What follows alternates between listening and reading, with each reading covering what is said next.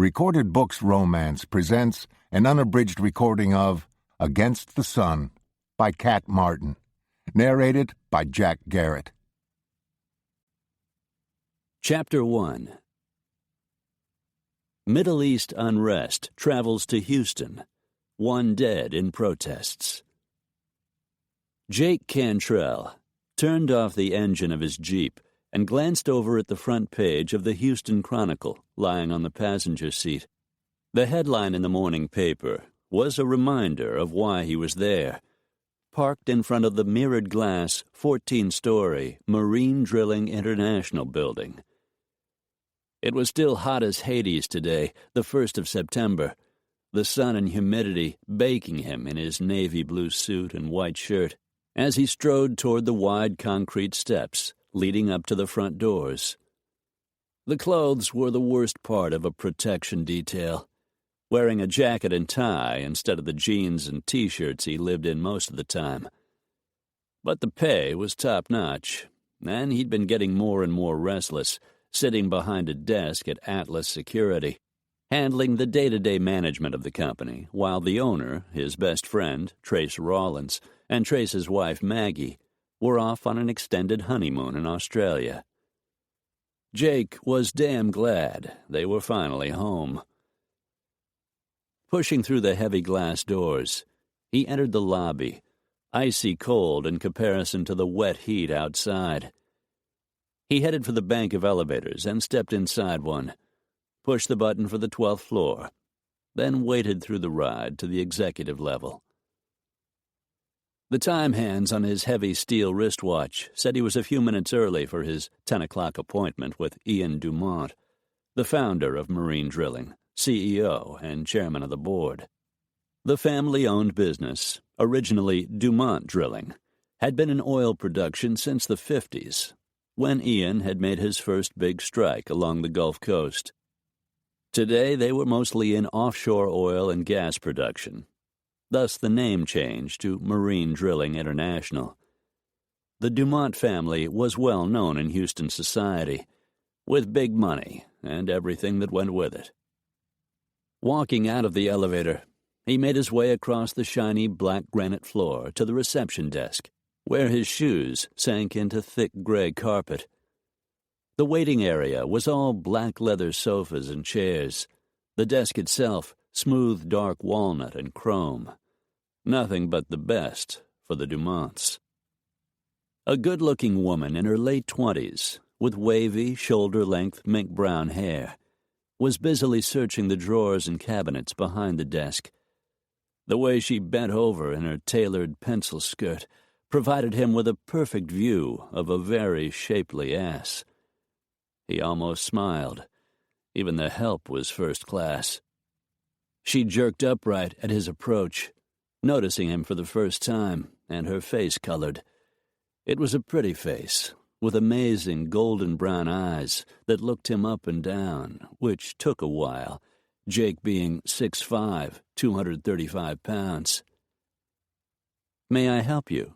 she asked. He gave her a smile. "I'm Jake Cantrell. I've got an appointment at 10 with Ian Dumont." She frowned, looked down at the computer screen on the desk, but apparently didn't see his name. "He didn't mention it. He's getting ready for another meeting. You might have to wait a while." "Not a problem. In the meantime, I could sure use a cup of coffee." Amusement tipped her mouth up, making a tiny dimple appear next to those plump, rose-colored lips. He could see the curves beneath her tailored suit, suggesting her breasts were just the right size, and her waist was small. Jake's groin tightened, which surprised him, since he needed the coffee to recover from the night he'd spent with Deanna LeBlanc, an old flame who was in Houston to film a TV commercial. The receptionist cast him a look. "I'll see what I can do." But she didn't make a move, just turned to the woman hurrying toward her across the waiting room. "Oh, I'm so sorry I'm late, Ms. Dumont," the newcomer said. Son of a bitch. A Dumont, Jake thought. Asking her to fetch him a cup of coffee was probably not the best idea he'd ever had. "Is Paolo all right?" the Dumont woman asked. "My son wasn't driving, thank God." The real receptionist, attractive and in her mid-40s, had straight black hair pulled back in a bun and smooth olive skin. "Paolo has a concussion and a couple of fractured ribs, but it looks like he's going to be okay. Thank you for covering while I was gone." "Your boy was in a car accident, Marie. It wasn't a problem. I'm just glad he's going to be all right." The Dumont woman tipped her head toward Jake, her soft mahogany curls sliding around her shoulders, making the muscles across his abdomen clench. "Mr. Cantrell is here to see Ian," she said. "I have to get to the meeting. Could you fetch him a cup of coffee while he waits?" Jake felt the slight rebuke in the glance she cast his way. Clearly, she wasn't used to fetching a man much of anything. "Of course," Marie said.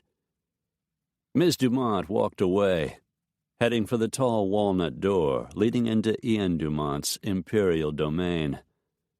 Her strides were long and purposeful, Jake noticed, as if she had someplace important to go. He liked a woman who didn't dawdle. And his earlier assessment was right. She had a great ass and a pair of legs that wouldn't quit. She was only about 5'6", but her expensive spike heels pushed her somewhere close to 6 feet. He watched her disappear behind the door, wondering what role she played in the Dumont empire, then turned his attention to the receptionist. Marie was smiling. "Mr. Cantrell?" "That's right." "Mr. Dumont mentioned yesterday that you would be coming in this morning. I believe he wants to see you as soon as you arrive." She indicated the office door. "I'll bring coffee for everyone into the meeting." "Thank you, Marie." The woman blushed as Jake turned and walked away. It was his size, mostly, he figured, that made women take a second look. He was used to it by now. He swung open the walnut door and stepped inside, finding only 2 people in the room.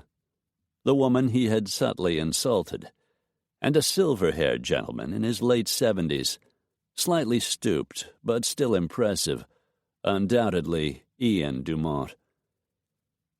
"Mr. Cantrell, I assume," the man said. "Our mutual friend, Trace Rawlins, had nothing but good things to say when he recommended you for this job."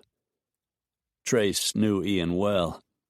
He'd recently helped design the state-of-the-art alarm system for marine drilling when the building was renovated. "Please join us."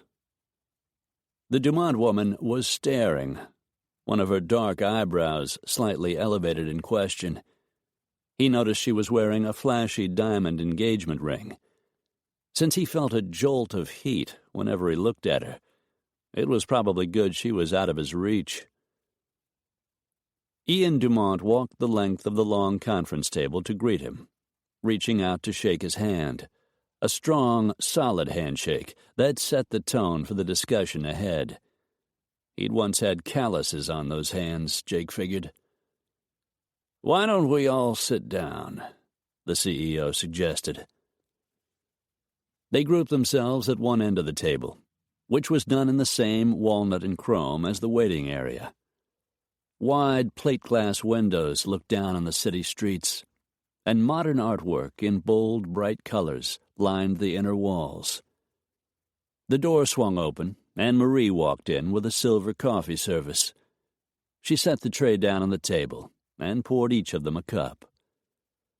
"Thank you, Marie," Ian said, as she quietly headed back out the door.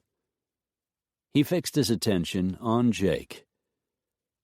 "I asked you here today to discuss providing security for one of our people during an upcoming business negotiation." "Right, an S.E. Dumont, you said, when we spoke on the phone?" "That is correct." "Wait a minute," the woman interrupted, her gaze sliding toward Jake. "Ian, You aren't thinking, Mr. Cantrell, I'd like you to meet my granddaughter, Sage Elizabeth Dumont. The room fell silent. Son of a bitch. She was his assignment? I don't need a bodyguard, Ian. The older man turned toward her, a determined glint in eyes that looked strikingly similar to the flashing, gold-ringed brown ones belonging to his granddaughter. This man has experience in Middle Eastern protocol, as well as a background in personal security. Isn't that correct, Mr. Cantrell? This is a business transaction, Sage argued. I'm not in any sort of danger. Both men ignored her. Over the years, I've done a lot of corporate protection work, both in South America and the Middle East, Jake said. I worked in Saudi Arabia for 3 years after I got out of the Marines. So, yes, I'm familiar with the protocols. I understand you were in Special Forces. You served in Iraq, I believe? That's right. Ian Dumont had done his homework. Sage is Vice President of Acquisitions and Distribution for Marine Drilling. Currently, she is involved in a transaction that may reach the $300 million mark, a deal being negotiated with Sheikh Khalid al-Qazaz of Saudi Arabia. The Sheikh and his family are due to arrive in just a few days. I see, Jake said noncommittally. Protecting a corporate executive was one thing. Protecting a young socialite who got her job because she was a member of the Dumont family was something altogether different. With your experience, Ian continued, as Jake took a sip of his coffee, I'm hoping you will be able to guide my granddaughter through this visit with our Saudi friends, and should any trouble arise, also keep her safe. That's what I get paid for. Sage shifted in her chair, irritation clear in her face. We need to discuss this in private, Ian. The old man smiled indulgently. We can do that, of course, but the result will be the same. You're representing Marine Drilling International. You will be prominently engaged in entertaining the Sheikh, his daughter and son, and the remainder of his party. The unrest in their part of the world has reached all the way to our city. A man was killed in a Middle Eastern pro-democracy demonstration last night. That was an accident, Sage protested. He was hit by a car. The police are still investigating. They're not completely certain what actually happened. And even if it was an accident, tempers are running hot on all fronts. Your safety is vitally important to me. Mr. Cantrell will make certain you are safe. But it will only be during the day, for as long as the Sheikh is here, or when you are somewhere entertaining him and his family. Along with that, there are things you need to know that Mr. Cantrell can teach you. Her shoulders tightened. I understand there are business protocols, things I need to be aware of. I plan to research the subject. I've just been so busy. You work too hard, my dear. You need someone to help you. Mr. Cantrell can handle that. Her grandfather rose from his chair and turned to Jake when he stood up too. When can you start? Part of him wanted to refuse the assignment. Jake didn't want to deal with a bossy, cantankerous female. The other part was looking for something interesting to do after weeks of mostly sitting behind a desk. And keeping a pampered young woman like Sage Dumont out of trouble probably wouldn't be dull. If we have only a short time before they arrive, he found himself saying, we had better get started today. Splendid, Ian said. Sage's spine went a little straighter. She fixed her gaze on Jake. Even in her high heels, she had to look up at him, which he could tell she didn't like. "Fine," she said. "I'll see you in my office in half an hour. Does that work for you?" "I'll be there." And then she was gone. As soon as the door swooshed shut behind her, Jake heard Ian chuckle. "I knew she was going to pitch a fit about this. Actually, I expected far worse. But I want her safe. She means everything to me, Mr. Cantrell. It's just Jake, and you can count on me to take care of her, whether she likes it or not." Sage marched into her office and slammed the door. A bodyguard. It was ridiculous. She couldn't believe her grandfather would go to such extremes. The Sheikh and his family would be bringing their own security people, and the police had been officially notified of the visit. There was nothing for her grandfather to worry about. Still, she knew how much he loved her, and Sage loved him. She sighed as she walked to her desk. Ian Dumont had raised her since she was 12 years old. She respected him more than any other man she'd ever known. She thought of the towering hulk who had asked her to bring him some coffee. Typical chauvinist. Marine Special Forces, served in Iraq. The guy was all male, no doubt of that. She hadn't missed the hot gleam in his eyes when she'd caught him watching her bent over at the reception desk. She refused to acknowledge the jolt of awareness that had slipped through her when she first saw him standing there. For heaven's sake, who wouldn't notice a man who looked like that? The Terminator, only bigger and better looking. Dark brown, neatly trimmed hair, and those eyes, light blue and beautiful. Still, muscle jocks and ex-soldiers were hardly her type, and even if she found this one attractive, she was engaged to be married. Her fiancé, Philip Stanton, was vice president of their North Sea drilling operation. He was a few years older than Sage, handsome and sophisticated, from one of the best families in Houston. Exactly the sort of man she had always hoped to marry.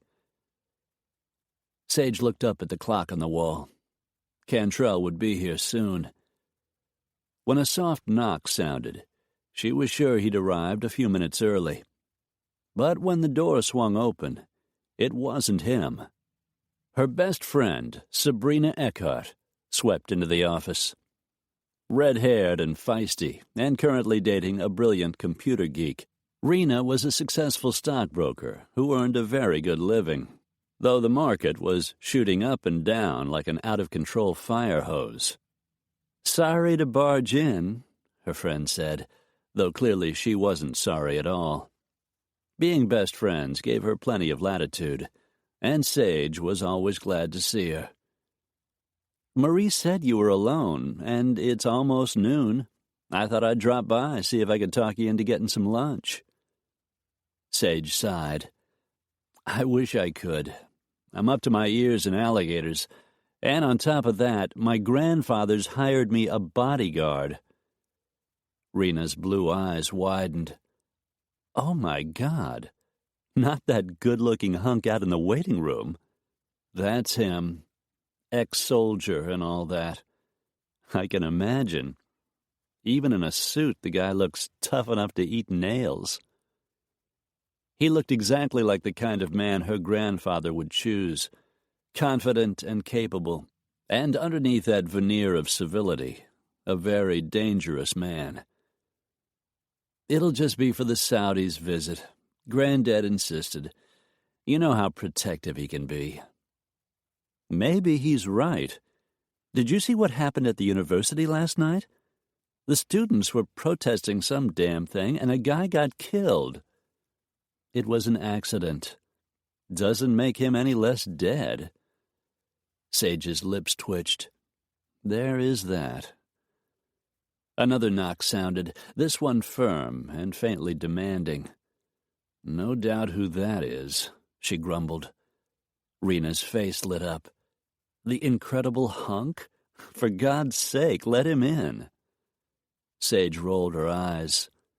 What would Ryan say if he saw you drooling like that? Rena laughed. Not much, since I'm usually drooling over him. Sage started for the door, but before she had time to reach it, the knob turned, and it swung open. You did say 30 minutes. Cantrell's deep voice boomed into the office. Sage's mouth tightened. I was just leaving, Rena said, wiggling her fingers over her shoulder as she walked past the tall, brawny man standing in the doorway.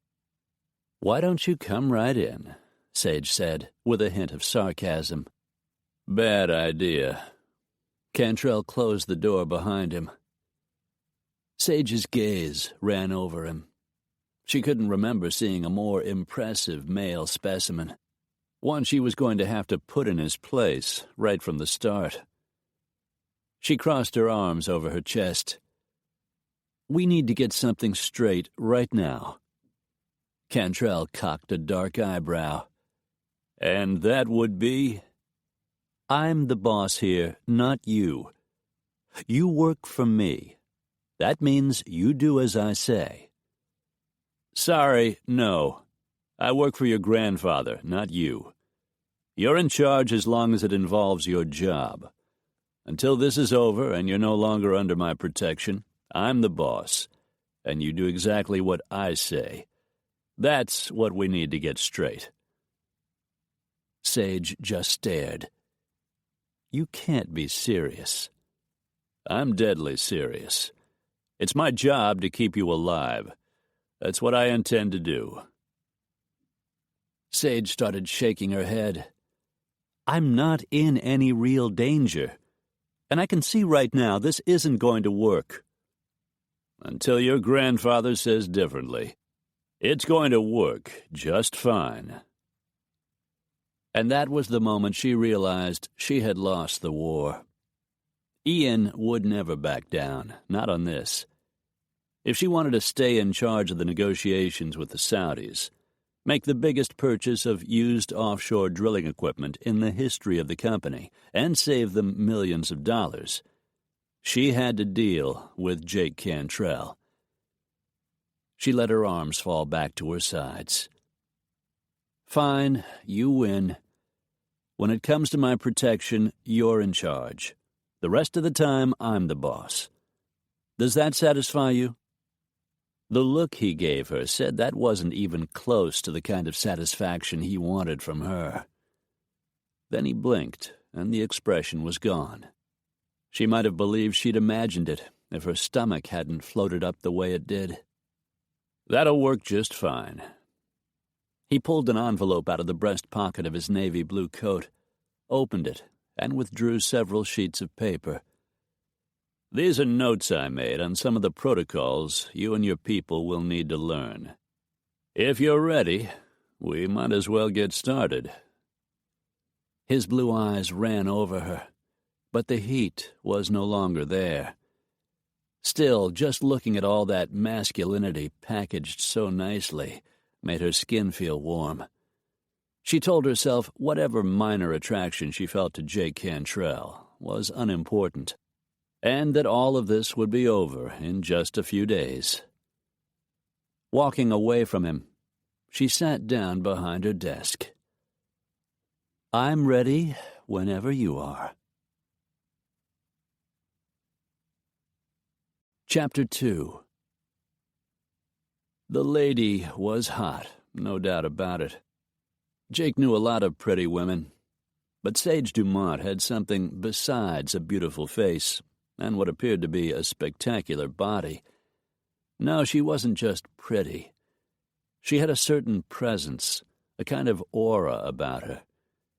In the Marines, the guys used to say a woman had it, that inexplicable quality that drew a man when his brain told him to run like hell the opposite way. Fortunately, Sage was a Dumont, and to Jake that screamed high society, rich and spoiled.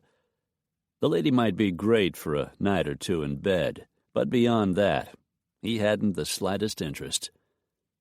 One thing he knew, She might be engaged, but she wasn't in love. A woman didn't look at a man the way she looked at him when she was in love with someone else.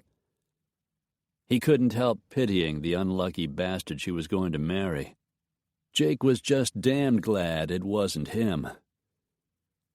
Settling in one of the two cream leather chairs across from where she sat behind a sleek, black granite-topped desk, he unfolded several printed sheets of instruction. "Let's start with some general background," he said. "I'll make it short and to the point.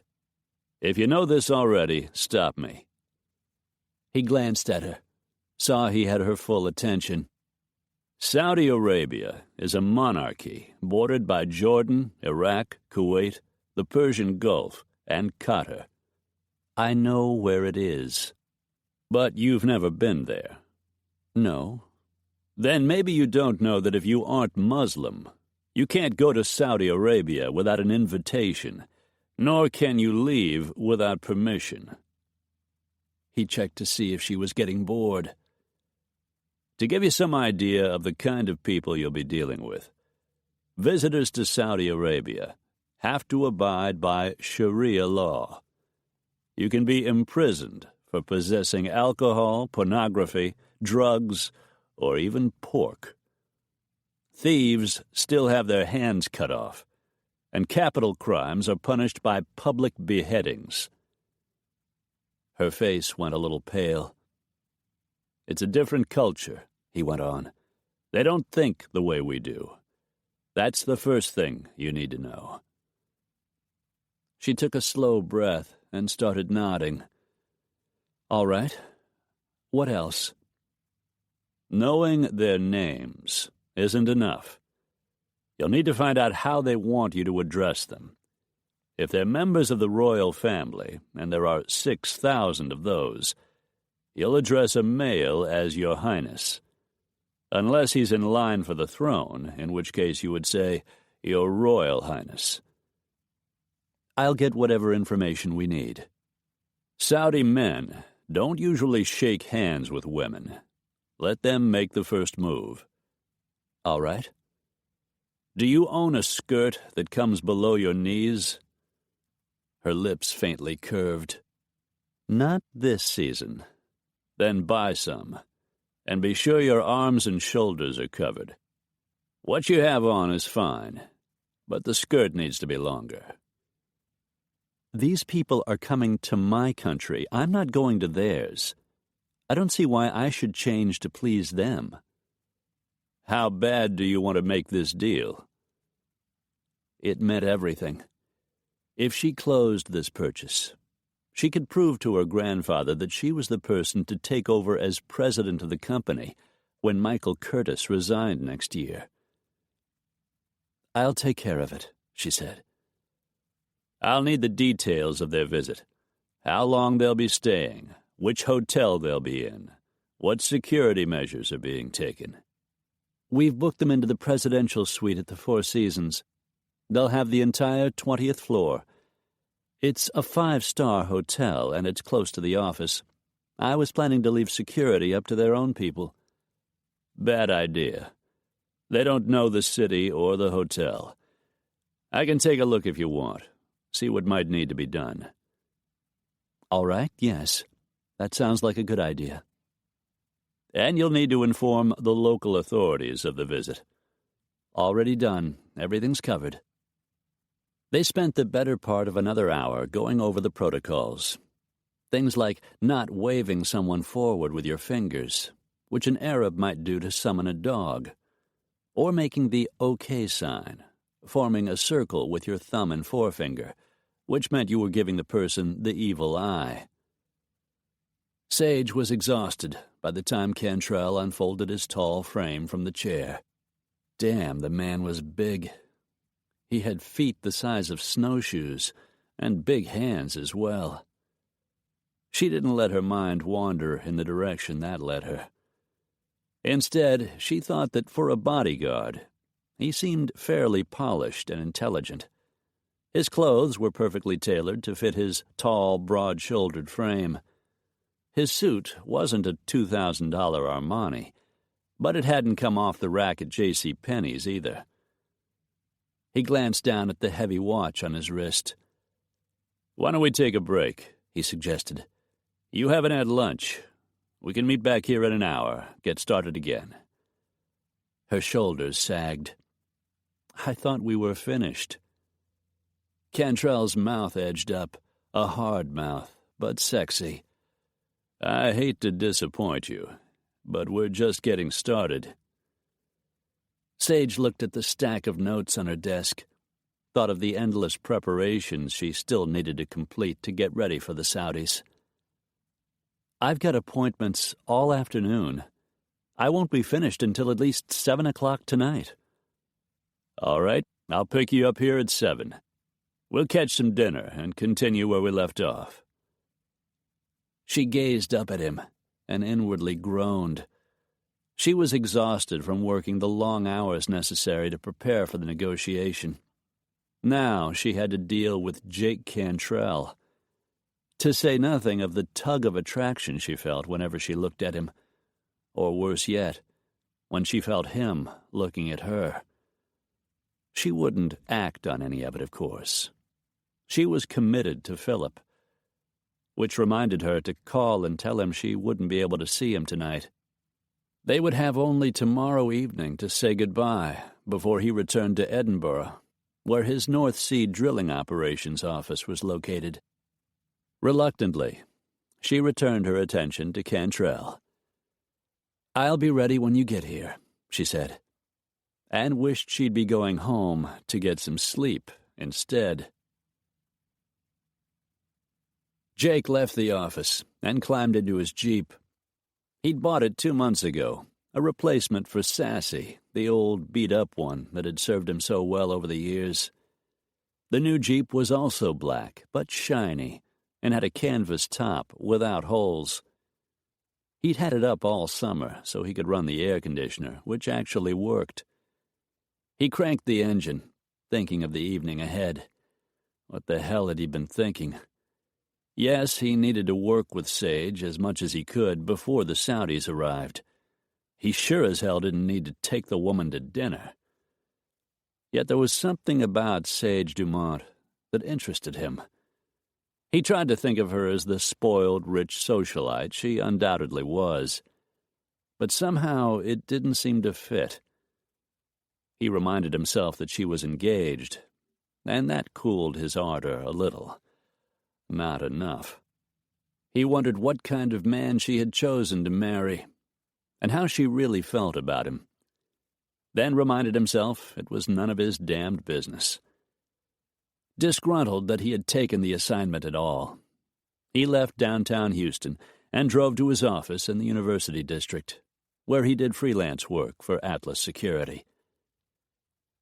Jake shoved open the office door and walked in, passing Annie Mayberry, Trace's receptionist and office manager, who was seated at the front desk. A small woman in her 60s with frizzy blonde hair. Annie ran the place like a dictator. She also mothered the single men who worked there, and though they grumbled about her overprotective nature and salty disposition, everybody loved her. "So, how did it go?" she asked. "You take the job?" "I'll probably regret it, but yes, I did." One of her penciled eyebrows went up. "She's a real beauty, that Sage."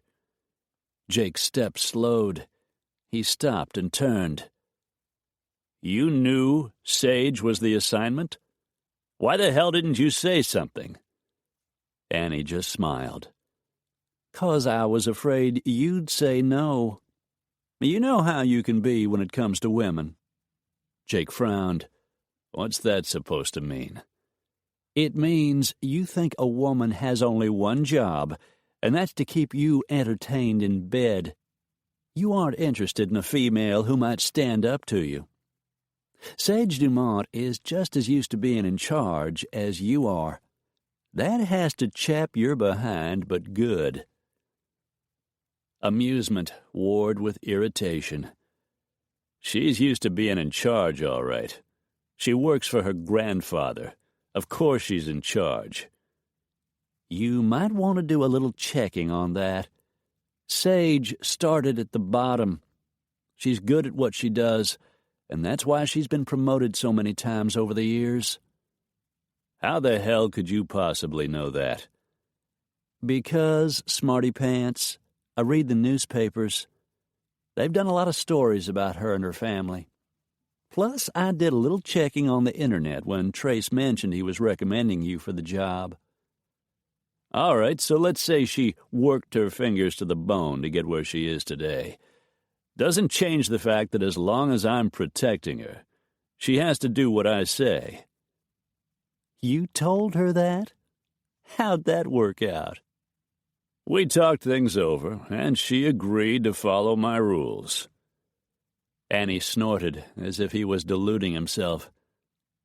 She's engaged, you know. He scoffed. That's pretty hard to miss, with the size of the diamond she's wearing. Philip's not the right man for her. Jake couldn't believe this conversation. And yet this was Annie. She had an uncanny ability to know everything that was going on, and she was usually right. Really? And why is that? Too soft. The guy was raised with a silver spoon in his mouth. He's never done a hard day's work in his life. You ask me, Philip Stanton's a social climber. He wants to be part of the Dumont royalty. Sage is his ticket in. Jake mulled that over, wondering if it might be true. So why is she marrying him? Annie's mouth puckered. I haven't quite figured that out. If I do, I'll let you know. You do that. With a shake of his head, Jake headed for his desk. Trace wasn't in today, but Saul Greenway, Trace's computer whiz kid, was pounding away on his keyboard at the desk in his glass-enclosed office. Trace employed 2 other freelancers in the office. Ben Slocum, an ex-Navy SEAL, was off investigating a case, but Alex Justice, also a PI, was working at the desk next to Jake's. Hey, buddy, how's it going? Alex asked. He was a former Navy pilot, a jet jockey who was a lot tougher than his blonde-haired, blue-eyed appearance made him seem. Heard you were taking a protection job for Sage Dumont. She is one hot lady. Jake grunted. Why the hell is it everybody in the place knew S.E. Dumont was a woman but me? Alex grinned, a dimple appearing in his cheek. Try watching TV sometime. The guy was a real lady killer. Jake wondered if Sage would rather be working with Justice than with him. Yeah, I'll do that, he said. But he wasn't the TV type. He'd far rather be outdoors. He sat down in front of a stack of messages, calls that needed to be returned, and went to work. All the while, Sage Dumont hovered at the edge of his mind. Maybe it was time he found out some of the things about her everyone else already seemed to know. Chapter 3. Sage had her personal assistant, Will Bailey, reschedule her afternoon appointments. She was buried in work. But the most important thing she had facing her right now was the upcoming deal with the Saudis. Today, Jake Cantrell had caught her unprepared, and that wasn't going to happen again. She skipped lunch and had Will bring her a ham sandwich off the meal cart that circled the floors every day. For most of the afternoon, she sat in front of her computer, poring over Middle East business protocols and reading every article she could find on the customs of Saudi Arabia. The more she read, the more she discovered she didn't know, and the more disturbing she found the information. She had always been independent. It was hard to imagine living under the oppressive restrictions a Saudi woman was forced to bear. Sage reminded herself that these people were from another country, another part of the world, and she had to respect their values and lifestyle. They were here as Dumont family guests, and she would treat them accordingly. She finished reading one last article on the screen, feeling even more exhausted than she had before. She had half an hour before Cantrell was due to pick her up. Allowing herself a brief respite to recover a little of her energy, she closed her eyes and leaned back in her chair. "Napping, Ms. Dumont?" She shot upright in her chair, nearly launching herself across the desk. She blinked, her gritty eyes focusing on the imposing man standing in front of her. "I was working. I must have nodded off." Why was it he always caught her off guard? Damn the man for his timing, among other things. "Maybe eating something will help." "I had a sandwich earlier off the cart," she said a little defensively. Cantrell looked at her as if sizing her up. "That's not much. You ready to go?" He wasn't wearing the suit he'd had on earlier, but a pair of faded jeans that hugged his long, powerful legs, and a dark blue T-shirt. The T-shirt stretched over a chest that was ridiculously wide and banded with muscle. She had to tear her gaze away. "I need to make a quick trip to the washroom," she said. "Then we can leave." There was a private bathroom in the office, one of the privileges of being a VP. Grabbing her purse, she darted inside, made a toilet stop, brushed her teeth, applied a little fresh lipstick. She straightened her ivory suit jacket as she walked back out the door. Cantrell was waiting, taking up far more of her spacious office than most men did.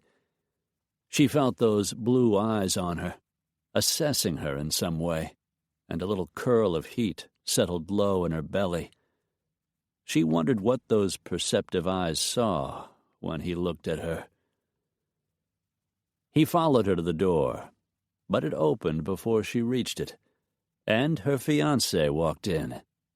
Immaculately dressed in an Italian designer suit, 6 feet tall and lean, with blonde hair, hazel eyes, and darkly tanned skin, Philip looked as if he had just stepped off a Ralph Lauren billboard. His gaze went to Cantrell, then returned to Sage. "I thought we were going to dinner." "I'm sorry, Philip. Didn't you get my message?" She sighed. "Ian hired Mr. Cantrell to help me learn the protocols before the Saudis arrive. We have to work on that tonight." "I see." "Philip Stanton, this is Jake Cantrell." Philip extended his hand. Jake shook it and stepped away, clasped his hands in front of him, and splayed his legs, going into bodyguard mode. Philip eyed him sharply. Sage caught a hint of disdain. Clearly, Philip wasn't happy that she would be working with Jake. "Ian mentioned you," he finally said to Cantrell. "He told me you would be providing protection for Sage while the Sheikh and his family are here." "That's right." "Ian can be ridiculously protective." "Maybe. Or maybe he's just being smart." A muscle tightened in Philip's lean cheek. He was better looking than Cantrell, Sage decided, but the bigger man was far more imposing. She tried not to draw a comparison, which Cantrell would surely lose. Philip held an MBA from Princeton. He knew classical music, appreciated art and ballet, things they enjoyed together. Cantrell was a Marine who knew how to fire a gun, which, she noticed as he turned to the side, probably explained the lump in the waistband of his jeans beneath his T-shirt. Surely he didn't think it was necessary to carry a weapon. She made a mental note to broach the subject as soon as they were alone. "Are you sure you can't put this off until tomorrow?" Philip asked her, positioning himself between her and Jake. "I wish I could. You know how important it is to me, Philip." "Of course, darling." He leaned over and kissed her cheek, flashed a look at Jake. "Take care of her, Cantrell." Jake's mouth edged up. "I plan to." There was something in the way he said it that made her feel like blushing. Philip cast him a last hard glance and walked out of the office. Sage waited long enough for Philip to reach the elevator, hoping to avoid any more of the subtle tension swirling between the men. Then, slinging her leather bag over her shoulder, she started once more for the door. "There's a Chinese Express just down the block," she said. "We can go there." "I've got a table for us at Bella's Cucina. It's only a few blocks farther." She glanced back at him. It was a power play, pure and simple. A move to let her know she might be a Dumont, but he was the one in charge. "You won't be on the job," he reminded her. "So you're the boss tonight, is that it?" "Exactly." She blew out a breath. What did it matter? It was only dinner. Besides, she had to admit there was a tiny part of her that liked when a man took charge. It didn't happen often, and it wouldn't last long. "Italian sounds great. If you want to know the truth, I'm starving." Cantrell smiled. It was the first real smile she had seen, and it made her breath catch. This wasn't good. Walking together across the reception area, they stepped into an elevator and headed downstairs. There was a security guard at the desk in the lobby. He came in after closing and stayed until midnight. Then someone else took over till the company opened in the morning. "We'll be back a little later, Marvin," she said to the guard, a big, pudgy black man with a kindly face. "By the way, this is Jake Cantrell. He's providing security for the next few days. It's all right for him to go in and out whenever he needs to." "That's what Mr. Dumont said." She should have known her grandfather would make it easy for Cantrell to do his job. Ian wanted her safe. He was determined. "Your grandfather gave me a parking pass," Jake said. "My Jeep's in the executive lot. With those shoes, maybe you'd better ride." She looked down at her Jimmy Choos. Riding would be good. "Might be hard to find a parking space at the restaurant." "I don't think so. Not this time of night." He led her to a fancy black Jeep that seemed the perfect fit for him, having big wide tires with chrome rims and a roll bar that would show when the top was down, which thankfully it wasn't. As hot as it was, she was glad to get in out of the heat. He helped her climb inside, which wasn't that easy in a snug skirt and high heels. As she snapped her seatbelt into place, Cantrell rounded the car, then slid in behind the wheel and cranked the engine. It didn't take long to reach the restaurant, and since most people in the downtown area went home after work, there were parking places in the lot. The maitre d', a little man with slicked-back black hair, greeted them effusively. Clearly, he knew Cantrell. Or maybe he was just afraid of him. Sage hid a grin. "Mr. Cantrell, it's good to see you.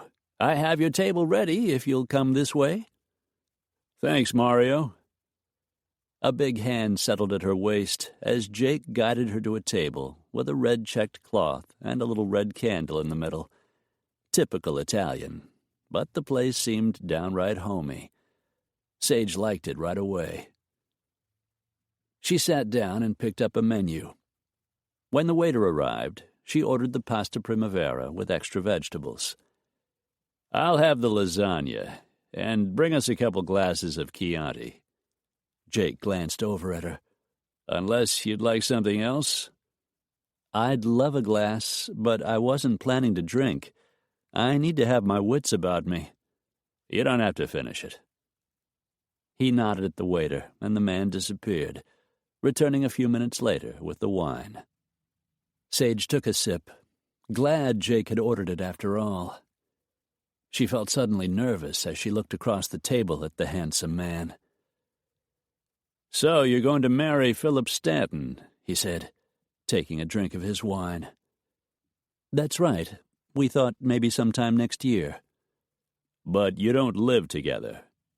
Your grandfather mentioned that when we discussed some of the security issues." "No. Philip spends a great deal of time out of the country. In fact, the day after tomorrow he's returning to his office in Edinburgh." "Makes things a lot easier."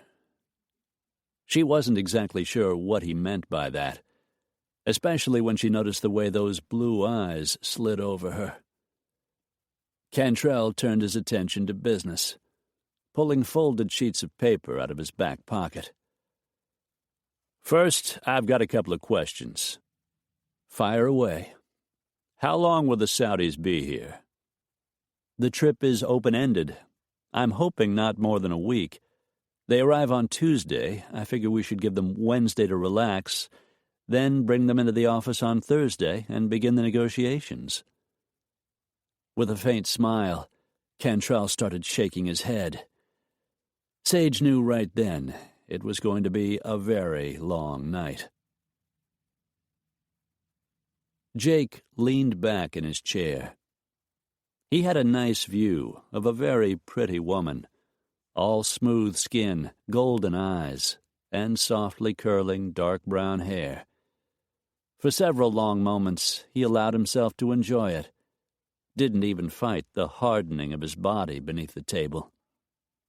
Unfortunately, his relationship with Sage Dumont was strictly business. He intended to remind himself of that on a daily basis. "To start with, Thursday and Friday are going to pose a problem," he said. "That's more or less a Saudi's weekend. They'll expect you to entertain them on Thursday.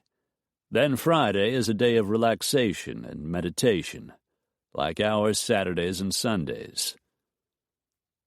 Jake caught Sage's exasperated sigh as she set her wine glass on the table. "The office is closed on the weekend. That means we'll have to wait until Monday before we even start." "You might as well resign yourself. The Saudis take everything slowly. They'll need to get to know you before they even begin to think about negotiations." "I read that, but I didn't think it would mean losing almost a week." The waiter arrived just then with their food. Jake let the conversation drift while they dug into their meals. The lasagna was damn good, as always. Bella's was a personal favorite of his in the area. From the look of pure pleasure on Sage's pretty face, he figured she was enjoying it too. "This is wonderful," she said with a roll of her eyes. "I can't remember when I've had a chance to do more than grab a snack here and there." Jake was beginning to think maybe Annie was right, and Sage had climbed the corporate ladder with a lot of hard work. Not that being a Dumont hadn't opened the door. "Okay, what else?" she asked. "You'll need someone you work with to attend the meetings with you. He'll be the one who asks most of the questions." "But I can handle that." "If you do, they'll think you're a lackey. They'll figure they should be speaking to someone else, someone who has the actual authority." Sage shook her head. "I spent half the day reading up on all this, and I still don't have a clue. I hate to say it, but I'm glad you're here to help." Jake's eyebrows went up. He hadn't expected to hear those words, at least not so soon. "There is one thing," she said. He swallowed the bite of lasagna he had taken. "Which is?" "I don't like the idea of you carrying a gun. I assume that's what you've got clipped to your belt. Do you think it's really necessary? I mean, as big as you are, and with the training you've had, surely you can handle any problem that might come up without shooting someone. Probably. He took a drink of his wine. The problem is, if the other guy is carrying and I'm unarmed, then you and I are both in deep shit. Sage sat up a little straighter. I think we should wait and see if a gun is really something you'll need. No. Her lips tightened. I don't like handguns. Noted. He returned his attention to his food.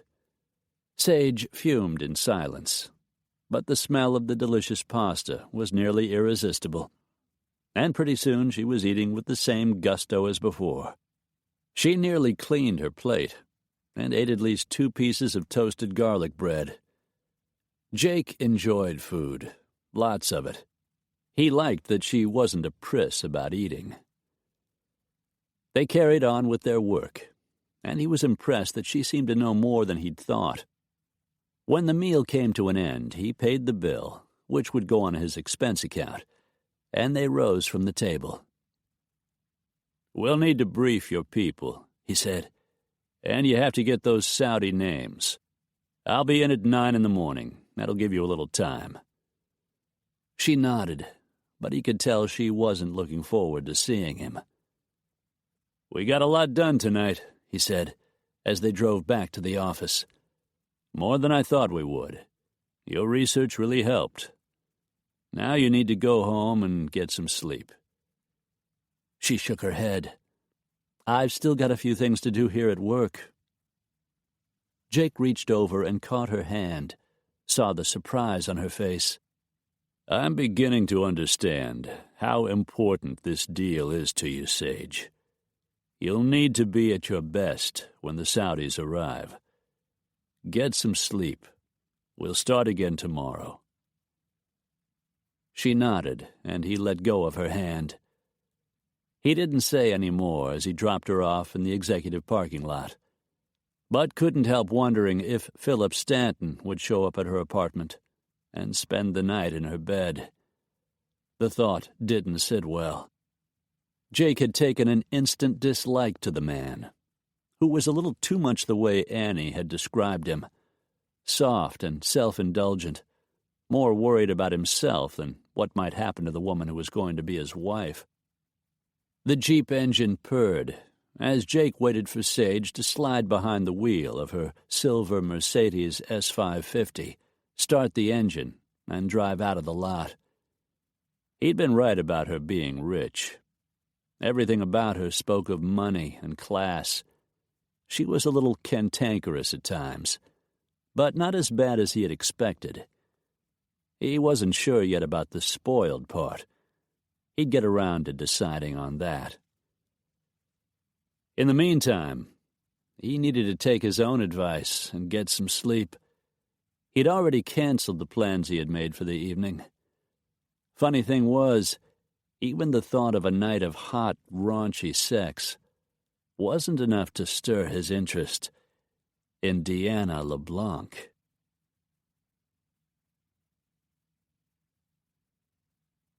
Chapter 4. Jake awakened at his usual early hour, 5:30, and rolled out of bed.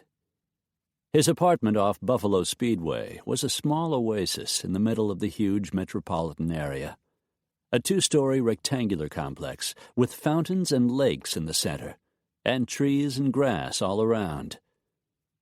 He'd been born in Iowa, raised on a farm.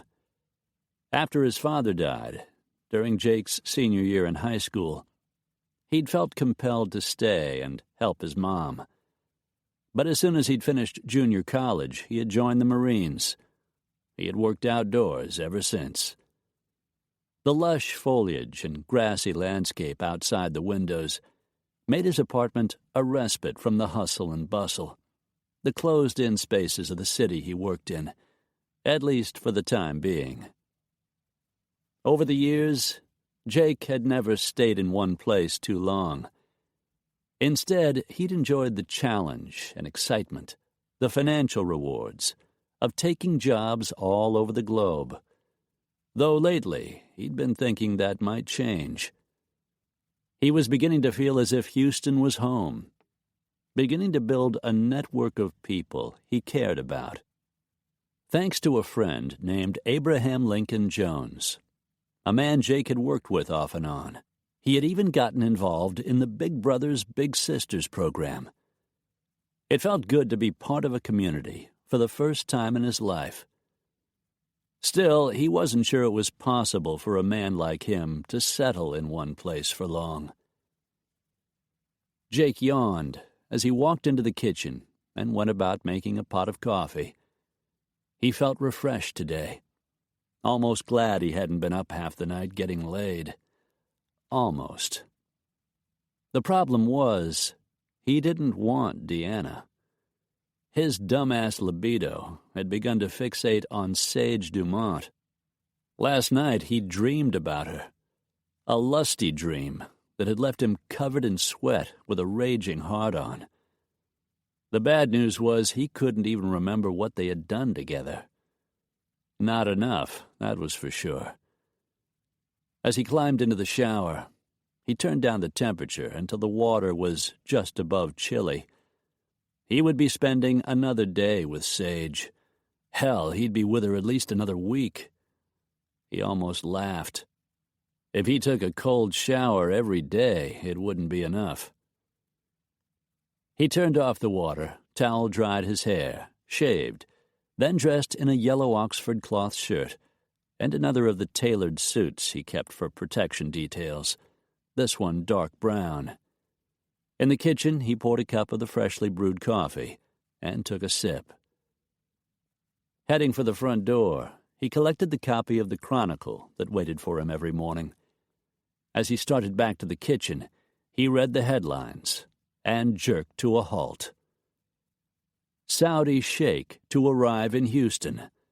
Potential oil rig deal with Marine Drilling International. Jake's jaw tightened. Ian Dumont had assured him the story was being kept out of the papers.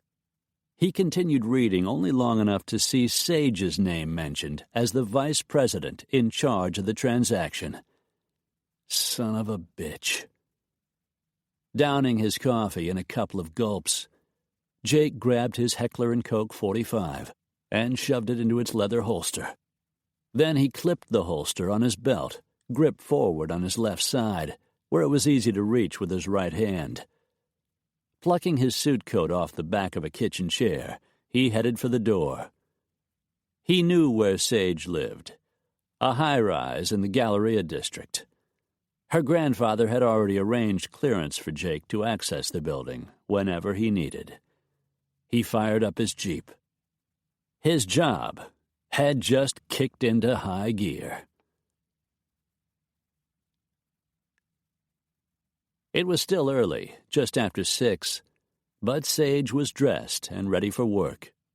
She had her bag slung over her shoulder and car keys in hand when a hard knock sounded at the door. She frowned. Why hadn't the guard in the lobby phoned before sending someone up? She peered through the peephole and recognized the massive chest blocking her view. When she opened the door, Jake Cantrell strode past her into her condo. "I thought we were meeting at the office," she said, a little annoyed. "Have you seen the paper?" "I saw it. Someone leaked the story. So what? The press would have gotten wind of it sooner or later." "Hell of a lot better if it had been later."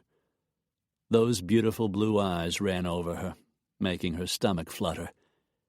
"I see you're ready to go." "I was just leaving. I've got a lot to do." "Fine, then. Let's head out." Irritation filtered through her. "Look, you didn't need to come here. I've been driving myself to the office every day for the last 6 years." "Maybe so. But from now on, you'll be going with me. I'll arrange for a car so you won't have to ride in the Jeep." "It isn't the Jeep I mind. It's you." He grinned, that sexy mouth curving upward. "I'm sorry to hear that." Oh, dear God, that grin. It was devastating. How did you get past security downstairs? But suddenly she knew. Ian, right? Your grandfather's a very efficient man. She cast Jake a look, then followed him out the door.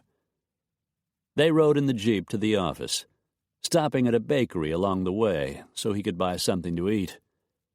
Didn't have time for breakfast, he said, and she thought that a man his size definitely needed plenty of fuel to get started.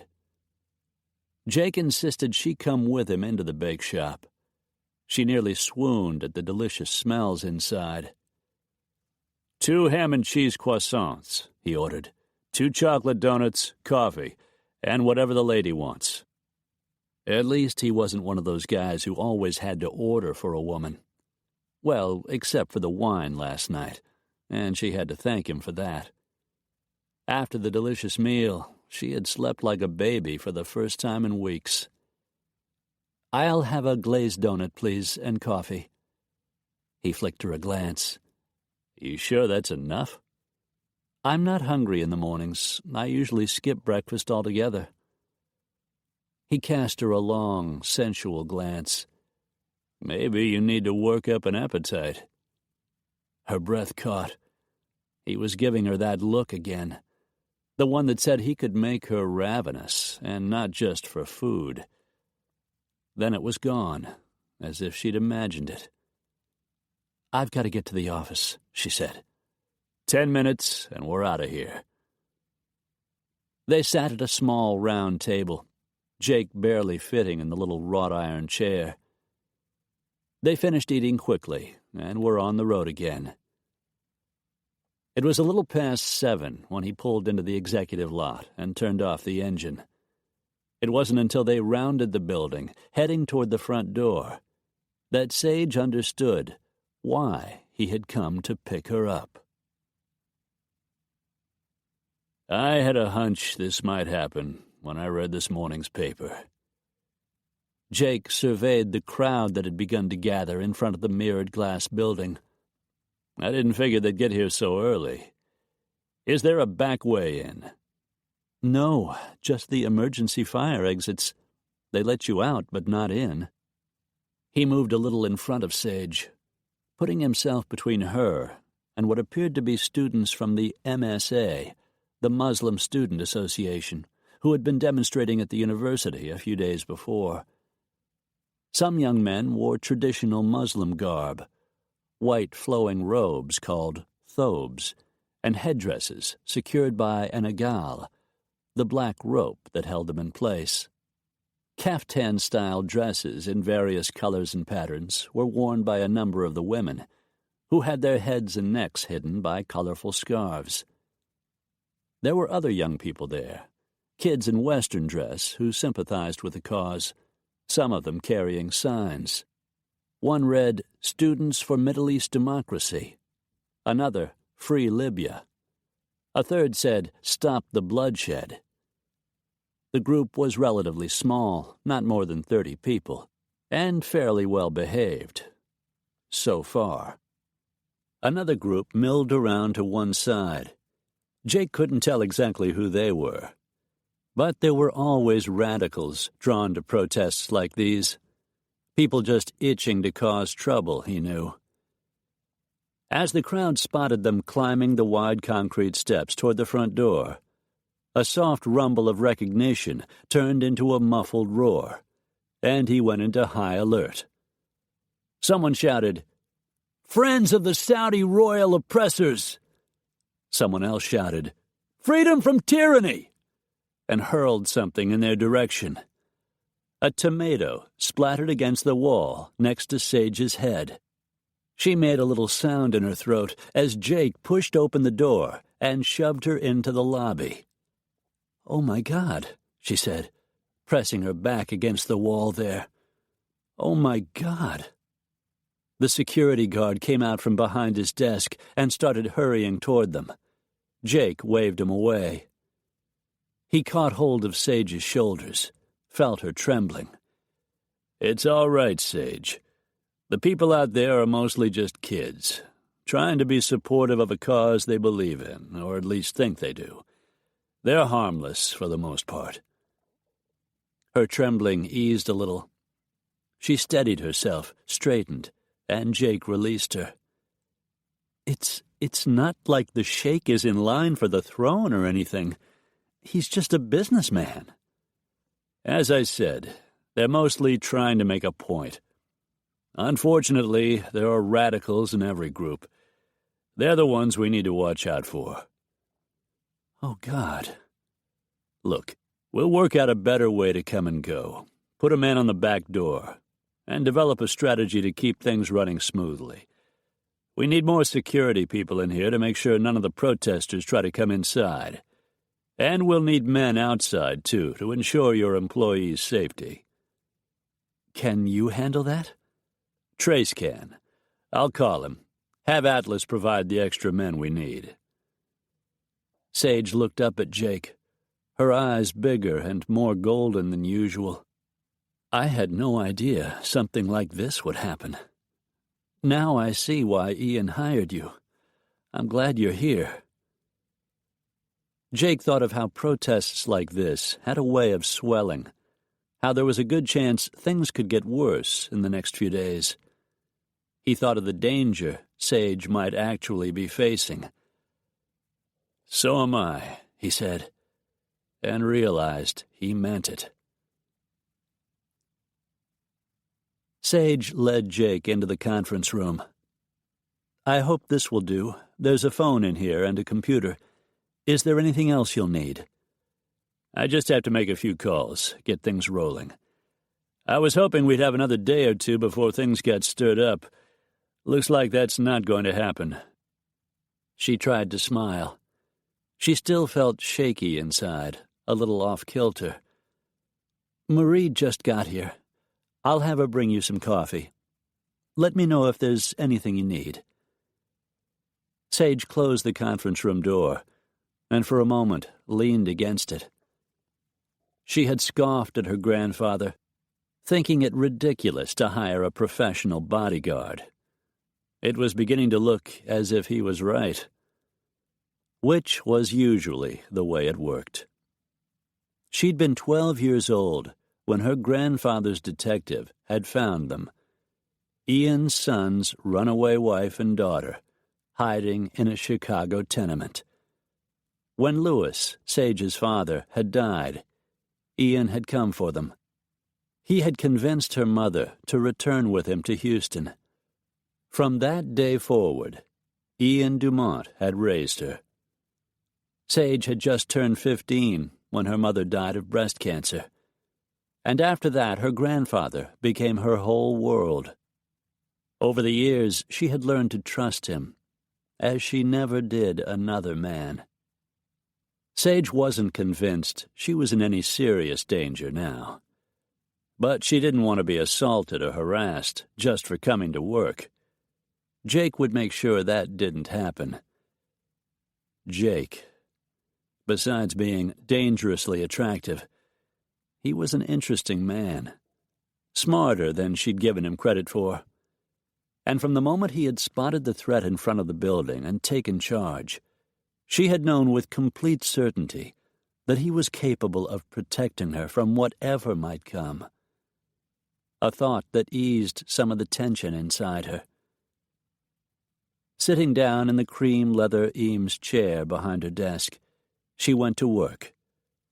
She started making calls, digging up the information Jake had asked for, and some she needed as well. She had the name and contact information of the aide who was handling the Saudi end of preparations for the visit, Qasim al-Dosari. She made a list of questions, then phoned the man in Saudi Arabia. Did the Sheikh or his family have any special needs? Did anyone require or prefer any special foods? Was there anything in particular the family wanted to see or do while in Houston? Most importantly, how did the Sheikh and his family wish to be addressed? The man patiently answered each of her questions and added a few more details he thought might be useful. Sage finished the call and spent the next few hours going over her notes and making other calls. It was almost noon when she finished the calls, and her assistant buzzed her on the intercom. "Yes, Will. Mr. Cantrell has a few things he needs to go over. Of course, send him in." She sat up a little straighter, tossed her hair back over her shoulder, as Jake walked through the door. "I just wanted to let you know we've got security coming in this afternoon. They'll be round the clock in the building until the negotiations are finished." That's a relief. Not wanting to be at even more of a height disadvantage, she stood up and walked toward him. "You come up with those names?" he asked. Sage couldn't stop a smile. The Sheikh's full name is His Highness Sheikh Khalid bin Abdal Qahtani bin Abdal Qazzaz. There's a mouthful. Formally, we're to call him His Highness Sheikh Khalid al-Qazzaz. Being a little less formal, we can leave off the His Highness and go with Sheikh Khalid. That's better.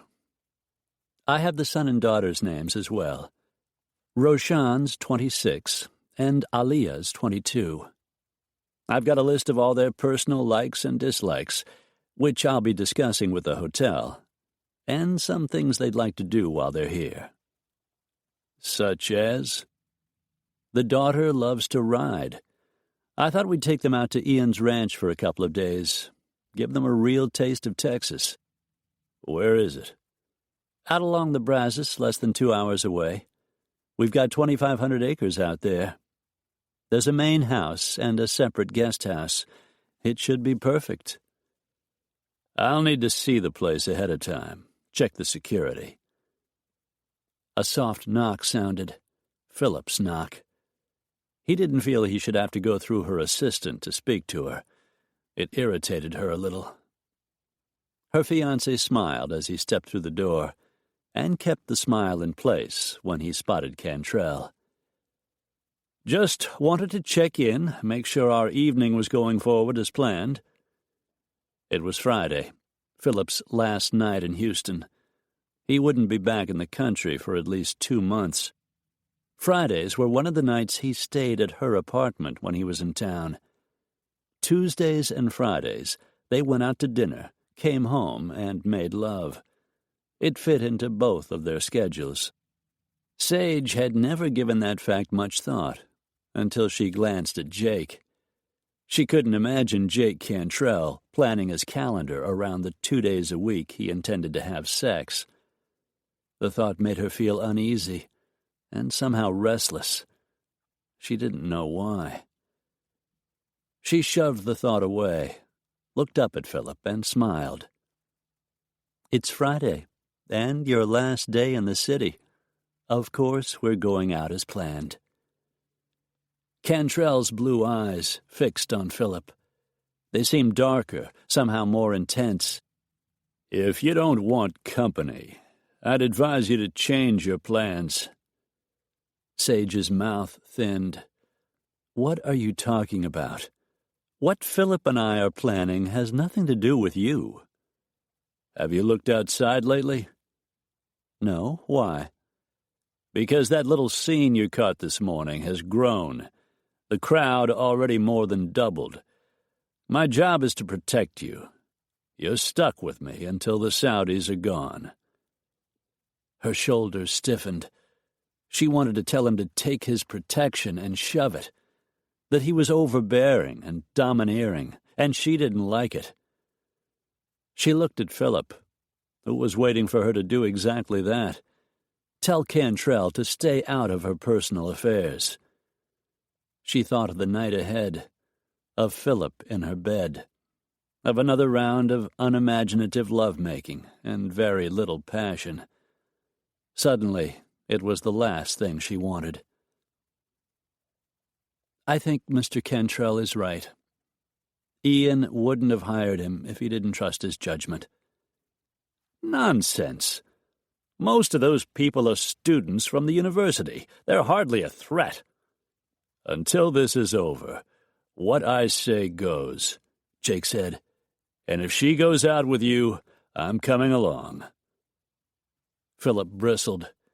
But he wasn't a fool, and he was certainly no match for Cantrell. Not that he would consider behaving as anything less than a gentleman. "Why don't we go get some lunch?" Sage suggested, ignoring the guilt slipping through her, the feeling that she was somehow betraying Philip. "We can say our goodbyes in the dining room." "I plan to have dinner at the club." River Oaks, the most exclusive country club in Houston. "That's hardly the same as lunch in the executive dining room." Jake didn't say a word, just stood there with his legs splayed and his hands crossed, staring straight ahead, looking like an employee, for once. Sage almost rolled her eyes. He could be as irritating as Philip. "Fine, let's go."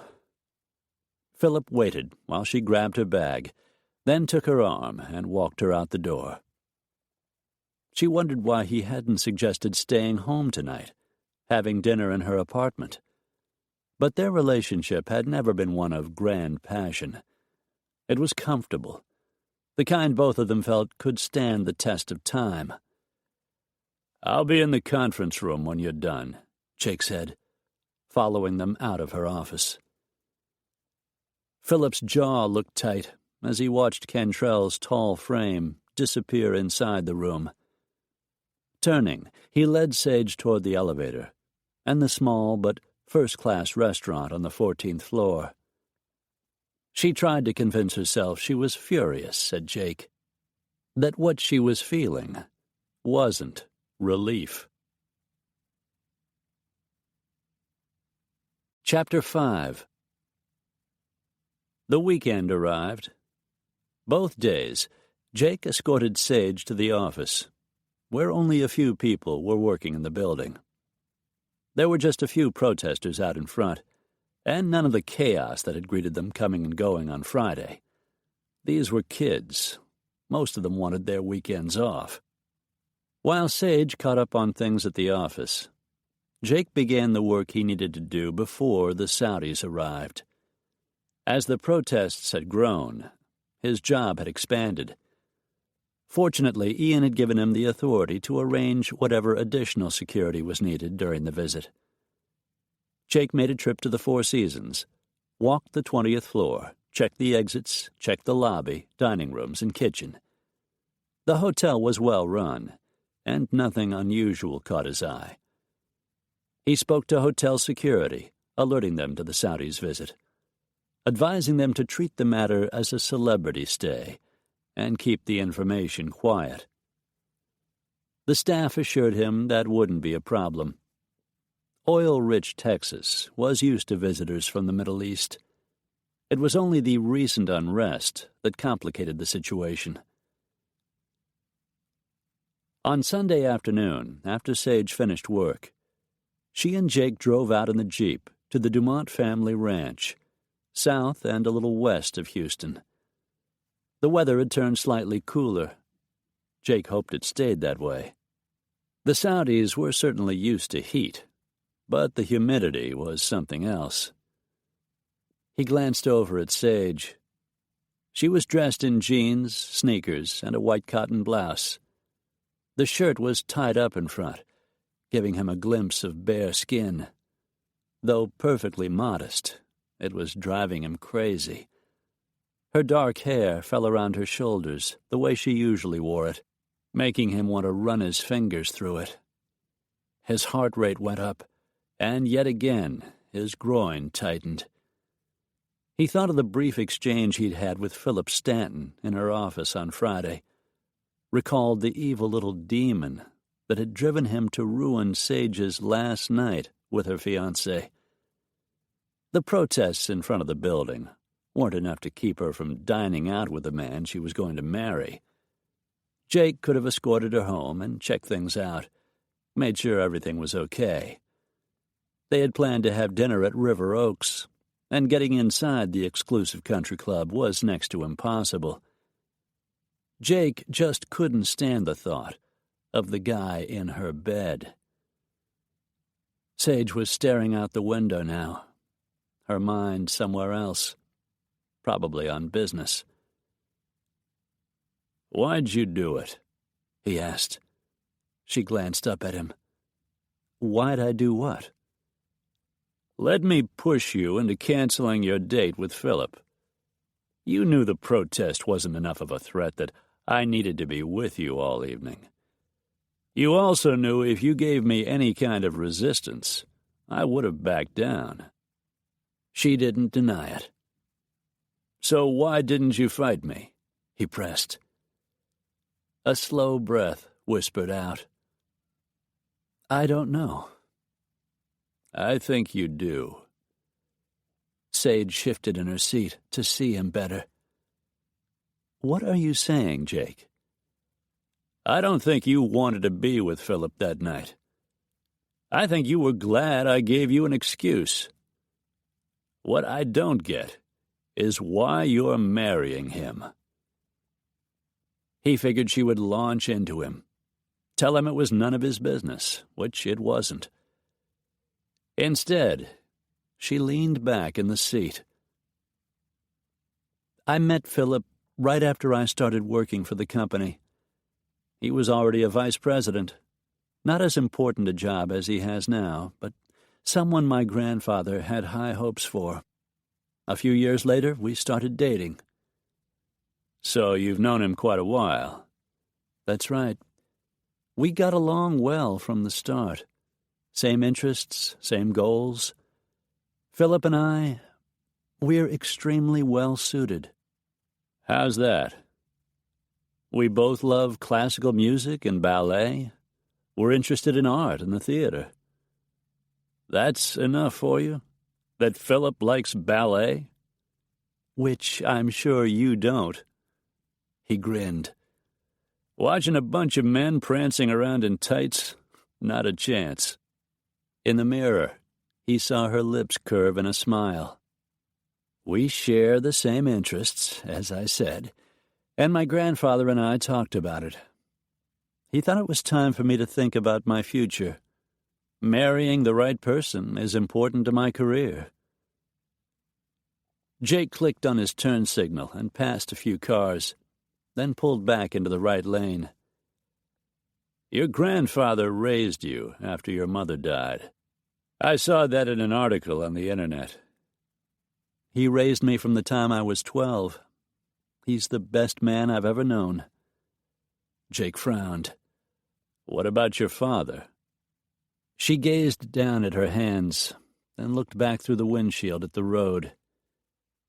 "My father died when I was 12. It's a long story. It's enough to say that when he died, I hadn't seen him in 8 years." It was obviously a subject she didn't want to discuss, and Jake didn't press her. But his curiosity was piqued. There was something about Sage that didn't add up. She just didn't seem to be the self-centered heiress he'd expected, and he thought he had just uncovered the first clue to solving the puzzle.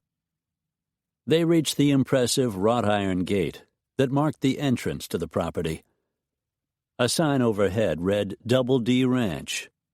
Double D for Sage and Ian Dumont, or for Ian and his dead son, Louis.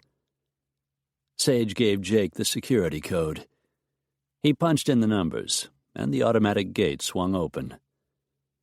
They drove till the highway was well out of sight, and the Spanish-style ranch house appeared, huge and white, with a red tile roof, several turrets and patios. Even the matching guest house was big. Sage was right. The place could easily handle the Saudis and the entourage that was sure to be traveling with them. There was also a large, tile-roofed stable and an indoor arena surrounded by lush green pastures. Horses grazed and galloped across the countryside. "Pretty place." "It's a great getaway," Sage said. "There was a time when Ian raised the finest cutting horses in Texas. Riding is kind of a passion of mine. My only real hobby, I guess you could say. Lately, I just haven't had time." She turned to Jake as he pulled up in front of the house. "Do you ride?" "Not if I can help it." She looked disappointed. He tried to imagine Philip Stanton on horseback, but the image wouldn't come. They parked the Jeep and headed into the main house. It was fully staffed and decorated, too, in a Spanish style, with lots of old wood, bright serapes, and heavy old-world antiques. By the time Jake had surveyed the two houses, walked the stables and the grounds, he only had one comment. "Your security here sucks. You want the Saudis to stay in this place. You're going to have to do something about it." Her shoulders slumped. "I was afraid you'd say that. Nothing's been done in years. I guess we just felt safe out here." There were vast open stretches of grassland, lots of native trees, and abundant wildlife. Horses roamed the pastures, deer grazed in the fields, and the bird life was spectacular. A hawk soared overhead as if to make the point. "So, what do you want to do?" he asked. She glanced back at the house. "How fast can something be done?" Jake pulled out his iPhone and punched in Trace's home number. "Hey, buddy, I've got a problem." A low grumble preceded his friend's soft Texas drawl. "It's Sunday, you know. This is supposed to be my day off. I'm spending time with my wife." Jake could hear the pride in his friend's voice. Trace was married and in love. Jake had never seen him so happy. "I'm out at the Dumont Ranch. The place is huge, with lots of land, main house, guest house, and stables. Some of the security cameras aren't working, and the alarms are years out of date. The whole system needs to be replaced. How long will it take you to upgrade?" Trace muttered a word Jake couldn't quite hear. "I'll get on it. I'm going to have someone out there today. We can do a perimeter installation, mount new cameras, put some temporary equipment in the house, guest house, and stables, till we have time to do a permanent replacement. There's a housekeeper, foreman, some ranch hands. We'll let them know your men are coming." "We?" "Sage is with me. Can you be finished by next weekend?" "Enough for you to feel safe?" "Good enough." Jake clicked off and shoved the phone back into the pocket of his jeans. "Trace is going to take care of it. He'll have enough of the system up and running to keep people safe. Let's talk to your foreman, let him know what's going on." Sage nodded. "I can't believe how complicated this is getting." $300 million is a lot of money. "If I make this deal, and we get a hold of a platform and some used offshore equipment, it'll be a huge savings to the company." "And that means a lot to you." "Yes, it does." "Then let's get to it." Setting a hand at her waist, he guided her toward the foreman's house. Without her high heels, she seemed almost tiny to him. Jake felt a surge of protectiveness, and told himself it was all right to feel that way, since it was his job. He thought about how much softer she seemed out here, miles away from work. He told himself not to think of how sexy she looked in the snug jeans, with that little bit of skin showing at her waist. Told his mind not to stray where it had no right to go. He told himself to remember Sage was off limits. But he couldn't quite convince himself. Riding the elevator up to her apartment on the 10th floor, Sage felt Jake's hand at her back. "You don't have to come in," she said, as the elevator doors slid open, and he guided her out into the hall. "That's what I get paid for. I'll just take a quick look around, make sure everything's okay." He walked past her as she opened the door and turned off the alarm, then watched him disappear down the hall. It had been a long day, and she was exhausted. The security situation at the ranch was worse than she had expected. The system needed upgrading anyway, so doing it now wasn't really a problem, except that the matter had become urgent. She thought of the surprisingly comfortable day she had spent with Jake. He was easy to talk to, and actually listened to what she had to say. She tried not to compare him to Philip, whose mind always seemed to be somewhere else. Things had gone well at first, but as the day progressed, the easy conversation had slipped away, replaced by a slowly building sexual tension. The ride home had been silent, marked by a shared look now and then that seemed to scorch the air between them. She had never felt anything like it. Thank God they were home, and he was leaving. She watched him return to the entry, thinking how much space he took up, even in her large, airy apartment. "Did you really expect to find someone lurking in here?" "No, but don't be surprised if trouble starts again tomorrow. Seems like once these things get rolling, they take on a life of their own." "I hope you're wrong." "So do I. It would make my job a whole lot easier." She looked up at him, standing there in front of her. God, he was handsome, and so damned male.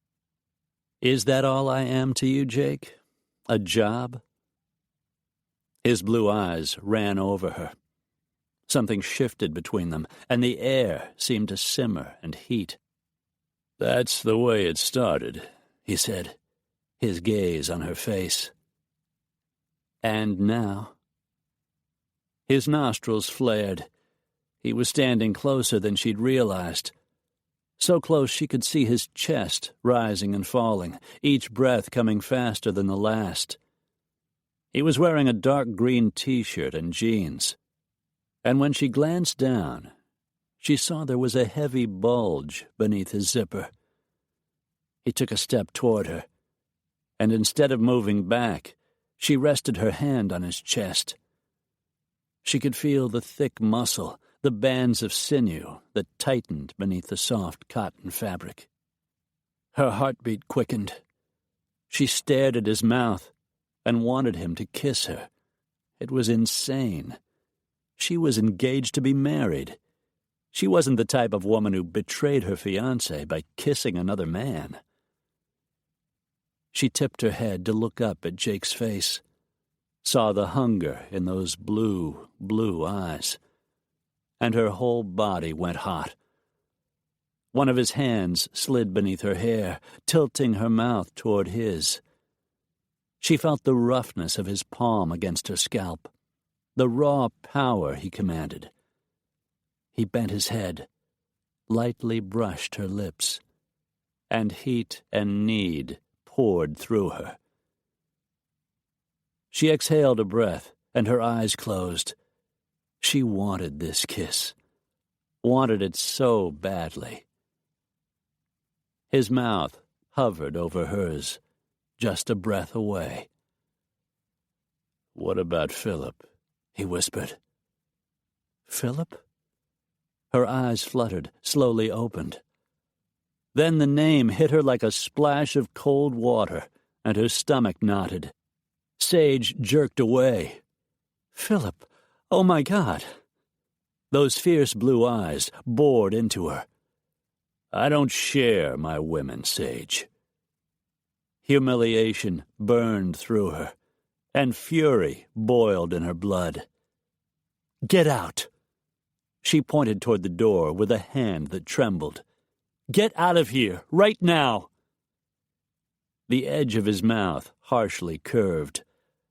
"I'm leaving, but I'll be back in the morning, 7 o'clock. 6, she demanded, just to save a little pride. "I have work to do." She wanted to throw something at him, wanted to tell him never to come near her again. He had humiliated her, shown her how susceptible she was to him. Her eyes stung. "Lock the door behind me," he said a little more gently. And then he was gone. Sage's throat closed up. He had made a fool of her, preyed on the attraction she felt for him.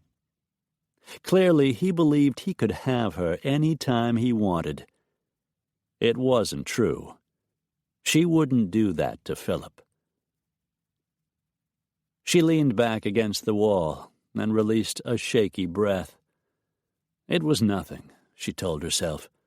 A moment of weakness, nothing more. It wouldn't happen again. Sage ignored the little tremor of regret that whispered through her. Chapter 6. On Monday morning, Jake pulled up in front of Sage's apartment in one of the big black SUVs that belonged to Freedom Limousines, the fleet owned by Abraham Lincoln Jones. Link was a longtime friend and a man Jake trusted. As a kid, Link had boosted cars for a living until he got busted and tossed into juvenile hall. Unlike other kids his age, he had realized the error of his ways, straightened up his life, and become a successful Houston businessman. He still knew cars, knew how to handle a vehicle better than any Hollywood stuntman. Link had agreed to be Jake's personal driver during the Saudis' visit. The Cadillac Escalade rolled to a stop beneath the overhanging portal of the high-rise apartment building where Sage lived. Jake opened the door and climbed out. "I won't be long." It was 6 a.m. Damn the woman. Ian was right. Sage worked too hard. But the early departure was partly Jake's fault. If he hadn't goaded her last night, if he hadn't given in to that single moment of weakness, she would have agreed to the later hour and gotten at least a little more sleep. He should have left her alone. But he hadn't expected the hunger to be so intense. Hadn't known for sure until last night that she wanted him, too. It didn't matter. The attraction between them wasn't going anywhere, and he had a job to do. With a nod to the security guard, he took the elevator up to Sage's apartment and knocked on the door. An instant later, she pulled the door open. "I see you're on time," she said sharply. "Let's go." He'd meant to ignore what had happened last night, go on as if it didn't matter. Maybe he would have, if it weren't for the faint purple smudges beneath her eyes, the stiffness in her posture that told him he had hurt her. She tried to brush past him, but he caught her arm, stopping her. She was wearing her high heels, putting her back in her confidence zone, and he was glad. "About what happened last night." Her chin went up. "Nothing happened. Don't pretend it did." She tried to walk past him, but he wouldn't let her go. "Nothing happened. But don't think I didn't want it to. I wanted it too much, Sage." Her eyes found his. They were golden and full of fire, disbelieving. "I'm sorry," he said. "I was out of line. Nothing like that will happen again." For a moment she just stared, her eyes fixed on his. Then she relaxed. "We're both under a lot of pressure. Things happen. It's better if we just forget it." But he wouldn't forget. Every time he looked at her, he would curse himself for not tasting her, not seeing where that single kiss might lead. His gaze remained on hers. "Are you sure that's the way you want it?" She didn't even blink. "That's the way it has to be." Jake stepped back and let her pass. "There's a car waiting downstairs. Let's get you to the office." Sage just nodded. Walking out of the lobby moments later, she stopped when she spotted the big black SUV with the dark-tinted windows. And here I was expecting a stretch. Should have known that wouldn't be manly enough for a Marine.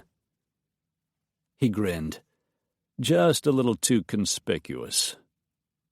He opened the rear passenger door, waited till Sage slid across the butter-soft black leather seat, then followed her inside. Sage Dumont, meet Lincoln Jones. Link owns the limo company. He's a friend of mine, and the best wheelman around. Link, a tall, slim African-American man with short, kinky hair and a very white smile, was a good-looking guy. Never married, but hopeful, he always said. It's a pleasure to meet you, Mr. Jones, Sage said with a smile. It's just Link. And same here, Miss Dumont. Since you're a friend of Jake's, let's just make it Sage. He grinned and turned back to the wheel, started moving the heavy vehicle forward. Jake glanced at Sage, a little surprised at how accessible she seemed to be. She might be a Dumont, but she treated people as her equal, another point in her favor. They reached the office in record time. As they had planned, Link pulled the Escalade into the executive lot. Jake made a call to the security guard at the back door, and they entered the building that way. It wasn't until Sage's friend, the little redhead he had seen in her office before, arrived at noon, that the problems began. Sage was sitting behind her desk, the phone pressed against her ear, when the door swung open and Rena walked in. They were planning to go to lunch, since there hadn't been any problems over the weekend, and no trouble when she'd come to work that morning. Sage figured she'd be able to get away for a couple hours, without her overbearing bodyguard. He'd surprised her with an apology for his behavior last night, which had been her fault as much as his. She wished she could have stayed mad at him, convinced herself he was just another arrogant male. But he had spoiled that by actually behaving like a human being. She blocked him from her mind as Rena rushed toward her across the office, her face flushed, her blue eyes wide. "Oh my God, Sage, have you seen what's going on outside?" Sage stood up behind her desk. "No, what is?" Her door swung open just then. At the same instant, her intercom buzzed. "We've got a problem," Jake said, striding in as if he owned the place. Will raced in behind him. "Sage, the police are downstairs." Sage shot Jake a glance. "What's going on, Jake?" He tipped his head toward the big floor-to-ceiling windows on one wall of her spacious office. "Take a look." Will backed out of the room and closed the door. "Jake, this is my friend, Rena Eckhart," she said. "Rena, meet Jake Cantrell." Rena gave Jake a head-to-toe once-over, which took a while, since she was so petite and he was so big. "Nice to meet you, Jake." He smiled. "You too, Rena." Sage went over to the window and looked out past the wide steps at the front. A familiar sight greeted her. Only now the protest was 3 times bigger. "I guess the students are back." "They're back, all right," Jake said, walking up beside her. "Along with 2 other factions. Besides the students, there's a pro-American bunch thanking God for keeping our troops safe in the Middle East, protesting Sharia law, advocating for women's rights, and anything else that comes to mind. Another group is demonstrating against Israel and pushing for a Palestinian state." Sage turned to look at him, felt that same little kick she always experienced when he was near. "I can't believe this. All we're doing is trying to buy a used drilling platform and a shipment of pipe." "Believe it.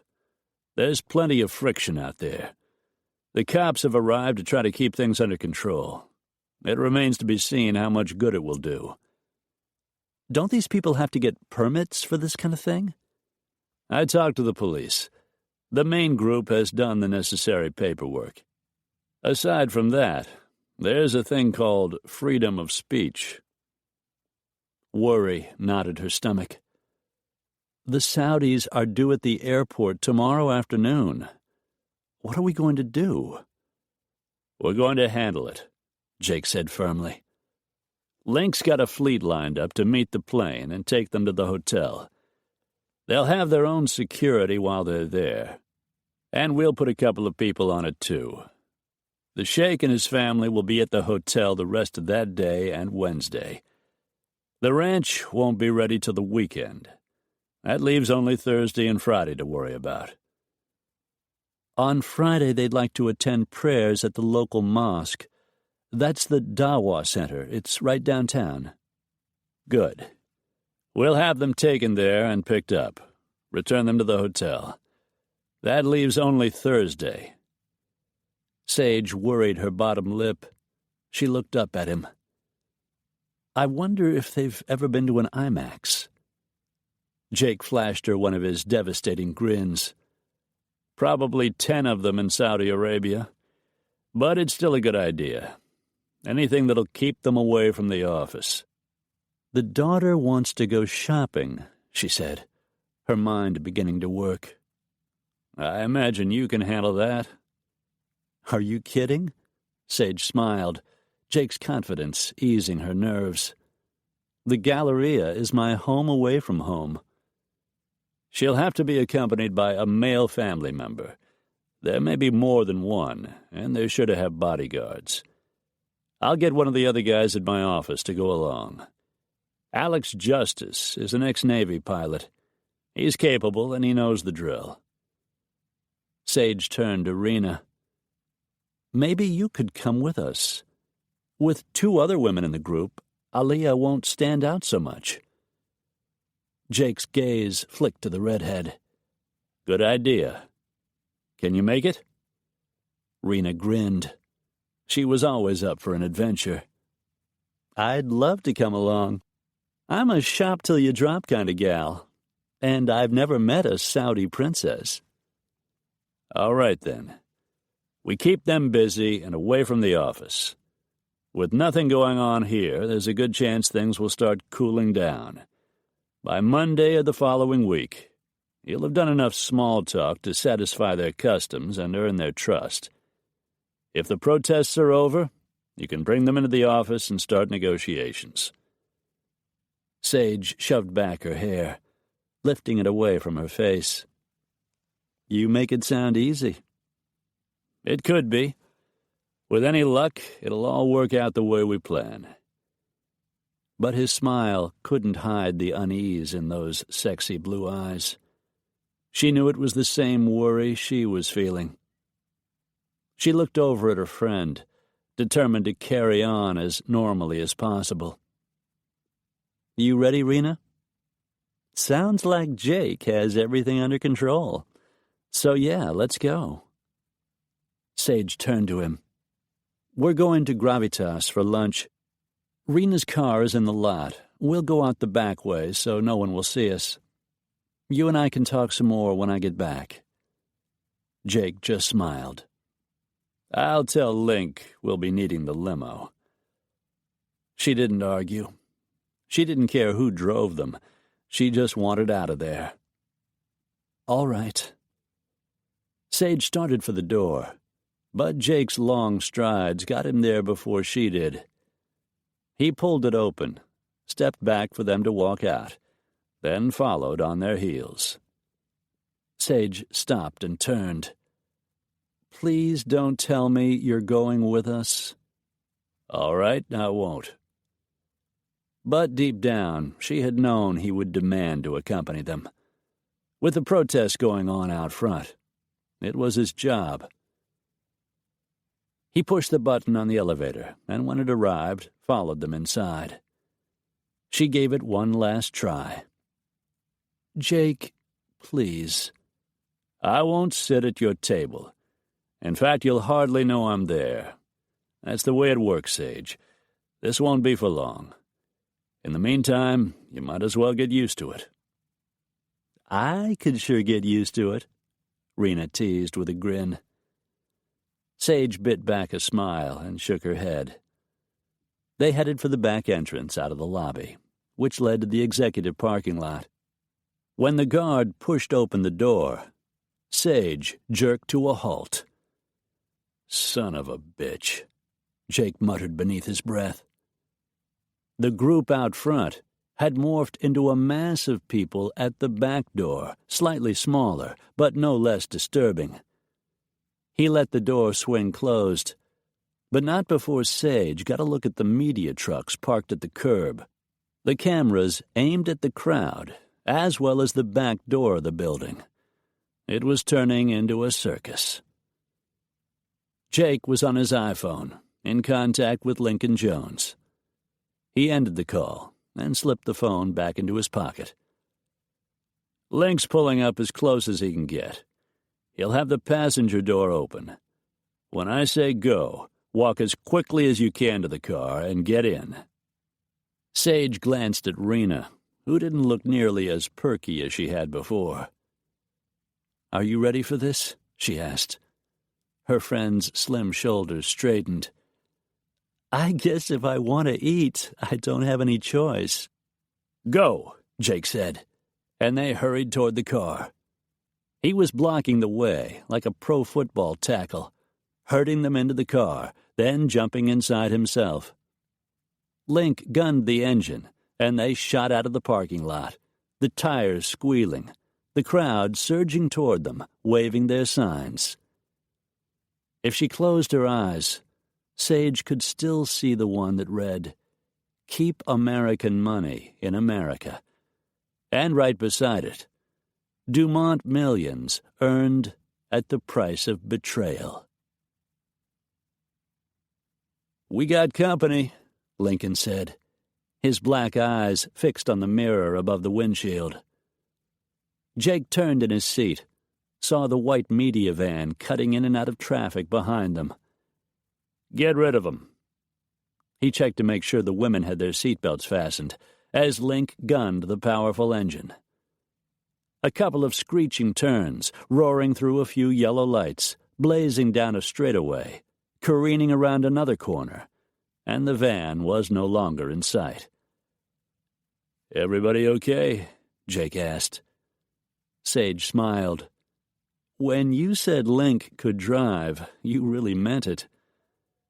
Rena grinned and leaned back in her seat with a theatrical sigh. "Reminds me of my high school days." Jake's eyebrows went up. "You drove like that in high school?" "I had a boyfriend whose dad was into drag racing. Jimmy had a hot Camaro. We did a little drag racing at night." "That's illegal, you know," Link said from the driver's seat. Rena laughed. "Fun, though." Jake almost smiled. He was beginning to like the saucy little redhead, and she seemed like a good friend to Sage. There was no heat in the flirty looks she cast his way. It was just to tease her friend. They reached the restaurant, and Link drove the Escalade up in front. Jake helped the women out, then escorted them both inside the brick building. Gravitas was hip and modern, the food upscale and interesting. The maitre d' approached Sage smiling, a short guy in his 30s, with brown hair thinning on top. "We have your table ready, Ms. Dumont." "Thank you, Ned." He flicked a glance at Jake. "Will there be 3 in your party?" "No," Jake answered. The man seated the ladies, then returned. "One for lunch, sir." "I'm Ms. Dumont's personal security. I need to make a sweep of the restaurant, make sure it's safe. Then seat me someplace where I can watch her table. And bring me a sandwich. It doesn't matter what kind." "Of course, sir. Over the weekend, I read something in the newspaper about the protests at marine drilling. I hope there isn't any trouble. Just a lot of noise so far. Let's hope it stays that way. But Jake didn't like the different factions milling around together. It was like putting them in a pressure cooker and turning up the heat. The maitre d' seated him at a discreet table, not too close to Sage. She deserved some privacy. And since she wasn't having lunch with Philip, the evil demon was back, making him inwardly smile. For whatever reason, his dislike for Stanton hadn't lessened. Jake was damned glad the guy had left the country, which returned his thoughts to Sage and how much he wanted her. What would it take, he wondered, to get her into his bed? He took a long swallow of the iced tea the waiter delivered. What happened Sunday night had been accidental. He knew women. Sage wasn't the kind who slept with men other than the one she was pledged to. Still, the attraction between them hadn't diminished.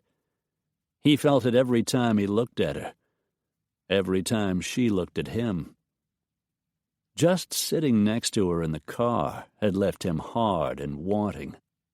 He wondered how it had affected Sage.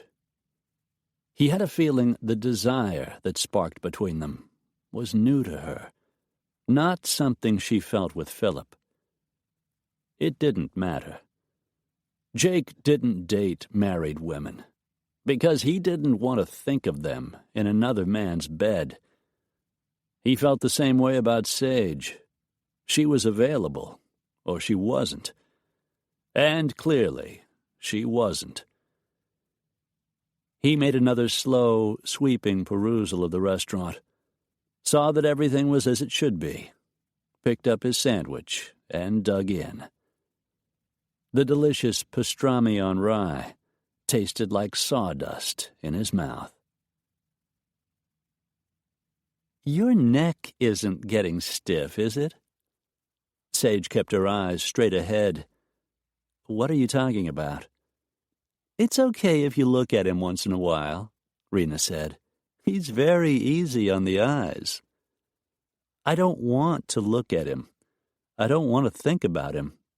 I just want this whole thing to be over. Rena ate a few bites of her salad. Sage mostly pushed the lettuce around on her plate. You know, I've known you for years, her friend said. I've never seen you this way. What way is that? Fascinated by a man? The bite of tomato stuck in Sage's throat. I'm not fascinated with Jake. He's smarter than I thought and maybe not so much of a jerk. He's good at what he does, and I admire that. But he's just a man. More virile than most, I'll admit, but still only a man. He's not just virile. The guy is the ultimate stud. Your female anatomy recognizes that, responds to it. You want him, Sage. I've never seen you in lust before, until now. It's as simple as that. Her insides tightened. You think that's simple? I'm engaged, Rena. I'm getting married to Philip. Surely you don't think I should cheat on him. I think maybe you should consider talking to Philip. Telling him you need some time to think things over. Tell him you want to postpone your engagement for a while. For God's sake, Rena, just because I'm attracted to my bodyguard doesn't mean I want to give up the future Philip and I have planned. It isn't just that. From the start, you've been hesitant, and don't tell me I'm wrong. I know you. I know Philip embodies all the things you think you want out of life, the things you think you need to accomplish your goals. But maybe that isn't so. Maybe you deserve more than an arranged marriage, because that's exactly what it is. Sage set her fork down on the table.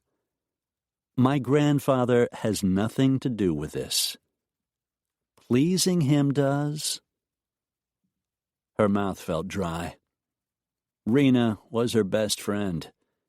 If anyone else dared to talk to her this way, she would walk away and never look back. If you really believe that, why did you wait so long to say it? I said all this before, Sage. You just weren't listening. That you're listening to me now ought to tell you something. Even if you don't give in to your attraction to Jake, give what I said some thought. Give yourself a chance to find out what you really want out of life. Maybe you'll find out it isn't Philip Stanton. Sage took a long drink of her tea and realized her hand was trembling. She respected Sabrina Eckhart, and she trusted her. Rena would never do anything to hurt her. And yet hearing those things did hurt, and they made her wonder. I'll think about it. When all this Saudi business is over. Right now, I just don't have the time. Fair enough. Rena reached out and caught her hand. I didn't intend to bring any of this up. It's just that when you look at Jake, there's something in your eyes I've never seen there before. Sage pulled her hand away. It's exactly what you said it was. It's lust, Rena. I may not have felt anything quite like it before, but I'm smart enough to recognize it now. And I'm not going to let it ruin my life.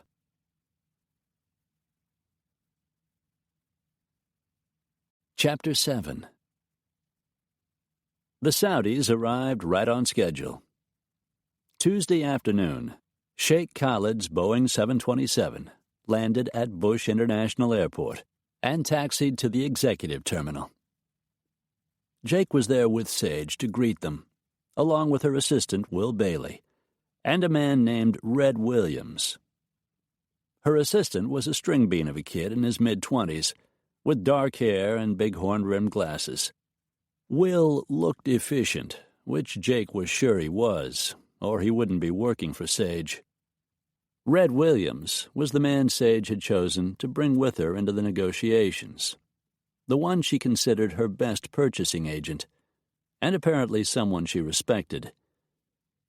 Red had reached the top of his profession by working his way up from the bottom. According to Sage, he was a hard-driving, hard-working man, and he had the calluses to prove it. It was Red's job to fend off the minions, willing to do just about anything, no matter how shady or underhanded, to sell goods to marine drilling. He had to ignore the tempting offers of all-expense-paid trips to the Caribbean, the bribes, booze, and women, and actually buy the products that would serve the company best. Apparently he did.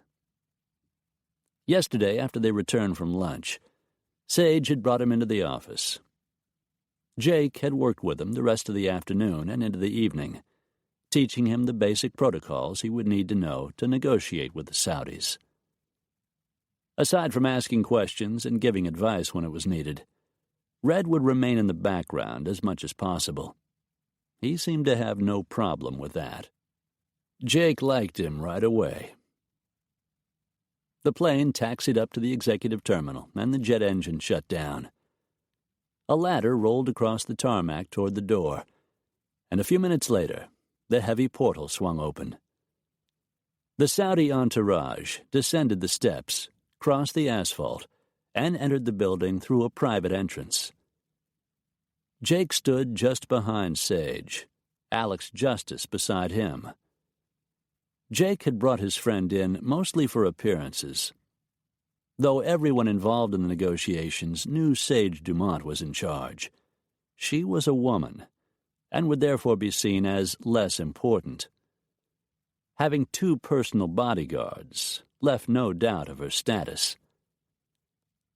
The greeting was perfectly executed. All the protocols followed. Sage had done her homework, and so had everyone else. "Assalamu alaikum," she said, using the standard Saudi greeting. Peace be upon you. Welcome to America. The sheikh seemed pleased. Wa alaikum assalam, he replied, and upon you be peace. We appreciate your hospitality, he added in perfect English. His Highness Sheikh Khalid al-Kazaz was a tall, lean man with high cheekbones, olive skin, and black eyes, dignified with his gray-speckled black beard and flowing white thobe. He wore the traditional Saudi headdress, as did his son Roshan, the cousins Kadim and Yasser, and their 4 male bodyguards. Dressed in black suits, the guards were all tall, silent, and forbidding, giving the exact impression the sheikh wanted. His daughter, Aliyah, walked behind him in a loose-fitting kaftan that fell around her ankles. Instead of white cotton, the robe was made of delicate embroidered rose silk. A matching scarf covered her neck, head, and shoulders, and most of her face. But it couldn't hide the girl's stunning beauty, her fine, perfect features, delicate nose, and small white teeth. Just before she was introduced, she pulled a thin black veil over the lower portion of her face. Her cousin, Zahra, taller and blunt-featured, was even more fully covered, and though her garment was also embroidered, it was completely black. Zahra was a few years older, maybe 24 or 25, brought along, Jake was certain, to make sure Aliyah stayed in line. As a former Saudi minister there to negotiate the sale, Sheikh Khalid and his family had diplomatic immunity. They whisked through customs and outside into the bright Texas heat, pouring into the line of black SUVs Link had waiting. The cars sped away, while their vast array of Louis Vuitton luggage was loaded into more SUVs. Riding in the lead car, Alex sat next to the driver, Jake behind them next to Sage, and Will and Red in the rear seat, as Link maneuvered the vehicle through traffic. The sheikh rode in the second car with his son and daughter and 2 bodyguards.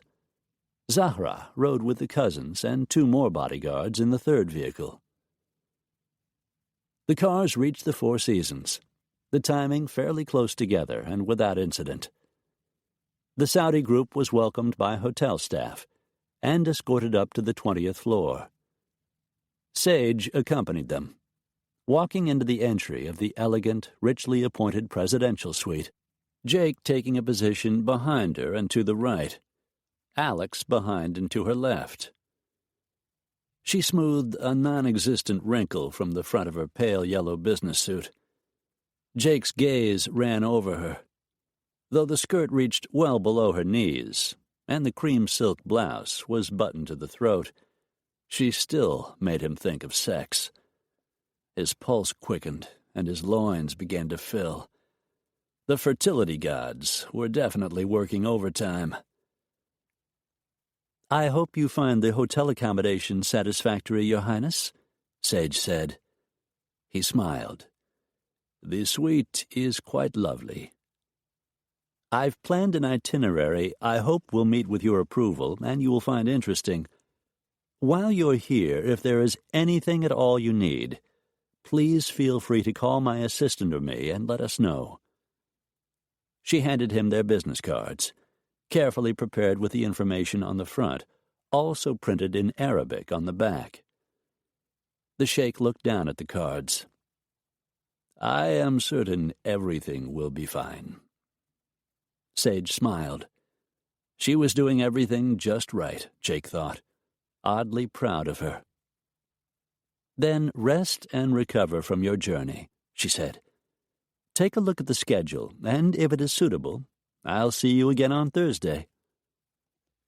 The sheikh gazed at the paper she handed him. "My daughter wishes very much to go shopping here in America, and my son would enjoy the IMAX. There is one at the Science Dome in Al-Kubr, but I have not been there. I understand the screen is several stories high." Sage's smile widened. "That's right. It's amazing. There's a movie showing at the IMAX here in Houston, A Climb Up Mount Everest. It's quite an exciting film. Yes, I would like to see that." Sage made her farewells and stepped out into the hall. As soon as the door closed behind her, she sagged against the wall. "Thank God that's over." Jake smiled, relieved it had gone so well. Alex grinned, flashing those damned dimples women seem to love. "I hate to point this out," he said, "but this is only the beginning." She gave him the first real smile Jake had seen on her face all day. "True, but I made it this far without doing anything stupid. That's a start in the right direction." "You did great, Sage," Alex said. When her smile widened and Alex's damned dimples showed up again, Jake sliced him a hard look, but Alex just laughed. "Let's get out of here," Jake said grimly, suddenly wishing he'd brought in someone besides his good-looking friend. The three of them headed back down to the lobby. Red and Will had already left for their respective jobs. Link waited in the SUV, which was parked in front, and the three climbed inside. They were quiet on the drive back to the office, silently preparing themselves for the scene they would be facing when they got there. "What's the time frame for the shopping trip on Thursday?" Alex asked. "The mall opens at 10, Jake said. "We'll pick up Aaliyah and her escorts a little before then. That evening, we'll take the Sheikh and his party to the IMAX. I've got a private showing arranged." Alex nodded. The Escalade reached Louisiana Street and pulled into the executive lot. Unfortunately, the group in back of the building had swelled to the size of the group out front. "Fuck," Jake whispered, too low for Sage to hear, and thought that pretty well summed things up. Sage hurried along behind Jake as he forged a path through the media toward the back door. Alex followed close behind her, fending off the hordes that tried to get too close. "Ms. Dumont," a reporter shouted, shoving a microphone in her face. "What do you have to say about what's going on here?" "No comment," she muttered, as Jake shouldered the man aside. "The students are here to show their support for democracy in the Middle East," shouted a female reporter wearing a KTRK TV badge. "Are you sympathetic to their cause?" No comment. Sage kept moving, Jake clearing the way, Alex backing him up. "Ms. Dumont," the first reporter caught up with her again and shoved the mic back into her face. "Some of these people are protesting the business you're doing with a country they feel is oppressive. How do you feel about marine drilling, spending American money in the Middle East?" Jake grabbed the device out of the newsman's hands, nearly knocking him off his feet. "The lady told you she has no comment." Then he shoved the mic at him, so hard the man jerked backward. Tentatively, the reporter reached out and took hold of it, and they continued toward the door. Jake stepped inside and hauled Sage in after him. Alex followed, and the security guard closed the door. "You okay?" Jake asked her. She nodded, but she was trembling, her mouth dry as cotton. "I hate this." "Maybe you should call off the deal and let the Saudis go back home." She shook her head, wishing she could do just that. It wasn't going to happen. "I couldn't even if I wanted to. I invited the Sheikh and his family to Texas. I'm not going to abandon them." Approval shone in his face. "I didn't really figure you would." Catching hold of her arm, he urged her toward the bank of elevators in the lobby. Through the thick, mirrored glass walls of the building, she could hear the demonstrators outside, arguing and shouting back and forth. "Unless you need me," Alex said, "I'll see you Thursday." "Thanks, buddy," Jake said, and Alex headed out to his car. Sage stepped into the elevator, and Jake followed. "It's getting worse instead of better," she said. Jake pushed the button to the 12th floor. "It still may cool down. Or they may start killing each other." His mouth quirked. "There's always that chance." Sage stood beside him in the elevator. Even in her high heels, he towered above her. She felt feminine and safe in a way she never had before. She thought of the Sheikh's daughter, Aliyah, beautiful and sheltered, living in a gilded prison. As lovely as she was, there was a sadness in her dark, exotic eyes, something that seemed to reach out to Sage in some way. In the cousin, Zahra, Sage had sensed no underlying disquiet. It made her wonder if she could be wrong, and Aliyah was happy.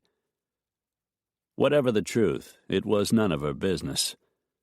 She was determined to make a multi-million-dollar deal, save a boatload of money from marine drilling, and prove to her grandfather she was capable of running the company when Michael Curtis retired next year.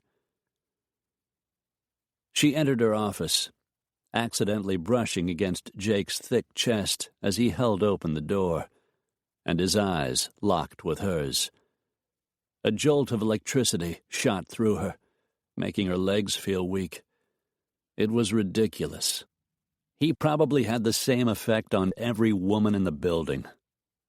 Except she had never seen him look at another woman the way he was looking at her. Another little curl of heat slipped through her. There was no question Jake wanted her. Every time he glanced at her, it was boldly there in his eyes. And yet she couldn't accuse him of overstepping the boundary between them. What she couldn't understand was this burning desire she felt for him. It had never happened before. Not even in her more carefree days in college. She'd had boyfriends. She had even slept with a couple of them. But there was none of the gnawing hunger she felt when she looked at Jake. It wasn't like her. She was serious and dedicated. She didn't lust for a man. Sage amended that. She had never lusted for a man before. It appalled her to realize how much she desired Jake. "If you keep looking at me that way, I might break my rule." Her face went warm. She knew exactly what he meant. He wanted her, but he wouldn't touch her unless she was free. She turned away from him, forced her feet to carry her over to her desk. "It went well today, I thought," she said, forcing her mind toward business. "You did great," he said, and there was none of the heat she had heard in his voice before. "The Sheikh is well educated, speaks English like a native. The son as well, makes everything easier." "Khaled and Roshan were both schooled at Oxford." He nodded. "I'll be coaching Red a little more this afternoon.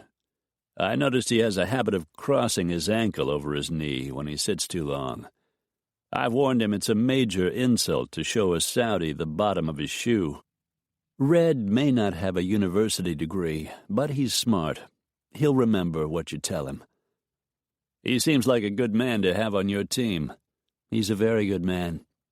I considered asking one of the VPs, either Charles Denton or Jonathan Hunter, but they're both very busy with their own jobs and extremely competitive. I wasn't sure how much I could trust them. Red worked for Ian for years before he started working for me. He's loyal to a fault. That was my take on the guy." "So what about Thursday? Looks like the Sheikh is going to let his daughter go shopping with us. Probably her cousin Zahra will come with her." She's got to have a male relative along, Jake said again. I have a hunch we'll have a small army going with us to the mall. I called yesterday and made arrangements with Sachs and Neiman Marcus. They're going to provide a private salon. Sage grinned up at him. That's a good start, considering you're a man, but not nearly enough. I'll have Will phone Cartier, Gucci, and Tiffany's. The Sheikh and his crew already own enough Vuitton to open their own shop, so we can probably leave them out. Or that might be exactly the place they want to go. She sighed. You're right. They sell a lot more than just luggage. I'll have Will let Vuitton know we'll be in. For that caliber of buyer, the boutiques may close the doors to the public while we're in there. I'm sure they will. Just think of all the money we'll be bringing into the community. Jake grinned. Maybe we ought to march around with a sign that says Marine Drilling, spending Saudi money in America. Sage laughed. Maybe. Her laughter slowly faded. They'll be safe, won't they? His gaze shifted, darkened. They'll be fine. More importantly, you'll be safe. I promise you that, Sage. And when she looked into those blue, blue eyes, she knew he would keep his word. Knew that if he had to, Jake Cantrell would protect her with his life. Chapter 8. They left the office shortly after 6 that night. The heat outside was intense, but the sun was a little less vicious as the days marched through September. The crowd had thinned some, and the media cameras were gone, which was a hopeful sign. Jake sat next to Sage in the back seat of the SUV, slightly more relaxed now that they were away from the building. So far, no one seemed to know the Saudis had arrived in Houston, or if they did, they were more interested in Marine Drilling's involvement than they were in the Saudis themselves. Jake wasn't sure if that was bad news or good. The Escalade had traveled only a couple blocks through the office high-rise district when his cell phone rang. Pulling it out of the pocket of his suit coat, he checked the caller ID and saw it was Tanya Porter. Tanya was the mother of the boy he sponsored in the Big Brother program Link had gotten him involved in when he'd first returned to Texas. "Jake, I'm sorry to bother you," she said, "but I've got a problem. I was wondering if you might be able to give Felix a ride home." "What happened?" "He went to the show with his friend Desi and Desi's older brother, Bo. I guess they got to arguing, and the boys ended up leaving him there. I know you've been working downtown. He's in front of the AMC. Is there any way you could pick him up and bring him home?" "I'm on the job, Tanya. I can't get to him for at least another hour." Sage reached over and caught his arm. "What is it?" "Hold on." He covered the phone. "A friend of mine's got a problem. Young kid named Felix Porter. I'm his big brother. He's stuck at the AMC theater and needs a ride home." "The theater isn't that far. For heaven's sake, pick him up." "You sure?" "I'm done for the day. It isn't a problem." Jake smiled. "Thanks. Felix is a good kid, not the kind to make trouble. Some of his friends, however, are another story." Jake spoke across the front seat to Link. "You hear that? On my way." Jake let Tanya know he would pick up Felix and bring him home. The theater was only a few blocks out of the way. When they got there, Felix was waiting on the corner, the cell phone Jake paid for in his hand. Jake rolled down the window and motioned him over. Link opened the front door, and the kid climbed in beside him. Felix turned in the seat. "Thanks, Jake." He was a lanky kid, with feet and hands still a little too big for his growing frame. Beneath his shiny black skin, His face looked tightly drawn. "Felix, say hello to Miss Dumont. She's the one who's giving you a ride." "Thank you, ma'am. It's nice to meet you, Felix." "What happened?" Jake asked, as Link began to move the big SUV through traffic. Felix shrugged, stared down at his hands. "Desi and me, we had a fight. It was no big deal." Jake knew it was probably Desi's older brother, Bo, who was the troublemaker. But Felix wouldn't snitch on the dumbass kid. As soon as Jake got the time, he'd have a little talk with Felix's friends. "No big deal, huh? Seems like with those two, something's always no big deal." Felix glanced away. They left the downtown area, slugged their way through traffic, and headed for the house south of Holcomb, where the 12-year-old lived. His mother was waiting on the sidewalk as he slipped out of the front seat. "Thanks, Jake. Ms. Dumont." The kid closed the door and ran to where his mother stood. Tanya waved, and the two of them headed into the house. Jake turned to Sage. "Thanks for letting me pick him up. Like I said, Felix is a really good kid." She smiled as Link pulled away from the curb. "The Big Brother program is extremely worthwhile. Our company's a big supporter. I'm really glad you're helping him." He nodded, realizing the kid was another tie he would have to cut when he took off on another job.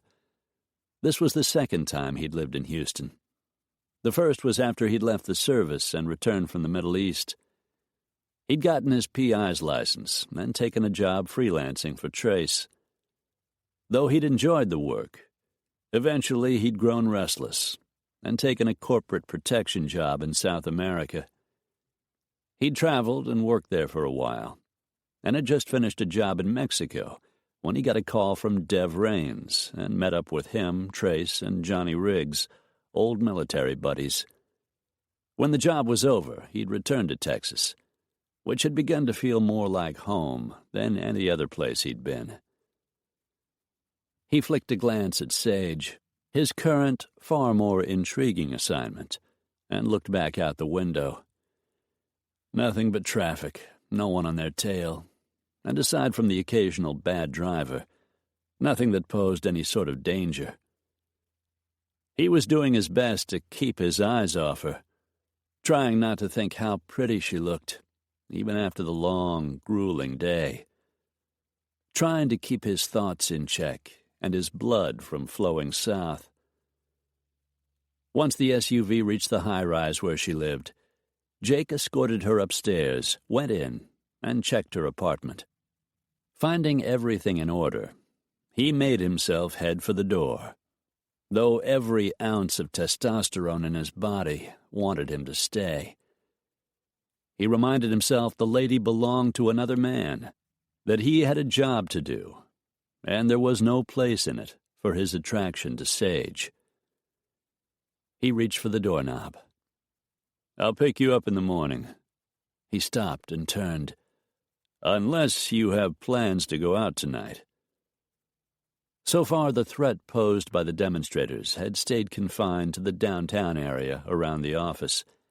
But until this was over, he didn't want her going out by herself. Sage hesitated, then smiled. "I've been sticking pretty close to home. I figured it would be safer that way." "Good girl." She walked him to the door. Knowing he shouldn't, he lingered. "You did really well today. You said all the right things, made the right moves. I think the Saudis were impressed." Her smile reappeared. "Thanks. Coming from you, that means a lot." She didn't move away, and he wanted to reach for her, haul her into his arms. He wanted to kiss her until he had her begging him to take her to bed. He couldn't, wouldn't. Jake turned and walked out the door. It wasn't until later that night that he found himself thinking about her brief moment of hesitation. It didn't mean anything, he told himself. Sage wouldn't risk going out alone. But it bothered him. After he finished the rest of the leftover spaghetti he'd picked up at Mama's Takeout a couple of nights ago, he found himself dialing Sage's home number. The answering machine picked up, and his nerves kicked in. When he phoned her cell, and his call went directly to her messaging center, he tamped down the worry beginning to knot his stomach, damned her for the little witch she was, and headed for the door. "Are you sure we should be doing this?" Dressed in a sapphire blue mini that set off her eyes, Rena sat across from Sage at the Post Oak Grill, one of Sage's favorite restaurants. Dressed more conservatively in a short black silk dress and platform heels, Sage took a sip of wine. "I'm sure, all right. Absolutely sure we shouldn't be doing it, but I'm really glad we are." Rena laughed, making her long silver earrings jangle. Sage released a slow breath. "I've had one heck of a day. I had to get out of the house just for a while. I had to stop thinking of Jake," she thought. The episode this afternoon with Felix had shown her a completely different side of him, one that was far too appealing. The hero worship she'd seen in the boy's dark eyes told her how good Jake was with the kid. She wished she hadn't noticed. She didn't want to like Jake, as well as lust for him. "Well, we aren't that far from your apartment," Rena said, taking a sip of the rich Stag's Leap Cabernet they had ordered. "And this place should certainly be safe enough." Sage took a bite of perfectly cooked, medium-rare filet mignon, savoring the delicious port reduction sauce. "God, I love the food here. Since all this started, I've barely had time to eat.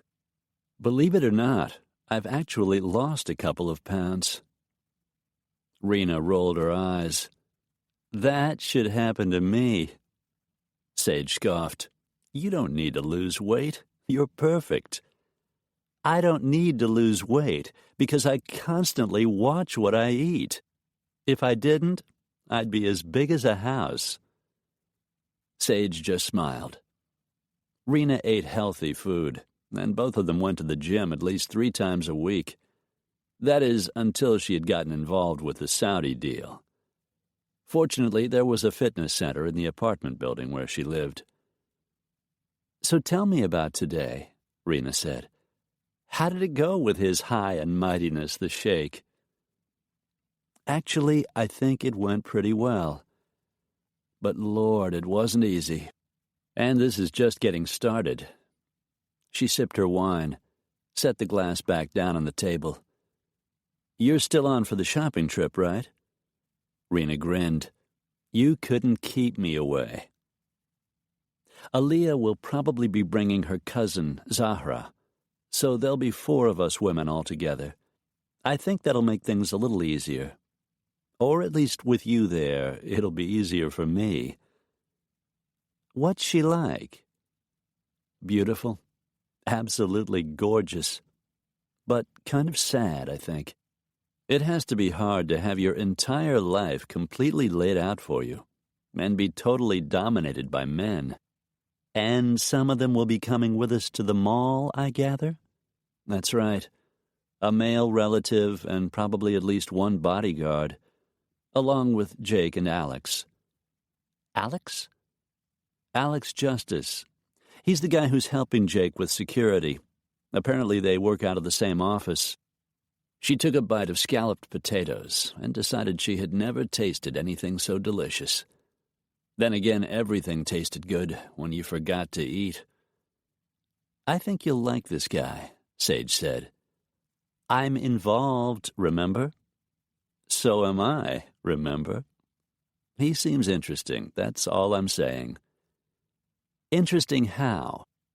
6'2", 180 pounds, dark blonde hair and blue eyes. He's got the cutest pair of dimples. Rena eyed her across the top of her wine glass. But he's not Jake, right?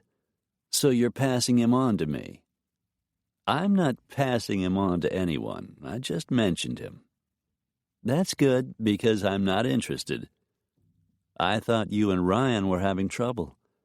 Everyone has trouble. We'll work things out eventually. She thought of Philip. Since he left, they'd spoken several times on the phone, but their conversations were brief and unfulfilling. There were never any arguments, not even any serious disagreements. Maybe that was the problem. Both of them always kept their emotions carefully controlled. No outbursts, no fighting. Never saying what was really on her mind. Maybe that bothered her more than she'd realized. Sage glanced up. There was something going on in the restaurant. People were beginning to whisper and shift in their chairs. She gazed around the room, caught something pressed against one of the plate glass windows, a big white square with words written on it. When she saw what it said, the delicious filet mignon nearly came back up. Dumont Drilling Traitors. Keep U.S. money in the U.S. Oh, my God. Rena stared out the window, and the noise in the restaurant grew louder. Sage turned to see a man storming toward her, his face beet red, his brown hair standing on end, his lips thinned in anger. "It's people like you," he shouted. "People like you who are ruining our country." Her mind went blank. Opening another drilling platform would mean dozens of new jobs for the area. It would be helping the country end its dependence on foreign oil. The environment had to be protected. She adamantly agreed with that. But marine drilling did everything in its power to keep people and the ocean safe. All those arguments, and half a dozen others, rushed into her head. She wanted to explain, but as she stared into the man's furious face, not a single syllable came out of her mouth. His fist slammed down on the table, making the silverware jump and water slop over the rim of their glasses. "You hear what I said? It's people like you!" "You don't understand." It was all she could manage to say, as she spotted the valets pushing through the door and starting toward her, caught a slice of the commotion outside, more signs, more people who wanted her to fail. "Send them back where they belong! You hear me?" She heard the words, but they were muffled by the ringing in her ears. Then Jake was there, striding toward the table, his face set in hard, determined lines. He grabbed the red-faced man by the back of the neck and hauled him away from her, putting himself between her and the danger. The man looked at Jake, and his lips curled back, ready for another damning tirade. Jake's hand settled on his shoulder, and an instant later, the man went limp.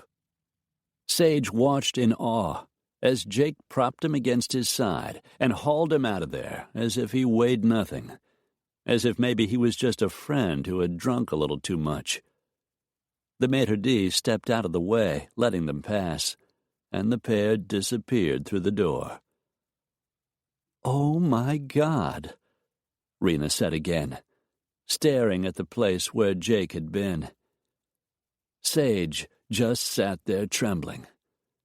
She could still see the fury etched on the man's ruddy features, and the matching fury in Jake's. She had never seen him angry before, at least not like that, and part of it was clearly directed at her. On top of that, she had never seen him in action. The scene was over before it had truly begun. Jake had taken the man down with unbelievable ease. put an end to the threat in seconds. Sage felt certain the guy wasn't really hurt, just immobilized, and then neatly dispensed with. Though she could be wrong. She fought to compose herself as she looked at Rena, whose blue eyes looked as big as saucers. Then Sage spotted Jake striding back toward her and wished she could slide under the table. "Time to leave," he said, hauling her to her feet, her napkin falling to the floor. "You too, sweetheart." Rena shot up from her chair. Numbly, Sage let Jake pull her toward the door, herding Rena along in front of them. What about the bill?" Sage asked, her voice high-pitched and shaky. "They're sending it to your office." She swallowed, realizing for the first time that he was guiding them through a side door that led into the alley. "I'll drop you off on the way," Jake said to Rena, apparently planning to drive Sage home. "I drove us here tonight. I can get home by myself." "You sure?" "It wasn't me they were after." Jake's scowl deepened. Sage stood there trembling as he surveyed the outside of the restaurant, searching for any remaining sign of danger. But the people who had been at the window were gone. So was the man who had barged up to her table. Jake took her arm as he walked Rena over to her little red Mercedes SLK, waited until she buckled herself inside, then watched as she drove out of the parking lot. Sage didn't resist as he pulled her toward his Jeep, lifted her up, and dropped her into the seat. "Buckle up," he said darkly, then slammed her door and strode around to the driver's side. With her hands shaking, she couldn't get the clasp fastened, fumbled, tried again. Jake reached across her lap and shoved the buckle into the catch. Without a word, he started the engine and roared out of the parking lot. Sage just sat there, her mind going over and over the scene in the restaurant. All the way back to the apartment, Jake didn't speak. When they reached the 10th floor and walked out of the elevator, he took the key from her hand and started to unlock the door. Sage swallowed. "I shouldn't have done it. I know that now. She shook her head. "After everything that's happened, I wanted a couple of hours to myself. I just wanted to pretend for a little while that everything was normal." She looked up at him, and her eyes filled. "Please, Jake, don't be angry." The stiffness in those wide shoulders melted. Jake reached out and simply folded her into his arms.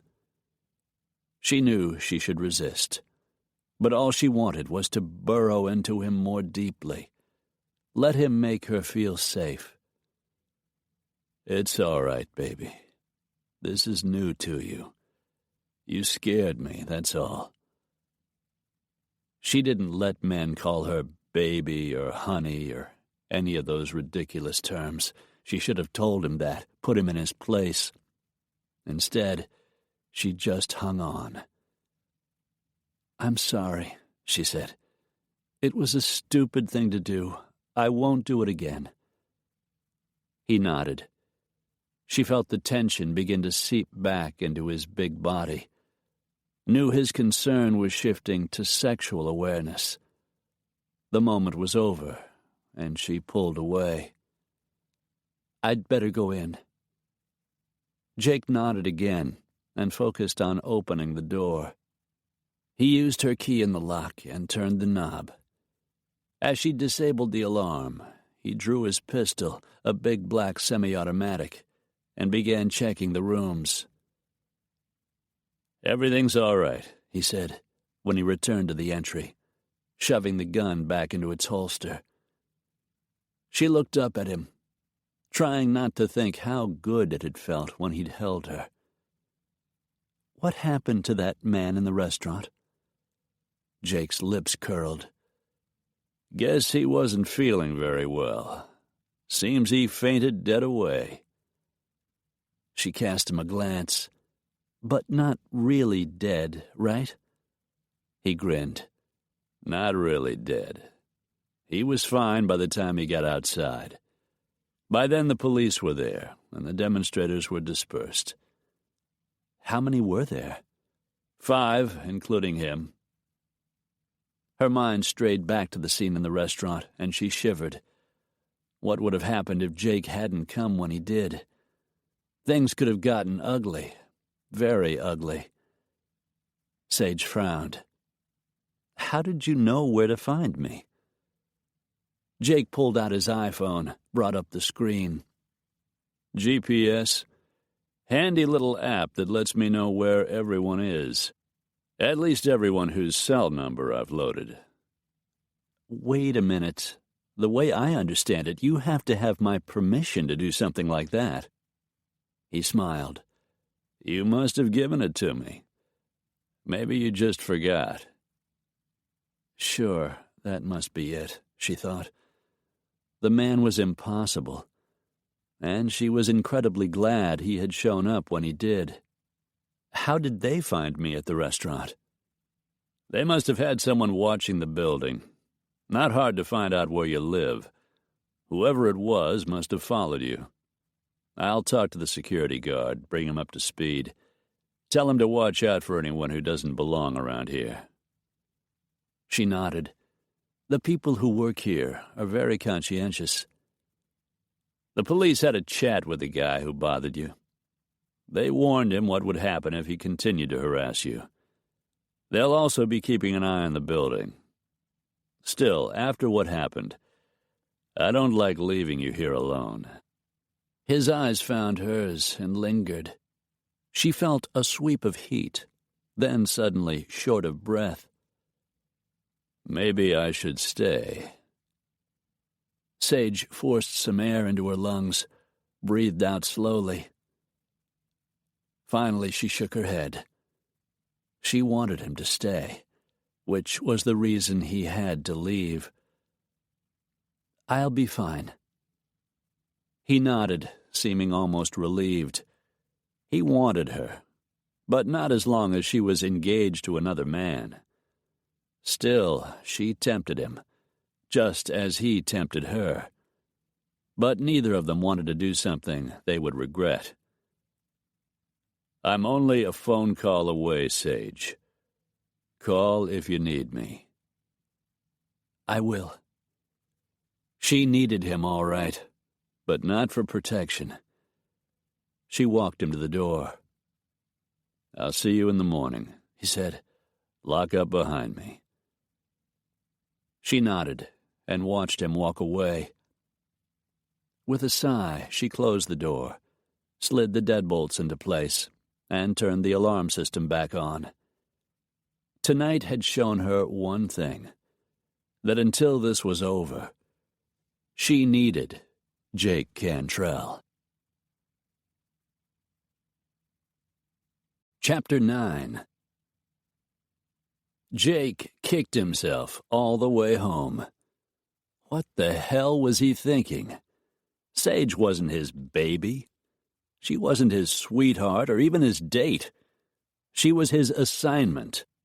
He had no right to hold her, no right to whisper soothing words in her ear.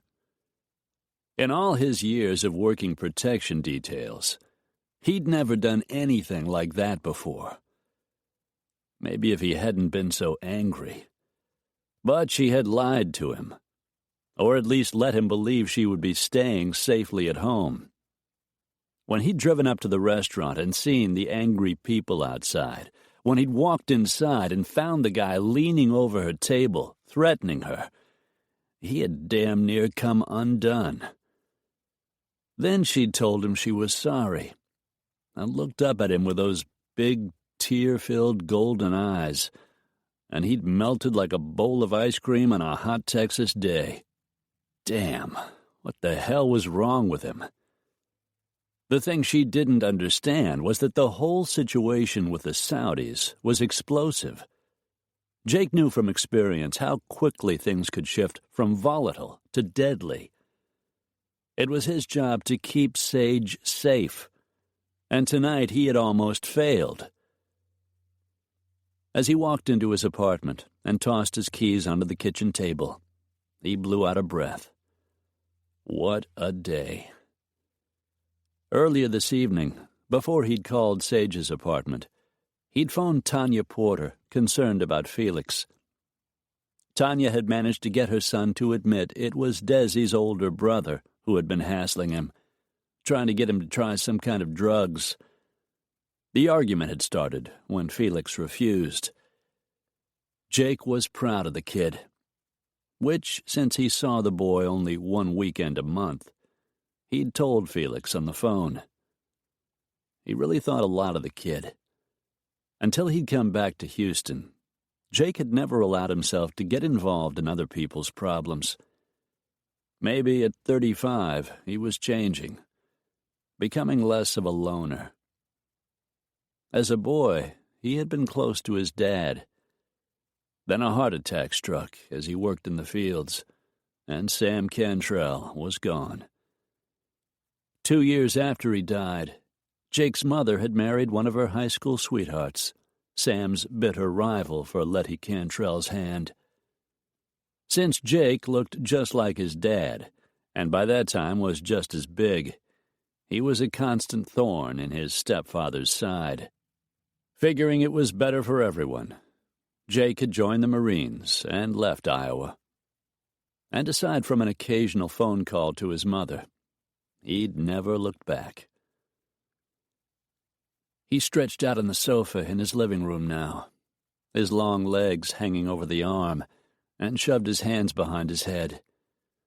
He was too keyed up to sleep, and he knew if he went to bed, he'd think of Sage. She was getting under his skin, and he couldn't let that happen. After the little scene in her apartment tonight, he vowed nothing like that was going to happen again.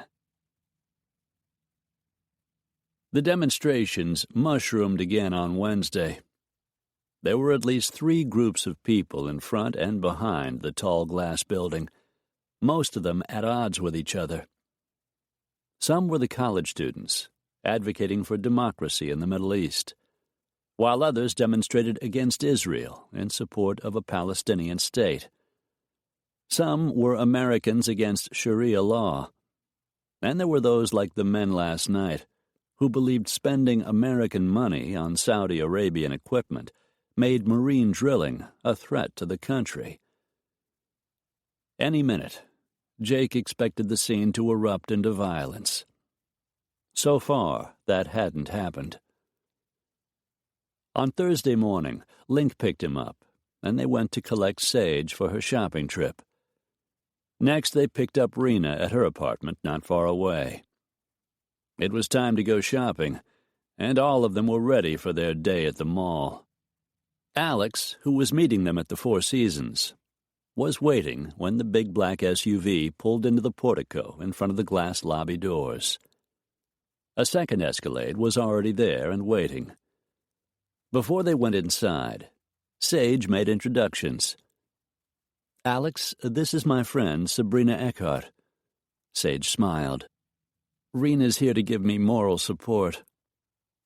Rena smiled slightly. "Hello, Alex." "Rena?" Jake watched his friend with interest, saw his baby blues slip over the petite redhead. He must have liked what he saw, because his smile came easy. "Pleasure to meet you."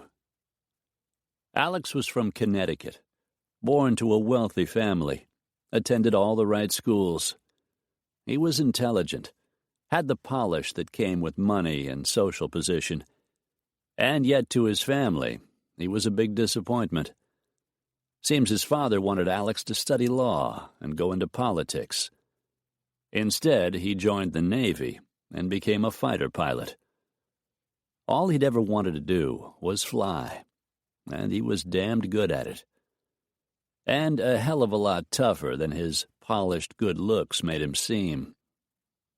Jake found it interesting that the smile Rena gave Alex was a whole lot more reserved than the teasing smiles she had given to Jake. "All right, now that we're all acquainted," Jake said, "let's get this show on the road." So they went as a group of 4 up to the presidential suite, where Sage introduced Rena to the Sheikh, his son Roshan, and the others, some of whom returned with them downstairs. Alex rode in the rear car with Rena, a male cousin named Kadim, Zahra, and a bodyguard. Jake rode in the lead car with Sage, Aliyah, Aliyah's brother Roshan, and another of the bodyguards. At 26, Roshan was a real pretty boy, and based on the comments he made, a spoiled, self-centered jerk. Aliyah was beautiful and quiet, yet there was a shrewd intelligence in her heavily fringed black eyes. They arrived at the mall and poured out of the vehicles. "I'll call you when we're ready to leave," Jake told Link, as the group headed for one of the entrances. Link smiled. "We won't be far away." The group climbed the steps and walked into the mall. The flowing robes worn by the men and the colorful headscarves and caftans worn by the women garnering interested glances from the people they passed. As they headed for their first stop, Saks Fifth Avenue, Roshan started speaking in Arabic to his cousin Kadim, and both of them laughed. Jake inwardly smiled. They were talking about the American women strolling past them, commenting on their too short skirts and low-cut blouses, admiring the women's plump breasts. They were saying what they would make the women do to them in bed. Almost the same conversation 2 American men might be having. Except in the eyes of a Saudi male, a woman had very little choice. He wondered how the conversation would change if the men knew he spoke enough Arabic to know what they were saying. He'd served in Iraq, worked security in Saudi Arabia. He was hardly fluent, but he'd learned enough to do his job, more than enough to get by. Roshan said something lewd about a couple of high school girls who ambled past, giggling as they peered into store windows, and Jake's dislike of him grew. There was something about his smug glances, his subtly derisive view of Americans, that rubbed Jake the wrong way. He sensed none of that in Roshan's father, or cousin Yasser, or either of the women. Time would tell. Jake wondered what else he would discover that might come in handy. No matter where you came from, the Galleria was impressive. It was the 4th largest mall in the country, with more than 350 shops and restaurants. The place was a city in itself. Along with its size, the architecture was stunning, with spectacular glass atriums, skylights, and suspended glass balconies. There was even an ice rink, which was a big attraction in Texas.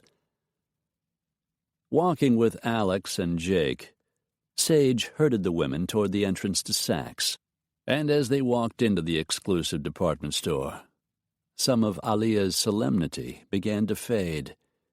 She looked even prettier when she smiled. "It is very nice here," she said, taking in her surroundings. "But not as nice as the Kingdom Mall in Riyadh," Sage said, thinking, thank God for the Internet.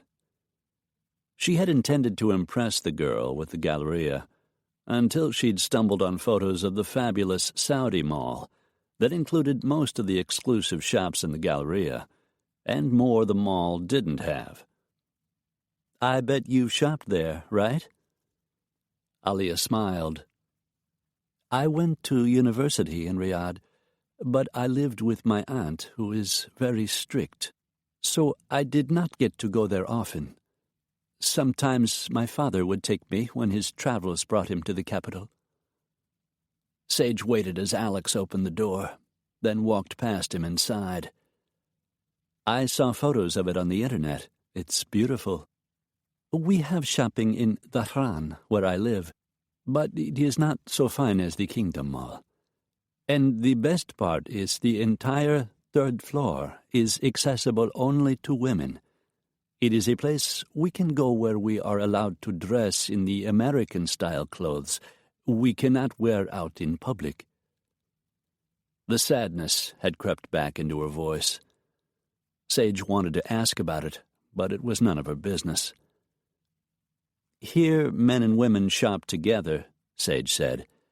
"But we've arranged a private room for you and Zahra so that you may try on whatever you please." Aliyah beamed.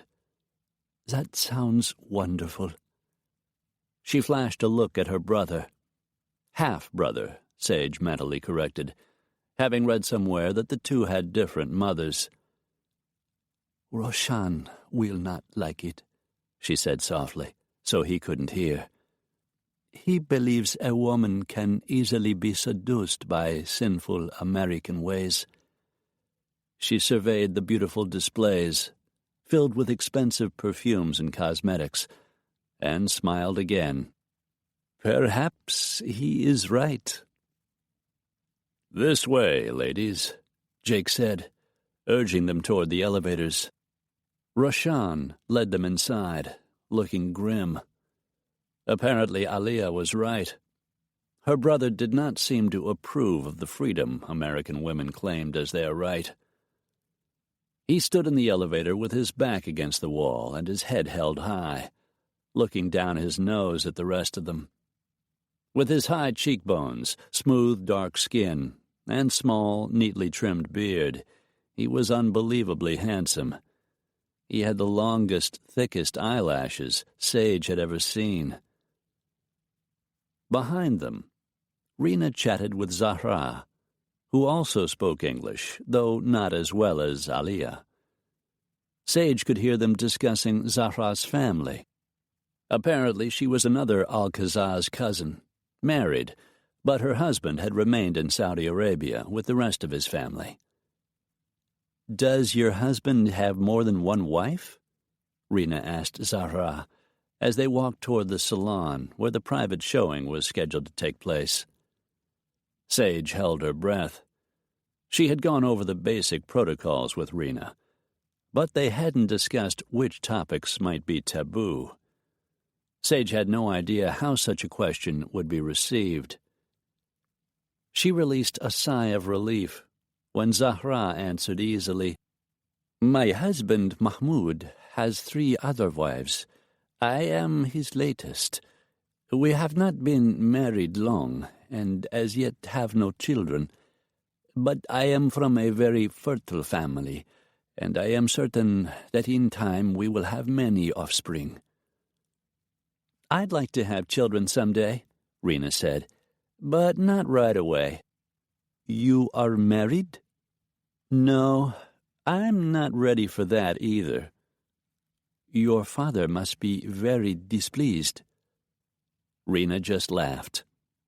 "My father could never choose a husband for me. He gave up trying years ago."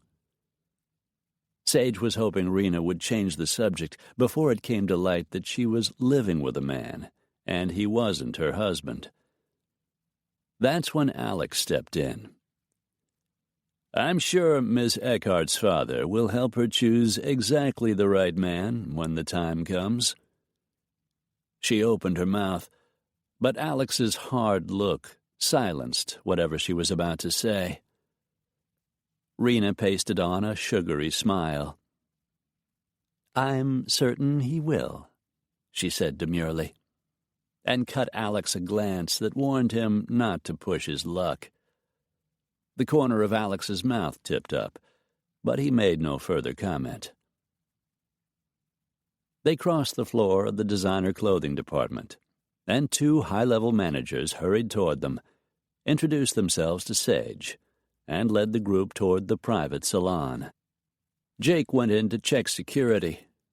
When he returned, the women were ushered inside. Sage cast a last quick glance at Jake, as he closed the door behind them. With the women safely inside, Jake joined Alex, Roshan, and the rest of the entourage in the quiet, poshly furnished alcove set up for them to wait. They were offered tea or coffee, but all of them declined. "I will be back in an hour," Roshan said. "Make certain Aliyah is ready to go when I arrive." "All right," Jake said. The young man, his cousin, and one of the bodyguards wandered away to entertain themselves. Roshan clearly not interested in playing the role of Aliyah's protective older brother. The other bodyguard positioned himself just outside the salon door. "So far, so good," Alex said, as he sat down on the deep leather sofa next to Jake. "Looks like none of the problems downtown followed us to the mall." "We've done our best to keep things under wraps, and it seems to be working." Alex glanced at the tall, silent man in the black suit standing beside the door. "Interesting group," he said. "That's for sure. The kid's a real piece of work." Alex nodded. "Way too full of himself." "The daughter seems nice enough," Jake said. "When I lived over there, I saw how hard it was on some of the women, trying to cope in a male-dominated society. Gotta be tough. I'm surprised she's not married. She's a real beauty." "Yes, she is," Alex said absently, his eyes moving toward the door of the salon. "The little redhead's not bad either," he smiled. "Takes some taming, though, to bring that one in line." One of Jake's eyebrows went up. "You interested in the job?" Alex scoffed. "I don't have that much time." "Good, because she's living with a guy." Alex glanced back at the door. "Better for both of us." Considering the looks Alex had been casting Rena's way, Jake wondered if he meant it. Time slipped past. Jake walked the floor several times, looking for anything out of place, but everything seemed in order. He was checking his watch, waiting for Roshan to return, when the salon door opened and the women reappeared. They were carrying armloads of boxes, giggling and smiling. Only Zahra looked a little dour, but she usually did. Jake's gaze swept the group. As beautiful as Aliyah was, it was Sage who took center stage. Those golden eyes and that thick, wavy dark hair. There was just something about her. He couldn't remember a woman who attracted him the way she did, or who left him hard and aching, alone in his bed every damned night. Alex moved forward to help the ladies with their load. Jake didn't offer. His job was to protect them, and he couldn't do that with his hands full. The bell chimed above the elevator doors. They slid open, and Roshan strolled out, exactly on time. Jake noticed the light-hearted laughter faded from Aliyah's voice. "It is time for you to leave," Roshan said to her sharply. Though Jake didn't like the kid's tone, he was happy to be leaving. He wasn't much of a shopper, just bought what he needed and was done with it. They left the store and began their trek through the mall. Seeing the smiles of anticipation on the women's faces, Jake groaned. It was going to be a very long day. Sage liked Aliyah. She was a sweet girl and smart. Inside the private salon, as soon as the door had closed, she'd turned into a different person, more outgoing and at ease with herself and the people around her. It was clear her cousin Zahra didn't like the change, but she made only an occasional comment. "You shouldn't dress like that," Zahra said, when Aliyah took off her embroidered turquoise silk robe and did a little pirouette to show off the Vera Wang designer sheath she wore underneath. She had long, slender legs and a fabulous figure, which the above-the-knee dress showed off perfectly. It seemed a shame to keep such beauty hidden.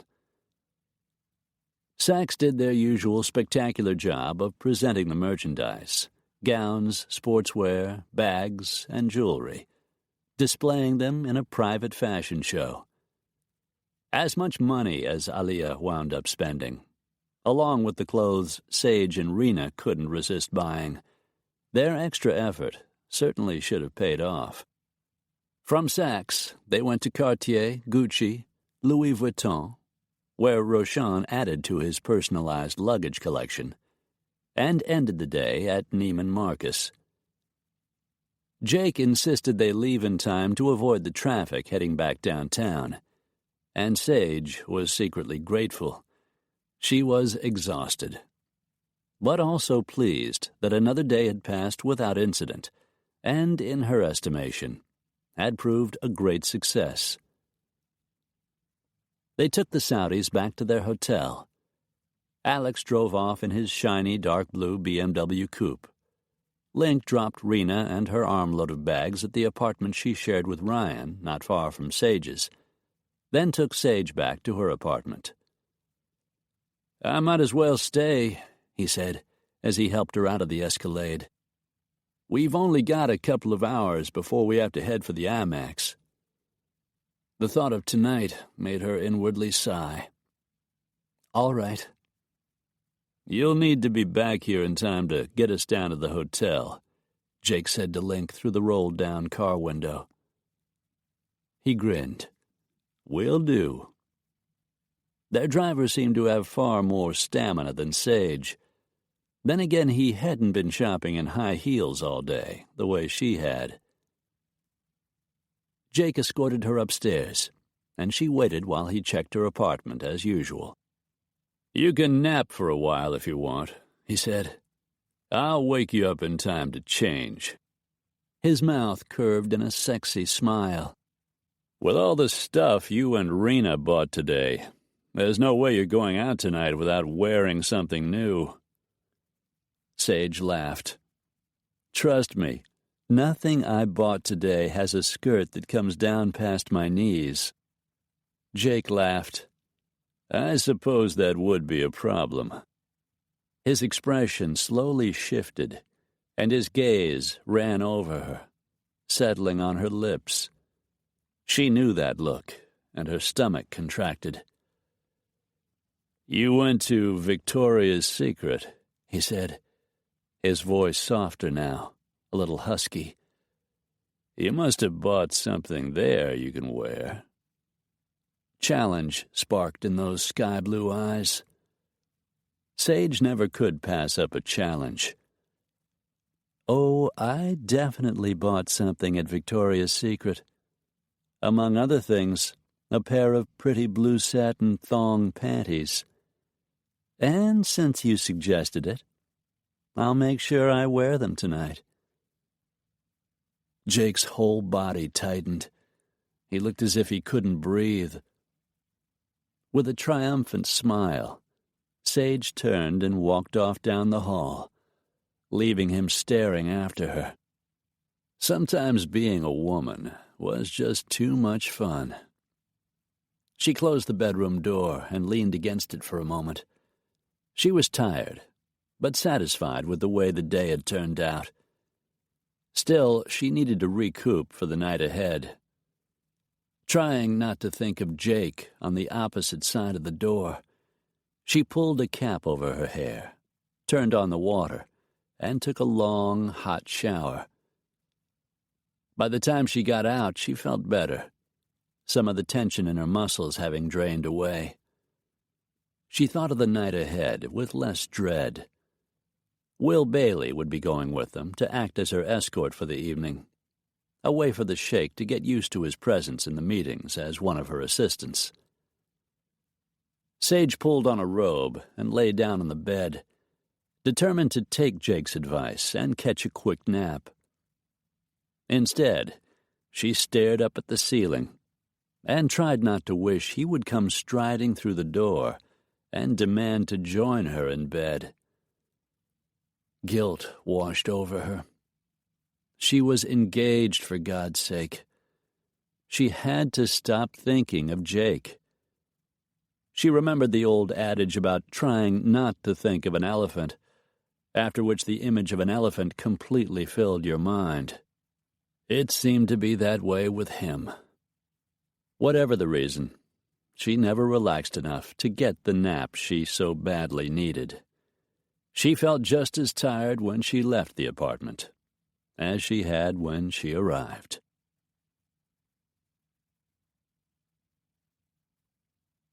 Chapter 10. Accompanied by Jake and Alex, Sage went up to the presidential suite at 7 o'clock that night to collect the sheikh, his son, and the usual entourage of cousins and bodyguards. The women weren't allowed to join them. Sheikh Khalid was waiting when the group walked into the foyer. Greetings were made, all the protocols followed. Sage glanced down at her watch, worried they'd be late for the show. She started to suggest it was time to leave, when the sheikh walked over and picked up that morning's Chronicle. It seems that in coming to Houston, we have created somewhat of a disturbance, he said, holding the newspaper out for her to see. At the bottom of the page was an article on the protests outside the Marine Drilling Office building. Sage had known their guests would find out sooner or later, since the news was all over the local TV. She felt lucky it had taken this long. She took the paper from his hand and glanced at it, grateful the story was on the bottom of the front page instead of in the headlines. Whatever endeavor one undertakes, she said carefully, there are always people who disagree. It's the way a democracy works. Shrewd black eyes assessed her.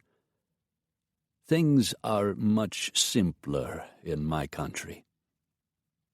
Sage met his gaze. I'm sure they are, though I imagine your country has its own set of problems. Living under the rule of the Saudi monarchy had its downside, particularly for women. His daughter was a prime example. The sheikh tipped his head as if to acknowledge the statement. As you say, there are always disturbances, but business must be done. Exactly, Sage said, feeling a surge of relief that the protests hadn't upset the sheikh enough for him to go home.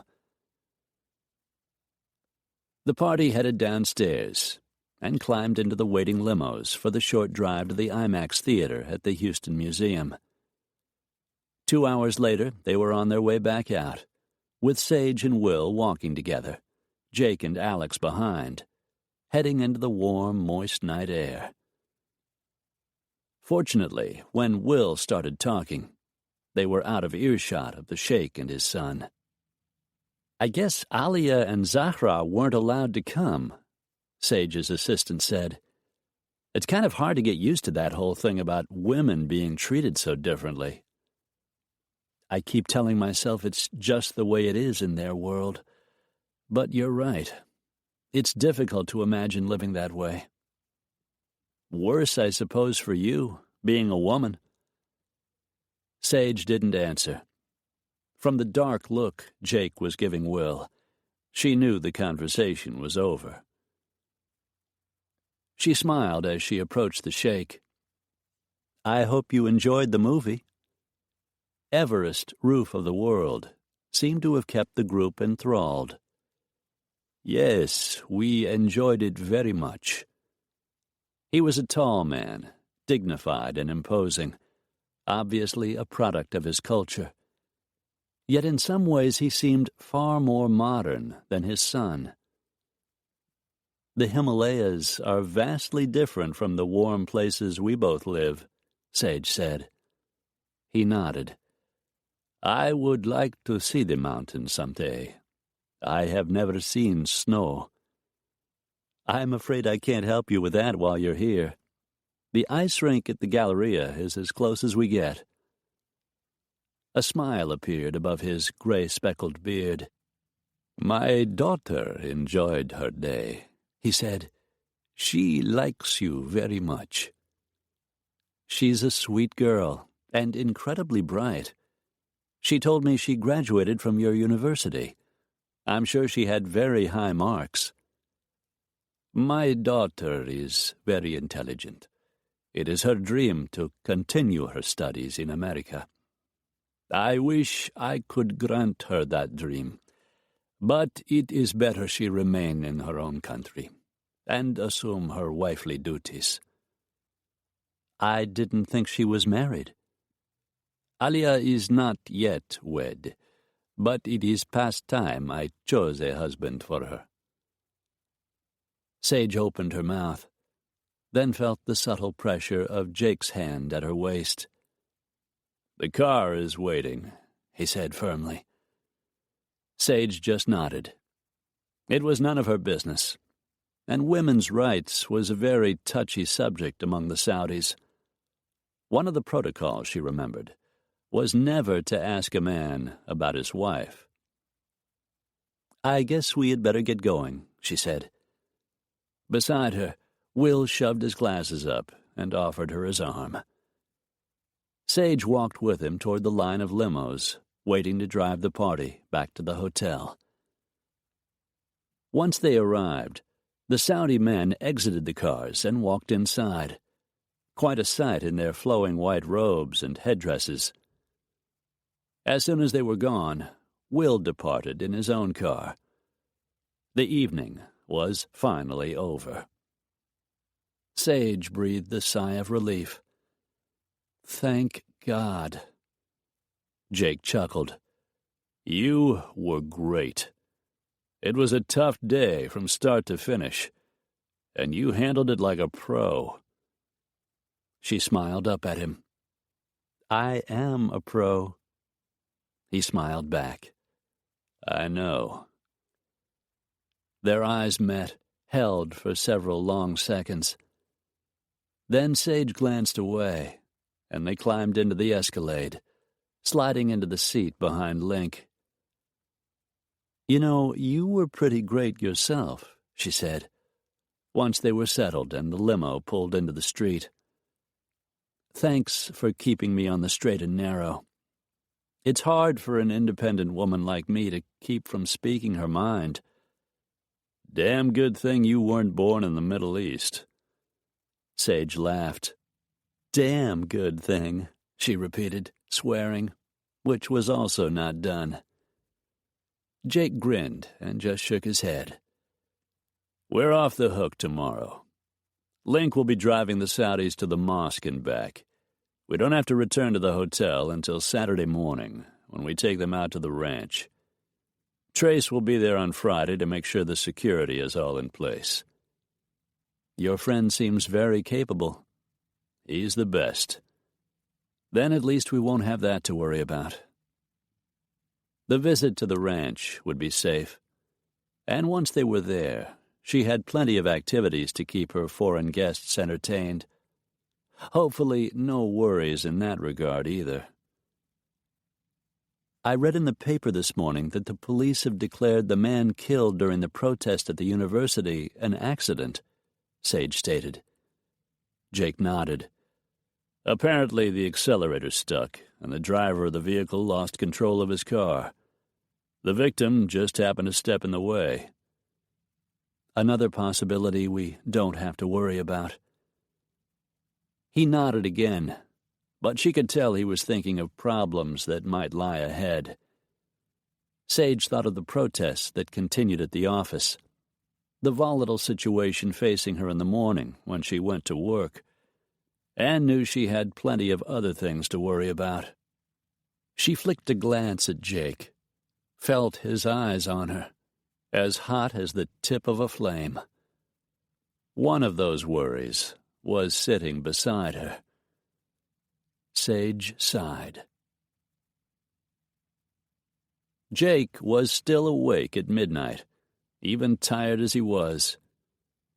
Cicadas hummed in the trees outside his bedroom window, and a slice of moonlight filtered in between the curtains.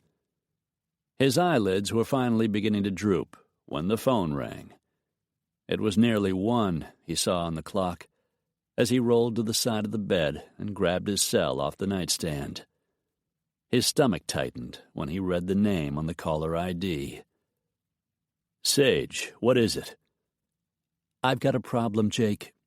I know you don't want me going out by myself, so I'm calling to tell you I'm leaving my apartment. Roshan and his cousin are down at Galaxy, causing trouble. The owner, Joey Romero, is a friend of mine. I guess he read about the Saudi visit in the newspapers and called to tell me what was happening. He says if I don't get Roshan out of there, he's going to phone the police." "Just stay there and I'll come get you. We'll go down together." "There isn't time, Jake. Just meet me there." "No way. I don't want you going—" The phone went dead, and Jake cursed. He grabbed a pair of jeans and pulled them on, clipped his holster to his belt, grabbed his Heckler & Koch and shoved it in place, then dragged a clean, dark green T-shirt over his head to cover the weapon. Tying the laces on a pair of low-topped leather boots, he headed for the door. Galaxy was a posh nightclub near the Galleria. It wouldn't take Sage long to get there. Damn woman. Jake had thought she'd learned her lesson at the restaurant. His jaw hardened. Sage Dumont was a handful, just as he'd figured from the start. And it was his job to make sure she didn't get hurt. This late at night, it didn't take him long to reach his destination. As he pulled his Jeep up to the valet in front, Jake spotted Sage's silver Mercedes parked in the lot. He handed the kid a 20. "Keep her close by and leave the keys in the ignition." The valet eyed the wide tires and chrome wheels and grinned. "No problem." Jake strode toward the heavy-set black bouncer working the door. "Your boss called about a problem," Jake said. "I'm protection for Sage Dumont. She just went inside. I talked to her. She told me you were coming. Go on in." At least she had eased the way for him to get into the club, and so far it didn't look as if she'd caused any trouble. Music throbbed as Jake stepped onto the stainless steel floor in the entry. The place was slick and modern, with lots of brushed chrome and dark wood. Mauve and blue lights gleamed beneath the black granite bar and along the walls, and the ceiling twinkled with tiny white lights. The dance floor was also stainless, and crowded with people gyrating to a hip-hop beat. There was a bank of padded booths along one wall, and Jake headed in that direction. As he drew near, he spotted Sage speaking to a group of men, none of whom were wearing Saudi robes. Roshan sat in the middle, a blonde on one side, a redhead on the other. His cousin Kadim sat in the booth, along with Roshan's 2 bodyguards. Empty champagne bottles and broken martini glasses littered the table, though clearly the bodyguards weren't drinking. Sage stood next to a good-looking, dark-haired man. The owner, Joey Romero, Jake figured. They were trying to talk to Roshan, but the anger in the kid's pretty boy face, the tight lips and dark scowl, said he wasn't listening. "You need to go back to the hotel, Roshan," Sage was saying. "Go away and leave me alone. You have no business here." He scoffed. "You American women, you're badly in need of discipline." The blonde on his left giggled. "You can discipline me, Roshan. I'd love a good hard spanking." He looked down at her, his eyes dark and hungry. "You will please me greatly, I think." "Look, we don't want any trouble," Romero said. You've broken a half-dozen glasses and nearly hit someone with an empty champagne bottle. Either you do as Ms. Dumont asks, or I'm calling the police. I will pay you well for damages. As for the police, I have diplomatic immunity. There is nothing you can do." "That isn't exactly true," Sage said. "This is America, and property rights here are protected. At best, the police will escort you out. At worst, your family attorney will have to appear at the police station to prove your diplomatic status." Jake's voice came out low and soft. "You need to do as Mr. Romero asks," he said, leaving Sage out of it, since she was a woman, and although she was right, the last person Roshan would listen to. "Your father has a big day tomorrow, and he'll expect you to be at your best." What he didn't say was, "There's something I can do, you little bastard. I can haul your ass outside and knock the crap out of you." But he wouldn't. He was on the job. Sage was trying to negotiate an extremely important deal, and she didn't need the son being openly hostile toward her. Roshan tipped up the bottle of Dom Perignon he gripped by the neck and took a swig of the expensive champagne. "Go away. Your father know you're here." The second mention of the sheikh had the effect Jake intended. "My father does not run my life." But Roshan stood up in the booth, swaying a little on his feet, and dragged the blonde up with him. "You are fortunate. I grow bored with this place, and I am in need of a woman." He turned to his companion. "Come, we will see how well you can please me." The blonde giggled. Sage opened her mouth to say something, but Jake caught her arm, and she fell silent. "I've got a limo waiting out front," Romano said. "I've instructed the driver to take you wherever you want to go." Roshan ignored him and started for the door. His cousin fell in behind, the redhead latching onto his arm. They were followed by Mutt and Jeff, the names Jake had given the bodyguards. "I didn't think they drank," Sage said, staring after them as they made their way toward the door. "Roshan is clearly not his father. And he's married. In fact, from what I read about the family, he has 3 wives. Doesn't matter. He's a man, and the rules for them are different." And since the men all had separate rooms on the 20th floor, getting the blonde and redhead in and out wouldn't be much of a problem. "I realize that, but still." Jake cast her a glance.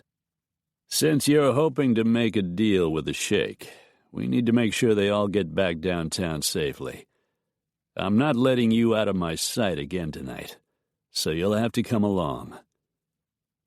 Sage sighed. She was dressed in a pair of faded jeans and a T-shirt, and looked tired, and just plain beautiful. "I'm disliking Roshan more and more," she muttered. Jake chuckled. "How would you like to be married to him?" Sage just rolled her eyes. Chapter 11. The sun blazed down on the pastures of the Double D Ranch, with only a few stray clouds floating in the clear blue sky. The air, heavy with humidity, hung over the lush green fields, but the heat was bearable this morning, and the Saudis didn't seem to mind. As they had planned, Ian was there to greet the guests when they walked into the big Spanish-style house. He was head of marine drilling, but today he was merely Sage's grandfather, the head of the Dumont family, nothing more. Ian's thick silver hair glinted as he extended a hand to the sheikh.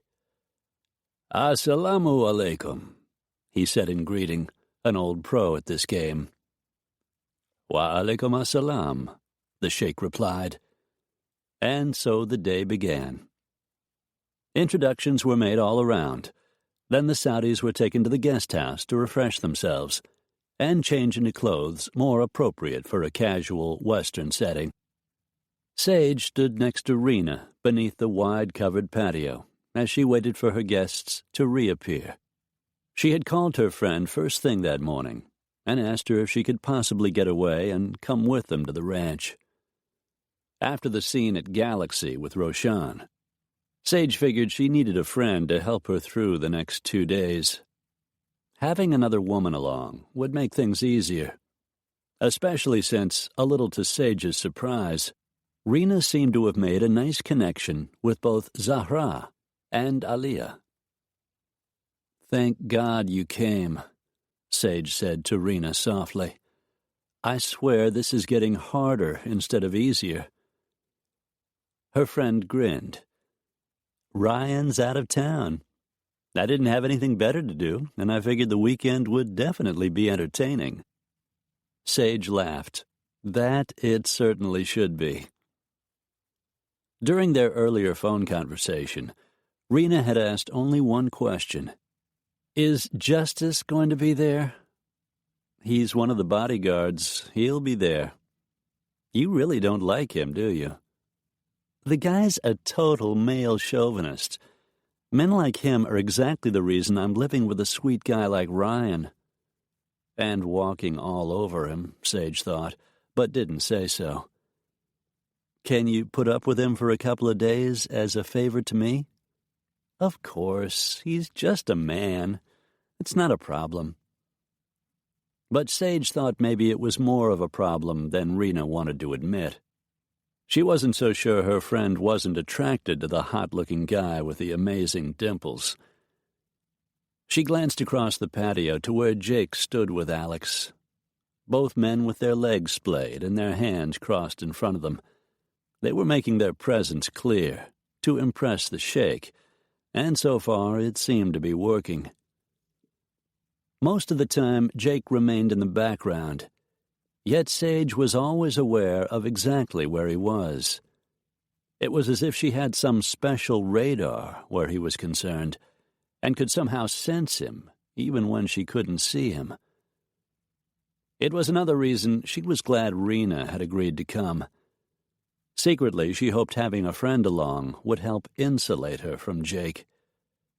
She cast him a sideways glance, felt those sky-blue eyes on her, felt the current instantly swirl between them, and tore her gaze away.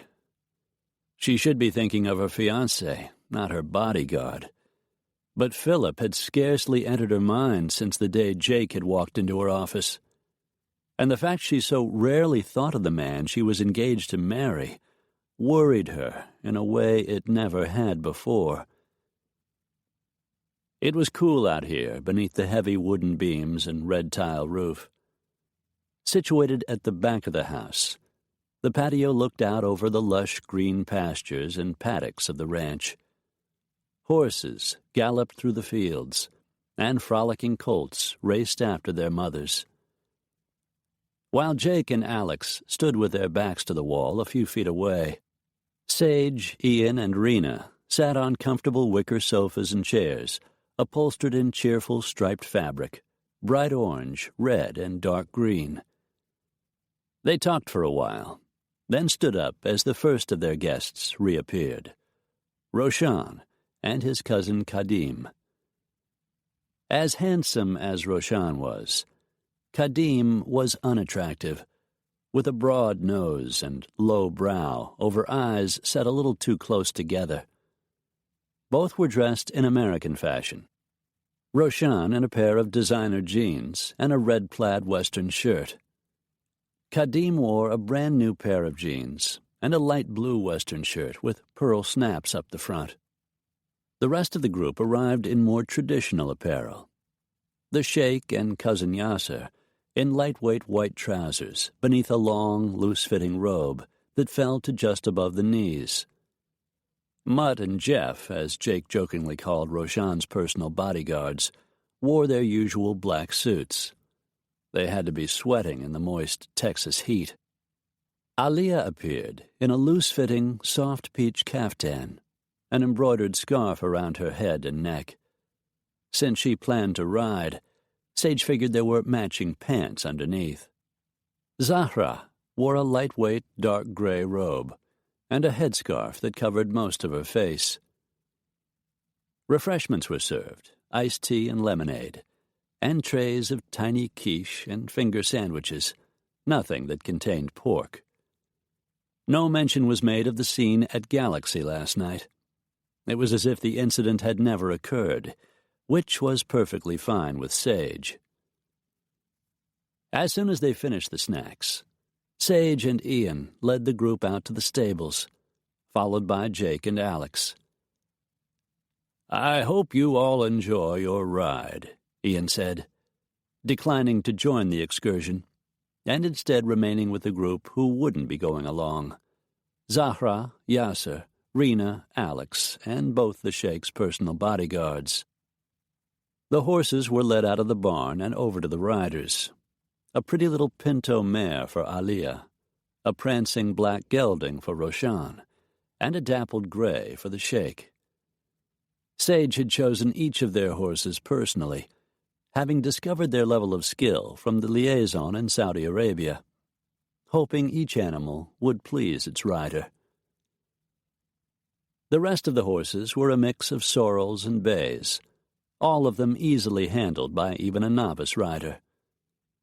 Sage rode Sunrise, the Palomino mare she had received from her grandfather as a colt for her 18th birthday. Sunny was perfectly trained for trail riding, and in her earlier days had won medals as one of the finest cutting horses in Texas. Sage looked around for Jake, who, of course, had insisted on coming along.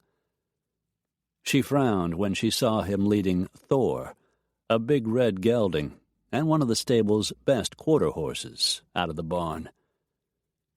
Sage led Sunny toward him, the mare's hooves clopping against the hard-packed earth. "I asked Jimmy to saddle Buster for you. He's easy to handle." Jake shrugged. "He was a little on the small side for me. Jimmy thought Thor might work better. Thor's a great horse, but he can be a little cantankerous at first. I thought maybe he'll settle down."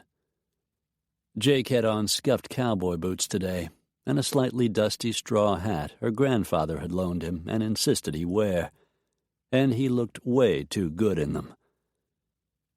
Sage frowned as he shoved a boot into the stirrup and swung up into the saddle with an ease she didn't expect.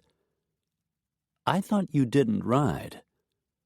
"I said I didn't ride unless I had to, not that I didn't know how." He settled himself in the saddle, stretched his long legs out in front of him, stood up to test the length of the stirrups, seemed satisfied they were the right fit. "Some of the places I've worked, horseback is the only way you can get around." "Where was that?" "South America, mostly.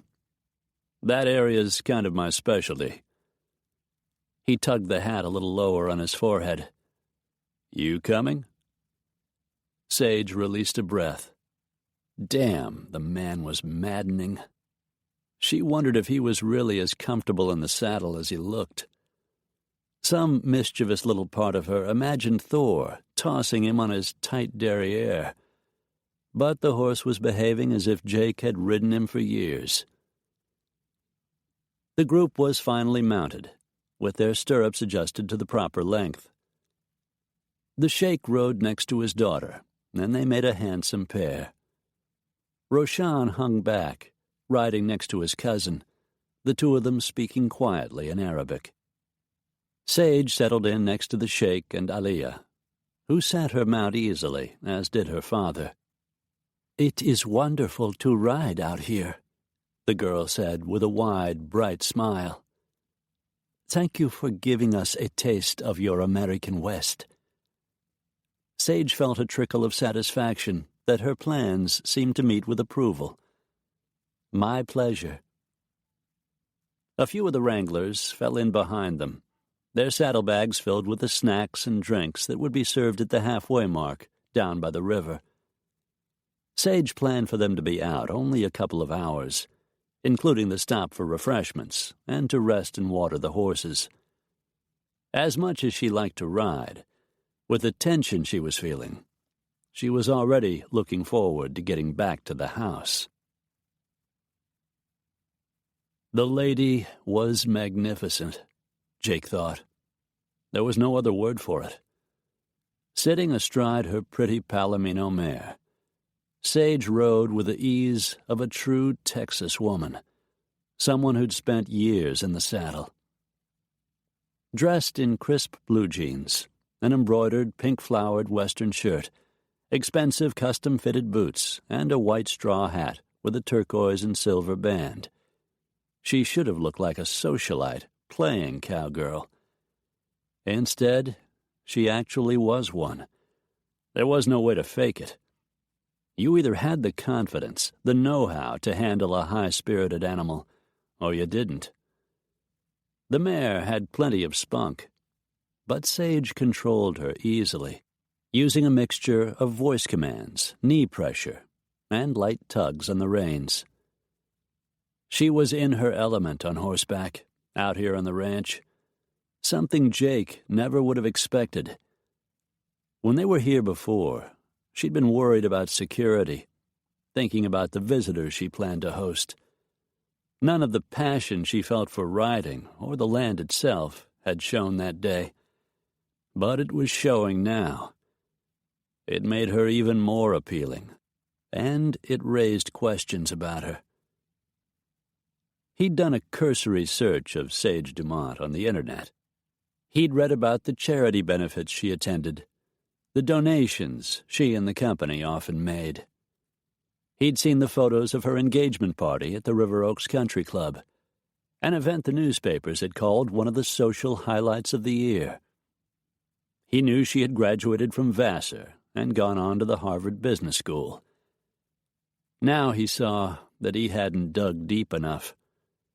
Some piece of the puzzle was missing, some element that had made her the woman she was today, and he wanted to know what it was. Jake rode behind Sage. Trace had done a good job of upgrading the alarm system and adding perimeter sensing devices, but 2,500 acres was a lot of ground. Jake kept his eyes open, scanning the area they rode through for any sign of trouble, and hoped for the next 2 days he wouldn't find any. Alex had purposely stayed behind at the ranch house. As head of the Dumont clan, Ian could also be a target, or any of the guests, since it was clear now that there were people who didn't want this deal with the Saudis to go through. As the hours slipped past, the sun beat down hotter and brighter, and the horses began to sweat. Jake hadn't ridden in a few years, and the inside of his thighs were beginning to ache. He was glad it would soon be time for a rest stop. He spotted the lunch site, just as Roshan and Kadim broke into an impromptu race. Their horses' hooves thundered against the ground, flinging up dirt. Both men obviously excellent riders. The race ended on the banks of the Brazos, with Roshan in the lead. Jake figured Kadim was smart enough to let him win. They rested in the shade down by the water, seated on granite boulders under the spreading branches of an ancient oak tree. An array of snacks were laid out on an old picnic table that looked like it had been there for years, though it was covered today with a white linen cloth. They drank ice water and lemonade with the food, explored the banks of the river, then prepared for the ride back to the ranch. Jake made a brief reconnaissance of the area as the group remounted. Roshan and Kadim ended up riding just ahead of him, off to one side. Jake caught snippets of laughter as the men talked about their evening at Galaxy, and the women who had spent the night in their beds. Roshan said he had given the woman what she wanted. He said he had tried to pay her afterward, but she'd refused the money. "Stupid American woman," was the rough translation of what he said. As Thor moved steadily beneath him, cutting through the high green grasses, Jake focused on scanning the landscape, looking for anything out of place. All he saw were lush fields, scattered with low, leafy trees and the occasional live oak. A deer darted out of the bushes next to a meandering creek, and the women pointed and laughed. Roshan and Kadim were still talking. Jake's memory of Arabic was slowly returning, the words getting clearer in his head. The conversation drifted. He was mostly ignoring the pair, until he caught a couple of words that put him on alert. Money, shipment, and then a reference to narcotics. Jake told himself he was mistaken. He had just misunderstood. He hadn't used the language in a while, and he had never been completely fluent, though he'd been able to communicate fairly well. He started listening closer, paying more attention. The words shipment and arrival came up, this time with the added information that the delivery would be soon, and that there would be plenty of money. Money and plenty. Flus and Karnalkatra, a reference to the Horn of Plenty. That was what Kadim had said. There was no mistake. He and the Sheikh's son were involved in something, and it didn't sound good. Jake had caught the word for drugs only one time, so he couldn't be sure. But he had a feeling he'd heard right. And whatever Roshan was doing, he was doing it, right under their noses. Jake's jaw tightened, as if Sage didn't have enough trouble already. He softly cursed. "So I guess you're not much of a cowboy," Rena said to Alex, who stood on the patio with his back to the wall, looking out at the riders approaching across a broad green pasture. Alex's blue eyes turned in her direction, ran over her head to toe, and his mouth curved up. "Guess it depends on what kind of riding we're talking about." Rena's face heated. She couldn't believe it. A man hadn't made her blush in years. She ignored a ripple of irritation. "Sage says you're a pilot. What kind of planes do you fly?" "Pretty much anything with wings. Since I've come to Houston, mostly I've been flying choppers, kind of double duty. Getting the client where he wants to go, then protecting him once he gets there." "You don't look much like a bodyguard." "Mostly, I'm a PI." She glanced at him in question. "Private investigator?" "That's right." "I see." "Yeah?" Those blue eyes assessed her. "What exactly is it you think you see?" She stiffened. There was something in his tone. Just the way his mouth lifted at the corners when he looked at her made her mad. "I see a smart-ass flyboy who thinks he's brighter than everyone else, and especially me. But he would be wrong about that." Alex's dark blonde eyebrows went up. "That's so?" "Yes." "Actually, I think you're a damned intelligent woman. A little too sassy. Maybe a little too smart for your own good. That's the reason I make you mad. I'm a man, the kind a woman like you needs, but won't let through the door. You're afraid of a guy who takes charge, afraid of giving up control." She started to open her mouth, tell him where he could stick his ridiculous notions, when the door opened, and Ian walked out on the patio. "Ah, there you two are. I thought I'd better let you know our visitors have returned." For Ian's sake, Rena pulled in her claws and pasted on a smile. "Then we had better go and greet them." She walked over and took Ian's arm, flashed Alex a final haughty glance, and floated past him into the house. Men. What did Alex Justice know about the kind of man she needed?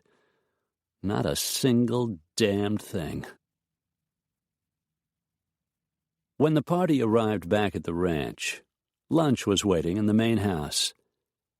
While the guests retired to their quarters to shower and change before the meal, Jake followed Sage into a sunny salon off the living room, a room filled with green plants, Spanish antiques, and shelves full of leather-bound books. "I think your guests enjoyed themselves," he said, easing into the subject he needed to broach. "So far, so good." Sage tossed her straw cowboy hat onto one of the tables and ran her fingers through her hair, lifting it away from the nape of her neck, exposing the smooth, pale skin there. Jake felt a surge of heat. "What's next on the schedule?" he asked. "Lunch, then a nap for those who want one. A barbecue this evening." "With entertainment, as I recall." "That's right. The Brazos Boys." They were a local country band. Jake had vetted them to make sure they wouldn't be a problem. They were well respected in the area, not known for making trouble. "Tomorrow morning, before it gets hot, we'll be trap shooting," Sage said. "The Sheikh and Roshan enjoy a similar sport in their country, and my grandfather loves it." Jake had checked out the range. The setup looked secure. "Ian's a good man." Sage smiled. "He kept everyone entertained while we were gone." "And Alex and Rena from sniping at each other." "As much as possible," she said. "You noticed, I guess." "He likes her. He wouldn't give her such a bad time if he didn't." Sage laughed. "Well, she doesn't like him. She thinks he's a male chauvinist." "He is, but she likes him just fine." Sage cocked an eyebrow. "Even if you're right, and I'm not convinced, it couldn't go anywhere. Rena's not into macho men."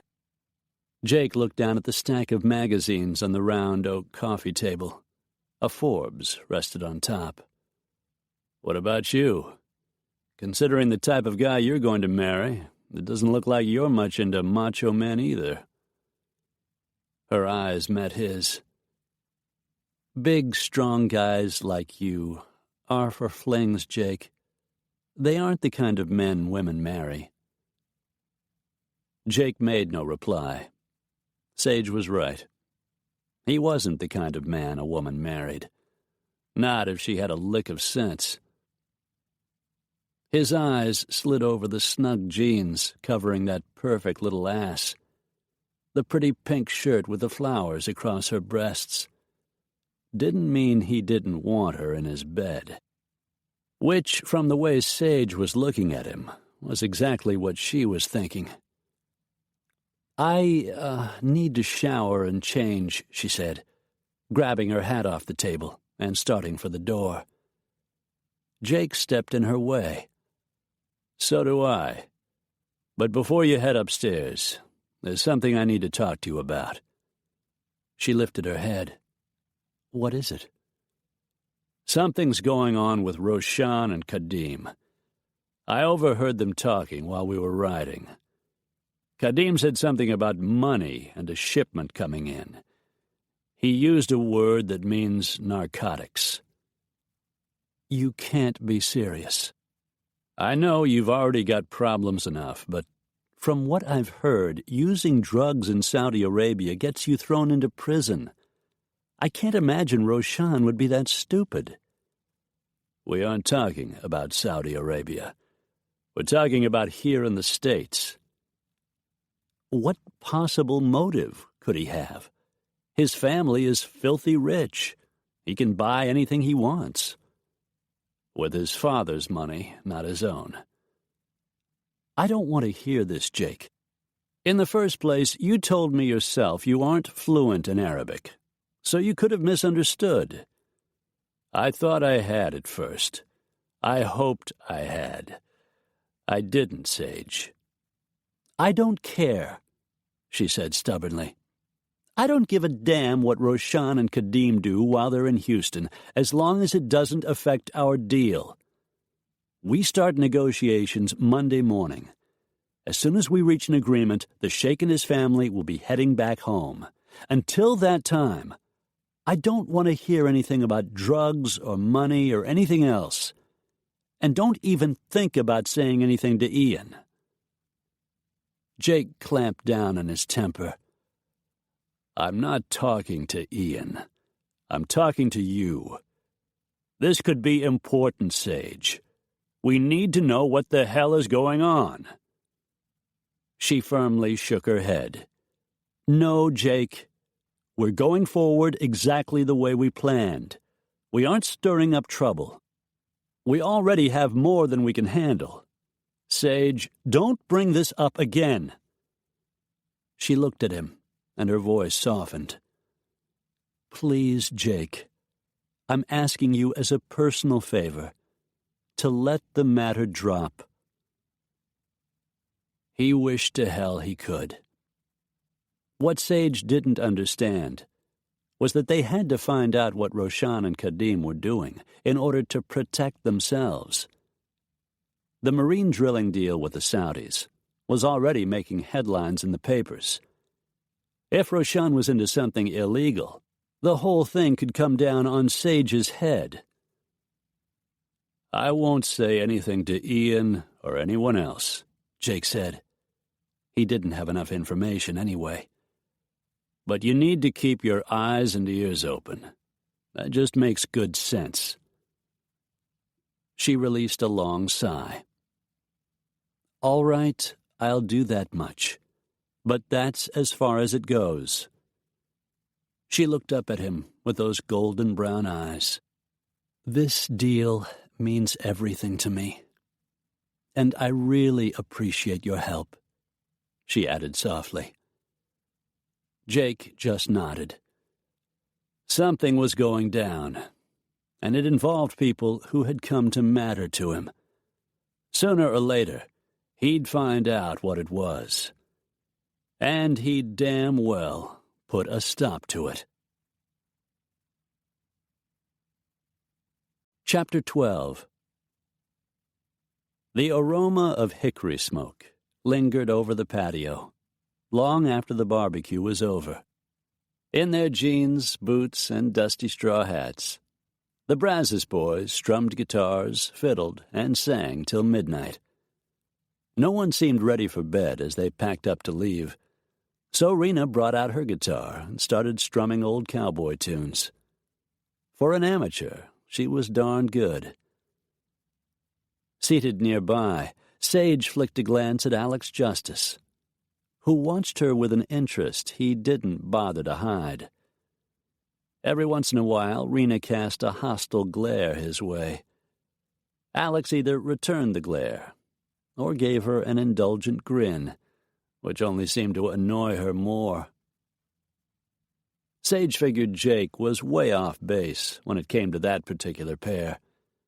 They weren't able to get along for an hour, let alone time enough to develop any kind of relationship. Though the heat they generated as they eyed each other might make for a wild night in bed. As Rena finished a soft country ballad, Sage glanced up to see Sheikh Khalid rise from his chair. He was once again dressed in a long white robe and headdress. As he drew near, his lips curved faintly behind his beard. Sage rose to greet him. Sheikh Khalid, my family and I wish to thank you for a very interesting evening, he said. My son Roshan and his cousin Kadim have been to America a number of times, so they are familiar with your Western music. But it is new for the rest of us. My daughter Aliyah particularly enjoyed it. A barbecue with country music is kind of a Texas tradition. I'm glad you found it entertaining." He nodded. "Your grandfather and I talked about the shooting match to be held in the morning. We both look forward to testing our skills. I am certain my son will as well." "Good. I also look forward to it." "Then it is time for us to leave. Masa al-Khair. I bid you good evening." "Masa al-Nur," she said in reply, silently thanking Jake for teaching her the words. She watched the sheikh lean down to speak to his daughter. In a pale blue caftan, with sparkling silver beads in the front, Aliyah rose gracefully, along with Zahra, who, as usual, was gowned in black. As they left the patio, Yasser, who was perhaps a few years younger than his cousin the sheikh, a man in his late 40s, fell in behind them. Sage had spoken to Yasser a couple times today. He was shorter than the other Saudi men, a little heavier, but he had a ready smile, laughed more frequently, and seemed much more easygoing. It was clear he had a close friendship with the sheikh. The group headed off toward the guest house, followed by the sheikh's bodyguards. Roshan and Kadim had already left with the other two bodyguards. So for Sage, the evening was over. Even Rena had packed away her guitar and slipped quietly off to her room upstairs. Finally able to let down her guard, Sage dropped onto the brightly striped wicker sofa, giving in to a wave of exhaustion. When she turned her head, she saw Jake watching her with those amazing blue eyes. As tired as she was, her heartbeat kicked up. He strode over and sat beside her. "Your guests were extremely impressed," he said. He was wearing jeans and a loose-fitting pale blue knit shirt. She was used to seeing the gun hidden at his waist. She wished he didn't look so damned attractive. "You did everything just right," he added. Sage smiled. It was a good day. His return smile made her pulse beat even faster. "You didn't think you would enjoy yourself," he said, "but you did." "That's true. I haven't ridden in a while. Too long, really. When I was younger, Ian and I spent every weekend out here. He raised cutting horses back then, some of the best in the country. I used to compete." "You're a damned fine rider. Now I know why. You have to be good just to stay in the saddle of a well-trained cutting horse." "I love to ride. I'm hoping, once my career gets further along, I'll be able to raise some horses of my own." "You mean out here? You're part owner of the ranch." It wasn't a question. "How did you know?" "The name on the gate, Double D. Had to be Ian and your father, or Ian and you. Since neither of you ever mention your dad, I figured it had to be you." Sage looked at Jake. She rarely talked about the past, and yet the words came spilling out. "My mother ran away from my father when I was 4 years old. When I got older, she told me he was abusive. She never said he beat her or anything like that, but living with him must have been really bad. She wasn't his equal socially, and he never let her forget it. I think he destroyed her self-esteem. I know she was wildly unhappy." "Do you remember any of it?" "I remember being scared of him as a child." "What happened?" "My mother told me she left him one night after they'd had a big fight. She just bundled me up and took off for Chicago. She went underground, completely disappeared. If Lewis had found her, he would have taken me away from her, There was no question of that. He never found us. I'm not sure he tried very hard. Your mother was married to a very wealthy man. She must have been used to the finer things in life. How did she take care of you without your father's financial support? She wasn't rich before she married him. My mother was beautiful. I guess that's why he married her.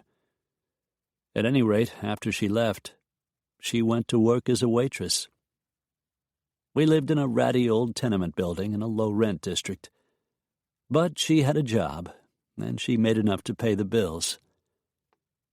As I look back on it, I realize in her own way she was happy. It meant a lot to her, I think, being able to take care of me. What about you? Were you happy? I went to school in the neighborhood, made friends there. I knew we didn't have any money, but neither did anybody else. Mom loved me, and yes, I was happy. I'm guessing it was your grandfather who finally found you. She nodded. I was 12 when my father died in a car accident. My grandfather started looking for us the day he was buried. He hired detectives. One of them tracked us down, and Ian flew out to Chicago to convince my mother to come back to Texas and live with him.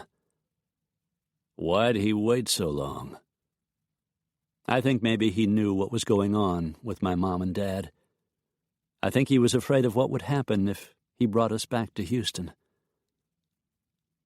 Thinking of those days, Sage felt a tightening in her throat. She had dealt with all this a long time ago, moved on with her life. Still, the pain was there.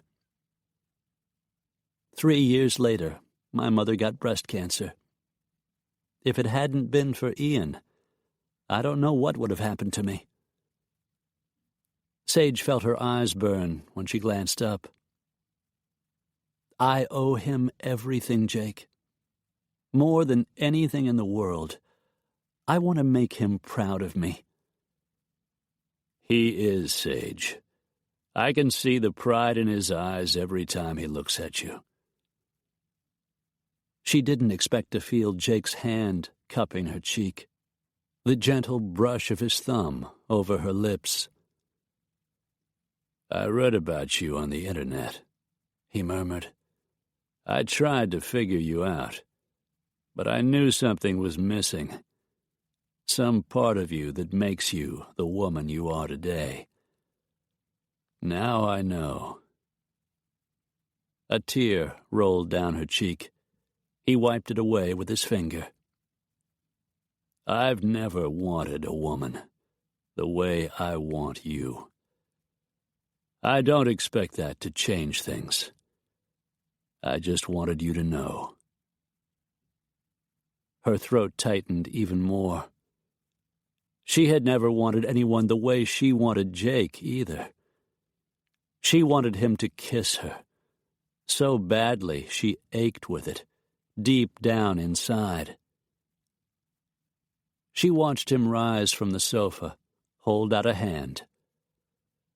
Time to go in, he said a little gruffly. Sage took the hand he offered, and they walked into the house. Jake said nothing had changed. But something had changed. In the matter of a heartbeat, everything she wanted, everything she had worked for, seemed unimportant. Only one thing mattered, and that was being with Jake. It was mostly physical attraction, she was sure. A little caring tossed into the mix, a little respect. But whatever she felt, it wasn't going away. That her need for Jake affected her so profoundly meant she had to deal with it before she could get on with her life. She had waited, wanting to be certain. Now she knew for sure what she had to do. It was a hot Texas morning. Not a cloud in a sky so blue it hurt your eyes. Jake loved it. Loved the smell of damp grass in the air and the wind in his face. Loved the green open spaces and watching the horses gallop across the fields. He was standing behind the group that had gathered at the range for the trap shooting match. The day was quickly warming, so most of them had dressed comfortably. Since he'd been at the ranch, Jake had been wearing jeans and loose-fitting short-sleeved shirts. He pitied the 4 Saudi guards, who braved the heat in their tailored black suits. Roshan and Kadim wore jeans. The others wore lightweight robes. The women sat in the shade of a lean-to, built in a safe place behind the shooting range, a spot for visitors to watch and stay out of the sun. 4 of the 5 participants took their places: Ian and Sheikh Khalid, Roshan and Kadim. Jake blinked when Yasser turned and made his way toward the lean-to join the observers. Instead, Sage put on her ear protection, shoved on a pair of shooting glasses, picked up a shotgun from the rack, and walked over to the 5th position. Jake shook his head. The lady continued to amaze him. He fixed his attention on the match. In trap, the participants stood in an arc behind the trap house, firing at 25 targets, 5 from each of 5 stations in rotation. The match officially began. Jake watched Ian position his shotgun against his shoulder, getting ready for a clay pigeon to be released. "Pull!" he shouted as he sighted down the barrel. The red disc flew into the sky, and Ian squeezed the trigger, the blast echoing, buckshot shattering the disc, sending broken shards careening into the air. Roshan had a turn, then Kadim. Roshan hit the target. His cousin missed. Jake watched as Sage rested her shotgun against her shoulder, pressed the stock against her cheek. "Pull!" she shouted, then neatly blasted the red disc into 1,000 pieces. The match continued. By the time they had finished the round, Sheikh Khalid and Ian were tied for the lead. Sage and Roshan tied for second. Jake almost smiled. No way was Sage going to beat the arrogant little bastard.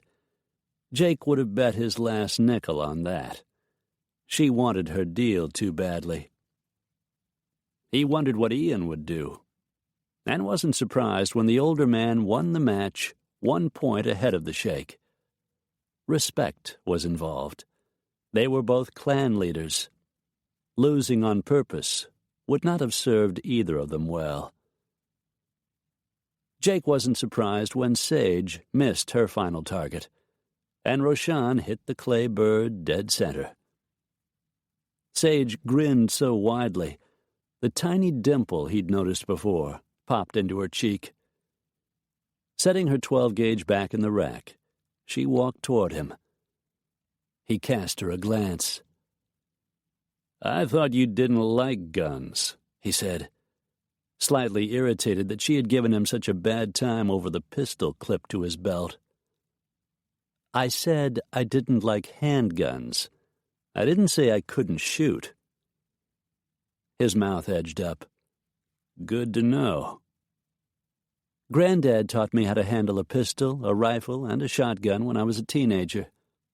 I keep a .38 Colt revolver locked in my apartment, but I won't use it." "Not unless you have to," he said, just to see what she'd say. "That's right. Not unless I have to." Jake grinned. The observers had moved out from under the lean-to and joined the others in an area a little ways from the trap machine. "Come over here a minute, will you, Jake?" He followed the sound of Ian's voice. "Yes, sir." When he reached the silver-haired man, Ian handed him a rifle. Jake looked it over. A beautiful Remington 700 .308, with a hand-carved inlaid hardwood stock and a powerful loopholed Mark IV scope. "You shoot long distance, right?" "I guess you could say that." When he'd been in Marine Special Forces, he'd been a sniper. With the right weapon, he could hit a target a mile away. Ian turned as his ranch foreman approached them. A guy named Chico Munoz, whom Jake had met when he'd been out to the ranch before. Hispanic, his skin burned a dark chestnut from his years in the sun, his face weathered and lined beneath his battered straw cowboy hat. "You got that target in place?"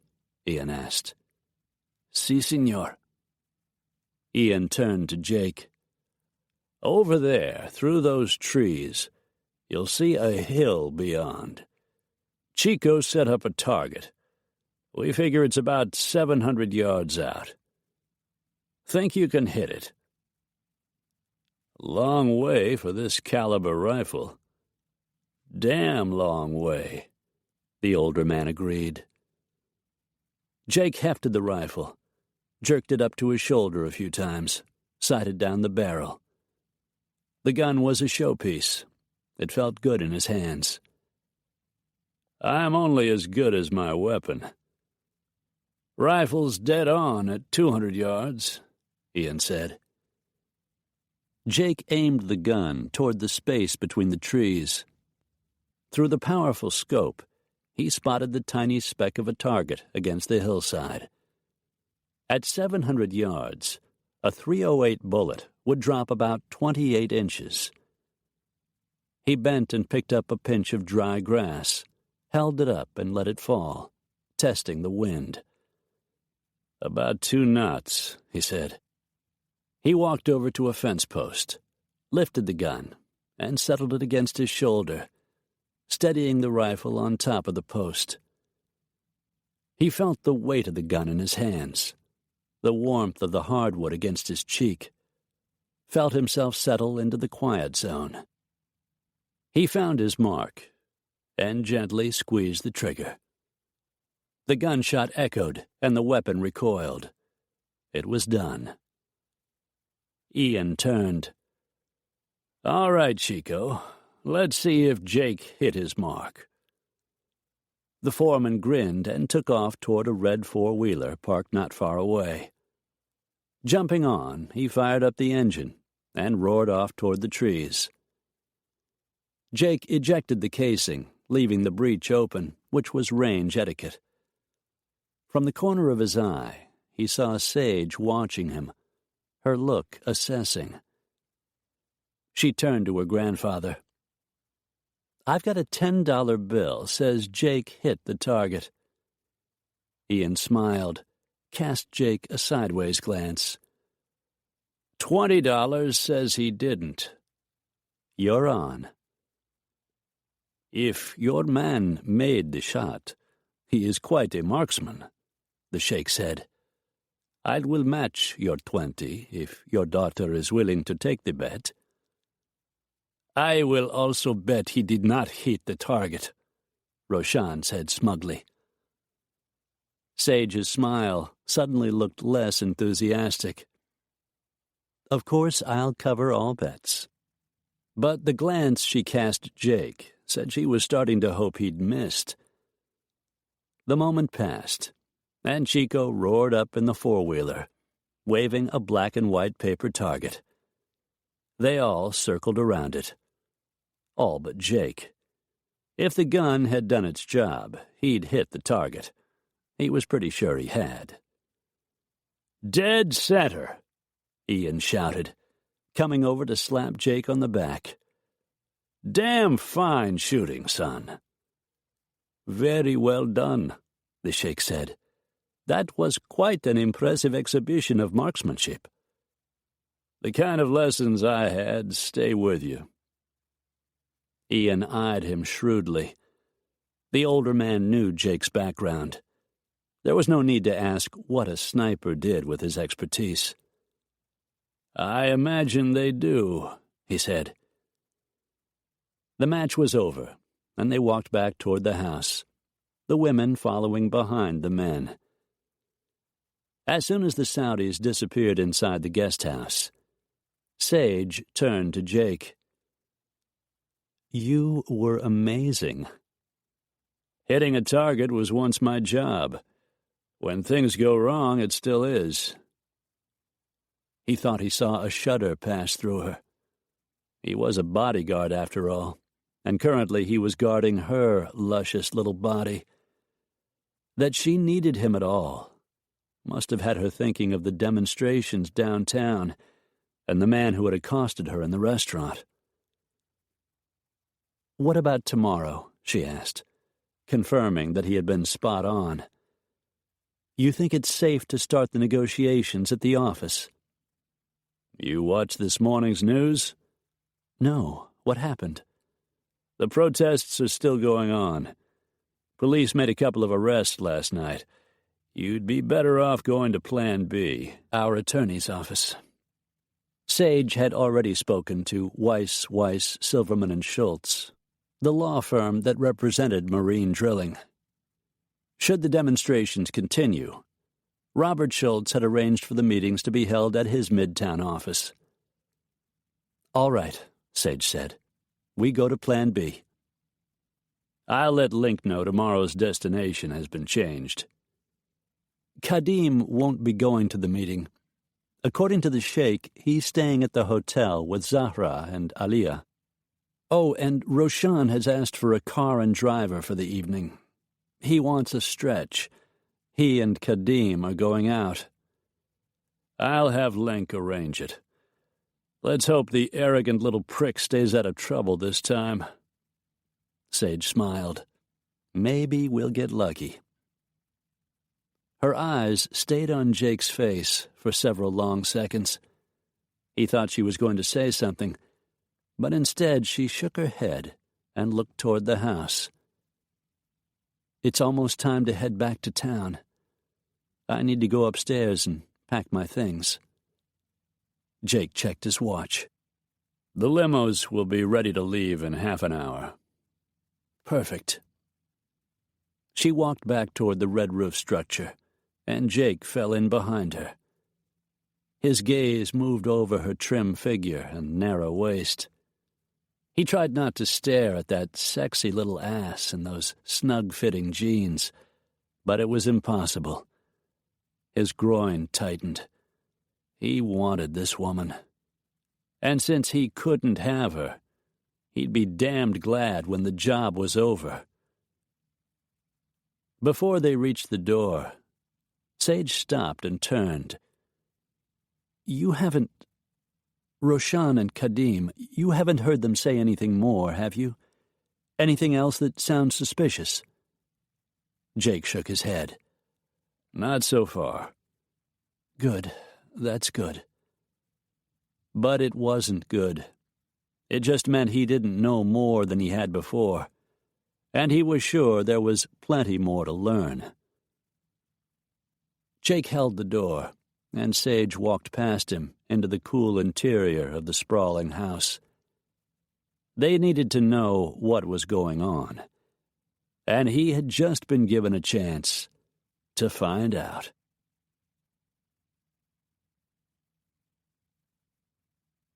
Chapter 13. It was late Sunday night, and Sage was back in her apartment. She had taken a long, hot shower and shampooed her hair. Now she paced the floor in her white terry-cloth robe. Before Jake had brought her upstairs and checked the apartment, he had spoken with security, found there'd been no unwelcome visitors outside, no one prowling the area who shouldn't be there. She was home at last, wishing she could relax. It wasn't going to happen. Out at the ranch, she had made an important decision, one that could determine the course of her life. It was time to implement that decision. She stared at the phone on the desk in her study, turned, paced a few steps, checked the clock for the 10,000th time. Midnight.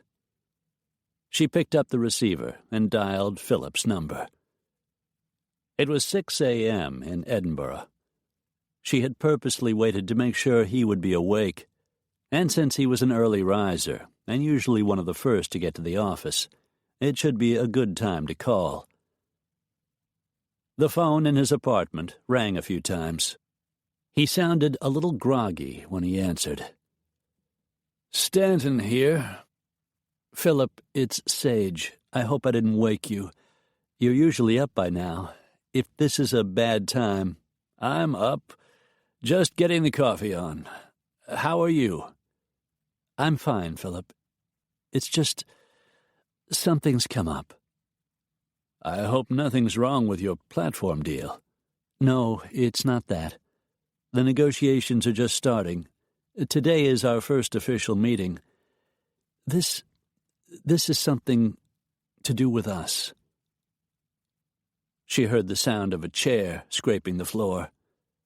Imagined him sitting down at the table in his kitchen. "What is it, Sage?"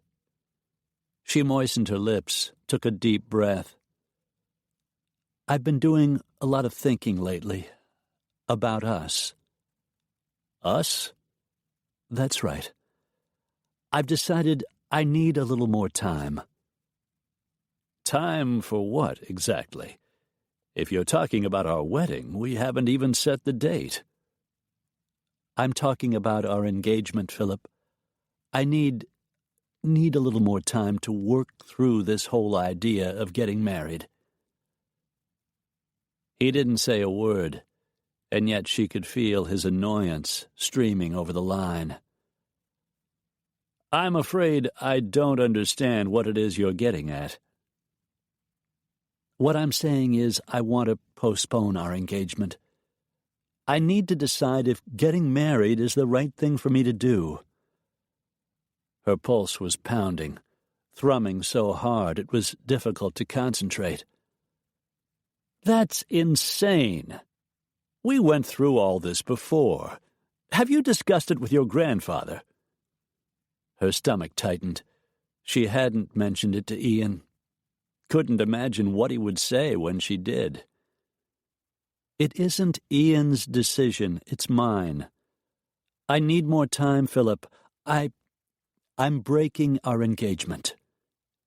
"You can't be serious." "I'm afraid I am." "It's this deal you're working on, darling. It's got you tied in knots. You need to pass it to someone else. Let Charles or Jonathan take the reins." She bristled at the mention of the other two VPs. "I'm not letting Charles or Jonathan take over my project." "This is a personal matter involving you and me. I need some time, Philip. A marriage between us won't work as long as I have doubts." "You didn't have doubts when I left." A long pause ensued. "Does this have something to do with that brute your grandfather hired? If that's it, Sage, you need to think this through very carefully." She swallowed, tried not to see Jake's image. "That's exactly what I'm trying to do, Philip," she replied, dodging the question. "I'm sorry I've upset you. But I've made my decision. I'm ending our engagement. Perhaps in time I'll be ready to think about the future, about marriage. When you come back to Houston, if you're still interested in a relationship, maybe we can talk things out. See how both of us feel." "That's nearly 2 months away, Sage." "I know. I'm hoping by then I'll be able to see things more clearly." Philip's voice thinned. "You're making a very bad decision, Sage. Sooner or later, you're going to regret it." "Perhaps I will. But this is something I have to do." His voice hardened. "All right, fine. From now on, I shall consider that both of us are free to do as we wish." The implied threat should have bothered her. What Philip might do, what she might do. Instead, she felt as if a weight had been lifted off her shoulders. That's only fair. Nothing about this is fair, Sage. I'm hoping you'll see that before it's too late. The line went dead. If Philip were a different man, she might have felt sorry for him. But their decision to marry had been based on friendship and practicality. Philip would be upset, even angry, but he wouldn't be hurting. Sage hung up the receiver. It was over. She wasn't exactly sure what she was feeling. Lighter, in a way, less burdened. Part of her worried about how to tell Ian, and what he would say when she did. Part of her was terrified she had made the wrong decision. She told herself she had time to reconsider. Philip wouldn't tell Ian, or at least she didn't think he would. He'd be certain she would rethink her decision, eventually come to her senses. Maybe she would. In the meantime, she would take things slowly. Just do what felt right. As she crossed to the kitchen sink and filled a glass with water, the exhaustion she had put on the back burner hit her again. She would worry about all this later. She had a big day tomorrow. Sage drank the water and trudged off to bed, hoping she'd be able to sleep, and trying to convince herself everything would work out. I need you to make a stop this morning, Jake said to Link as he climbed into the SUV the following morning. Atlas Security.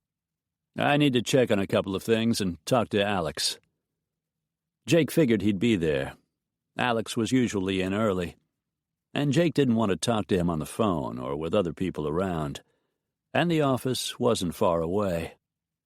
Annie was already there when he arrived, sitting behind the front desk, working on something at the computer. "So, you're still around," she said.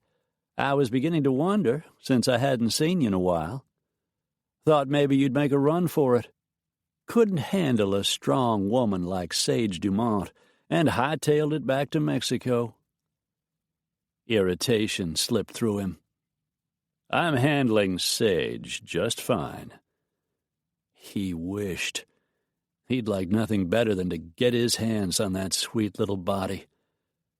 But after the conversation they'd had out at the ranch, and knowing now what she and her mother had suffered, he figured she didn't need the guilt she was bound to feel if she cheated on the man she was going to marry. And if she did, Jake knew he wouldn't like it one damned bit when she was back in Philip's bed. "Alex in?" "In the back, getting coffee." Annie's sour expression softened. "You look like you could use a cup yourself." She came out from behind the desk. "I made some brownies. You know how you like my brownies. Why don't I get you one? Might as well bring you some coffee, too." "Thanks, Annie." She might have a caustic tongue, but deep down she was a cream puff. He headed into the main part of the office. Alex was just walking out of the kitchen, carrying 2 cups of coffee. "I heard you come in." He handed one to Jake, who blew across the top and took a grateful sip. "Thanks." Annie appeared and handed him a brownie. A growing boy needs to keep up his strength. Jake and Alex both grinned, then walked over to Alex's desk and sat down. "What's up?" Alex asked.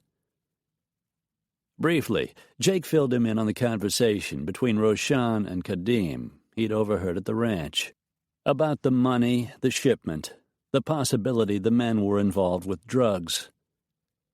"You sure you got it right?" Alex asked. "Been a while since you were over there." 90% certain. Need to be 100% before we go any further." Alex shook his head.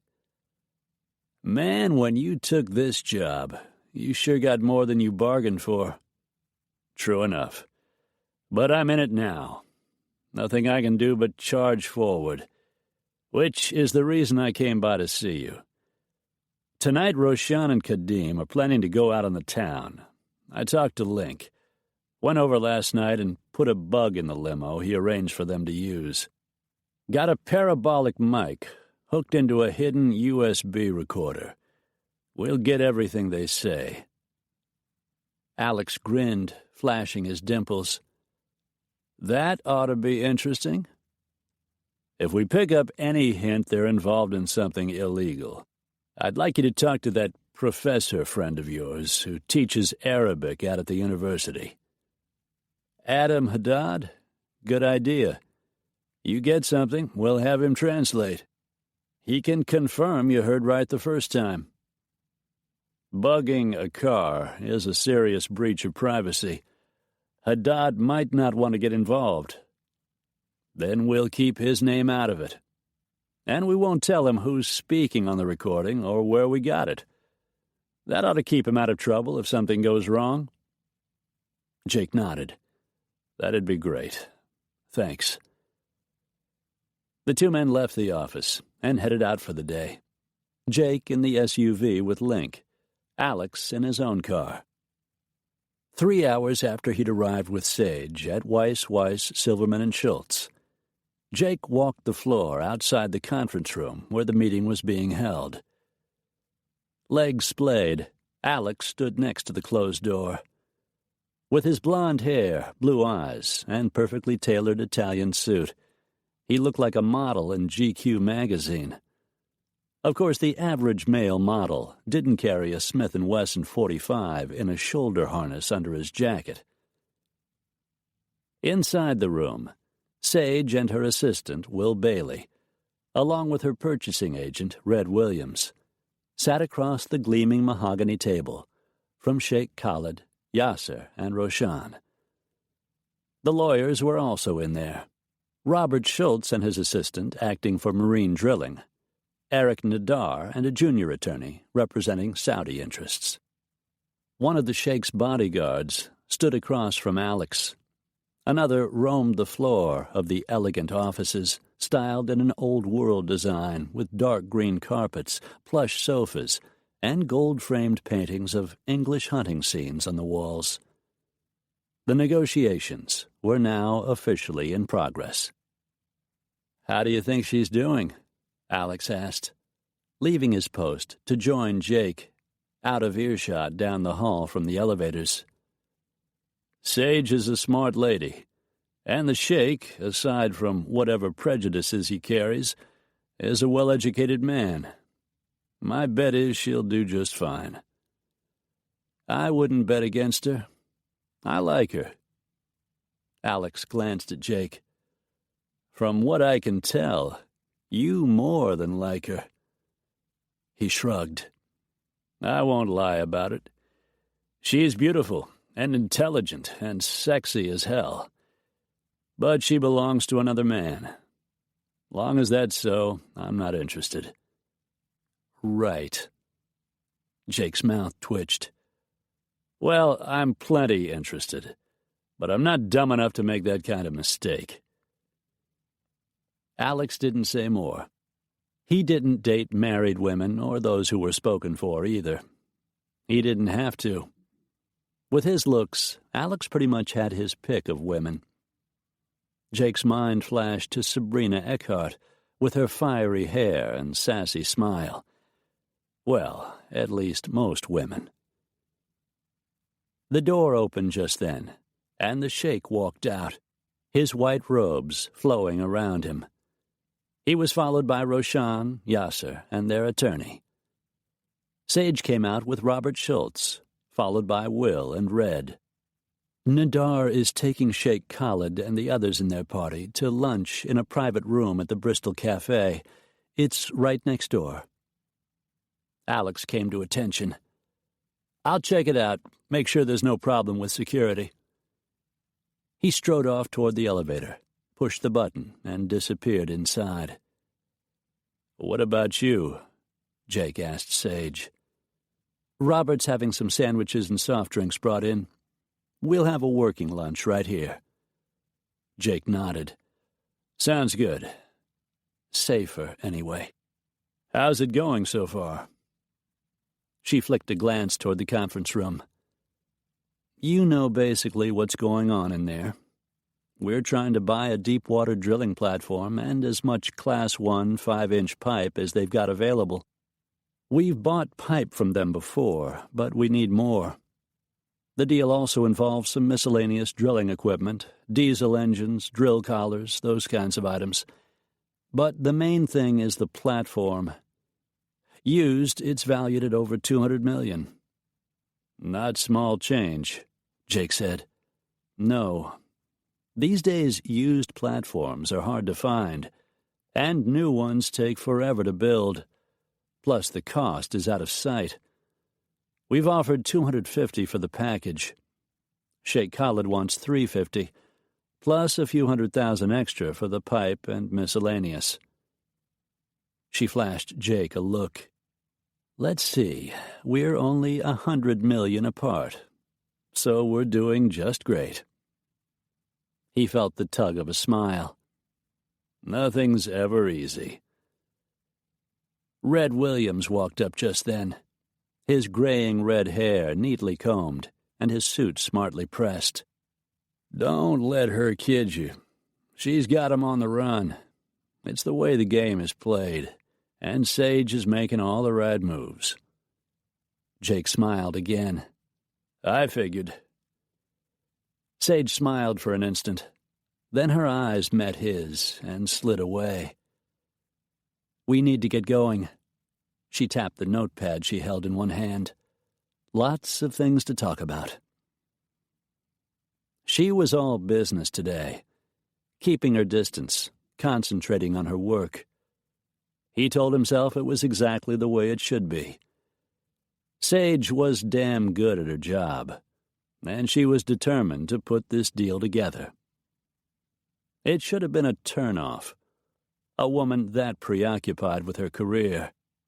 Instead, he liked her efficiency, her drive to succeed. Jake told himself she wasn't really avoiding him. The uneasy looks she gave him when she thought he didn't see meant nothing. But his sixth sense was telling him that something was going on, that something had subtly changed. The afternoon passed the same as the morning, with a couple of breaks that didn't last long, and everyone getting more and more uptight. By 6 o'clock, the group was exhausted, and Schultz called for an end to the session. When the conference room door opened and the tired-looking crew walked out, Jake's gaze went to Sage. "You look beat," he said as he reached her. Tired but beautiful, though he didn't say that. "Let's get you home." She sighed. "I need to stop at the office." She raked a hand through her heavy dark hair, shoving it back from her face. "Pick up some notes and files I need to go over." "Not a problem." The demonstrations were still going on, but had begun to weaken. According to the morning news, less than half as many people were marching around outside the building now. The Saudis dispersed to the SUVs waiting for them, and Sage walked out between Alex and Jake. "I'll see you in the morning," Alex said, and waved as he headed for his flashy BMW. Will and Red had also driven their own cars. Jake led Sage toward the shiny black Escalade that Link was driving, and helped her in. "Everybody buckled up?" Link asked when they'd settled in. "All set," Jake said. Sage sat rigidly beside him. She was still keeping her distance, making a point of staying away from him as much as she could. Jake was beginning to believe that instead of her being stressed over business, her reaction had something to do with him. He might be wrong. Maybe it was just some personal matter that didn't involve him. Still, he couldn't shake the feeling that something had shifted between them. Something important. "You're losing it, buddy," he told himself. But he couldn't shake the feeling. Chapter 14. Sage let Jake guide her through the diminishing crowd at the rear of the building, then hurried in through the back door the security guard held open for them. She said nothing as they walked into the elevator and the doors slid closed, sealing them inside. She didn't look at Jake as they were whisked up to the executive floor, but her senses were keenly aware of him, as they had been all day.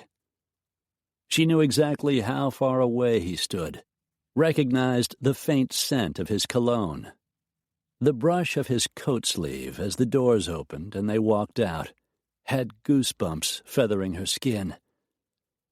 Jake was tall and powerfully built, and that alone attracted her.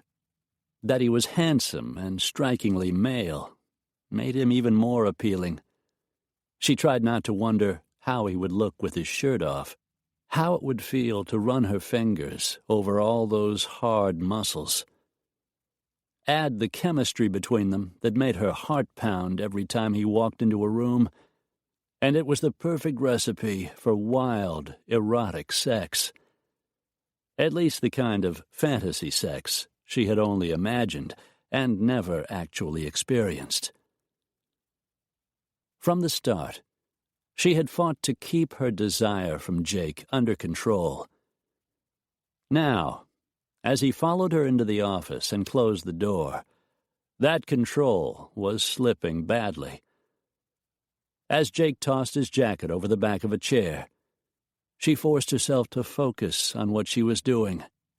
Her hand shook as she went to the mahogany credenza behind her desk, pulled open one of the drawers, and found the files she had come for.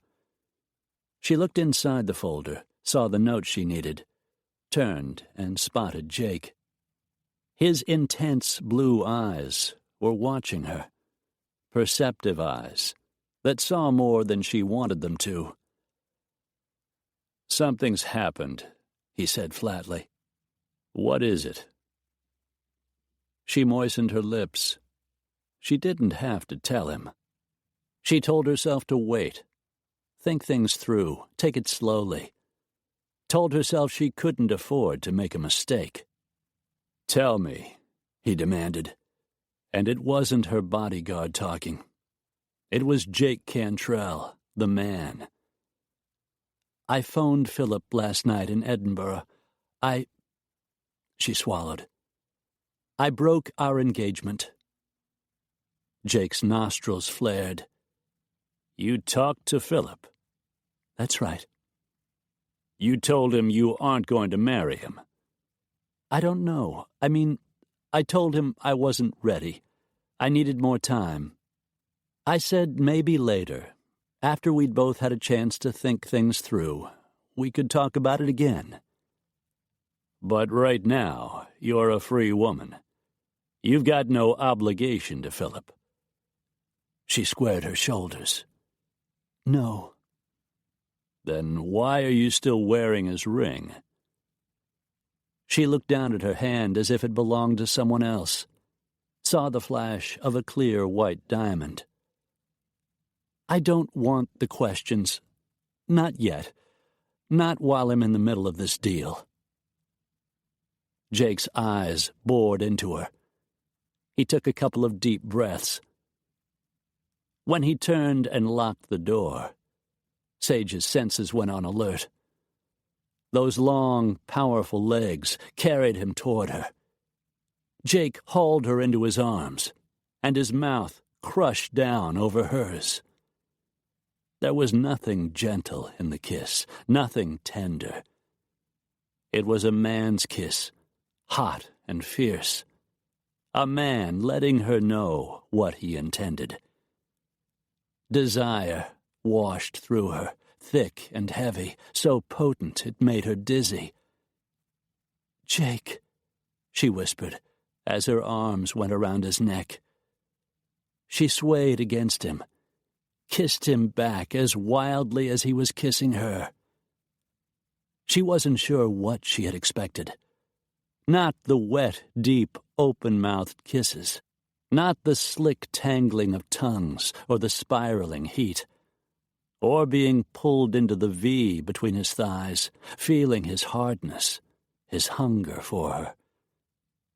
She didn't expect his lips to turn gentle, coaxing, to find they would be softer than she had imagined, that they would meld perfectly with hers and turn her legs to jelly, that Jake would have to hold her up. "Easy," he whispered. "Don't stop." "I'm not stopping," he said, and kissed her deeply. Kissed her like she'd never been kissed before. "I'm taking you right here, right now. It's way past time, and we both know it." She made a little sound in her throat as he covered her lips again, ravished them. Need speared through her, tugged low in her belly. Her skin felt hot and damp, stretched too tight.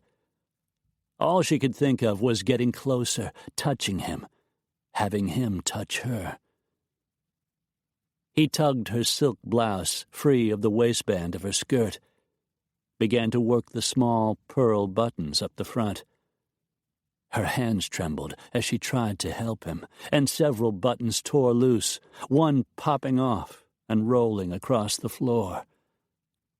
"Don't stop," she said again, though there wasn't the slightest chance he would. The blouse disappeared. Jake unsnapped the front of her blue satin push-up bra, drew it off her shoulders, tossed it away. "Beautiful," he said, reaching out to cup a breast, running his thumb over the crest, making it tighten and throb. Sage trembled. She reached for him. His jacket was gone. She began to work the buttons on his short-sleeved white shirt, getting most of them open before Jake grabbed the fabric at the back of his neck and pulled the shirt off over his head. Her gaze ran over his perfect V-shaped body, all solid muscle, thick slabs that rippled wherever he moved. His waist was narrow, his stomach flat and ridged with muscle. His biceps bulged as he bent his head and fastened his mouth on her breast, and Sage whimpered. The rough glide of his tongue across her nipple made her quiver with need. She slid her fingers into his short, dark hair and arched her back to give him better access. Desire burned through her, more intense than she could have imagined, so hot she thought she might faint. She hardly noticed when he lifted her and set her on the edge of the desk. The calendar, desk pad, and expensive black onyx pen set Philip had given her went flying. Jake kissed her deeply, slid her skirt up over her hips, reached down and caught hold of her panties, dragging them down her legs. Her high heels clattered onto the floor, and her mouth went dry. She looked down, saw the blue satin thong panties she had teased him about the night they had gone to the IMAX. They draped over his hand, looking even tinier. She told herself she hadn't worn them on purpose, hadn't expected this, hadn't hoped it would happen. Knew it was a lie. "Next time, I want to see these on you before I take them off." And then he was leaning over her, kissing her breasts, stroking her, finding her slick and wet and hot. She was trembling, couldn't quite catch her breath. She had no idea when he had removed the pistol and holster from his belt, but they were gone. She heard the buzz of his zipper as he freed himself. Her eyes widened. "Oh, my God." "I'm a big man, Sage." "Yes, I see that." He kissed her deeply. "We'll take it easy. I won't hurt you. Trust me to take care of you." He kissed her again, kissed her until she was breathing hard, squirming against the desktop, silently begging him to take her. He didn't disappoint, just eased himself deeply inside. "You okay?" She swallowed, nodded, gripped his powerful shoulders. She was more than okay. By the time he was fully seated, she was on fire. Unconsciously, her hips bucked beneath him, and Jake groaned. Then he began to move. Faster, deeper, harder. "Don't stop," she pleaded, wanting what his hard body promised, wanting that elusive something that was building inside her. "Just hang on," he said gruffly. "We're a long ways from stopping." And when he drove deeply, when he took her with all that power and strength, when Sage started coming and didn't think the pleasure was ever going to end, she knew that whatever happened, Jake had just made her secret fantasy come true, and she would never forget it. Jake waited outside the bathroom in Sage's office. He'd known it would be good between them. It was way better than that. He might have smiled if thinking about it wasn't making him hard all over again. His weapon was clipped back on his belt. The condom he'd used was gone. He was dressed once more, and when Sage walked out of the bathroom, so was she. When she looked at him, her cheeks colored, and she glanced away. "We'd better go," she said, straightening the items on her desk a second time. She didn't mention it, but the pen set looked a little worse for wear. "I've got a long day tomorrow." Long night, too, he figured, or at least that was his plan. "I called Link, told him we got tied up. He's waiting out back." Sage just nodded and walked out of the office in front of him. The crowd outside the building had diminished even further. It looked as if things were starting to settle down. There were no media around, and only a couple of people carried signs. One said Free Palestine. Another said Dumont Traders. That one bothered Jake. He thought of the guy in the restaurant. Big balls, no brains. He didn't like to think where that might lead.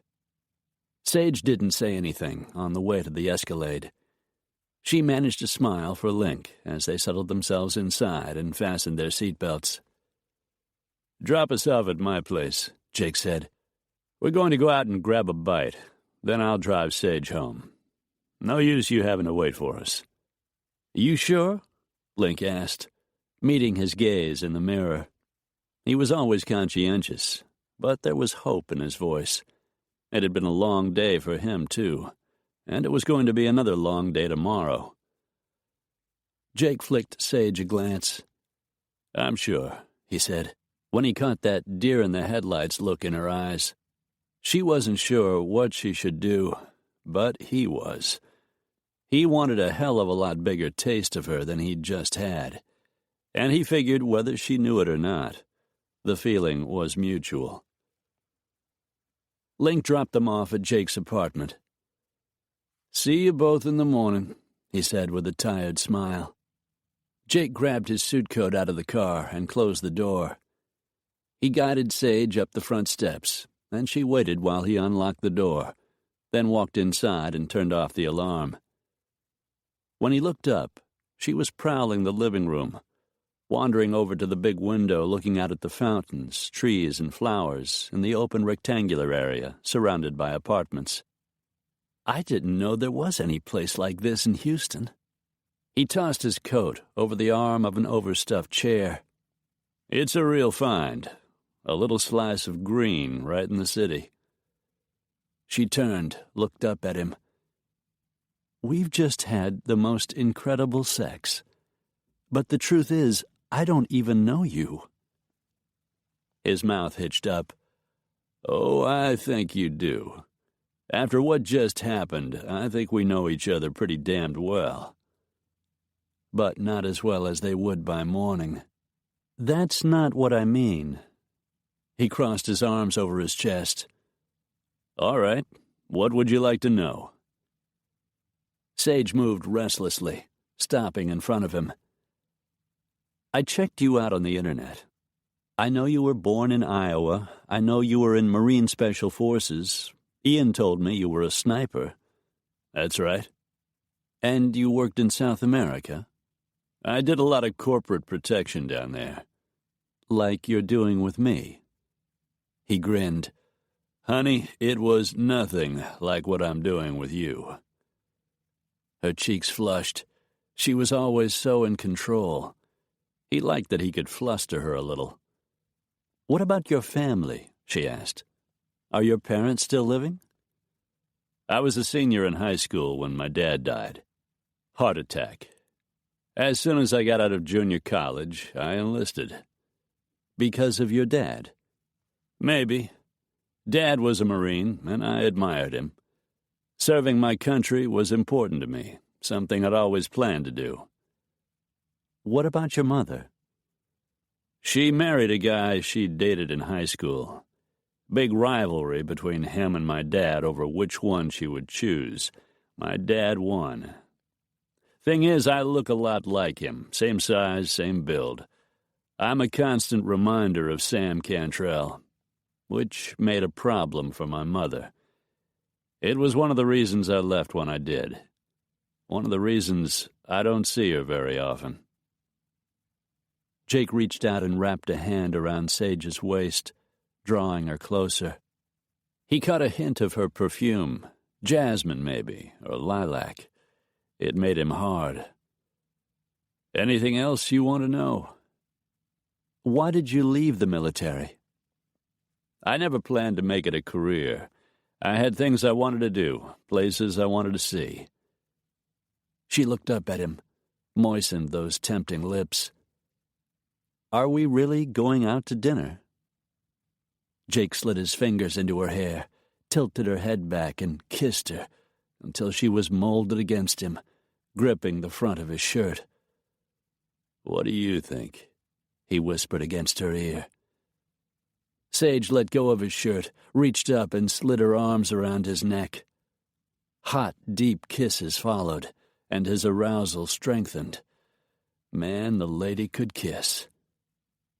I've never felt this kind of hunger, she said, but it isn't for food. I'll second that. Nipping the side of her neck, he lifted her up and carried her into the bedroom, took his time stripping off her clothes. She had a slender, beautiful body, with long legs and ripe, full breasts tipped with small pink nipples. He liked kissing her, liked the way she tasted, the way she smelled.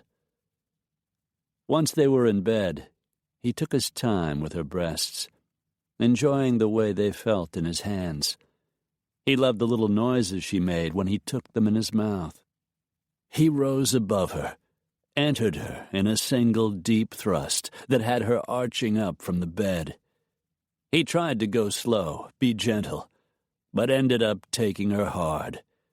He'd wanted her so damn long, so damn much. Sage took all he could give and wanted more. After another heated round, they got out of bed and wandered into his kitchen, actually feeling hungry for food this time. All I've got is bacon and eggs, and some leftover pizza. Sage smiled. Pizza sounds great. Nuke it or heat it in the oven. She grabbed the box out of his hand, set it on the granite countertop, and opened the lid. Pepperoni, my favorite. Picking up a slice, she started nibbling her way from the point toward the crust. You're kidding. You actually like cold pizza? The big bite she took said yes. And watching those pretty lips wrap around all that sausage and cheese made him think raunchy thoughts, so the blood rushed back into his groin. Sage finished off the slice, while Jake zapped a couple of pieces in the microwave. "I love pizza," she said. "Any way, shape, or form. I don't have it often because I try to eat healthy, and pizza is too fattening." She grabbed another slice out of the box. "I'm making an exception tonight." "Second exception of the day." "What was the first?" "I'm betting it was having sex on the desk in your office." She blushed, turned away. "You'd win the bet." The microwave dinged, and he went to retrieve the bubbling slices of pizza. He carried them on a paper plate to the table and sat down across from where Sage was now sitting, in front of the empty box. "How about the kitchen counter?" he asked, thinking of those blue satin panties, and no longer interested in food. "Ever done that before?" She glanced up, looking interested, which made him even harder. "There are lots of things I haven't done before." His erection throbbed.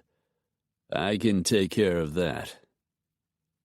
Sage yelped as he left his pizza on the table, lifted her up, and carried her back to his bedroom. The counter could wait. He had a couple of things to show her right there in his bed. Chapter 15. Jake slept like a dead man until Sage shook him awake at 4 o'clock in the morning. "I need you to take me home. I've got to shower and put on fresh clothes." He just nodded, yawned, and rolled out of bed. He couldn't help a smile when he glanced over at the woman standing across from him. Her mink-brown hair, a tangle around her shoulders, little red love bites on her neck, her lips swollen from his kisses. He went hard just looking at her. She turned away, still a little shy around him, and gasped when she caught sight of herself in the mirror. "Oh, my God, I look awful." "You look well-loved, honey. Nothing wrong with that." "There's plenty wrong with it when you're a businesswoman trying to negotiate a multi-million-dollar deal." He grinned. "That's why makeup was invented." She almost smiled, but already her mind had returned to business. Jake forced his thoughts in the same direction. He had a job to do. He'd been hired to protect her. That he'd taken the lady to bed didn't change that. He pulled on a pair of jeans and drove her home, walked her up to her apartment, checked each room, found nothing out of order. Sage walked him to the door. When she looked up at him, he saw in those golden brown eyes what was coming. "About last night." Here it was. He was only a little surprised. "Go on." "What happened between us? It was amazing, Jake, really, but—" "But what?" "But it really shouldn't happen again." He lifted an eyebrow. "Probably shouldn't," he agreed, and caught a flash of something in her face. "But it's going to. Count on it, honey." Then he reached for her, hauled her into his arms, and very thoroughly kissed her. Sage made no protest. Instead, she kissed him back. Her warm gaze followed him out the door. Cocky S.O.B., Sage thought, as she marched toward the shower. Cocksure of himself and of her. Maybe he had it right, she thought, because sure as hell she wasn't through with Jake Cantrell, and apparently he wasn't through with her. She'd said it shouldn't happen again. Said it because it was true. She should have kept her life in order. Gone forward with her plans to marry Philip. It would have been the smart thing to do. But mostly she had said it to see what Jake would say. See if he was one of those guys only interested in a one-night stand, in making a conquest.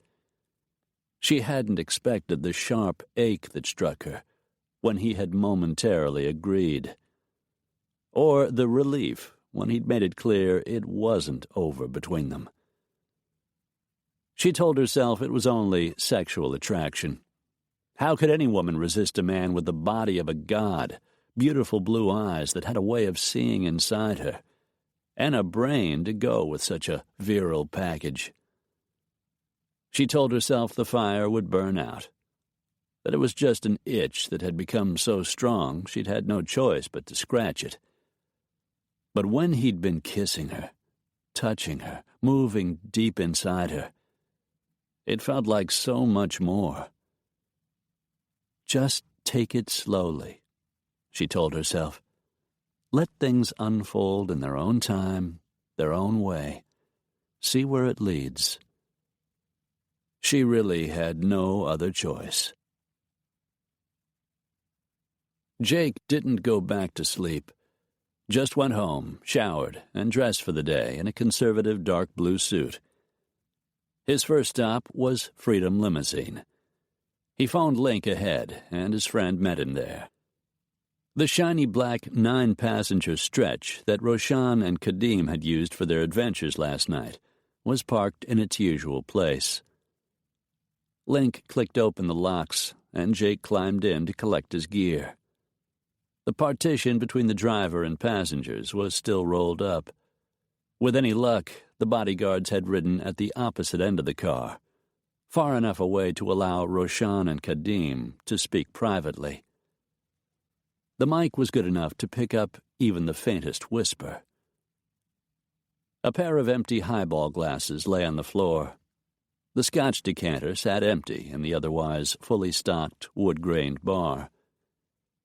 Jake reached underneath to retrieve his recording equipment, anxious to learn what secrets might be revealed. Maybe nothing. Maybe he'd heard wrong.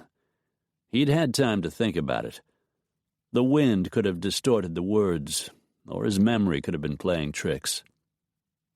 He prayed the tape would end this nagging feeling that Roshan was into something that could completely derail Sage's carefully laid plans. Jake thought of his departure that morning from her apartment and smiled to himself. She might not want to want him, but she did. The fire burning between them wasn't out, not by a long shot. "You get it?" Link asked, his thick black brows pulling together as Jake emerged from the car. "I got it. Now we need to find out what's on it. You want to use my computer?" He checked his watch. "Gonna take some time to play it all back. If the men made the rounds and traveled to and from the hotel, they could have been in the car off and on for a couple of hours. We got some time. I'll make us a pot of coffee." "Thanks." Jake followed Link into the office, a sparsely furnished main room that held a few desks with computers. A brown vinyl sofa and chair around a walnut coffee table served as a waiting area. While his friend headed for the employee lounge to make the coffee, Jake went into Link's private office, sat at the metal desk, and turned on the computer. Reaching down, he plugged in the USB flash recorder he had retrieved from the limo, and the tiny light that said it was working came on. Clearing his mind, he leaned back to listen, trying to absorb the Arabic words and recall what they meant as the two cousins laughed and conversed. The bodyguards, seated at the opposite end of the limo, as Jake had guessed, rarely spoke. Half an hour later, downing his second cup of black coffee, he turned to see Link walking back into the office. "Time to pick up your lady," his friend said, making Jake wonder if he'd guessed that Sage had spent most of last night at Jake's apartment. But his friend's dark face was carefully blank. "She won't be happy if we're late," Link finished. "Knowing Sage, if we aren't there on time, she'll take off by herself, and I don't want that to happen. Let's go." Ejecting the drive, he shoved it into his pocket, and they headed out to the big black SUV. They were talking as they headed outside. They had almost reached the Escalade when Jake heard the faint sound of a click. An instant later, the black car exploded in a fiery flash of heat and blinding light, a shattering roar that split the air and rocked the ground. "Get down!" Jake yelled, hurling himself against the more slender man, taking him down behind a low brick wall, dodging the eruption of fire and killing debris. A second blast went off, sending one of the car doors whizzing through the air, while flames erupted out the windows and pieces of glass and metal sliced into the wall in front of them like shrapnel. The crackle of fire and the smells of burning fuel and melting rubber filled the yard. Jake climbed slowly to his feet, his gaze shooting to the pile of burning metal that used to be an expensive SUV. Link rubbed his side. "Damn it, man, I think you broke a couple of ribs." Buddy brushed off his clothes and got gingerly to his feet. "Better that than being dead," Jake said, feeling a sting where a piece of hot metal had scorched a path across his thigh. He fingered the hole in his trousers and silently mourned the loss of one of his good suits. Beside him, Link's eyes remained riveted on the burning car. A little of the color had drained from his dark face. "Man, oh man, couple more minutes you and me would have been toast. 20 minutes, and Sage would have been in there with us. Jesus. Any chance this was aimed at someone else? Another one of your customers?" "You mean some low-life drug dealer who rents my cars to smuggle dope? Or maybe one of my pimp customers?" "Very funny." "The answer is no," Link grinned. "I haven't pissed anyone off lately, and I don't cater to clients with those kinds of enemies. At least I didn't until you came along." Jake flashed him a dark look and pulled out his cell. He dialed 911, told the dispatcher what had happened, then called Sage. "We've got a problem." "What is it?" "Somebody planted a bomb in our ride." "What?" Her breathing quickened. "Someone blew up the car? Oh, my God." "Take it easy. The good news is no one was inside when it went off." Are you all right? You weren't hurt?" A slight tremor rang in her voice. "You and Link, you're both okay?" "We're both just fine. The police are on the way. This may take a while." I can't believe this. I've got to get to work. The Sheikh will be waiting. We've got meetings scheduled all day." Jake's fingers tightened around the phone. "Damn it, are you hearing me, Sage? Someone tried to blow one or all of us to Kingdom Come. Your damn meetings are the least of your problems." A long silence stretched. "You're right. I'm sorry. I'm not thinking clearly. What should we do?" His mind went back to the explosion. Aside from the fact the car was a melted, burned-up heap of metal, there was a lot they didn't know. He knew how important this deal was to Sage, how hard she had worked to put it all together. "I'll tell you what. I'll call Alex, tell him what's going on. He can pick you up and take you to Midtown. You can talk to the Sheikh, tell him about the bomb, see what he wants to do. He may want to go home, Sage. He's got his family to think of. It's probably what I'd do." Yes, of course. But what? We've been using the same car every day, right? So the bomb must have been meant for me." Jake's stomach knotted. Not much question of that. Whoever had rigged the explosion wouldn't have been interested in him or Link. Sage Dumont was the target. The knot twisted tighter. "Most likely. So that's what I'll tell Sheikh Khalid. The bomb was meant for me, not him. maybe he'll decide to stay. The Sheikh might also be in danger, Sage. It's only fair that he knows it. I'll tell him the truth. Jake released a slow breath. All right. I'll see you in Midtown. Till then, do exactly what Alex tells you. Exactly. You got that? I will. I promise. Jake hung up the phone. All he could think of was getting to Sage, making sure she was safe. But he trusted Alex Justice. And he needed to talk to the police. He needed to find out who the hell had planted that bomb, and why it had gone off before Sage was in the car. He needed to find out why nobody was dead. Sage sat tensely in the seat next to Alex Justice as he pulled his dark blue BMW coupe up to the curb in the yellow loading zone in front of Weiss, Silverman, and Schultz. Stay here. With a warning glance in her direction to ensure she did what he told her, he climbed out of the car. After a brief surveillance of the area from where he stood, he started toward the glass front doors. As he made his way there, Sage watched how his head moved from side to side, up and down, how he looked backward and forward, checking for someone who might be sitting in a parked car, on a nearby rooftop, or walking down the block, anyone who might pose a danger. Apparently satisfied it was safe to go inside, he returned to the car, opened Sage's door, and helped her out of the vehicle. He must have felt her trembling. The minute they stepped into the foyer, he turned and caught her arm to steady her. You okay? She nodded. On the way to Midtown, it had finally hit her that this morning she could have been killed. All of them could have been.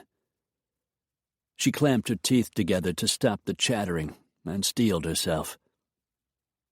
I'm okay. Let's go. Alex stayed close beside her, putting himself between her and whatever might be waiting. They went into the elevator, rode up to the 3rd floor, and stepped outside. Alex led her to the conference room, opened the door for her, and closed it behind her, and took up a position outside. She was a few minutes late, so everyone was already there. Will and Red, Robert Schultz and his assistant, the Sheikh, Roshan, and the rest of the Saudi entourage in their immaculate white robes. Eric Nadar and his assistant were there, all seated around the long mahogany table, sipping mugs of coffee or tea. Shoving aside her battered emotions, Sage drew herself up. I'm sorry to keep you waiting. Something's happened I need to tell you about. For the next 20 minutes, she relayed what had occurred at Freedom Limousine, telling them about the bomb and what little she knew about the circumstances of the explosion. She told them that the attempt was probably directed at her, and since no one was in the car at the time the bomb went off, perhaps it was just meant to be a warning. At least that was her hope. As you know, there have been continuing protests outside the marine drilling offices, different groups demonstrating different points of view. She fixed her attention on the Sheikh, whose expression was closed and hard. A small group among the others seems to be violently opposed to our company doing business with you. Most of the protests have been peaceful and harmless, but it's possible some are willing to go further than just carrying signs. The Sheikh eyed her darkly. You say this happened early this morning? That's right. I wasn't in the car yet. That's why I believe it was supposed to be some sort of warning. Whoever did this wants to stop us. Their goal is to keep us from making a deal that would benefit both our families, both our countries. The Sheikh leaned back in his chair. Yasser appeared clearly upset. Roshan and Kadim whispered together in tones too low to hear. "This is quite an unexpected turn of events," the sheikh said. "Yes, it is," agreed Sage. They discussed the situation a while longer, talking about what should be done. Sage knew the police would want to speak to her as soon as possible, and would probably wish to speak to the sheikh. She tried not to glance toward the door, hoping Jake would appear.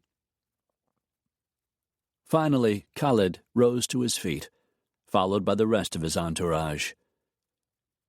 "We will need more information before we decide what is to be done," he said. "I need to be certain of my family's safety." The door opened just then, and Jake walked in. Sage felt a powerful sweep of relief. She flashed him a look that said she was glad he was there, then returned her attention to the sheikh. "Marine drilling will be bringing in extra security until this is resolved." Her gaze went to Jake, looking for reassurance. She prayed he and Trace Rollins would be up to the job. "We've already begun making arrangements," Jake said, picking up where she'd left off. "We'll have security people waiting at the hotel when you and your party arrive.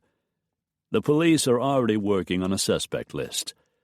With any luck, they'll have the man responsible in custody very soon." The sheikh turned to Sage. "I need to check on my family. Tell them what has happened and make certain they are safe." "Of course." "The cars have all been thoroughly searched," Jake said. "You don't have to worry about that, Your Highness." Khalid arched a silver-flecked eyebrow. "My people will make their own assessment." He returned his attention to Sage. "We will speak again at the end of the day." She just nodded. There was nothing more she could do. The Saudis swept out of the conference room, Yasser, Roshan, and Kadim, following the sheikh. The bodyguards appeared as if they'd been conjured up, and the group and their attorneys headed for the elevators. Sage walked over to Jake. She felt drained and filled with uncertainty. And when she looked at him and thought that he might have died in that car, something tightened in her chest. "Are you sure you're all right?" He smiled. "Ruined my suit. Tore a hole in the pants. But aside from that, I'm fine. Link wound up with a couple of bruised ribs. He still hasn't decided if he's going to forgive me." She didn't see the humor. Clearly, he had shielded his friend with his body. It was just what Jake would do. "You could have been killed, both of you. As much as I don't want to, I think I should cancel the rest of the meetings." His gaze didn't waver. "You can do that, but it might not make any difference." "Why not?" "Whatever his reason for planting that bomb, if this guy is focused on you, he might not stop just because the Saudis go home." Her stomach contracted. She sank down in one of the high-backed conference chairs, her legs suddenly weak. "I never thought of that." Jake walked over and poured a mug of coffee from the service on the sideboard, came back and handed it to her. Sage's hand shook as she blew on it, then took a bracing sip. He reached down and touched her cheek. "I won't let anyone hurt you, Sage. We'll beef everything up. Make doubly sure you aren't at risk." She thought of her grandfather, and her eyes suddenly widened. "Oh, my God. Ian. We need to put a man with Ian. Someone good. Someone you trust, Jake." He didn't hesitate. "Ben Slocum, ex-SEAL. Works with me at Atlas. He's one of the best."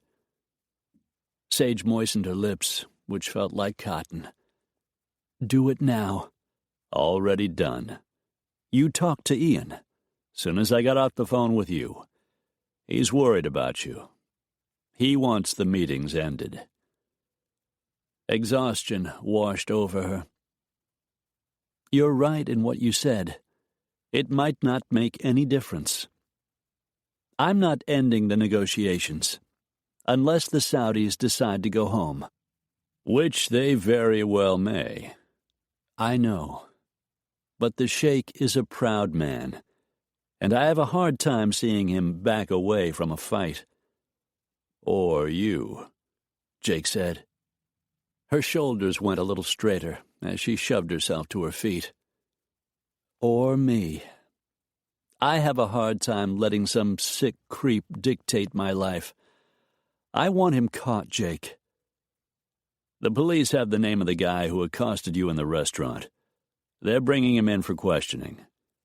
We'll know more about the bomb after their explosive experts take a look at it."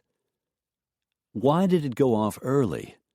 Why not later, when we were all inside the car?" "Had to be either a malfunction of the device, or whoever put it there only wanted to scare us." Sage sighed, raked back her hair. "Well, if he wanted to scare us, he succeeded." A protective gleam entered Jake's eyes, and his jaw hardened. "Yes, he did." Chapter 16. Not needing Alex until the following morning, Jake drove Sage from Midtown to her marine drilling office downtown. Ian was there when they arrived, pulling Sage into a hug, telling her how worried he was, hugging her hard again. He introduced her to Ben Slocum, who was acting as his bodyguard, then led her into his office and firmly closed the door. Ben stood guard outside. 6'2", lean, sculpted, and hard as a brick wall. He was swarthy-skinned, with the palest blue eyes Jake had ever seen. The Iceman, they'd called him in the SEALs. Cool as ice, Jake figured, and it was true. Jake looked at Ben and tipped his head toward the tall mahogany door in the CEO's impressive office. "Ian handling this okay?" "He doesn't like having a babysitter, that's what he said. But the man's no fool. He'll handle it fine. Mostly he's worried about his granddaughter." "I don't blame him."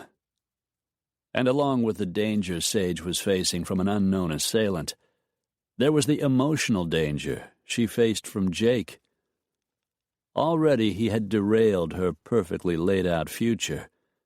She had ended her engagement because of him, because she'd wanted him and didn't know what to do about that. She hadn't been able to ignore it, had to find a way to deal with it. And it wasn't over yet. How Jake felt about the situation, he wasn't quite sure.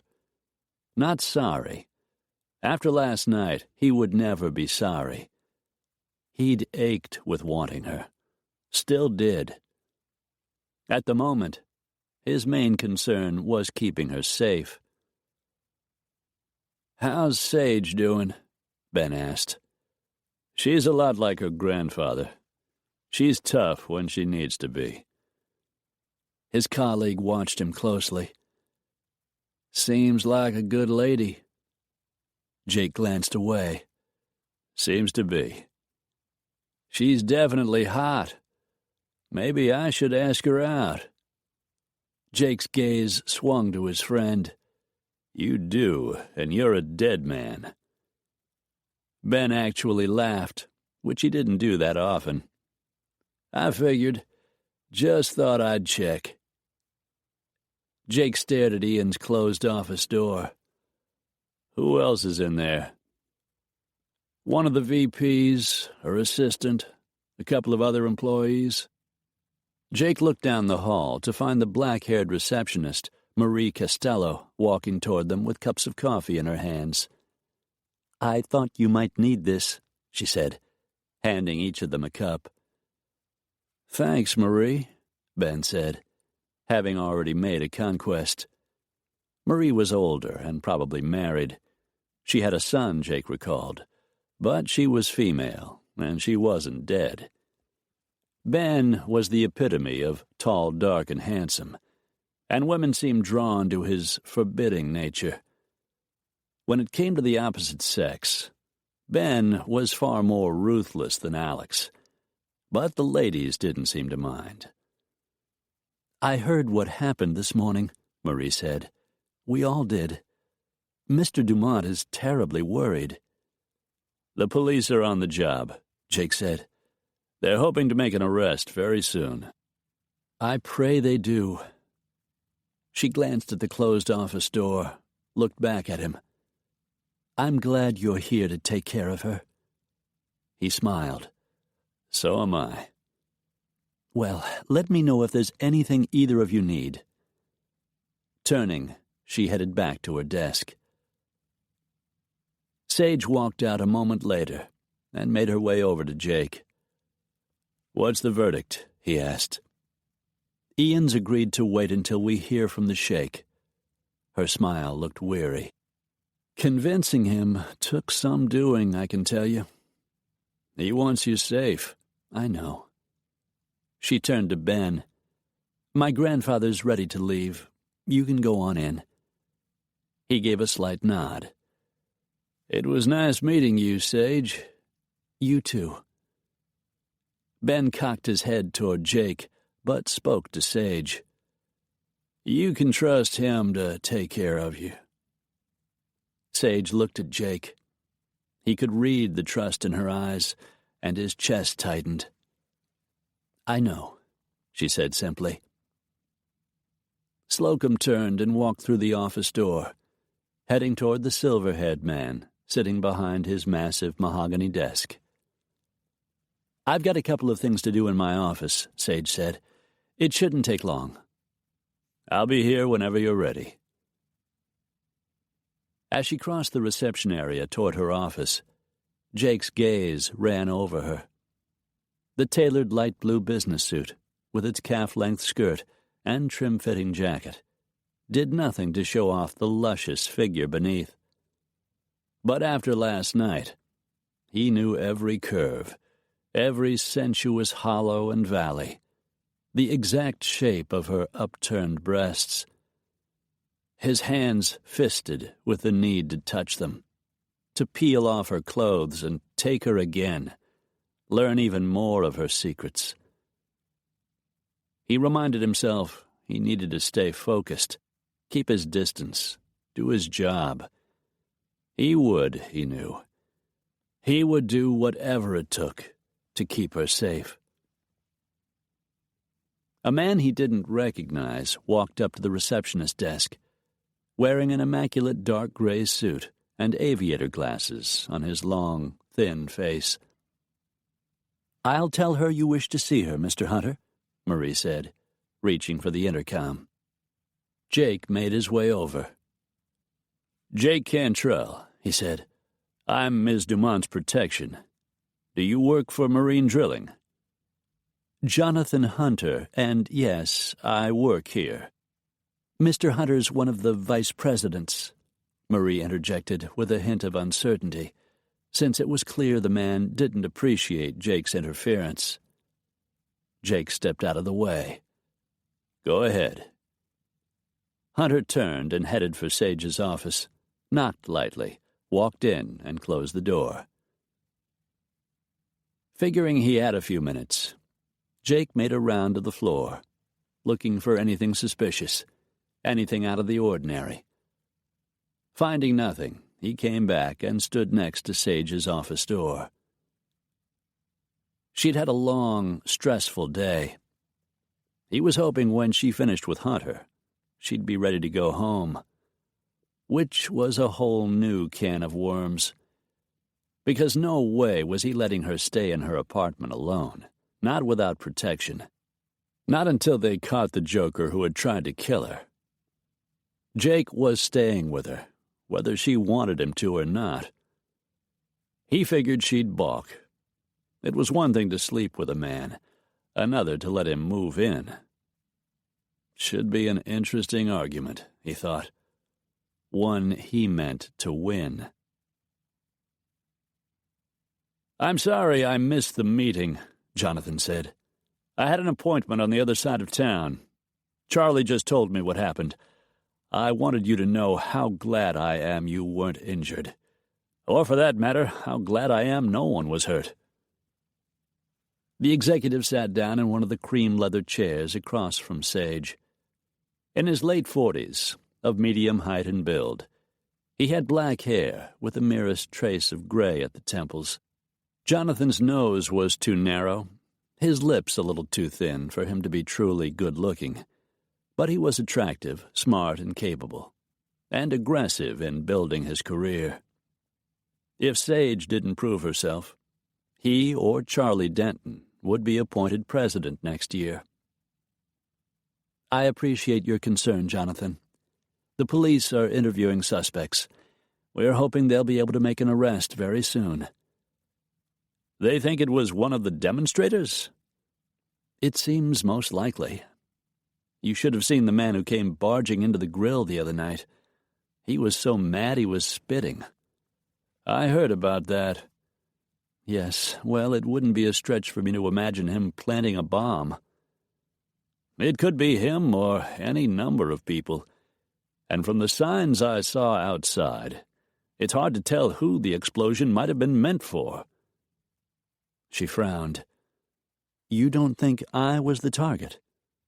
"I'm just saying, there's a lot of ill will in this country toward people from the Middle East. They could have been targeting the Sheikh or his family." "The car that blew up was the one I've been riding in." "Maybe whoever rigged the bomb didn't know that." Her stomach twisted. It was a distinct possibility. All the black SUVs did look alike. "I suppose that's true." "I imagine the Sheikh will have to go home. It's the only sensible thing for him to do." She glanced down at the notes she'd been making and the unlikely possibility he would stay. Deal points she hoped might get him to reconsider a lower bid. "He's supposed to call me tonight and give me his decision." "It could be dangerous for him to stay. Surely he knows that." "Then you think he'll leave?" "I think he should, don't you?" She closed her eyes and tipped her head back. She felt so weary. "I guess maybe he should." "If he does, it isn't the end of the world. You can continue the negotiations long distance. Or you could make a trip over there." She shook her head. "The Sheikh already has other offers. If this doesn't gel, odds are he'll accept one of those." Jonathan rose from his chair, smoothed the creases on his slacks. "Whatever happens, Sage, everyone knows you've done the best you could. But sometimes doing your best wasn't enough." She rose from her chair, rounded the desk, and walked him to the door. "Thank you, Jonathan, for coming by. I really appreciate it." He leaned over and kissed her cheek. "Be careful, Sage." "I will." As he walked out, Sage saw Jake striding toward her. For an instant, she thought of the way they'd made love last night, and a wave of heat washed through her. She bit her lip. This wasn't the time to be thinking of sex, not when some lunatic was out there trying to blow them up. She sighed as Jake walked in and closed the door. He was standing so close she could touch him. She had to curl her fingers into her palms to keep from reaching for him. One look at her obviously weary expression, he caught her face between his big hands, bent, and very softly kissed her. "Everything's going to be all right." Her throat tightened. She should have reminded him that she was still working, that at the office their relationship had to remain impersonal. Instead, she leaned into him, felt his hard arms wrap around her. She didn't pull away, just let him hold her, let some of his strength flow into her. With a fortifying breath, she finally pulled away. "I hope you're right." The police picked up the guy from the restaurant. His name's Bert Hobson. They're questioning him as a person of interest. She nodded. "That's good." "Have you heard from the Sheikh?" "Not yet. He's due to call any time now." "Or he might not phone for a couple more hours. He's got your cell number. I think you should go home and wait for him to contact you there." She thought of the day she'd be facing tomorrow. If the Sheikh decided to leave, it was over. All the weeks of preparation, all the plans for assembling the offshore rig, to say nothing of the money all this had cost. The whole project would end in failure, along with the chance to do something that would make her grandfather proud, something that would prove to him she could handle running the company. "I'll take you home, Sage," Jake said softly. She nodded and let him guide her toward the door. "I need to stop by my apartment," Jake said mildly, as they took the elevator down to the lobby. "I've got to pick up a couple of things." His Jeep was parked in the executive lot some distance from where the last of the demonstrators were milling around the building. "I'll get the car. Stay inside until I come back and get you." He caught the flash of fear in her eyes. "Don't worry. I'll check it before I get inside." A tired, relieved smile curved those pretty lips. "Great." A few minutes later, he had her loaded safely aboard, and the Jeep was rolling down Montrose, turning onto Westheimer, weaving its way back to his place. Sage said little. He knew she just wanted to get home. But a quick stop first. He hadn't mentioned that the things he needed from his place were his shaving kit and change of clothes. As they drove toward his apartment, Sage pulled out her cell phone. "I need to call Rena. I don't want her reading about this in the paper." He overheard some of the conversation, the part where Sage downplayed the danger, and Rena tried to get her to come over to her place and stay. "I can't do that. I need to be home." She flicked a glance in his direction. "Jake's with me. I'll be fine." He almost smiled. Jake was with her. What she hadn't figured out was that he didn't intend to leave. He pulled up in front of his garage, just as Trace's Jeep Grand Cherokee pulled into the visitor parking space right beside him. Jake turned off the engine, went around and opened Sage's door.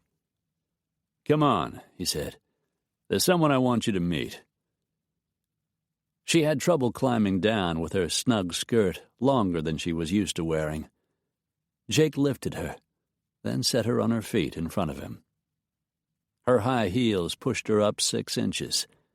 He could feel the tickle of her hair against his cheek, her soft breasts against his chest.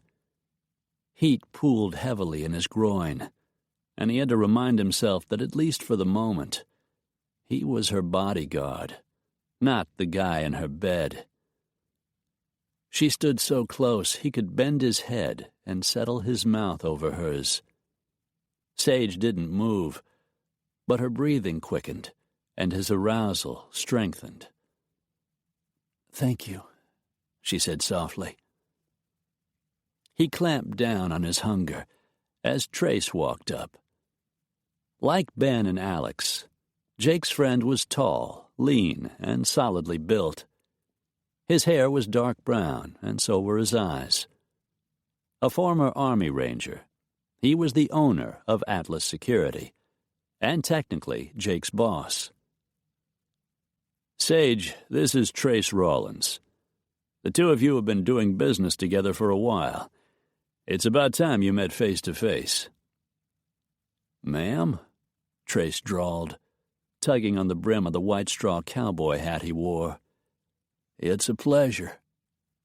"Same here. And you can skip the ma'am. I'd like it if you just called me Sage." "Yes, ma'am," he said and grinned. "I mean Sage." She laughed. It was a sound Jake hadn't heard in a while.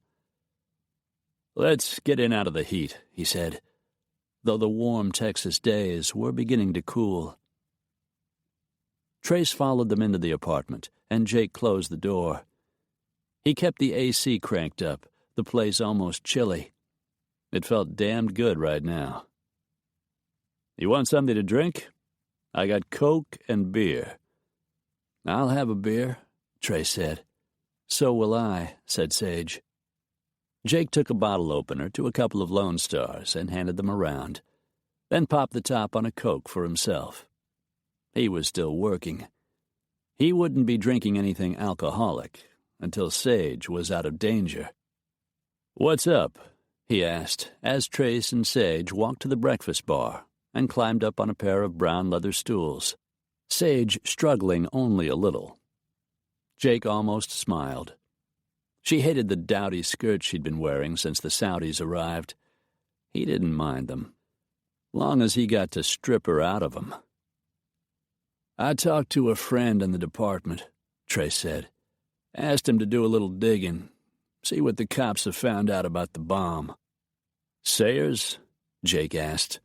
"Yeah." Trace and Mark Sayers, a lieutenant in the homicide division of HPD, were longtime friends. A while back, Trace and Sayers had worked together on a murder investigation that had, in a roundabout way, led Trace to the woman he had married. He took off his white straw hat and set it on the bar, ran a hand through his dark hair, then took a long swig of ice-cold beer. "According to Sayers, Bert Hobson has lawyered up, says he doesn't know anything about a bomb. But he doesn't have much of an alibi for last night. He went home after work, then went out and had a couple of drinks with some friends, stayed till around 11. They verified he was at the bar, but according to Hobson, he was home before midnight and went there by himself. He's got no way to prove it." "What kind of work does he do?" Sage asked. "Hobson owns some acreage west of town. Got a bunch of wind machines on it. He earns a living off the power he sells." "Makes sense he hates people in the oil business," Jake said. "Sees them as competition. I wonder if he hates them enough to want one of them dead." Sage's face went a little pale. "Police don't have enough to charge him yet," Trace said, "but they can hold him for 48 hours. They're hoping their explosives experts will turn up something before then." They talked a few minutes more. Then Trace downed the last of his beer. "Listen, Maggie's waiting. I gotta run. Sayers is keeping an eye on things. If anything new turns up, I'll let you know." "Thanks, buddy." Trace grabbed his hat off the counter and settled it low on his forehead.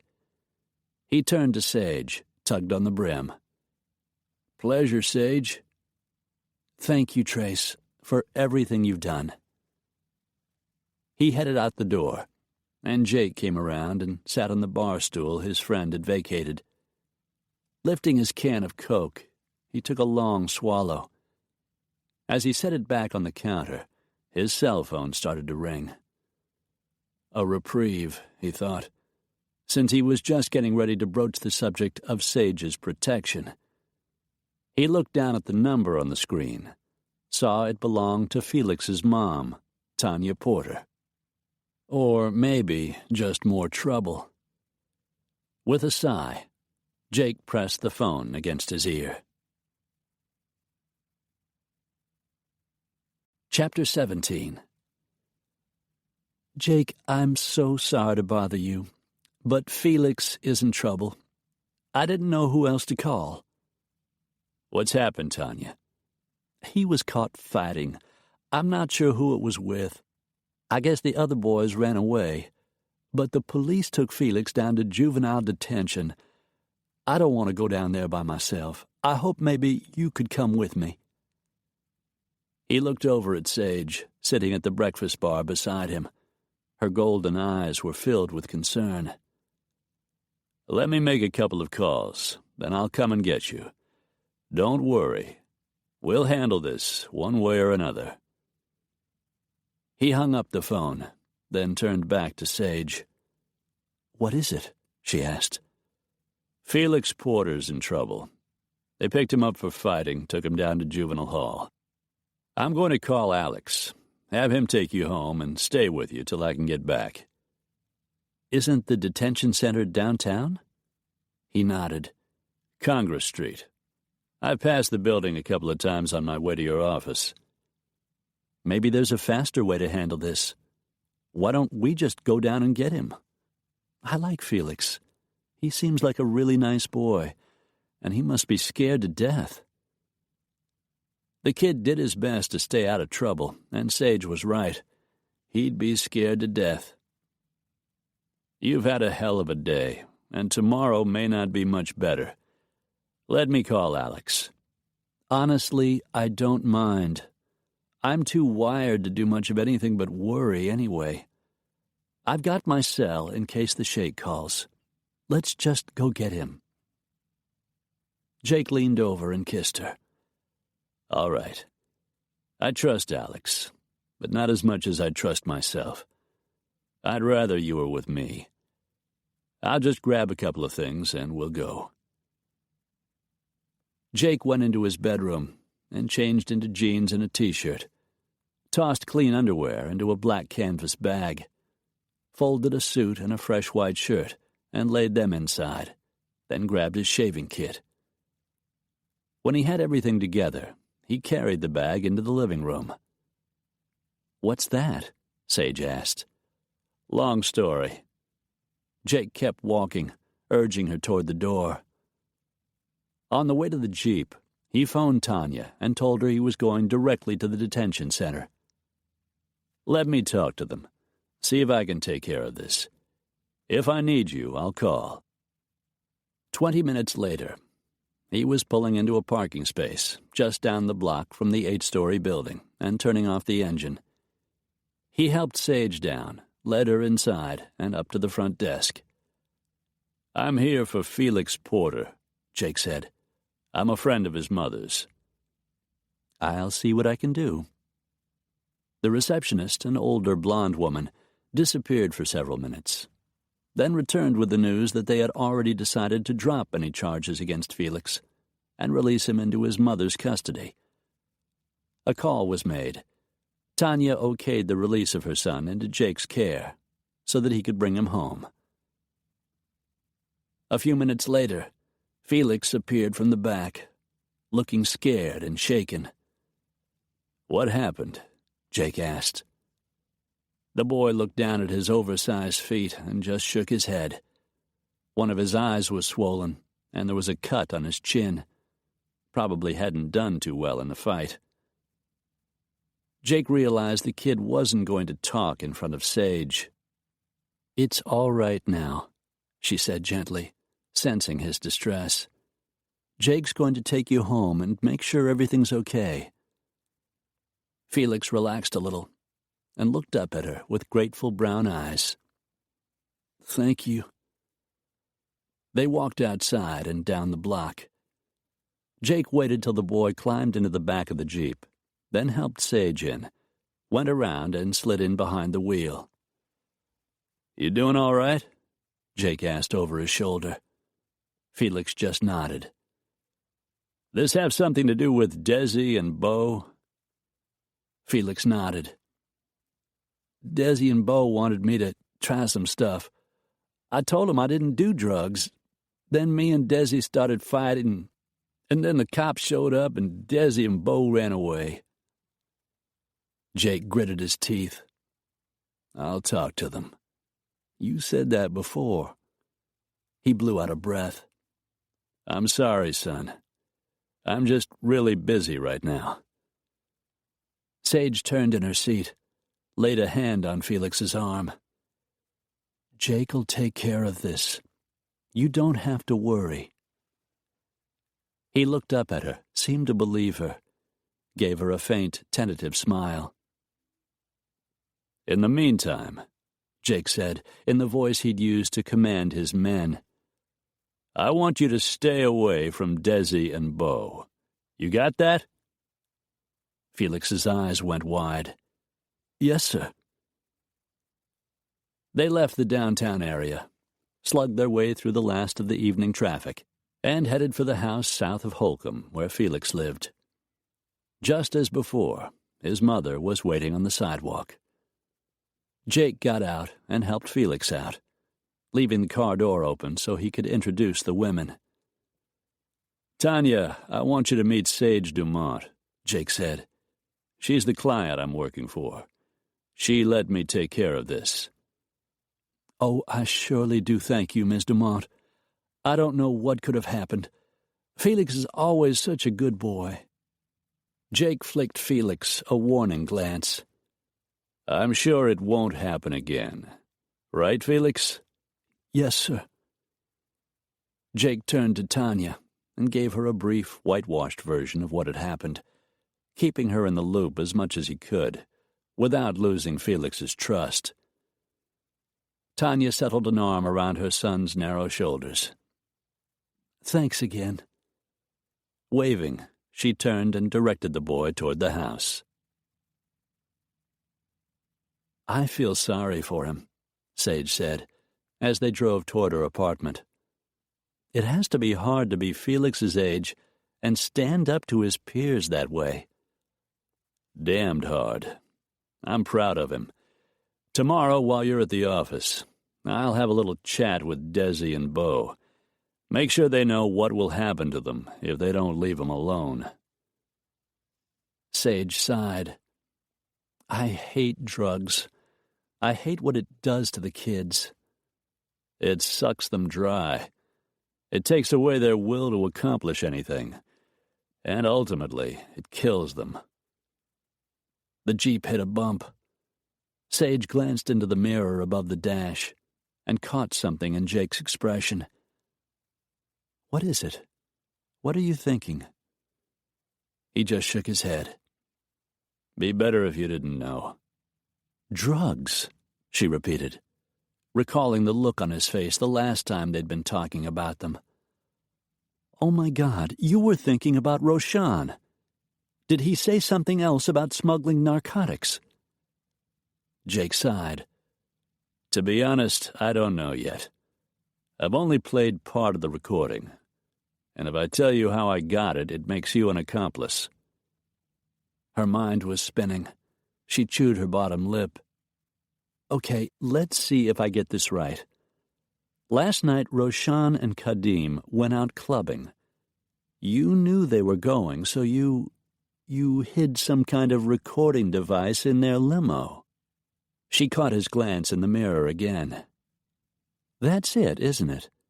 That's why you went down to Lynx this morning, instead of waiting for him to pick you up. You were retrieving your equipment." His mouth quirked.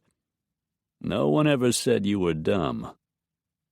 She slid her hands into her hair, lifting it off the back of her neck, letting the air conditioner cool her skin. "So you've got the recording." She leaned back in her seat. "I don't even know if I want to know what's on it." She glanced over at Jake. "Maybe it won't matter.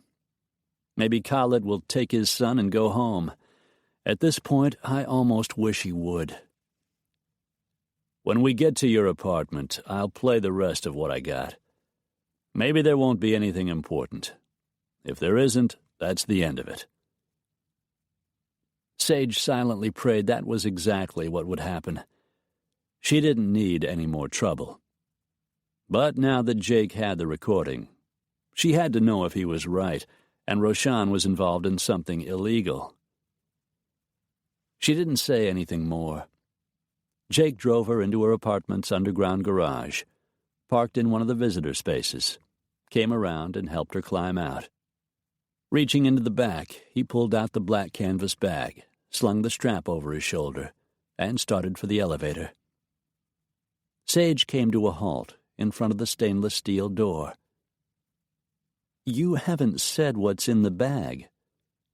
Are you planning to stay the night?" "That's right. I'd prefer to spend the night in your bed, but if you'd rather, I can sleep on the sofa. Either way, you've got company till all of this is over." "You've got to be kidding." The elevator opened, and Jake walked in, held the door, and waited patiently for her to join him.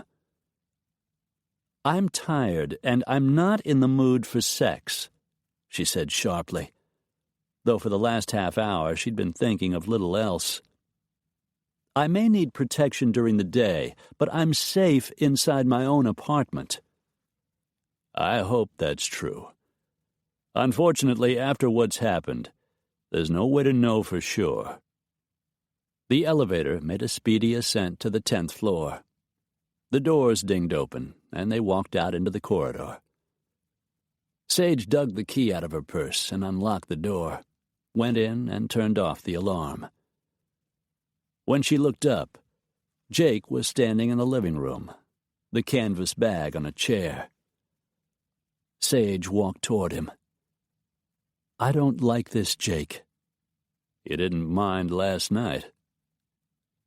Before she could form some kind of reply, he reached for her and pulled her into his arms. For an instant, when his mouth came down over hers, she resisted. He had no right to make assumptions. Just because they'd made love last night didn't make it a permanent thing. He didn't let go, just kept kissing her until she softened against him. The hot lips moving over hers turned gentle, coaxing now instead of taking, making her insides quiver and her heart pound in her ears. His hands cupped her bottom, and he pulled her into the V of his powerful thighs, letting her feel how big and hard he was, how much he wanted her. She had never been with a man who dominated her sexually, and it was an incredible turn-on. Her fingers dug into his massive shoulders. She could feel the moisture building between her legs. She was on fire for him, barely able to breathe. "I'm staying," he said against her mouth, deepening the kiss. "I'm taking you to bed, and I'm spending the night there." A little whimper came from her throat. She wanted him to stay, had wanted it from the start. She wanted to feel him inside her so badly she ached with it. He helped her off with her suit jacket, unfastened the buttons on her pink silk blouse and tossed it away, unfastened the catch on the front of her bra. Bending his head, he took her breast into his mouth. Sage moaned as he suckled and tasted, laved and teased a nipple. "I think I'll have you here," he said. "Then maybe again in the shower. You've got a nice big one. Room for both of us." Somehow her skirt was gone. She didn't quite recall how it happened. Desperate to touch him, she reached for his T-shirt, pulled it off over his head, pressed her mouth against the thick slab of muscle across his chest. Her tongue found a flat copper nipple, circled it, and Jake groaned. He still wore his jeans, but she was naked except for her tiny thong panties, pink this time, and lacy.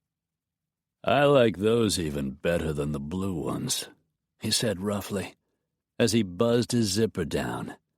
Then he turned her around, bent her over the arm of the sofa, pulled the panties aside, and entered her. Sage gasped at the feel of him inside her, the fierce, erotic sensations. Moving deeply, he took her and took her, giving her a series of orgasms so hot and delicious they left her weak and shaky. Jake reached his own release, and little by little they began to spiral down.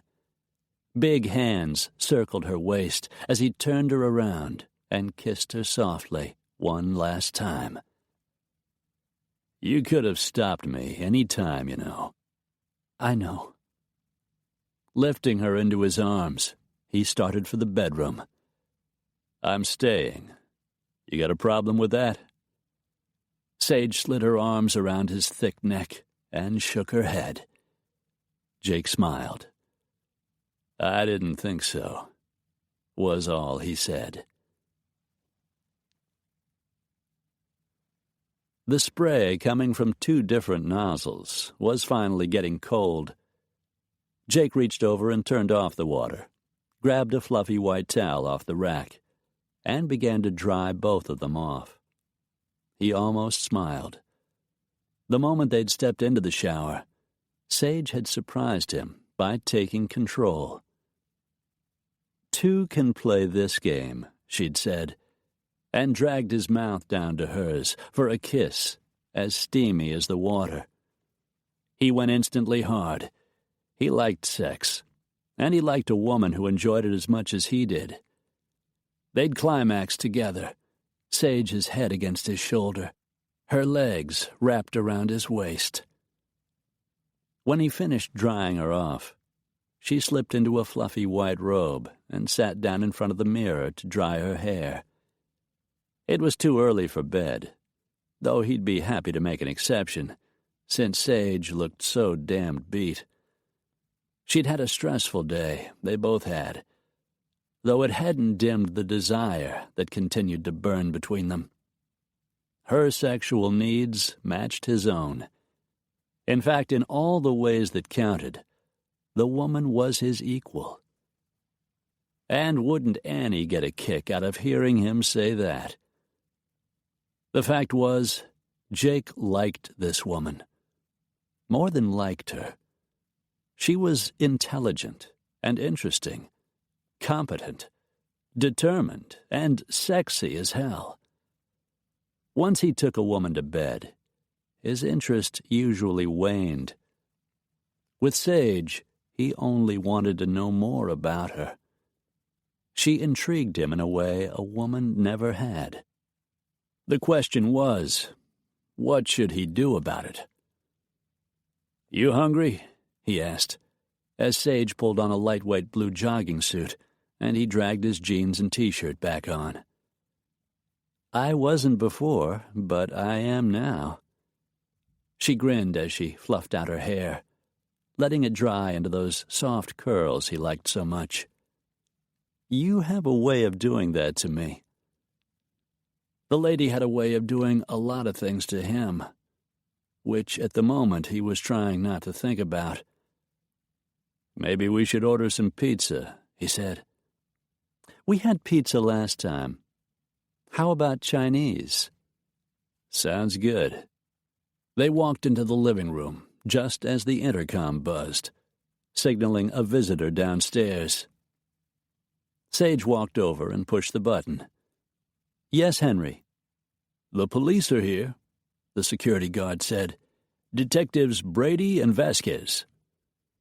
Sage flicked Jake a glance, and he nodded. "Send them up," she said. "I'm surprised it took them this long." Jake had spoken to the detectives at Lynx after the car bomb explosion. But Sage had been moving around all day. Maybe they'd just finally tracked her down. A few minutes later, the doorbell rang. Jake stepped up to the peephole, recognized the men he'd talked to earlier. They were dressed in rumpled dark suits that looked as if they came off the discount racks, their shoes slightly scuffed, the uniform of plainclothes detectives. Brady was gray-haired and a little overweight. Vasquez was Hispanic, younger and good-looking. Satisfied they were who they said they were, Jake opened the door. "Hello, detectives," Sage said. "I've been expecting to hear from you." Brady spoke first. "Sorry to bother you this late, Ms. Dumont," the Texan drawled. "But we need to ask you some questions about the explosion this morning. I'm Detective Brady, and this is Detective Vasquez. We're with Houston PD. As I said, I've been expecting you. I believe you've met my bodyguard, Jake Cantrell." Brady nodded. "We talked to him earlier." "Can I get you something to drink? Iced tea or a glass of water?" "Nothing for me. Vasquez said. "We're fine," said Brady. "Why don't we go into the living room?" Sage, Brady, and Vasquez sat down on the overstuffed pale peach sofa and chairs, facing the big windows, looking out over the city. The entire apartment was done in soft peach, cream, and black. A black lacquer table sat in front of the sofa, and Asian accents added an interesting touch. The apartment was modern but comfortable, and Jake thought it fit Sage perfectly. Feminine, but without a lot of frills. He walked past the group and stood at the wall behind Sage. Brady pulled a notebook out of his pocket and began to flip through the pages. "From the statements made by the owner of Freedom Limousines, Mr. Lincoln Jones, and those given by Mr. Cantrell this morning, I gather the Escalade was the vehicle you generally rode into work. Just since the arrival of our visitors from the Middle East, my company is involved in business negotiations with Sheikh Khalid Al-Qazaz. There have been some protests, things happening around the office. Mr. Cantrell thought hiring a limousine service would be wise. Before that, I drove myself to work." "Was there anything different about your schedule this morning?" Vasquez asked. "Anything out of the ordinary?" "No, we were scheduled for a meeting in Midtown. The car was on its way to pick me up. We did the same thing yesterday morning." "Was anyone besides you, Mr. Jones, and Mr. Cantrell supposed to be riding in the car?" Brady asked. "No."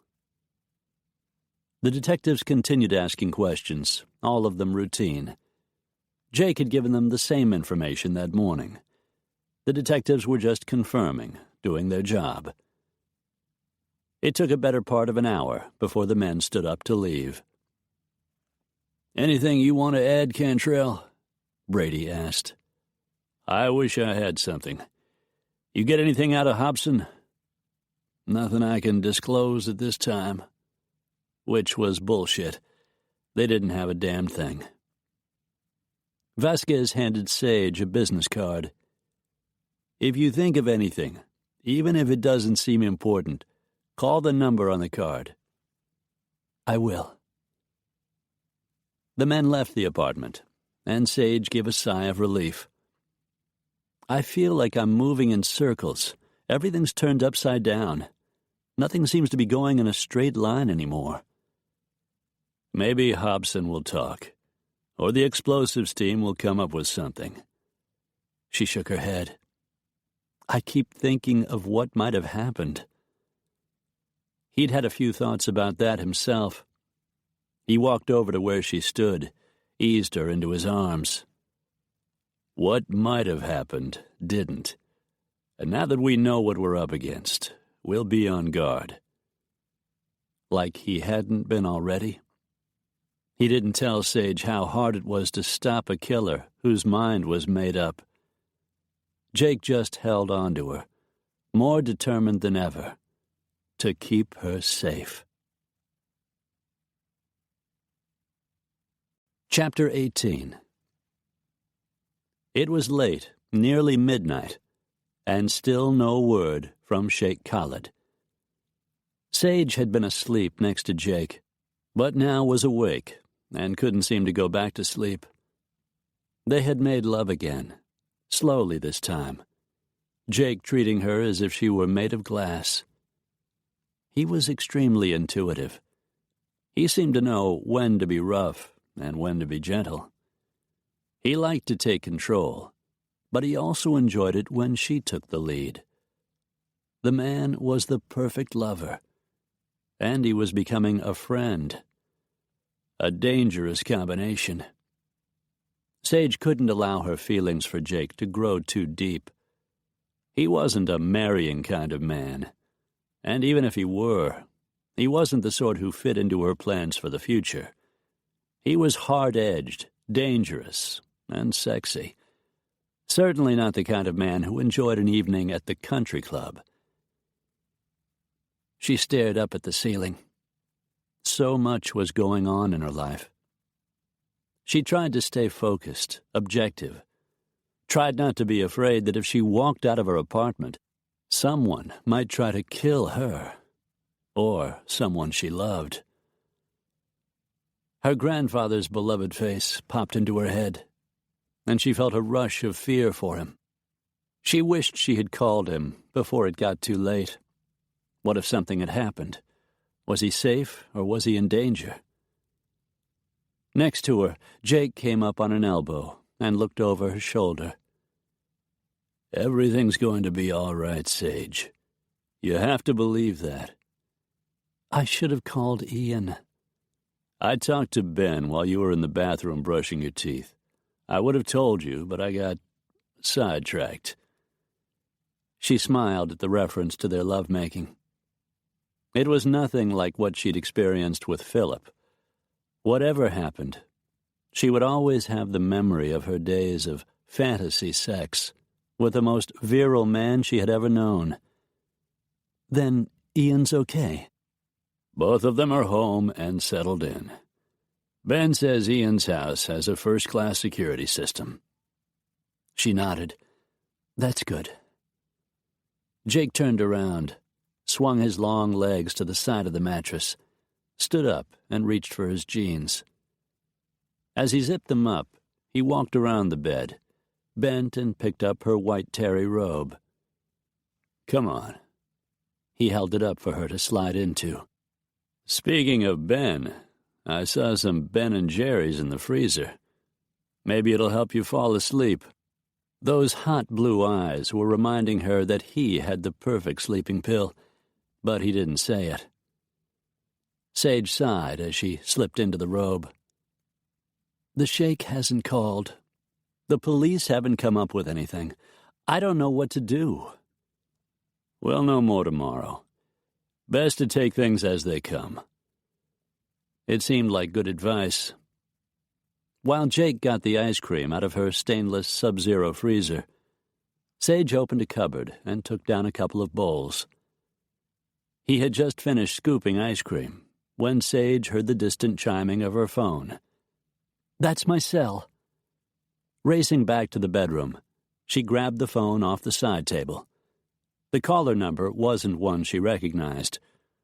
Her heart was pounding as she pressed the phone against her ear. "Sage Dumont."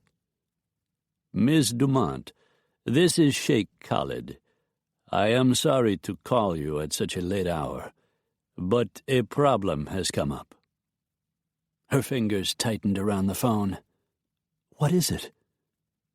"I am afraid my daughter is missing." Sage could feel the blood draining out of her face. Alia's been kidnapped?" She looked up to see Jake striding toward her. From his dark expression, she knew he had overheard her words. He bent to her level, and she held the phone so he could hear. "That is what I thought at first," Khalid said. "But she left a note for me with her cousin Zahra. It is with a great deal of sorrow that I tell you, my daughter has run away." Sage's stomach churned. She flicked a glance at Jake, who was scowling. "Have you called the police?" "My daughter is 22 years old. She is of legal age. I am hoping she will contact me. I intend to stay in your country until I can speak to her." Sage's heart was racing. She wasn't sure who she felt sorrier for, Alia, alone in a strange city, or her father, frightened for his youngest child. "Is there anything I can do?" "I am not certain. If she contacts you, I ask that you let me know. Tomorrow we will talk again.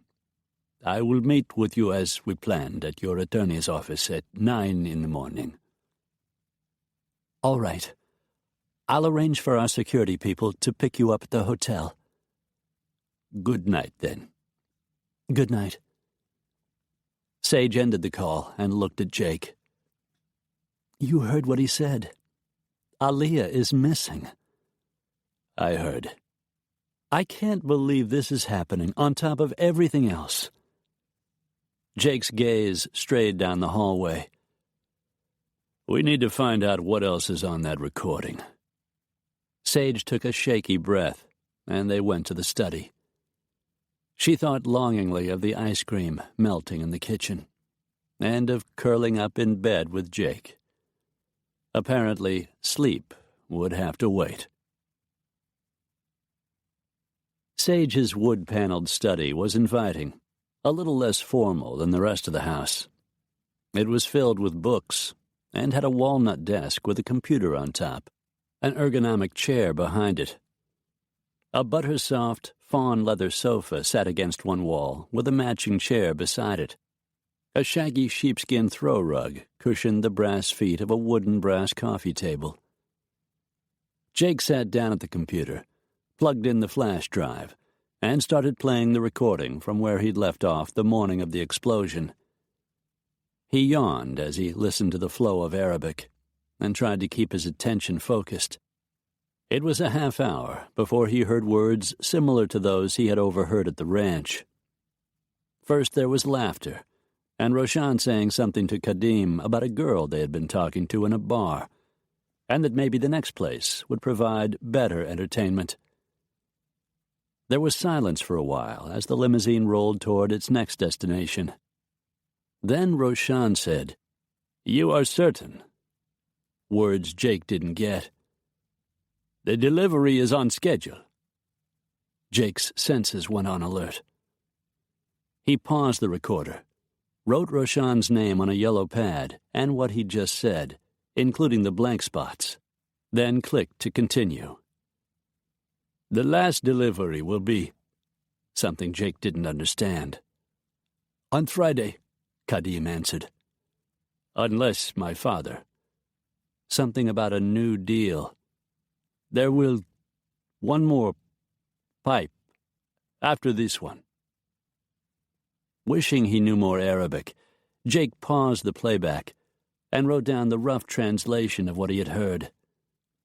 Standing behind him, Sage looked over his shoulder and read what he'd written.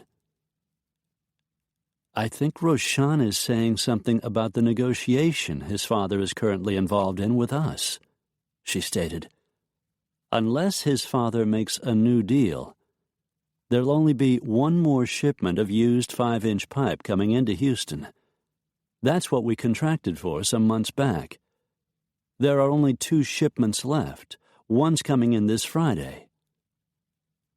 Jake clicked resume, and the conversation continued. "It does not matter." More words Jake missed. "For now, finished."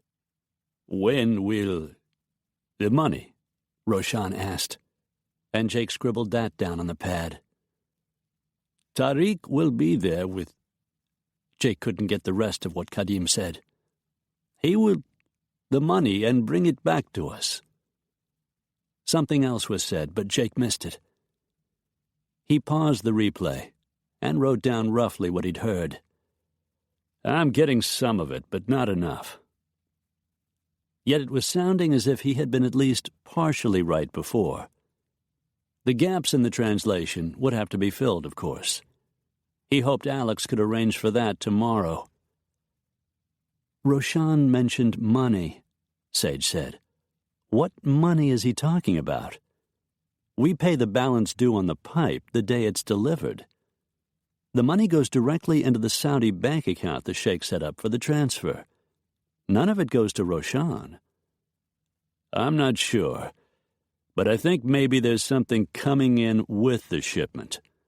Something worth money." Sage seemed to be weighing the information. "Tariq is one of the bodyguards, right? The one you call Mutt?" "That's right, Mutt and Jeff. Jeff's name is Youssef. The sheikh's men are Karon and Kamal." "They haven't said what's coming in with the shipment. Maybe it's a message or something." "Could be," but Jake didn't think so. He clicked the play button again. "I will, when this is over," Roshan stated. Very clearly, he said, I do not like taking risks." The men started talking faster, arguing over something, and Jake lost track of the conversation. Sage read the last of what Jake had written down. "You mentioned drugs before. You thought they said the word. I don't see it in your notes." "I missed a lot. I can try it again, but I'd rather wait until tomorrow. Bring someone in who speaks the language." Sage tapped a finger on the yellow pad. "Are you sure about this, Jake? Is your Arabic really good enough to know this is what they're saying?" "I caught a lot of it. Alex has a professor friend who works at the university. Tomorrow I'll have the whole thing translated."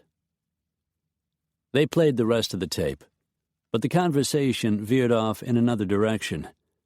Then the limo stopped, presumably at a nightclub, and when the men returned, they had women with them. Jake pulled the USB flash drive out of the computer. "We don't know what's coming in with the shipment," Sage said, as he turned off the machine and rose from the chair behind the desk.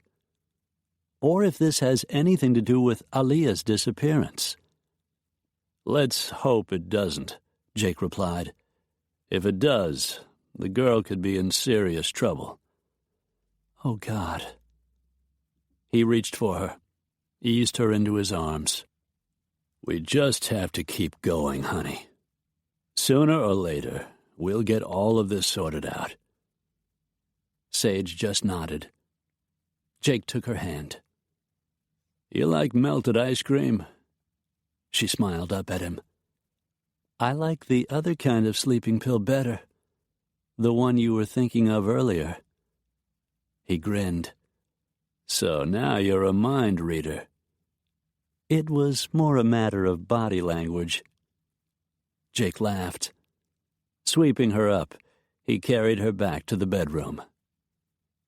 It wasn't too long before both of them fell asleep.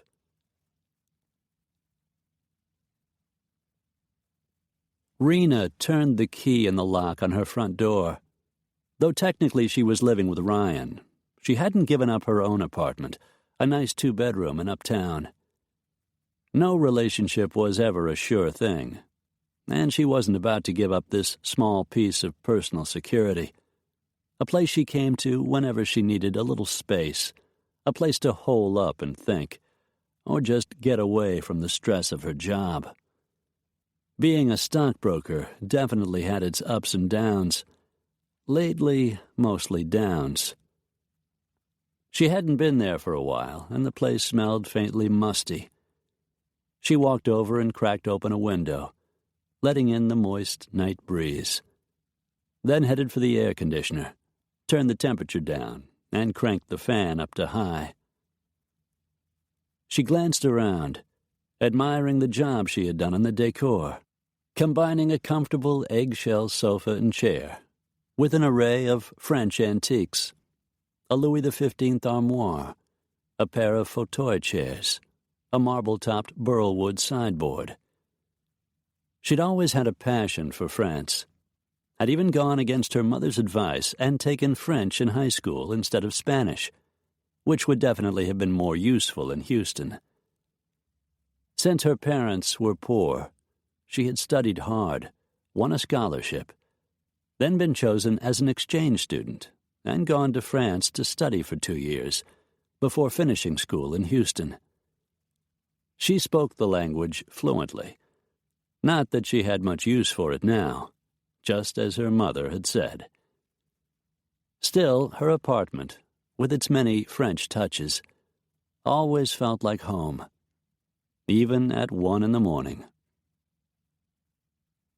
Rena exhaled a sleepy sigh and yawned. First, the call had come from Sage this morning, sending her reeling.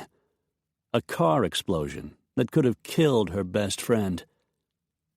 But Sage was with Jake tonight, and after seeing them together, Rena felt sure the big man would do whatever was necessary to keep her friend safe. Then, an hour ago, she'd gotten another unexpected phone call. one that had led her here. Since Ryan was traveling, there wasn't a problem getting away from the place they shared. She thought of what she was about to do and chewed her thumbnail, an old habit she thought she'd conquered. She didn't have to worry about a bomb, but Sage was definitely going to kill her when she found out what was going on. Not that any of it was actually her fault. Well, maybe a little. During the weekend out at the ranch, Rena and Aliyah had become friends of a sort. When the girl found out Rena was a stockbroker, a completely independent woman, she'd been filled with 1,000 questions. Aliyah was amazingly smart and so eager to learn. Little by little, she had confided her deepest desire: to stay here in America. "I wish to continue my education," she said wistfully, a topic that had also come up the day they'd gone shopping in the mall. "I want to go to a real school where men and women students are treated as equals.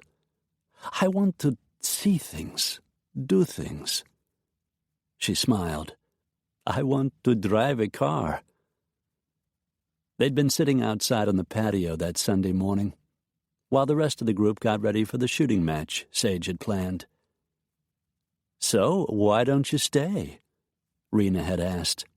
"You're legally old enough, right?" "I am 22, but in my country, I am still under my father's protection and guidance. I have cousins who live in this country, one whose family now lives in New York. I have begged my father, but he refuses to give me his permission to stay. He said it is time for me to marry. He plans to choose for me a husband. I wish to choose my own husband." "What you're asking doesn't sound unreasonable. Maybe your father will change his mind." "I do not think so." Aliyah smoothed the front of her beaded silk robe. "He will not agree. And my brother, Roshan, is even worse. He believes all women are beneath him." Rena reached over and squeezed the girl's slender hand. "Maybe you'll find a way." She had given Aliyah her business card and written her cell number on the back. "If you ever need my help, don't be afraid to call." Which was the reason Sage was going to kill her. Because tonight, Aliyah had taken Rena up on her impetuous offer of help and had phoned. The girl had grabbed the bull by the horns, as a Texan would say. She'd devised an elaborate plan and escaped from her cousins, Zahra and Yasser, and one of the bodyguards, during a visit to the University of Houston campus. According to Aliyah, there was some sort of festival going on she had read about in the paper. According to plan, she had slipped away in the crowd, pulled off her robe and headscarf, and run away in the jeans and T-shirt she'd been wearing underneath.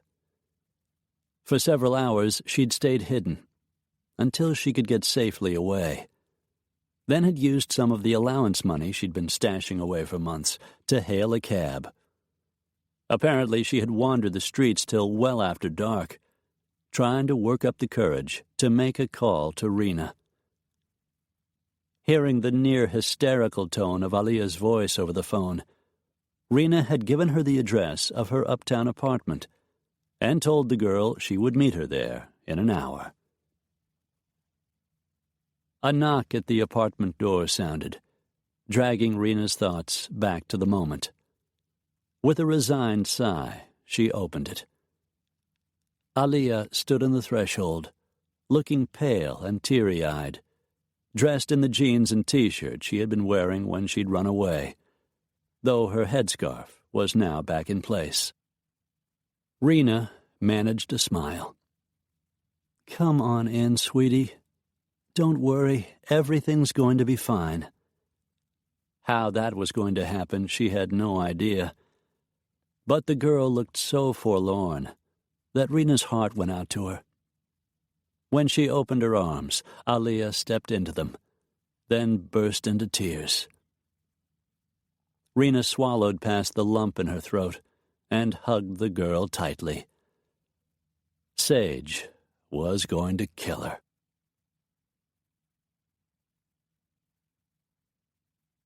Chapter 19.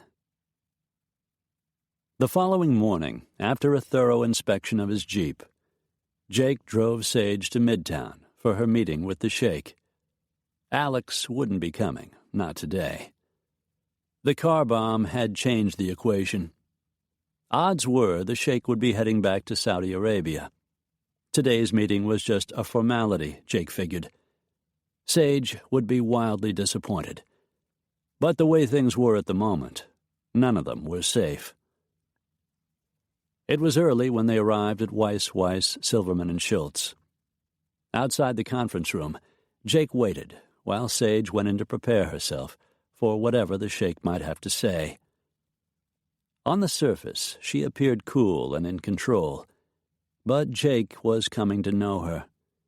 He recognized the faint hint of nerves, the edginess, the worry in her voice. He didn't blame her. She had a hell of a lot at stake. He took up a stance beside the door, thinking of the call from Ian he had received earlier that morning. The protests at Dumont Drilling had dribbled to a small group of students still milling around out in front. Most of the protesters had gone home. Ian had asked him to keep a close eye on his granddaughter, and Jake had assured him he was doing exactly that. Considering he had spent the night in Sage's bed, the eye he was keeping on her was a lot closer than Ian might guess. The ding of the elevator alerted Jake to the Sheikh's arrival. He was surprised when the man walked out with only his 2 personal bodyguards, Caron and Kamal. Even his lawyers were absent. The men disappeared inside the conference room, and a few minutes later, Jake was even more surprised when Sage stepped out and asked him to join them. "This is getting complicated," she said. "It's more than just business now. I'd like you to be there." Smart lady, he thought, as he had a number of times before. There was more than money at stake. A young woman was missing. Roshan was likely into something illegal. And there was a bomber in the mix. They went through the formalities, one of the office staff bringing in coffee, pouring for the Sheikh and Sage and anyone else who was interested. It usually took the Saudis a while to warm up and start talking about anything more than pleasantries. But today, the Sheikh cut right to the chase. "I have come to admire you, Miss Dumont, and in some way also to trust you." He flicked a glance at Jake. "I trust now that whatever is said in this room will go no further." Sage met his dark gaze squarely. "You have my word, Your Highness."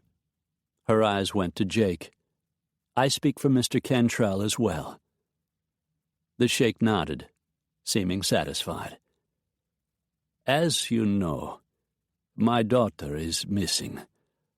I have had no word of her, aside from the note she left in Zahra's pocket." "Did the note say why Aliyah went off on her own?" Sage asked. "My daughter wishes to go to school in your country. She has friends in America, people she met while she attended university in Riyadh. She believes they will help her." "Then perhaps that's where she's gone." "I imagine that is her plan. Unfortunately, I know little of these people, or where I might find them." "I see." "My daughter and I have had many discussions on this matter. I did not believe she would go so far. By her disobedience, she has dishonored not only me, but our whole family." He glanced away. "And yet I find it difficult to condemn her." Sage's voice softened. "Your daughter is a very intelligent young woman. Sometimes not everyone can fit into the same mold." The sheikh stared out the window. It was rare for a Saudi male to discuss his family with an outsider. But Jake figured these were unusual circumstances. Clearly, the man was desperate to find his child. "Aliyah is like her mother, strong-willed and spirited. Noura was unhappy with her role as a wife and mother. She wanted something more. She also wanted more than just marriage for her daughter." "Have you spoken to her? Have you told your wife what's happened?" "My Noura died 3 years ago. Aliyah took her death very hard. Perhaps that is part of the reason she left. Perhaps she felt she owed it to her mother." "Is there anything I can do to help you find her?" "That is why I am telling you all of this. I believe sooner or later my daughter will contact you. She knows only the people she has met here in Houston, and I believe she trusts you. If you hear from her, I would like you to tell her I wish to speak to her. Tell her she need not be afraid of her brother or anyone else." Jake mulled over the words. The sheikh loved his daughter, and he was a fairly progressive man. But Roshan was fanatical when it came to a woman knowing and accepting her place, an attitude he had made clear. At the very least, he would believe Aliyah should be severely punished for what she had done. Physical beatings of women, or worse, were commonplace in Saudi Arabia. It was just the way it was. "If I speak to Aliyah," Sage said, "I promise I'll do my best to convince her to call you. If I hear anything at all, I'll let you know." The sheikh gave a slight bow of his head, his white headdress falling forward around his shoulders. "That is all I can ask." He turned to Jake. "Is there news of the man responsible for the car bomb?" "Not yet. We're hoping to learn more today." "I hope you will keep me informed." "Certainly." Khalid returned his attention to Sage. "If you will excuse me, it is time I got back to my family." "Of course." He relaxed a little. "Tomorrow we will continue our discussions. My daughter has caused more than enough trouble. There is work yet for me to do here." Jake caught a flash of relief in Sage's face. She summoned an appropriate smile. "Then I shall see you in the morning." With a final nod, the sheikh stood up, and with his bodyguards, walked out the door. Sage sank down in one of the leather conference room chairs. He wants to continue the negotiations. Jake stood beside her. To be honest, I didn't think he would. But maybe Khalid sees it as unseemly to allow a woman's behavior to disrupt his agenda. Sage rubbed her left temple, where an ache had begun to throb. What he said about Roshan. Aliyah's in danger, isn't she? She's risked more than her father's anger. By disobeying his wishes, she's disgraced her family. Roshan isn't going to let that pass. Roshan is also subject to his father's dictates. The trick is to keep the matter secret. If the sheikh can manage that, and bring her back into the fold. He can protect her. I hope she's somewhere safe. She's a smart girl. She had to have had a plan. If it went smoothly, she should be safe. Sage released a slow breath. I hope she calls. Maybe I can talk her into going home with him. You sure you want to? The question rolled through her. If the situation were different, would she help the girl escape the life she'd be forced to live under her family's iron control? Sage refused to think of it.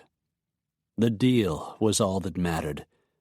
She had enough trouble already without taking on someone else's. I've got mountains of work on my desk at the office, she said, avoiding Jake's question. I need to get down there. All right. As he walked her toward the door, his hand rode at her waist, and a tremor of awareness ran through her. She remembered those big hands moving over her body, the power of them, the skill. Jake knew women. That much was clear. He knew exactly how to please a woman, and exactly how to please her. Sage ignored the warm tingling in her limbs, and thought instead of all she had left to do. She had forgotten the USB recording they had played at her apartment last night, until Jake used his cell to phone Alex. I'm going to need that translation, he said. Can you set it up? She couldn't hear Alex's reply, but Jake was nodding. Great, he said. I'm in Midtown. Meetings here are over for the day, so I'm driving Sage to the office. If you can take over for me for a couple of hours, I'll deliver a copy of the disc to the professor. I'll be at work, Sage interrupted. I'll be fine. Jake ignored her. I should be downtown in 20 minutes. Alex must have agreed, because Jake hung up the phone. I'll be in my office, for heaven's sake, Sage said peevishly. I'll be safe enough there. Yeah, and if that bomb had gone off 20 minutes later, you would have been safe inside Link's car. Her stomach rolled. Jake turned her to face him. I'm not going to let anyone hurt you, Sage, but I need you to let me do my job. She swallowed. He was right. She'd begun to realize he usually was. Okay. He bent his head and dropped a quick kiss on her mouth. Good girl. They headed downstairs. Leaving her with the security guard in the lobby, Jake went to find his Jeep. Before they'd left that morning, he'd used a mirror with a telescoping handle to examine the undercarriage, assuring himself it was safe. He must have done the same now, for a few minutes later the Jeep pulled up in front of the building, and Jake came inside to collect her. Ready? He asked. Sage just nodded. It was going to be another long day. The police were waiting, seated in the reception area, when Jake walked Sage out of the elevator onto the executive floor of marine drilling. Detectives Brady and Vasquez rose from their chairs and started toward them. Brady reached them first. Sorry to bother you, Miss Dumont. Your assistant told us you were on your way into the office. We got some new information we need to talk to you about. She flicked a hopeful glance at Jake. He was damn well hoping they'd found something, too. Let's go into my office. Sage led the group inside, and Jake closed the door. They all sat down at the round, granite-topped table in the corner. Through the windows, Jake could see people on the street below, still milling about with signs, but the number of demonstrators was clearly dwindling. Brady opened his notepad and took out a pen. The report from the explosives unit came in last night. He glanced up. Looks like the bomb was remotely detonated. Sage's eyes widened. What? So the guy was there, watching the car, Jake said. He set off the bomb before we had a chance to get inside. Looks like it. Must have hung around after he rigged the device. Otherwise, he wouldn't have known what time someone might get in it and drive away. It was a warning, Jake said. He could have waited until we were inside the car, but he didn't. He wasn't trying to kill us. He was trying to scare us.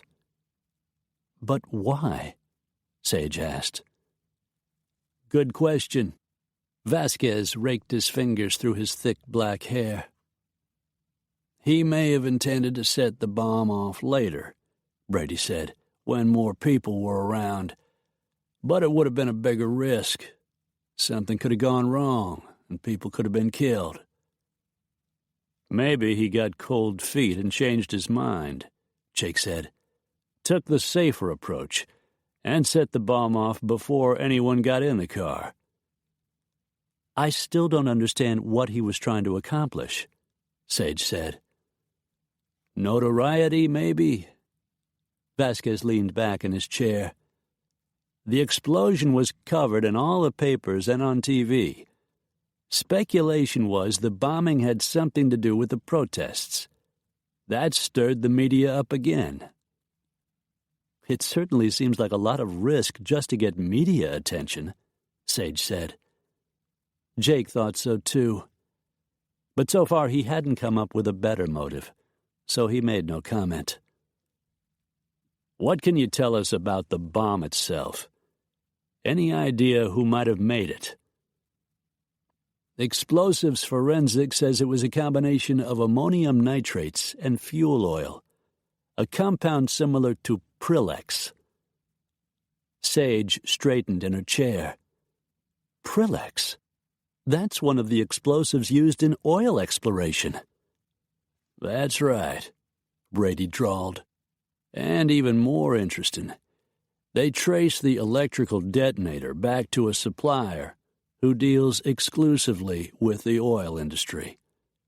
Unfortunately, there was no way to know specifically which company purchased the device used in the car bomb. Sage stared at the detective. Are you saying this had nothing to do with the protests? Brady shook his head. Not enough information to know for sure. Thing is, it's beginning to look like it had something to do with the deal you're trying to make. Any idea who might want these negotiations to fail? You're not thinking it might be one of our competitors? I'm not thinking anything, Miss Dumont. I'm hoping you might have some idea where we should go from here. Sage swallowed, shook her head. I have no idea.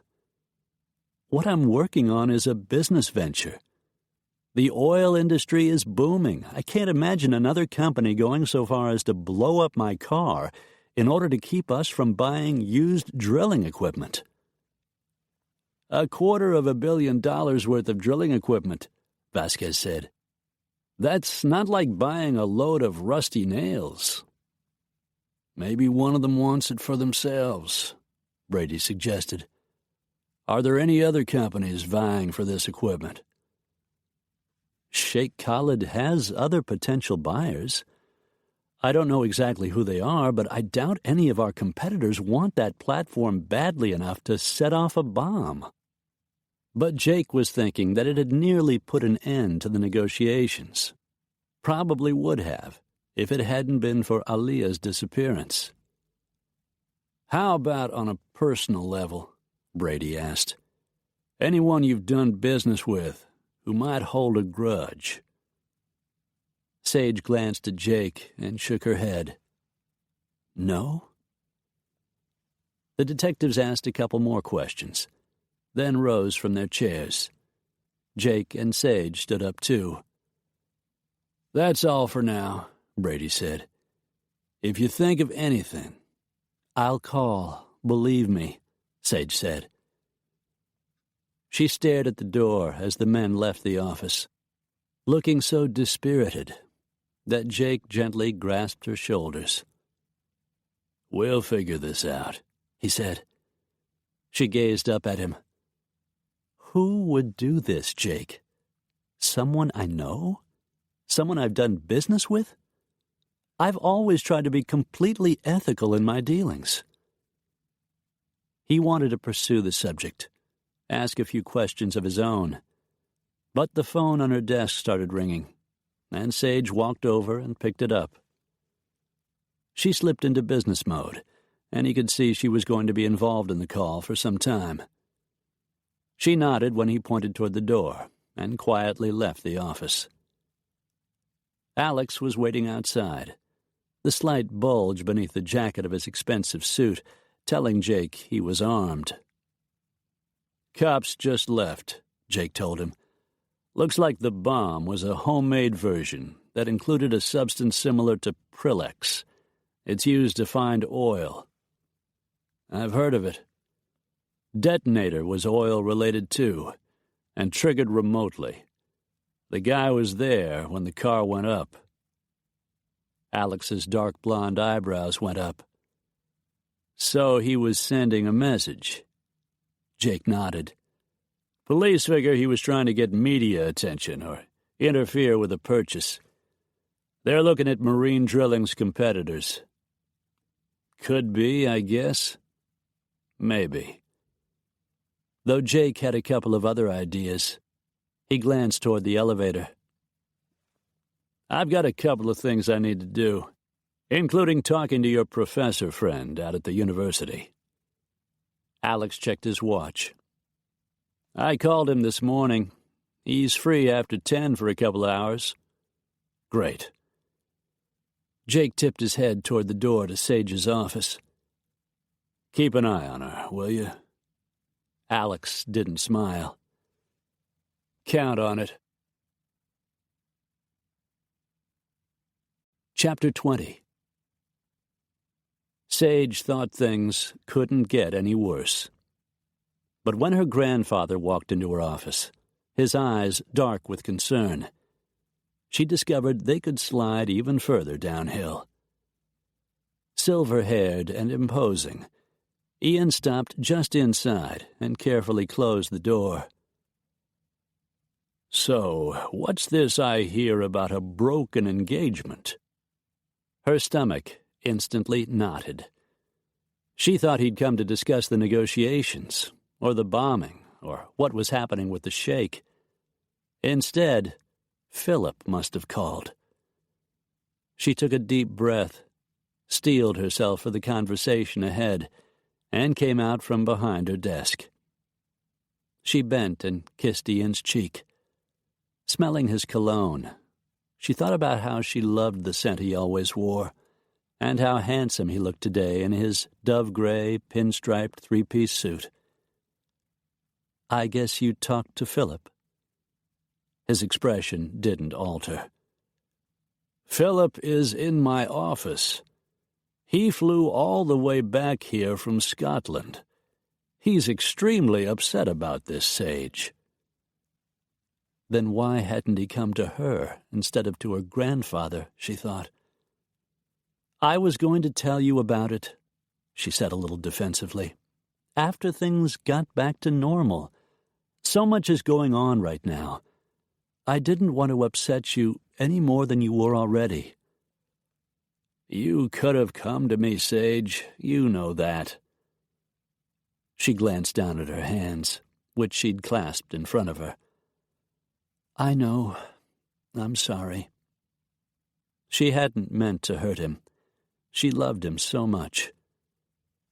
Ian just nodded. "Philip's asked me to intercede on his behalf.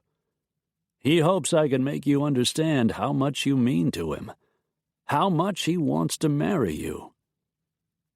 A little flare of anger sent her chin up an inch. "Then why isn't he standing here instead of you?" Ian's lips curved slightly. "Because he knows how stubborn you can be once your mind is made up. What I'd like to know is why you felt you needed to break your engagement." It wasn't really his business. But Sage knew how much he loved her, how important her happiness was to him. She raked her heavy hair away from her face. I needed some time. I wasn't sure getting married was the right thing for me to do. Philip was due back in Houston in a couple of months. I thought we could discuss things then. I see. She wondered if he did. Ian Dumont was shrewd and intelligent. She wondered what he saw when she was with Jake. If he knew they were sleeping together, and if he did, what he thought about it. She didn't ask. As close as they were, sexual matters were off limits to both of them. Philip was hoping to take you to dinner, but naturally that is out of the question. He heard about the bomb, of course. Everyone in the office knows. And word travels fast, even across the ocean. Philip is extremely concerned. He's worried about you. He wants to talk to you, Sage. I think you owe him that much. She did. Of course she did. Yes, I know. I never meant to hurt Philip, or be unfair to you. I've got to be sure, Grandfather. His head came up. She rarely called him that, and never at work, which was a measure of how much Philip's arrival had upset her. I just want you to be happy, Sage. Her throat tightened. I know. I'll send him in. She nodded, bit her lip. She didn't want to face Philip. She'd been sleeping with another man. She didn't want to lie to him, but she didn't want to make things even more unpleasant. He walked through the door, as he always did, as if he were entering his own office, instead of one that belonged to her. He looked good, his blonde hair perfectly styled, his handsome face smooth and tanned, his Italian suit tailored perfectly to fit his lean frame. Sage, darling. He walked toward her, bent, and kissed her cheek. I had to come. I've thought of you every minute since you called. I didn't hear about the bomb until I was getting on the plane. I'm so glad you're all right. I wasn't in the car. I'm just thankful no one was injured. We need to talk, Sage. I don't understand what happened between us. But I'm convinced that if we discuss the whole thing openly and honestly, face to face, we'll be able to work things out. He sounded sincere, but Philip was accomplished at that. It was one of the things that made him a successful corporate executive.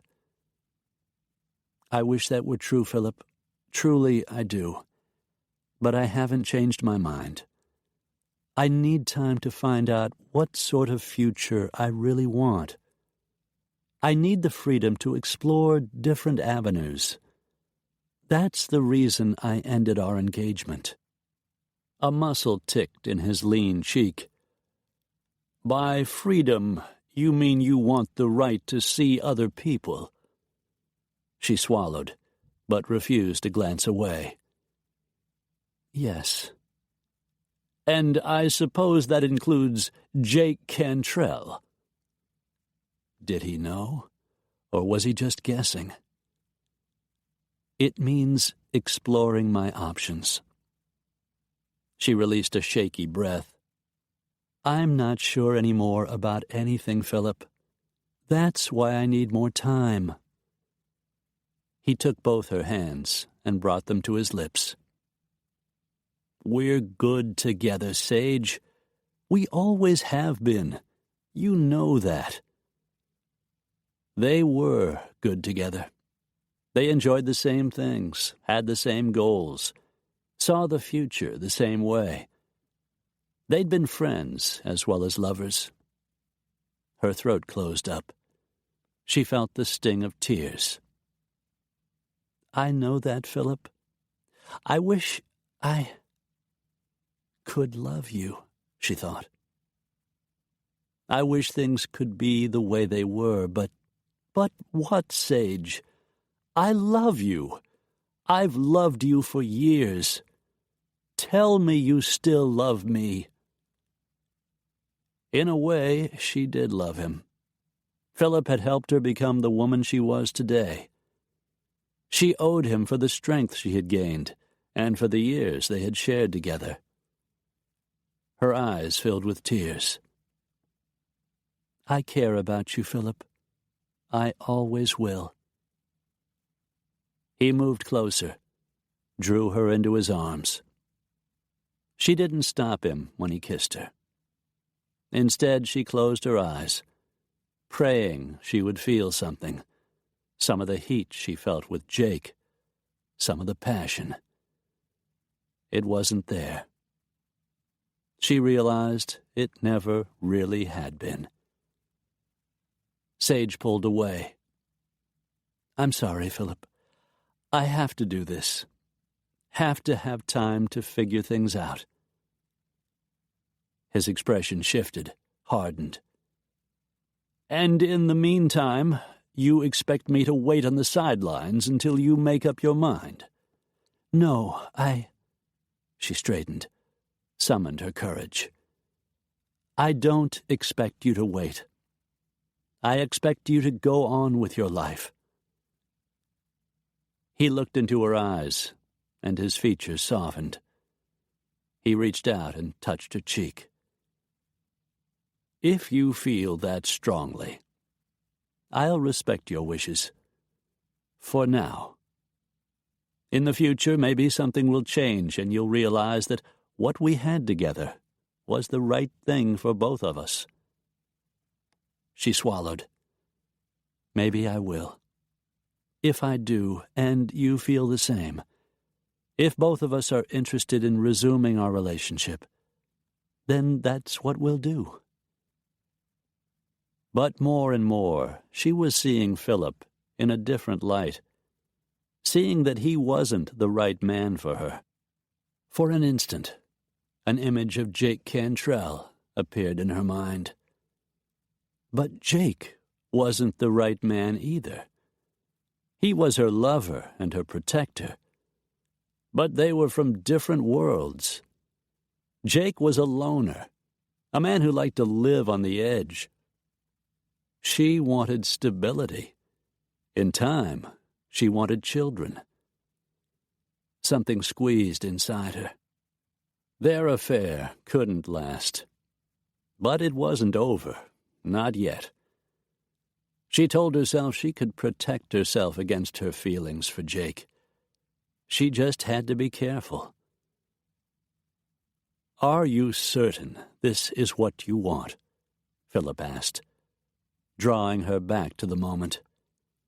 Because as much as I love you, Sage, I won't wait forever. She thought of all they had shared, and fresh tears burned her eyes. It's what I want, Philip. At least for now, she thought. She had no idea what she would want tomorrow, or at any time in the future. She drew the engagement ring off her finger and handed it back to him. Philip's fingers curled around it, and his voice gentled. You've always worked so hard. Perhaps I pushed too much. Perhaps giving you the time you need will make things clearer. We'll talk again, Sage, whenever you're ready. Until then, darling, if you need me, you know where I am. Her heart squeezed. She watched as he turned and walked out the door, closing it softly behind him. Was it truly over between them? Or would she come to her senses and beg him to take her back? She wiped away the last of her tears and went into the bathroom to wash her face. Sage tried to imagine Philip in her bed instead of Jake, but the image wouldn't come. After driving out to Adam Haddad's office, Jake went in to drop off the copy of the flash drive he'd had made, which included only the portion he needed translated. "You must be Mr. Cantrell," the professor's teaching assistant said, a pretty blonde with glasses and a perky smile. "That's right, Jake Cantrell." "The professor said you might be stopping by. Something came up and he had to leave. He won't be gone long. You can wait for him or come back in an hour." "I'll be back." Jake set the flash drive on her desk. "Give him this, will you? I'm hoping he can translate it for me." "Yes, he mentioned that. I'll see he gets it." "Thanks." Jake checked his watch as he left the office.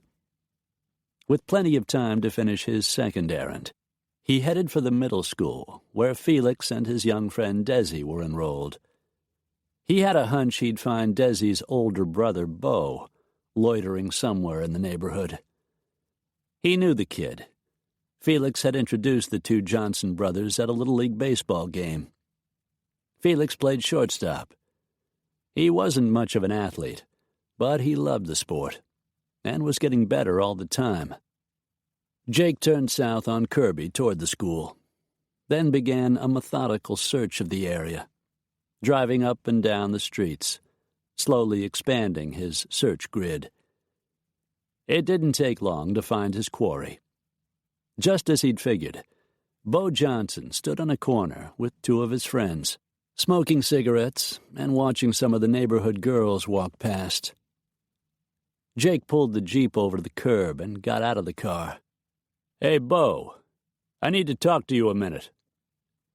Bo looked up, saw who it was, tossed his cigarette away, and all three boys started running. But Jake had figured on that and was already in motion.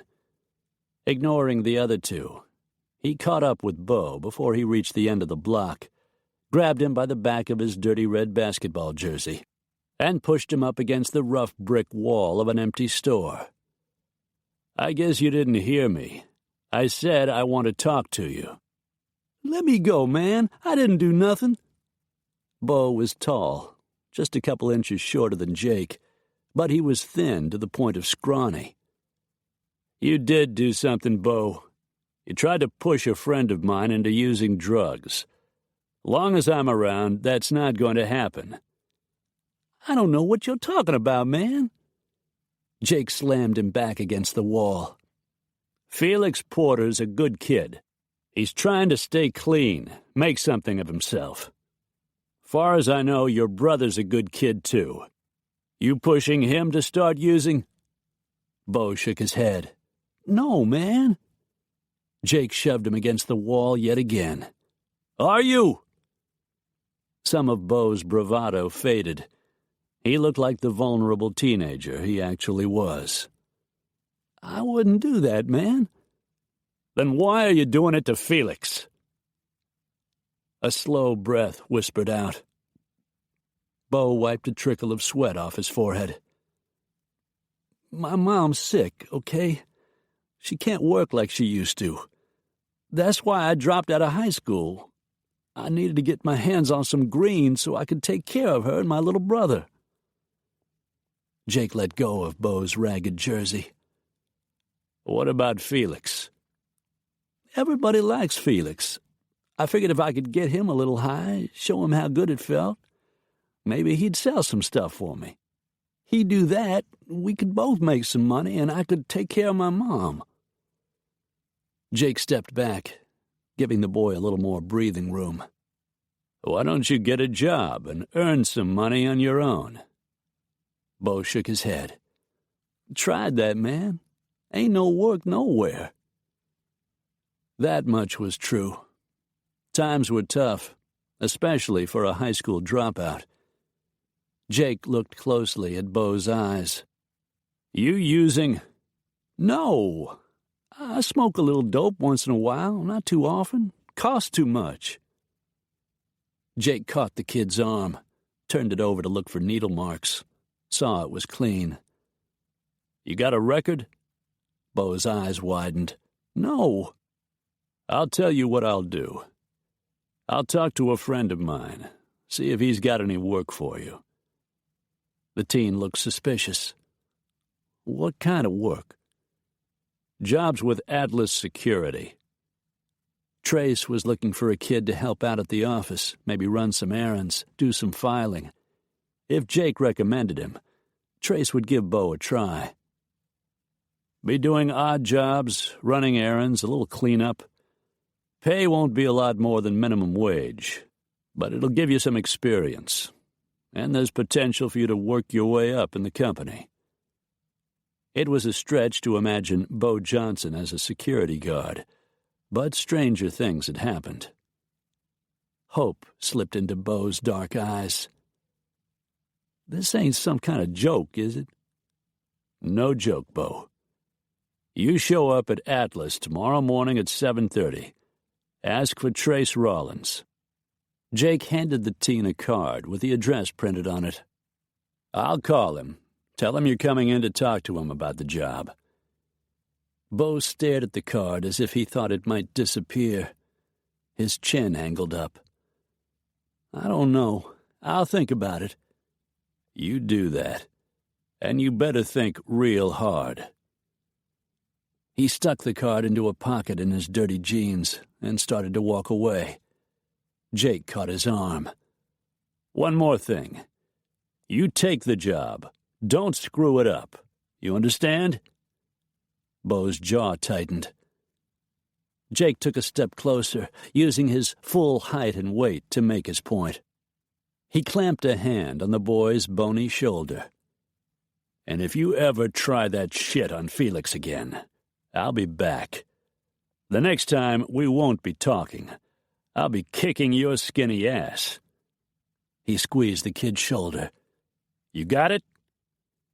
Bo nodded, and Jake let go. Turning, the boy took off running. Jake watched until he disappeared, wondering if the kid had the guts to change his life and make something of himself. He needed to call Trace and give him a heads up. He'd vouch for the kid this once, and hope like hell Bo wouldn't give Trace any trouble. He wondered if the boy would actually show up in the morning. Either way, Jake figured he had just solved Felix's problems. Sage finished the last of her calls. She had talked to Red Williams and brought Will Bailey up to speed. In the morning, she planned to renew her campaign to convince Sheikh Khalid to accept a fair price for his drilling equipment. She leaned back in the leather chair behind her desk and closed her eyes, saw a replay of her conversation with Philip. She couldn't stop thinking about him. She couldn't stop thinking of Jake. With a sigh, she got up to get a glass of water from the bathroom. Then she heard Jake's familiar knock on the door. Her insides trembled. Just knowing he was out there made her heart beat faster. She opened the door, and he walked past her into the office. "I'm heading out to the university to talk to Professor Haddad. He's finished the translation. I thought you might want to come." "Yes, very much." Jake's gaze moved over her, and he started frowning. He reached out and caught her chin, tipped her face up, and gave it a thorough inspection. "You've been crying. What's wrong?" She thought she'd repaired her makeup well enough that he couldn't tell, but Jake was extremely perceptive. "Philip's back." Jake's expression hardened. His blue eyes turned opaque. "Here? At the office?" "He talked to Ian. He asked my grandfather to intercede on his behalf." "You want to tell me what happened?" Jake said it calmly, too calmly. Sage wondered what was going through his head. "I told him the same thing I told him before. I said I needed time. I have no idea if he knows about you. I didn't tell him. I didn't want to hurt him any more than I already have." Jake's jaw looked hard as steel. "What else?" Philip said he loved me. He said we were good together. Then he kissed me." Jake said nothing, but a muscle ticked in his cheek. He stared at her with those fierce blue eyes, waiting for her to continue. I didn't kiss him back," she finally said. "Why not?" Her eyes welled with tears. "Because he wasn't you." She didn't see him move. He was just suddenly there, catching her in his arms, pulling her close, his mouth coming down over hers. It was a hard, possessive kiss, meant to erase any memory of the man before him. A kiss that set her insides on fire. Sage kissed him back, and tried not to think how good it felt, how right. It was Jake who pulled away first. His arms tightened around her, and for a long moment he just held her. "We'll figure this out." He pressed his lips against her hair. "We'll find a way." A lump rose in Sage's throat. I wish things could be back the way they were. I wish I was still content to be with Philip. I wish I didn't know what it was like to want someone the way I want you. Jake kissed her again, gently this time. "You can't go back. No one can. It's just the way life is." She dashed the tears from her cheeks. I know. He glanced down at her hand, saw the engagement ring was gone, and dropped one more soft kiss on her lips. "You gonna be all right?" She swallowed, then nodded. Philip deserved better treatment. "You were honest, Sage. How many people can say that? You didn't go behind his back. You were free when we got together." She had done the right thing, and Jake had been part of the reason. I'm grateful for that. He reached out and took her hand. "Come on. You need to get out of here for a while. Let's go find out what Roshan's been up to. Let's go see what's on that flash drive." Sage relaxed at the tug of his hand. He had a way of making her feel better. For now, that was all that mattered. That and making her deal tomorrow morning.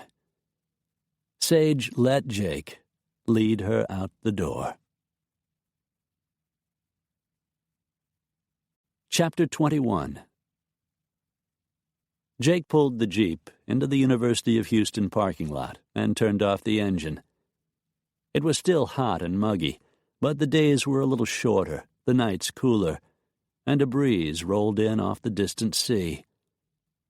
He opened Sage's door, helped her out, and started walking with her across the campus. He tried not to think of what had happened in her office, how he'd felt when she'd told him Philip had returned and the bastard had kissed her. But Jake couldn't forget the way his chest had tightened and his heart had squeezed like a fist. Then blind rage took over. He wanted to tear Philip Stanton apart limb by limb with his bare hands. Until that moment, he'd never known an instant of jealousy, hadn't understood what a potent force it could be. But Sage Dumont belonged to him, and no other man could have her. At least that was how he'd felt at the time. He didn't want to consider what that might mean. He didn't want to think about his deepening feelings for her. As they stepped off the grass onto a maze of sidewalks, a group of students wearing backpacks walked past, then a cluster of teachers carrying canvas book bags. Jake flicked a glance at Sage, tried not to think how appealing she looked with the sun on her face and her hair gleaming. It didn't matter. There wasn't a chance in hell the physical attraction they felt for each other would turn into a long-term, committed relationship. They were nothing alike. People from different worlds, living two very different lives. Sage was a member of a rich and powerful family, while he had busted his balls working on the family farm, then held 2 jobs to get through city college. He'd been determined to leave the Iowa cornfields behind, and he'd done what it took to make that happen. Special Forces had needed a different kind of determination, but he'd pushed himself to the mental and physical limits necessary to become part of that elite group of men.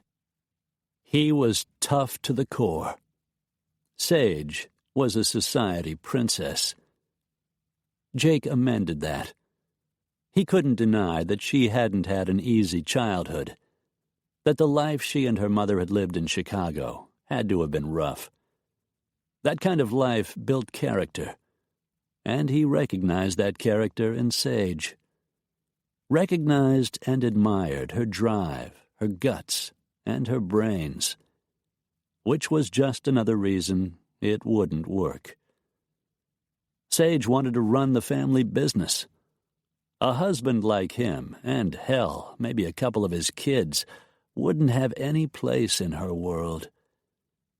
At least he had plenty of money.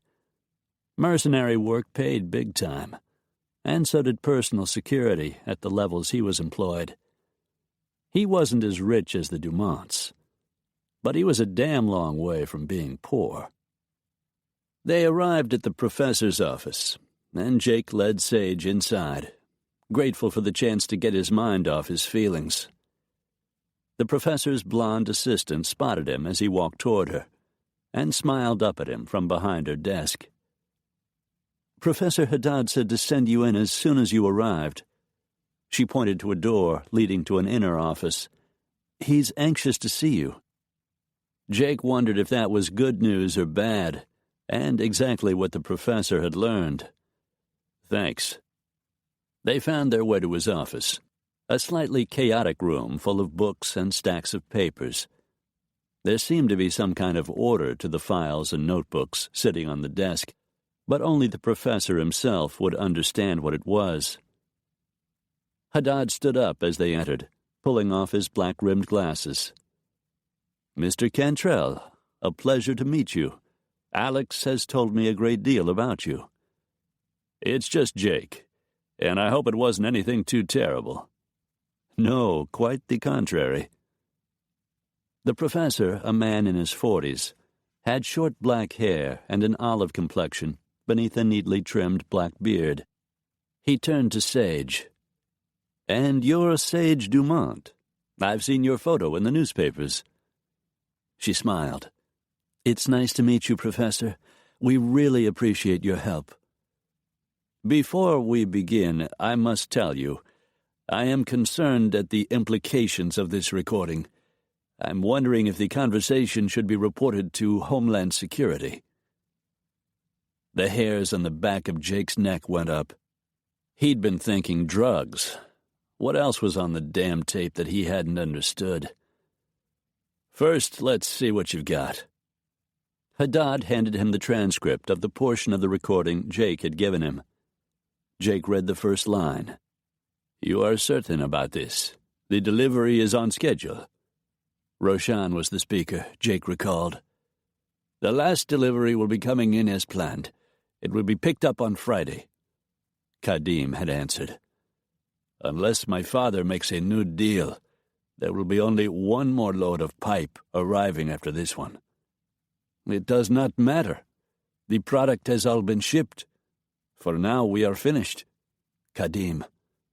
"When will we get the money?" Roshan. "Tariq will be there with our contact when the product is retrieved. He will receive the money in exchange and bring it back to us. You'll get your half of the profit, as usual." Jake didn't like the sound of that. Who the hell got the other half? The contact? He had missed that part completely. The contact had to be the guy who had collected the money on the earlier shipments. assuming there were more than just this one, which it certainly sounded like. "I will be glad when this is over." Roshan had said that.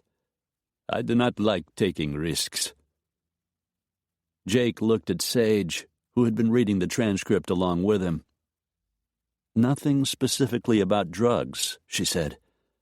"No, but I'm fairly sure he mentioned them while we were riding that day at the ranch.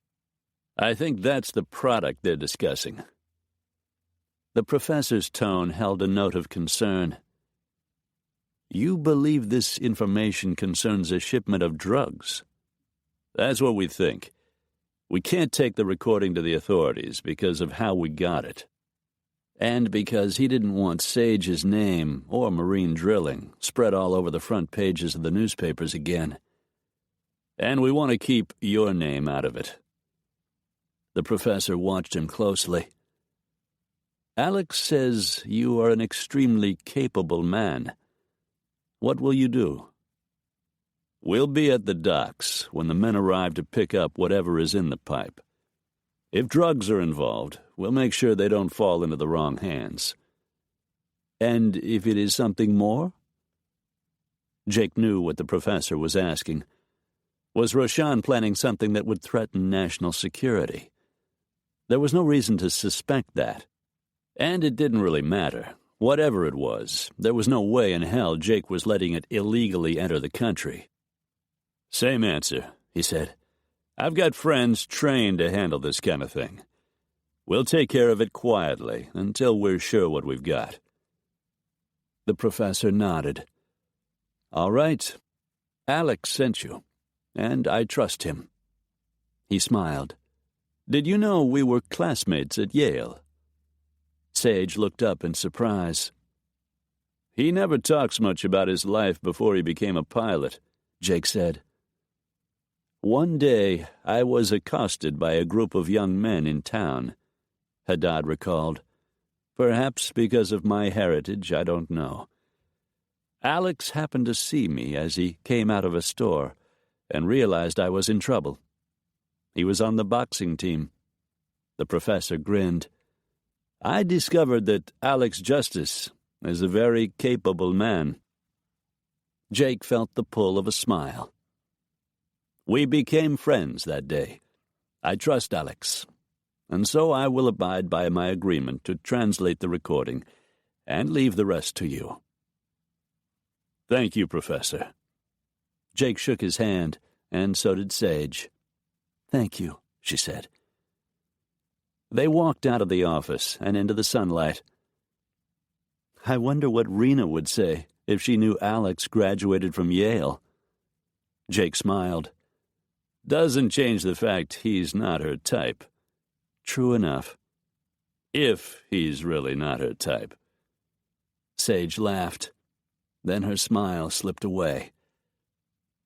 What if the professor is right, and there's something more sinister in the pipe? "Like I said, we'll handle it. Trace is a ranger and a communications expert. Ben's a SEAL.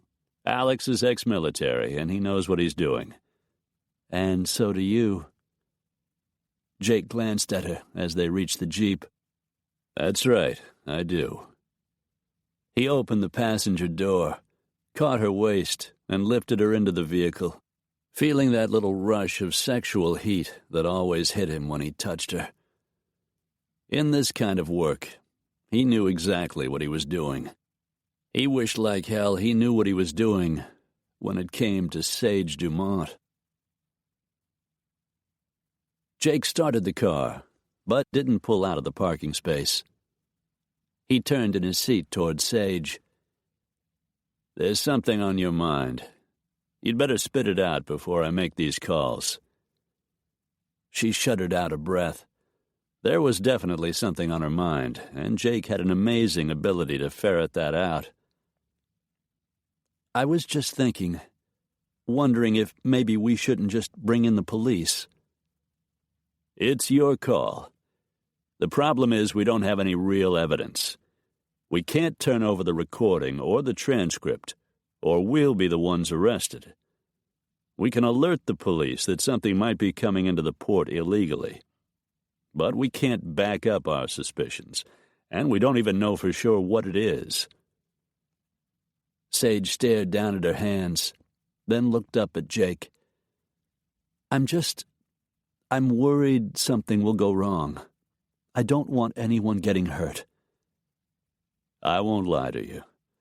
Something can always go wrong. But this is the kind of work I do, Sage.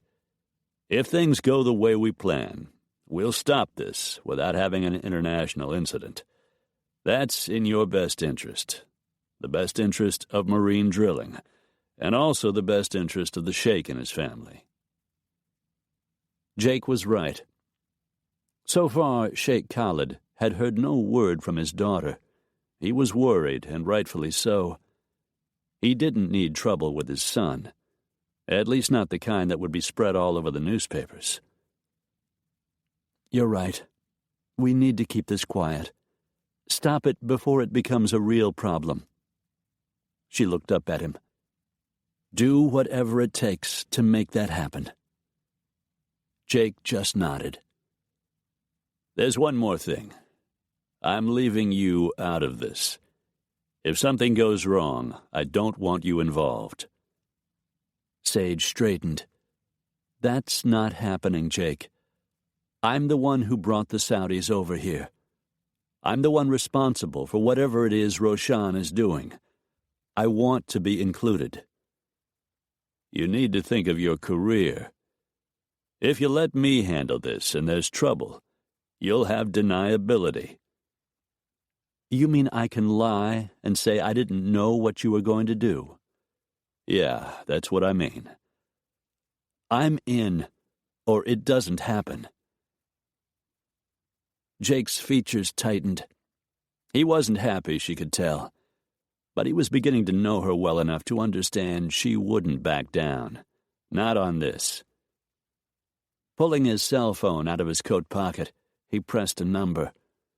First a call to Alex, then to Ben, explaining the situation, asking for their help, then setting up a meeting at her apartment that evening. His last call went to Trace. "All right, that sounds good," Jake said, as the conversation progressed. "We'll lay it all out tonight. Recon the area tomorrow and go in on Friday. I need you to do a preliminary search. Get us some satellite pictures if you can." Sage couldn't hear Trace's reply, but he must have agreed. "We'll figure out what gear we need and assemble everything tomorrow night at my apartment before we head out. Use my place as our base of operations. That work for you?" Apparently Trace said yes. "All right. Then I'll see you at Sage's tonight at 1900. Jake closed the phone and shoved it into his pocket. 1900, Sage said. "You're already in military mode." "Old habit." He didn't say more as he put the Jeep in reverse and backed out of the parking space. Sage didn't press him. The men were holding their initial meeting at her apartment. She was pretty sure Jake intended to keep her in the loop. If he didn't, he was in for a big surprise. Sage was tired by the time they got to her apartment. Jake made his usual inspection of the rooms, and as soon as he was sure the place was secure, she went to the kitchen and tossed her oversized leather handbag onto the table. Jake shed his suit coat and tie and popped open the first few buttons on his shirt. It had been another long day, but through it all, she had been constantly aware of him. Watching him now, she could see the strong pulse beating at the base of his sun-tanned throat, reminding her of the virile body beneath his clothes. What was there about a man unbuttoning his shirt that sent erotic thoughts into a woman's head? "I'm desperate for a Coke," she said, turning away from the temptation he presented just by standing there and opening the fridge. "I could use something cold to drink," Jake agreed. She reached inside and pulled out a can of Diet Coke for herself and the real thing for Jake, handed his over, and they both cracked open the tops. The cold sting of the liquid running down her throat settled her a little, and at the same time gave her an energy boost. She had just begun to relax when the phone started ringing. Instantly, the tension she had begun to shed surged back with a vengeance.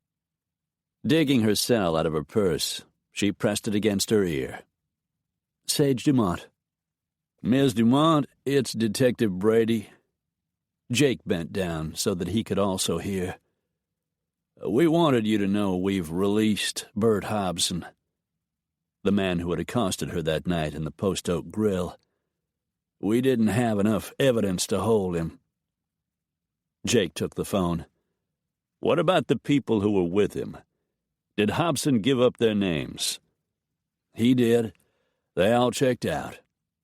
Truth is, we no longer believe Hobson or his friends had any part in the bombing. Hobson is no longer a suspect, Jake said to Sage. She reached up and reclaimed the phone. If Hobson isn't involved, who is?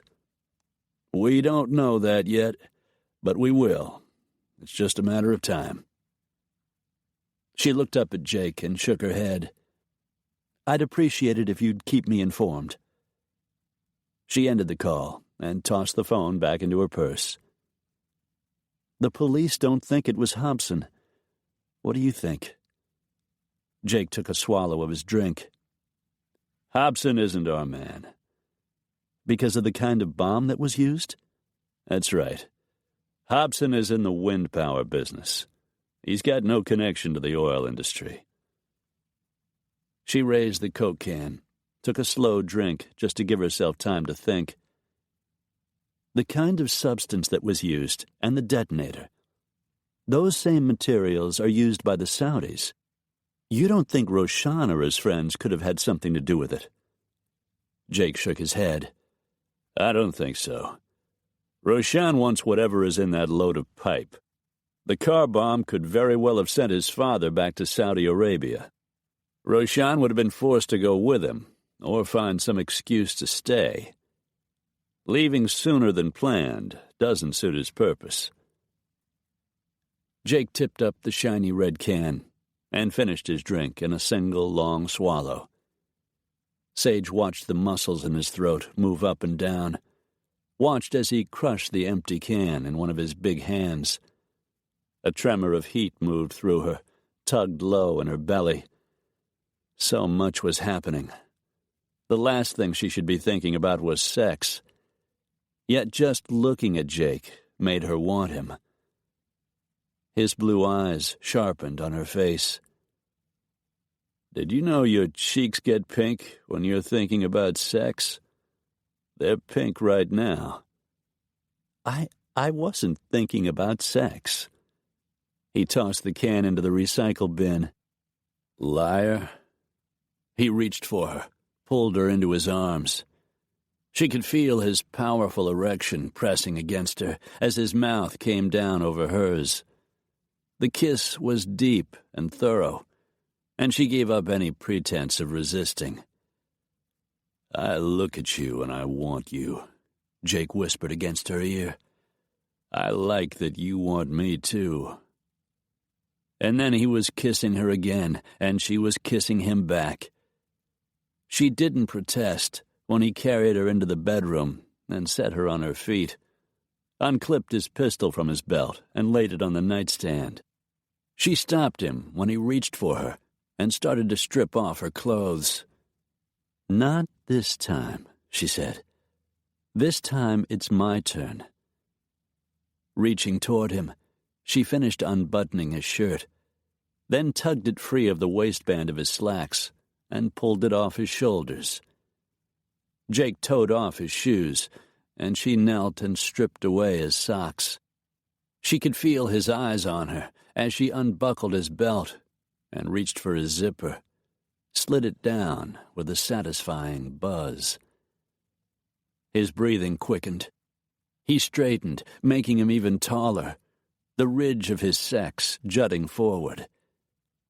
As she slid his slacks down his muscular legs, his eyes remained locked on her face, as hot and blue as flame.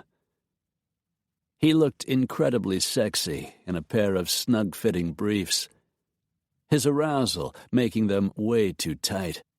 She drew them down his long legs, freeing his erection, and he stepped out of them.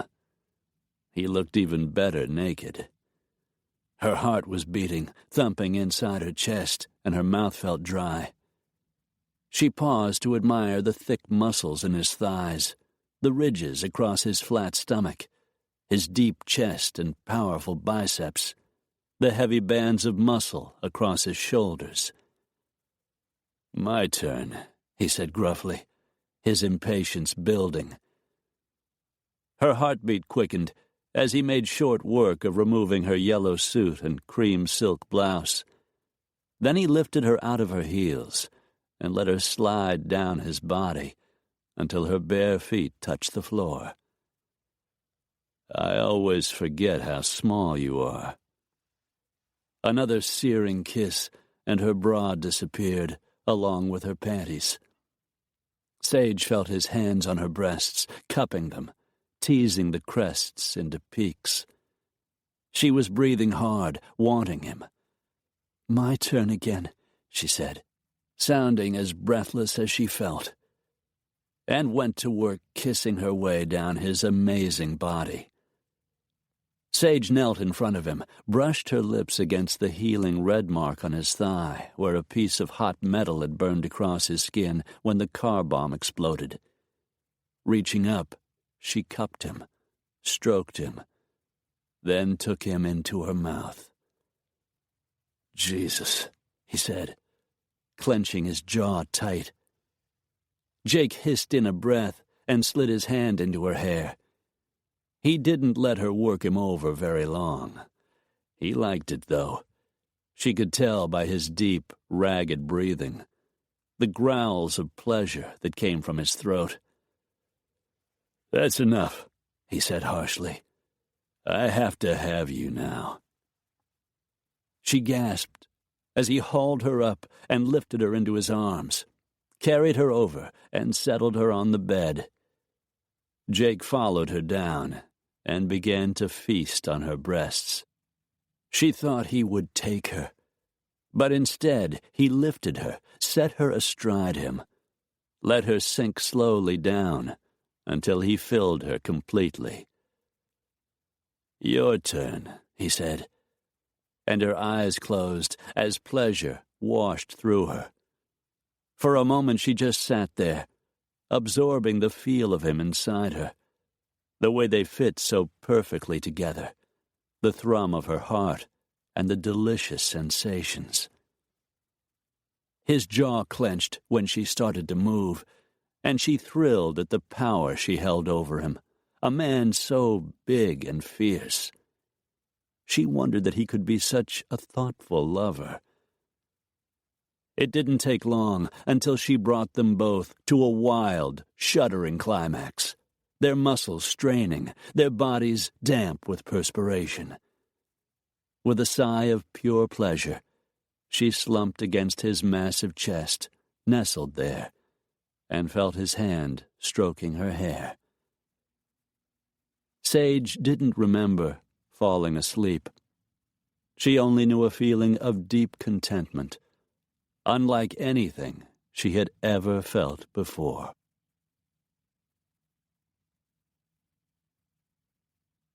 Chapter 22.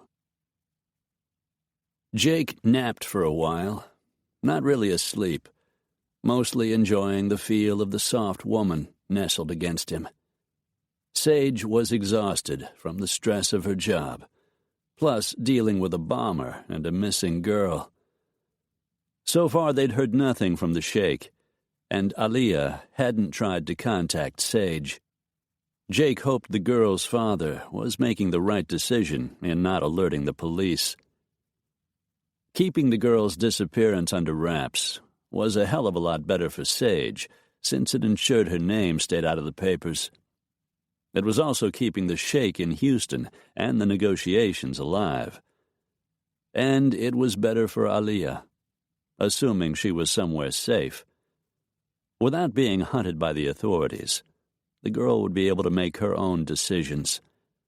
But sooner or later, the sheik would want some assurance his daughter was safe, and if that didn't happen soon, Jake figured the sheik would do whatever it took to find her.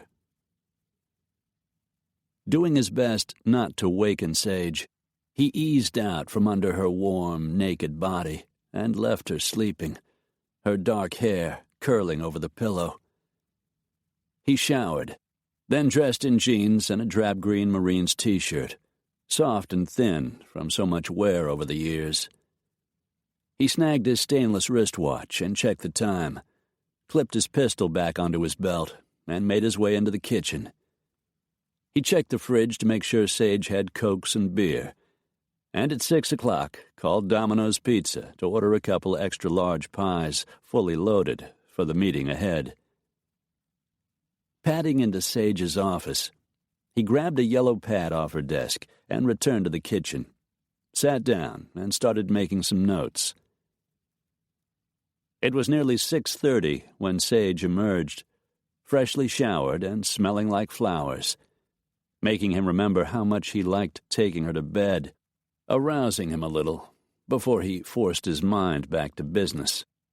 She was wearing a pair of khakis, a burnt orange sleeveless top, and sandals that showed the orange polish on her toes.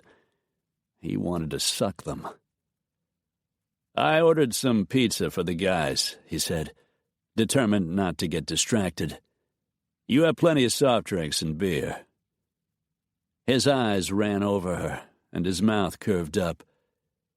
"Your hair's still damp, and your cheeks are pink."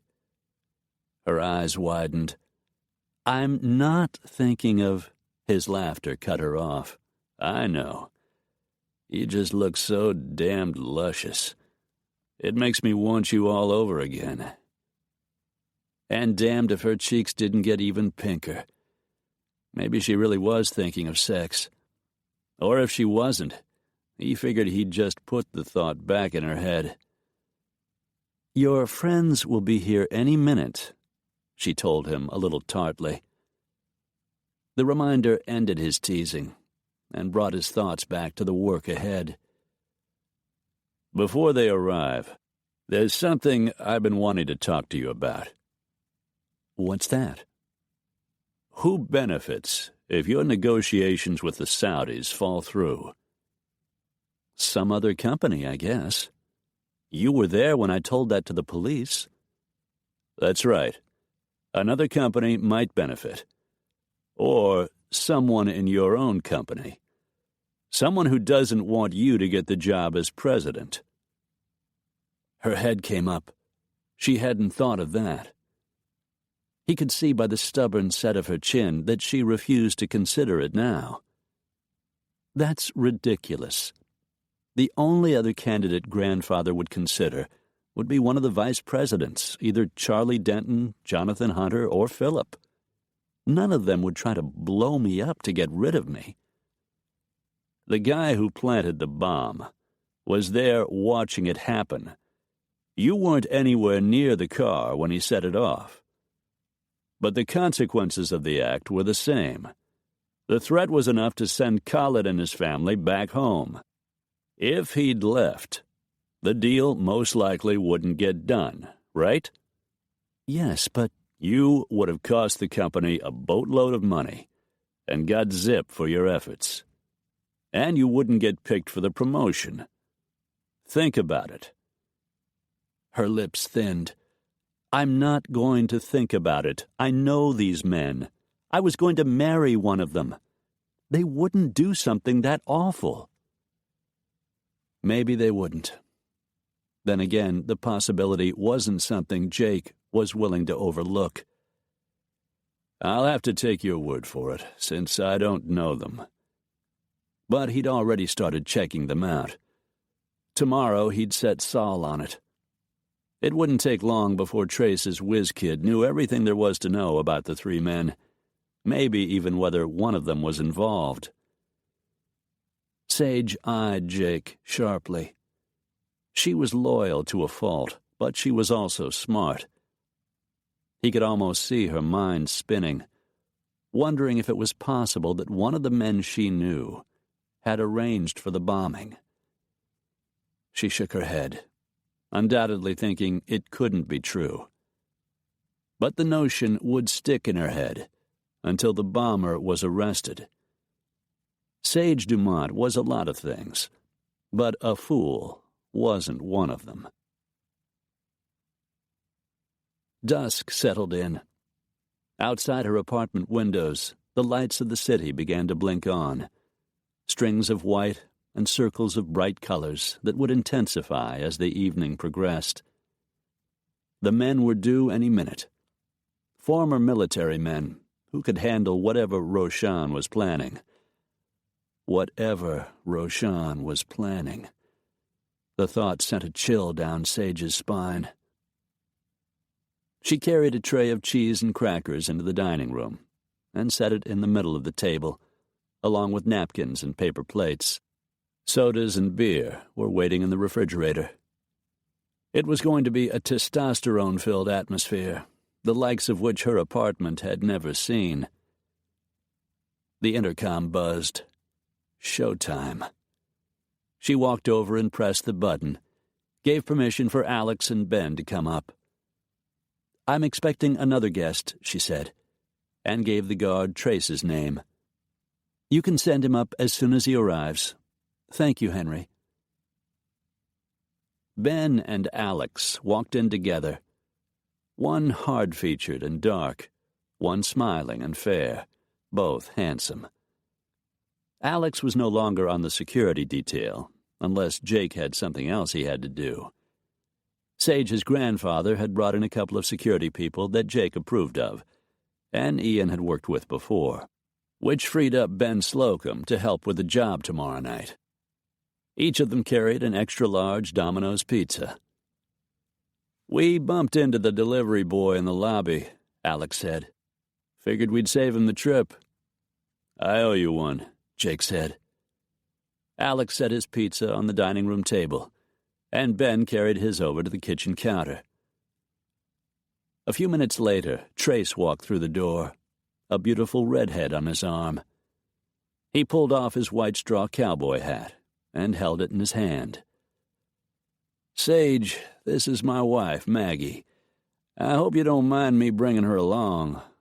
We figured, that is, we thought you might want some company while we're talking shop."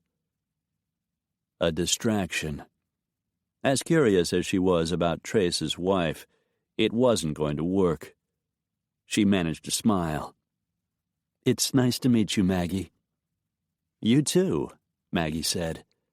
She was about 2 inches shorter than Sage, with gorgeous, shoulder-length hair that curled softly around her face. Sage felt a niggle of recognition before a memory surfaced. "I've seen your picture. You're Maggie O'Connell, the photographer." Famous in Texas as a landscape photographer, she was beginning to make a name for herself all over the country. The woman smiled. "That's right. I'm Maggie Rawlins now." "Yes, congratulations to you both." "Thank you." "Why don't we go in the kitchen while the guys get to work?" Maggie suggested. "Give us a chance for a little girl talk." Sage's gaze swung to Jake. "Go ahead and do what you need to, but when you're finished, I want to know exactly what you're planning. I want to be in the loop, Jake. This is my problem. You're helping me solve it, but in the end, I'm the one who's going to be held responsible." Jake looked at Trace. "I could have told you it wouldn't work." His friend grinned. "Worth a try." "We're just in the planning stage now," Jake said to Sage. "Once we get going, we'll need your help." Sage relaxed. "All right, but whatever happens, don't even think of leaving me out." The corner of Jake's mouth tipped up. "Duly noted." Sage turned to Maggie. "How about a glass of wine?" she asked, and led the redhead into the kitchen. Jake grabbed a Coke, followed by Trace. Ben and Alex each opened a Lone Star, and they settled themselves around Sage's sleek black lacquer dining table. The peach silk chairs were comfortable, but not practical. Be hard as hell to clean if one of them dropped a slice of pizza on the seat, God forbid. Jake inwardly smiled. It probably wasn't too often that Sage had 4 ex-military sitting at her dining room table, plotting their next mission.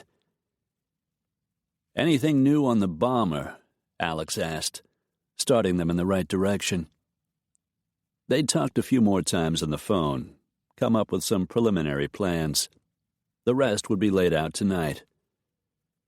"Hobson has been released," Jake said. "Police don't think he's connected." "Sayers gave me a heads-up on that," Trace said, referring to his detective friend. "Told me Brady was going to call Sage and let her know. He says they're looking in a different direction." Jake wondered if his theory might be right, and the police were looking a little closer to home. "You able to get those satellite photos we need?" he asked. "Affirmative. Saul took care of it. He didn't say how he got 'em, and I didn't ask." The kid could work wonders on the computer.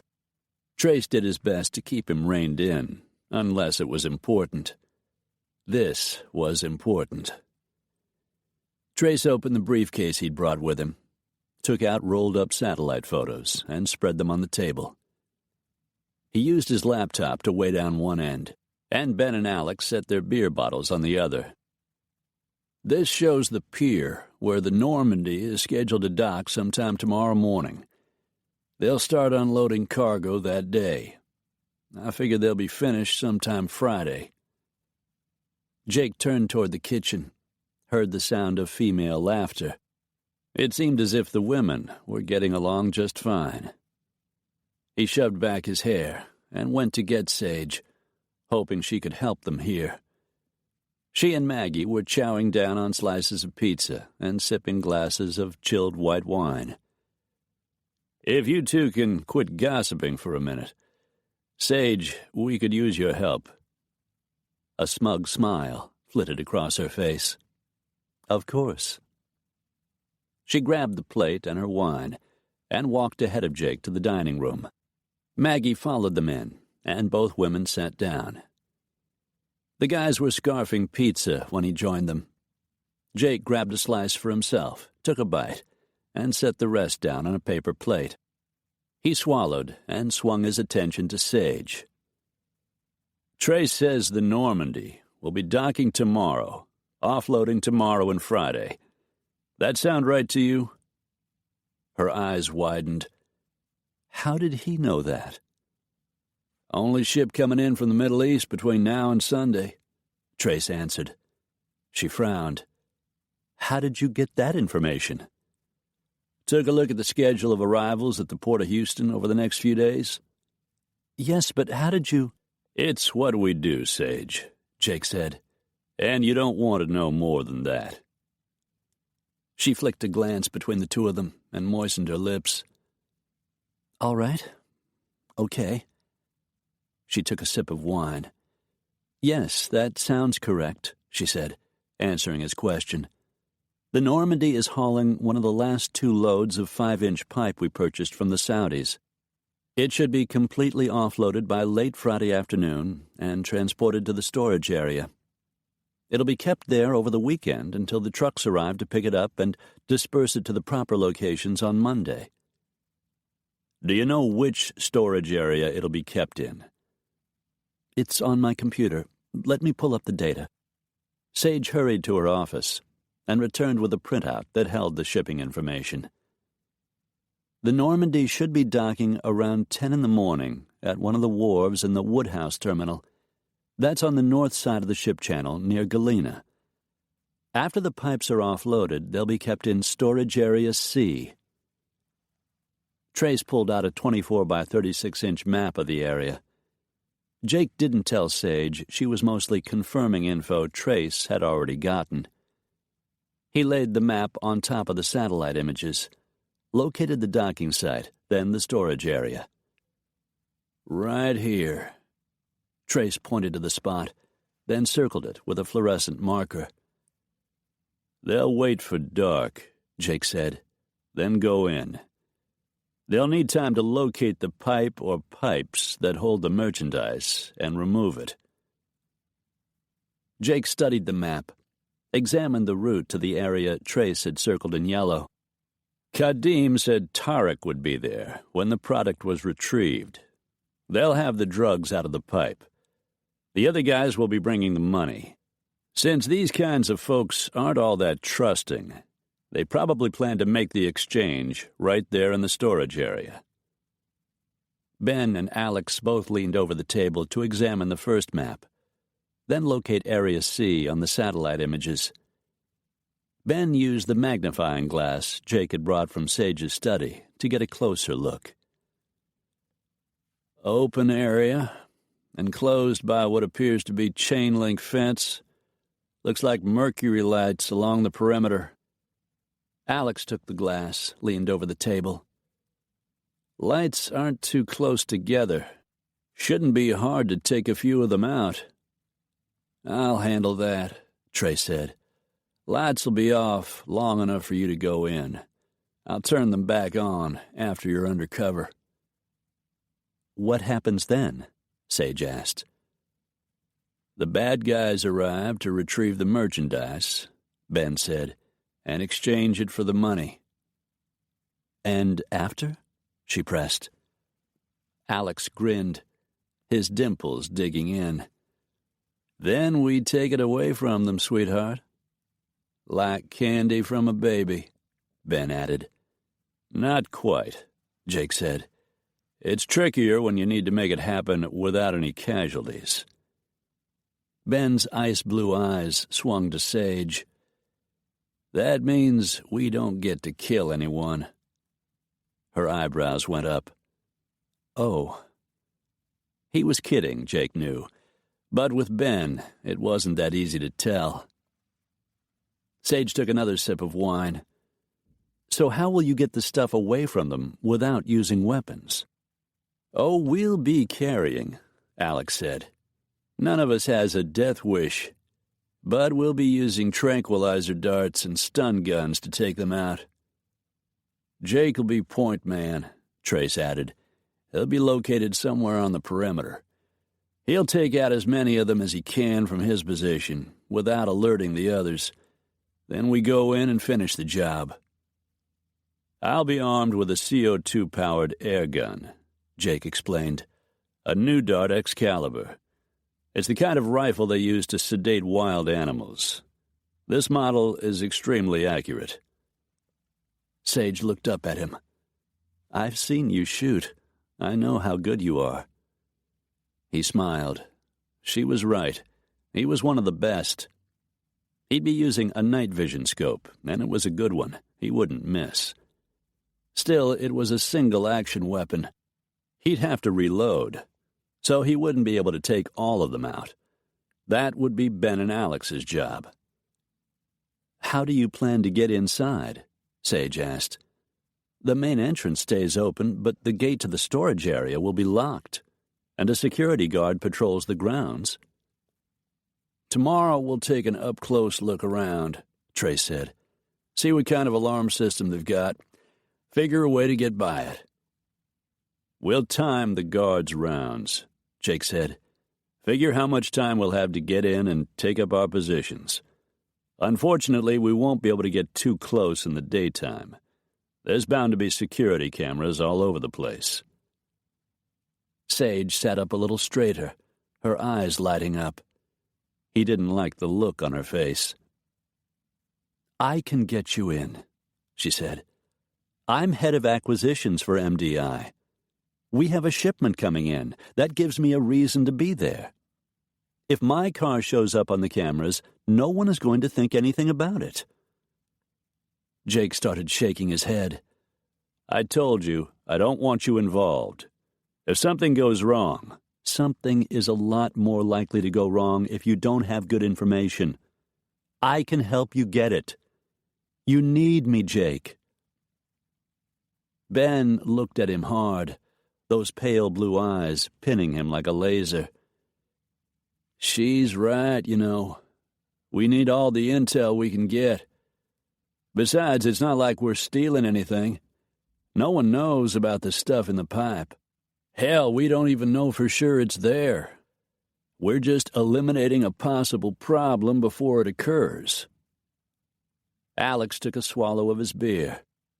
Hard to argue with that. Jake leaned back in his chair. I still don't like it. For the first time, Maggie spoke up. She rarely interfered in Trace's business, but when she did, her husband usually listened. So did Jake. If this goes wrong, she said, the problem comes down on Sage. It ought to be her decision. Sage smiled warmly at her, then swung her gaze back to Jake. And my decision is to drive you and Trace to the port, help you find out what you need to know, and get out of there. Jake scowled. He didn't like it, not one damned bit. But his friends were putting themselves in harm's way to help him, and he didn't want them taking any more chances than they had to. Fine, we'll do it your way. Sage exchanged a triumphant smile with Maggie, then sat back in her chair. Looks like we're done for tonight, Jake said. Tomorrow, after Trace and I finish our surveillance, we'll meet up back at the office. That work for everyone? Works for me, Alex said. Me too, said Ben. Fine. Then why don't we finish this pizza? Here's to that. Alex lifted his beer and took a long swallow. Jake started to reach for another slice, then slid his gaze to Sage. He thought about what might happen if something went wrong, and discovered he was no longer hungry. Chapter 23. It was early Thursday, the antique gilded clock on the mantel ticking the minutes away, reminding Rena that she needed to get to her job at Smith Barney Morgan Stanley. Ryan was still out of town, so she had been staying in her own apartment with Aaliyah, dropping by the one she shared with Ryan to water the plants, real ones instead of the silk ones she grudgingly kept in her own place, since she wasn't there that much. She was ready to leave for work when she spotted Aaliyah sitting on the living room sofa. "Sleep all right?" she asked, walking over to talk to her, already knowing the answer. The queen-size bed in the guest room was comfortable, and there was a bathroom just down the hall. But Rena had heard the TV playing softly at 2 o'clock in the morning. "It is hard to get used to the change in time." Good an excuse as any, but not the root of the problem.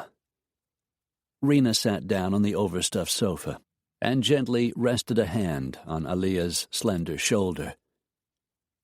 "Listen, sweetie, I know you're upset, but you can't stay holed up in here forever. We have to do something to resolve this." The girl looked up at her from beneath thick black lashes. "You have been kind to me, Rena, and I know what you say is true. But I am afraid." "Of your father?" "No, but I do not know what will happen to me if they find me. Roshan is only my half-brother, and we have never gotten along. He thinks I am too outspoken for a woman." "Your father is bound to be worried. Sooner or later you're going to have to talk to him. If you can convince him to let you stay in America, you can have the life you want." Her eyes were big and dark, their size and color emphasized by the pink silk headscarf that covered her neck and most of her lovely face. Aside from that, she was dressed in Western clothes, jeans and a pink T-shirt with butterflies on the front. "I wish I knew what to do," she murmured. "Why don't you let me help you? I think I know where to begin. Let me call Sage. She knows you're missing. She called me at the office yesterday, and we talked about it." "You did not tell her?" "No, I didn't tell her you were here. She said her meetings were still going on with your father. That means she's in touch with him every day." "Let me speak to her." Rena started to say she would phone Sage and ask her to set up a meeting between Aliyah and the sheikh. But as she considered the idea, she wasn't sure a phone conversation would be enough to convince Sage to help them. The deal with Sheikh Khalid was crucial to Sage's career. It was bound to influence her thinking. Better to let Aliyah ask her. The young girl's pleas for help were hard to resist. "What if she tells my father I am staying with you, and Roshan finds out?" "I'm not going to tell her anything. I'm going to say I need to talk to her. Then we'll go see her together. You can explain everything yourself and ask her to help you." Aliyah sat quietly, her head bent, hands clasped together in her lap. "All right," she finally agreed, looking resigned. "I will do as you say, and I will pray that your friend will help me." Rena managed to smile. "All right, then. I'll call her from my office this morning. See if I can get her to let us come over tonight." Aliyah nodded, but she didn't look any happier than she had before. They reviewed the plan as Sage prepared to leave for her meeting the following morning with the sheikh. "So we'll pick Trace up and go out to the port this afternoon." Jake nodded. "As soon as you're finished for the day." "Lately, Khalid's been leaving a little early. If we're lucky, that will happen again today. If not, I'll come up with a reason to cut the meeting short." "Good. And we'll be taking my car," Sage said, "so it won't matter if it shows up on the security cameras." "Good so far," Jake agreed.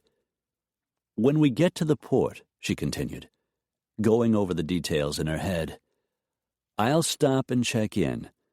Tell them I'm there to be sure the Normandy has arrived, and check on the progress of the offloading.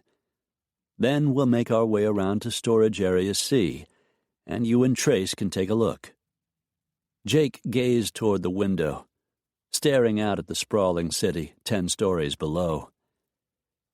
"I wish I could think of another way, but we don't have much time, and we need to take that look." "And we will." It wouldn't be that hard, would it? She had every right to be there, and she could take whomever she wished. Sage inwardly shivered. How had her simple plan to purchase equipment from the Saudis gone so far astray? Nervously, she smoothed the front of her pale blue suit. "I've spent a small fortune buying clothes I wouldn't dream of wearing under different circumstances. I'll never be so glad to stop dressing in these damned long skirts." His mouth edged up. "Be worth it if you make your deal. Maybe today will be the day." "I think there's a chance it could happen. Now that my goal is in sight, I don't dare wind things up till after tomorrow night. I want to know what Roshan is doing, and I want to make sure we stop him." "That's the plan," Jake said. A thought that was sobering. This afternoon, she was going on a spy mission, and tomorrow night the men would be sneaking in to retrieve whatever it was that was stashed in one or more sections of the pipe marine drilling had purchased from Saudi Arabia. If there was actually something there. Willing herself not to worry, she shifted her focus to the meeting ahead. Will and Red were waiting in her attorney's midtown office when she arrived, followed soon after by the Saudis. Leaving Jake outside the conference room door, they all went in and continued the negotiations, Sage doing her best to keep her mind on the job she was trying to do, and not the reconnaissance mission ahead. As she had hoped, the meeting ended early. Khalid was clearly worried about his daughter and seemed to have trouble focusing. Tomorrow, Friday, was a day of meditation and prayer. He hoped the day would bring word of Aliyah and his family a little peace. Afterward, having a bit of extra time, Sage made a stop downtown at her office, which was where Rena found her, sitting behind her desk, making a few last-minute calls. "You turned off your phone," her friend chided, as she opened the door and walked in with barely a knock. Sage stood up from behind her desk, always glad to see her. "I was meeting with the sheikh. I figured. I was hoping I might be able to stop by your place tonight. There's something important I need to talk to you about." "What is it?" "I don't have time right now. I'm hoping later will be okay." Sage didn't like the edginess she heard in her best friend's voice. Maybe Rena was breaking up with Ryan. They were never really suited as far as Sage was concerned, so that might not be such bad news. "All right, sure." She grabbed her briefcase, and they walked out of her office. Jake was waiting, anxious to head for the port. On the way, they would be stopping at a coffee shop to pick up Trace. "Will Jake be there tonight?" Sage flicked him a glance, saw him standing near the reception desk in bodyguard mode. He was so damned big and so damned sexy that she felt a hot little twinge. "He's my bodyguard. He'll be there." Rena smiled. "How's that going for you?" She couldn't stop a grin. "Amazing. Good call, then. So far." Sage had told her friend about her breakup with Philip. She hadn't said that her relationship with Jake had everything to do with sex, and nothing at all to do with building a future together. She ignored a little pang and kept the thought to herself. "He works for you, right? So you can trust him," Rena said. An odd thought, even for her. "I trust him, yes, but what does that have to do with—" One of the elevators across the room dinged as the door slid open, and Rena's gaze darted in that direction. "Look, I've got to run," she said. "I'll see you tonight. 7 o'clock, okay?" "Should be fine. Unless something happened during her sojourn at the port. I'll call if something comes up." Rena waved over her shoulder. "See you then." Sage looked down at her watch. Past time to leave. Jake walked up to her. "It's almost 2. You ready to go?" "To make a spy run through the port of Houston." "I'm ready. Sort of."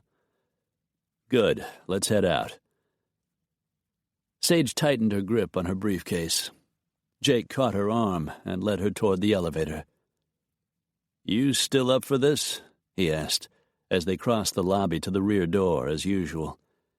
"I haven't changed my mind, if that's what you're asking." Jake's jaw tightened. He didn't want her to get involved. She wished she didn't have to. But as far as she was concerned, she had to see this whole thing through. At least the demonstrations had ended. No protesters were marching around with signs. No media were lurking, at least not for the moment. "Stay here," Jake said, as they reached her Mercedes, which he had thoroughly gone over that morning in search of a bomb, an extremely unsettling thought.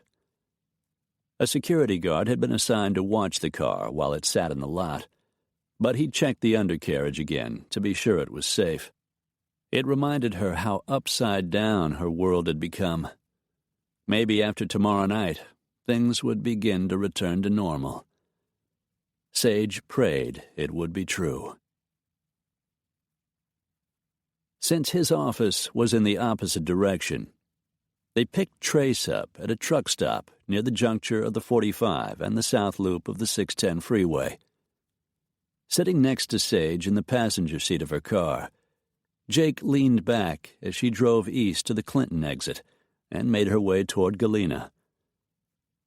"By the way," Trey said from the back seat, "that kid you sent, Bo Johnson, showed up to work this morning."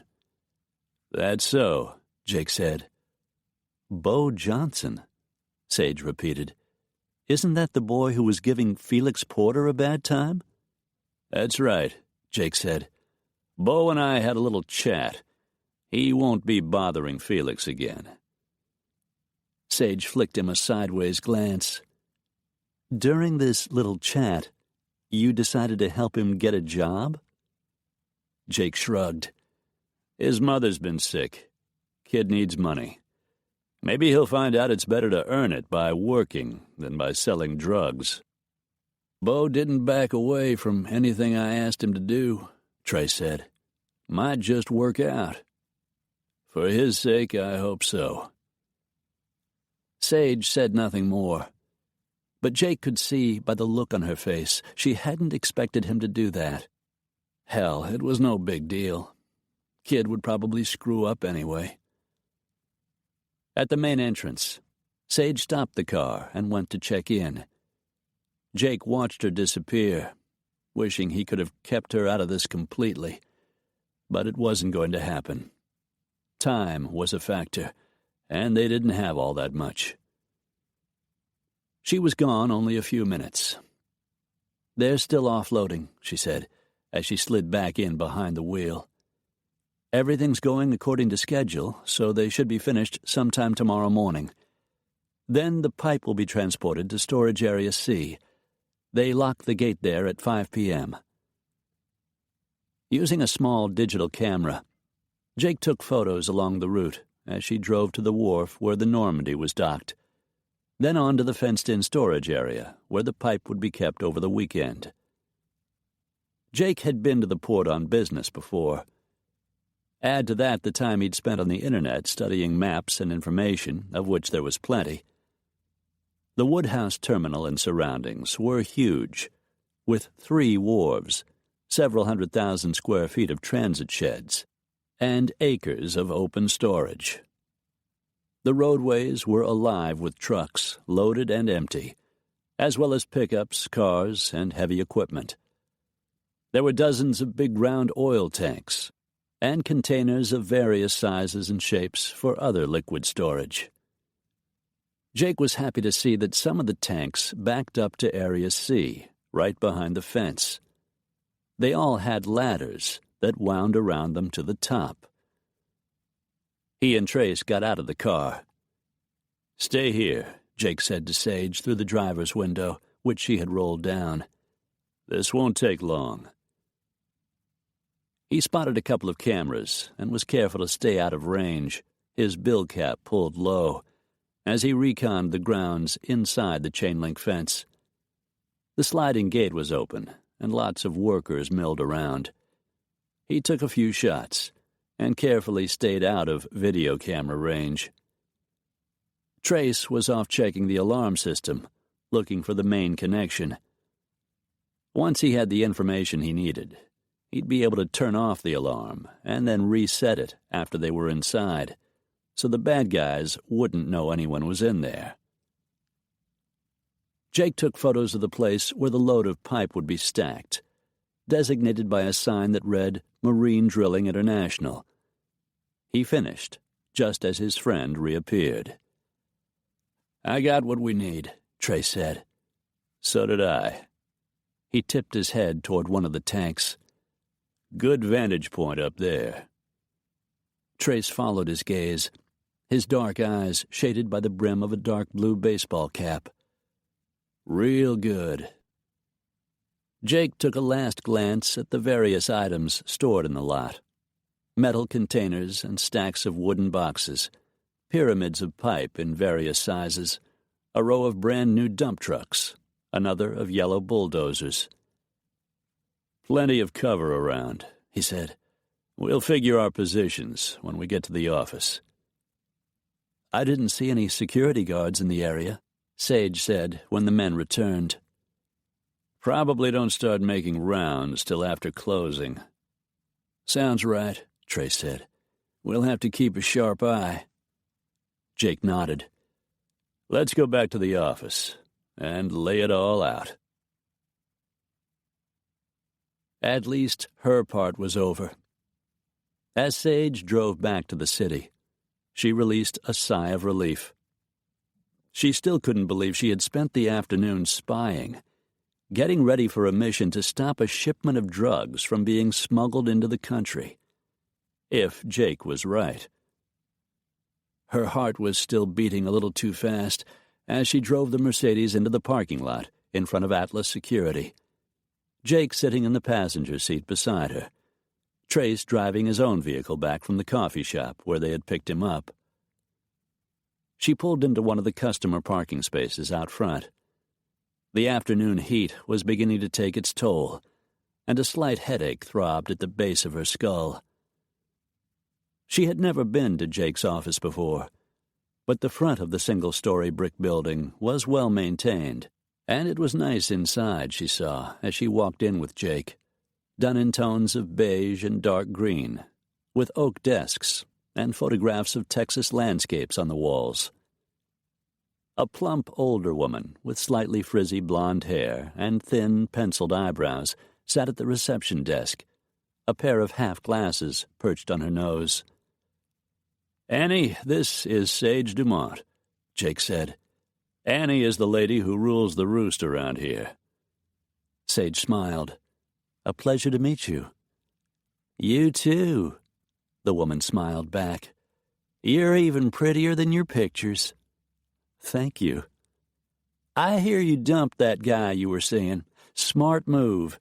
He wasn't right for you. I had a hunch you'd figure that out." For several moments, Sage just stood there, unable to think of a single thing to say. "How did you know about Philip?" Annie held up the National Enquirer, spread open on her desk. "I like to stay informed." The sleazy tabloid wasn't exactly Sage's idea of staying informed, but she didn't say so. She hadn't even known the article was in there. "Don't pay any attention to Annie," Jake said. "She's always got her nose in other people's business." "Good thing for you," the receptionist quipped, sending him a look Sage didn't understand. "Annie knows pretty much everything that's going on in Houston," Jake finally conceded. "And I admit there are times her information comes in handy." "And don't you forget it." Annie turned to Sage, kept her voice low. "Jake's a really nice guy. He just doesn't want anyone to know it. Got a heart of gold." Her gaze flicked over him, head to foot. "Not to mention his more obvious attributes." She winked, and Sage laughed. "I'll keep that in mind." Jake caught her arm, flicked Annie a warning glance, and hauled Sage off toward a door at the back of the office.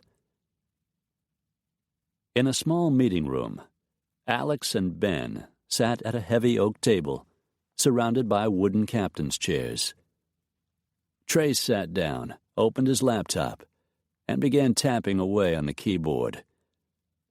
Alex leaned back and stretched his long legs out beneath the table, while Ben stared intently at the maps spread in front of him. Sage sat down, leaving a spot for Jake closer to the men. He began by opening the back of the small digital camera he had been using out at the port and pulling out the memory card. Trace looked up from a screen filled with coded information. "Getting in shouldn't be tough. The system in the storage area is wireless and at least 5 years old. I've got the software we need to handle it." "Great." Jake handed him the photo card. "These ought to give us a little closer look at what's on site." Trace pushed the card into a slot in the computer.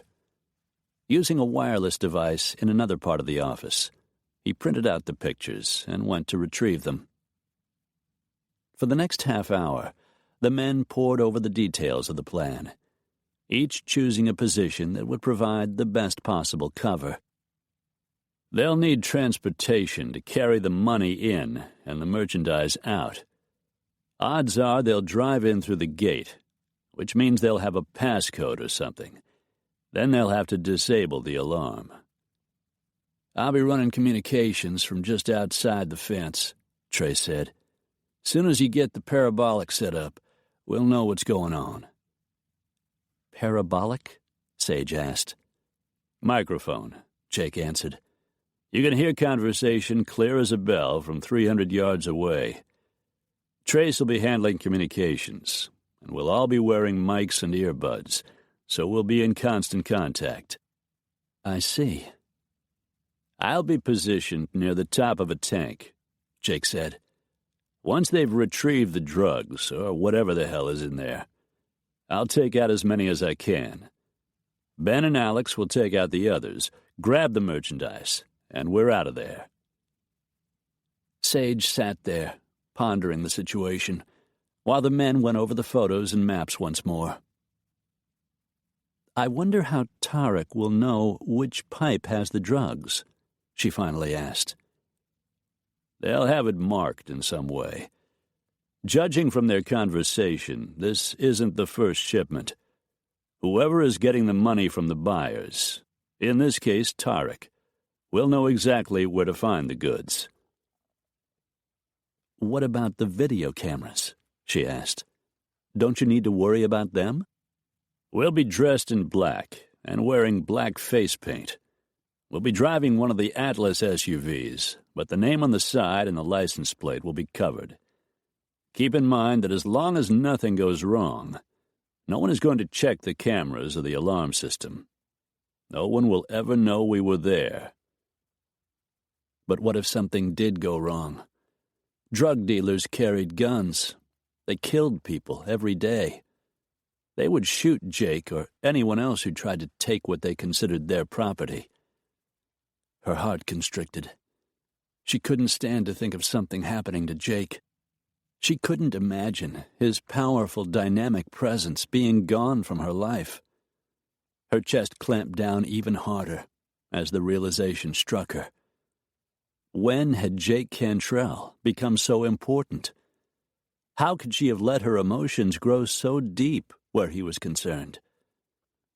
She told herself she was worried about all of them, that she didn't want any of the men to get hurt. And it was true.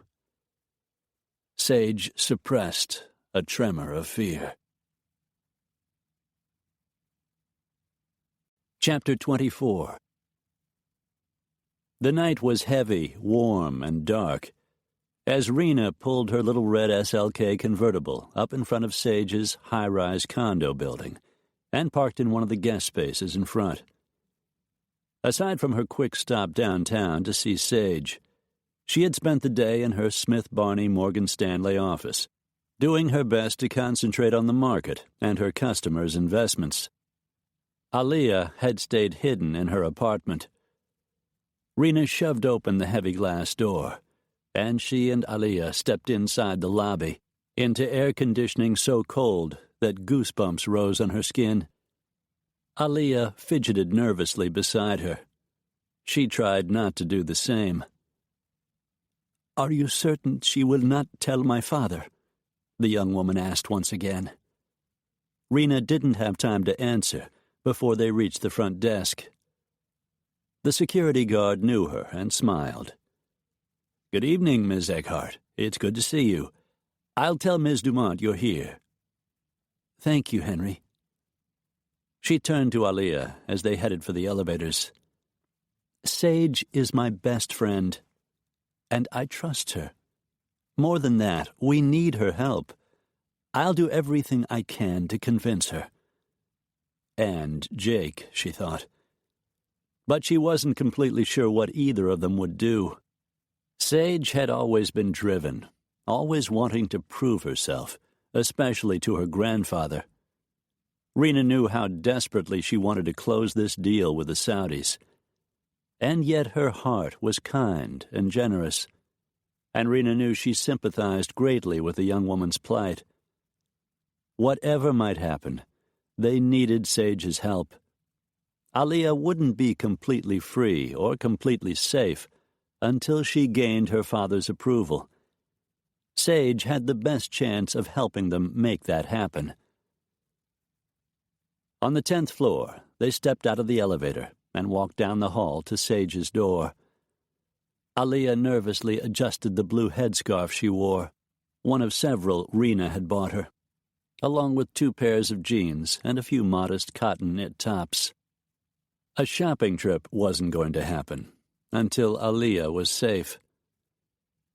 The door swung open when Rena knocked, and Sage greeted her with a smile. She was still wearing the business suit she'd had on at the office. "Come on in," she said, stepping back out of the way. Her eyes widened. "Oh, my God, Aliyah!" The warm smile faded, but at least she didn't slam the door in their faces. "Surprise," Rena said brightly, trying to lighten the mood. Sage laid a hand over her heart as if she was having a heart attack. Maybe she was. Yes, it certainly is." She cast Rena a glare before speaking to her guest.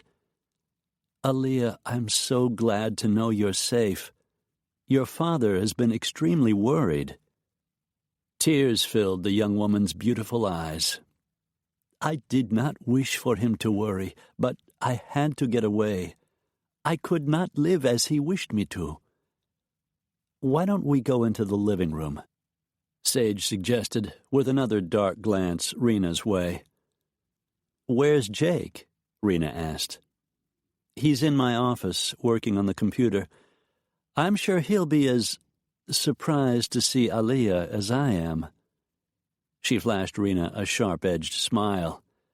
"Thanks for the warning," her look said, followed by, "Have you lost your mind?" For the next few minutes, Rena explained how Aliyah had gotten away from her cousins and bodyguard, how she had come to her for help. "She had my business card," Rena said. "I gave it to her the weekend we were out at your ranch. She came to me because she didn't know where else to go. Now she's in trouble, and you're the only person who can help her." Heavy footsteps sounded in the hallway. "Jesus!" Jake stood there transfixed. "Christ, could things get any worse?" Aliyah started crying. "Now see what you've done," Rena scolded. "You big brute." "Wait a minute. I didn't mean to—" Jake took a slow, deep breath. "Son of a bitch." "It's all right, sweetie," Rena soothed. "Jake isn't mad at you." She drilled him with a glare. "Are you, Jake?" "No." He strode the rest of the way into the living room. "I'm sorry, Aliyah. None of this is your fault. It's just bad timing." Rena looked up at him. "What kind of bad timing?" "Never mind," Sage said. Probably interfering with their plans for a hot night of sex, Rena thought. Or at least that's what she'd be planning if she was with a virile man like Jake. She shook her head, wondering where the hell that thought had come from. Macho men were not her type, and Ryan was a really nice guy. "The thing is," Rena said, "you both know enough about Middle East customs to understand the kind of trouble Aliyah is in. She's disobeyed her father. That just isn't allowed. Her dad is undoubtedly angry, but it's Roshan she's really afraid of." A look passed between Sage and Jake. "You know what Roshan is like," Rena continued. "He'll want to see her punished. Aliyah's afraid of him, and I don't blame her." "I don't either," Sage said. "Then you'll help her?" "Help her do what?" Jake asked, from where he stood behind the sofa. "Sage has her hands full with the deal she's trying to negotiate, and everything else that's been going on. She's had protests and threats, and in case you've forgotten, a couple of days ago someone tried to blow her up." Aliyah stood up from the sofa, her eyes still glistening with tears. "I am sorry. I should not have come. You have enough trouble of your own."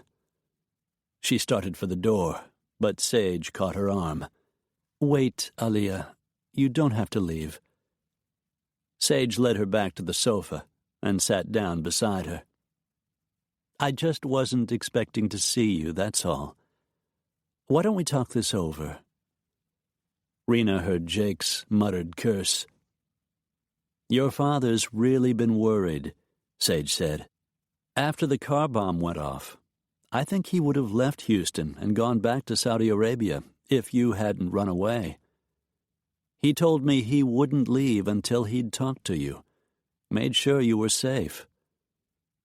I wish to talk to him also. I must try again to explain, to make him understand. Other Muslim women are content with the lives they lead. I am different. I have this yearning, this need to see things, do things. I wish to go to school, get as much education as I can." Sage squeezed her hand. "I'll call your father in the morning. Tell him you want to see him." "Not tomorrow," Aliyah said. "Tomorrow is a day of prayer. It would not be a good time." "All right, I'll call him Saturday morning. See if I can set something up." Sage looked at Rena. "And Aliyah can stay with you until then?"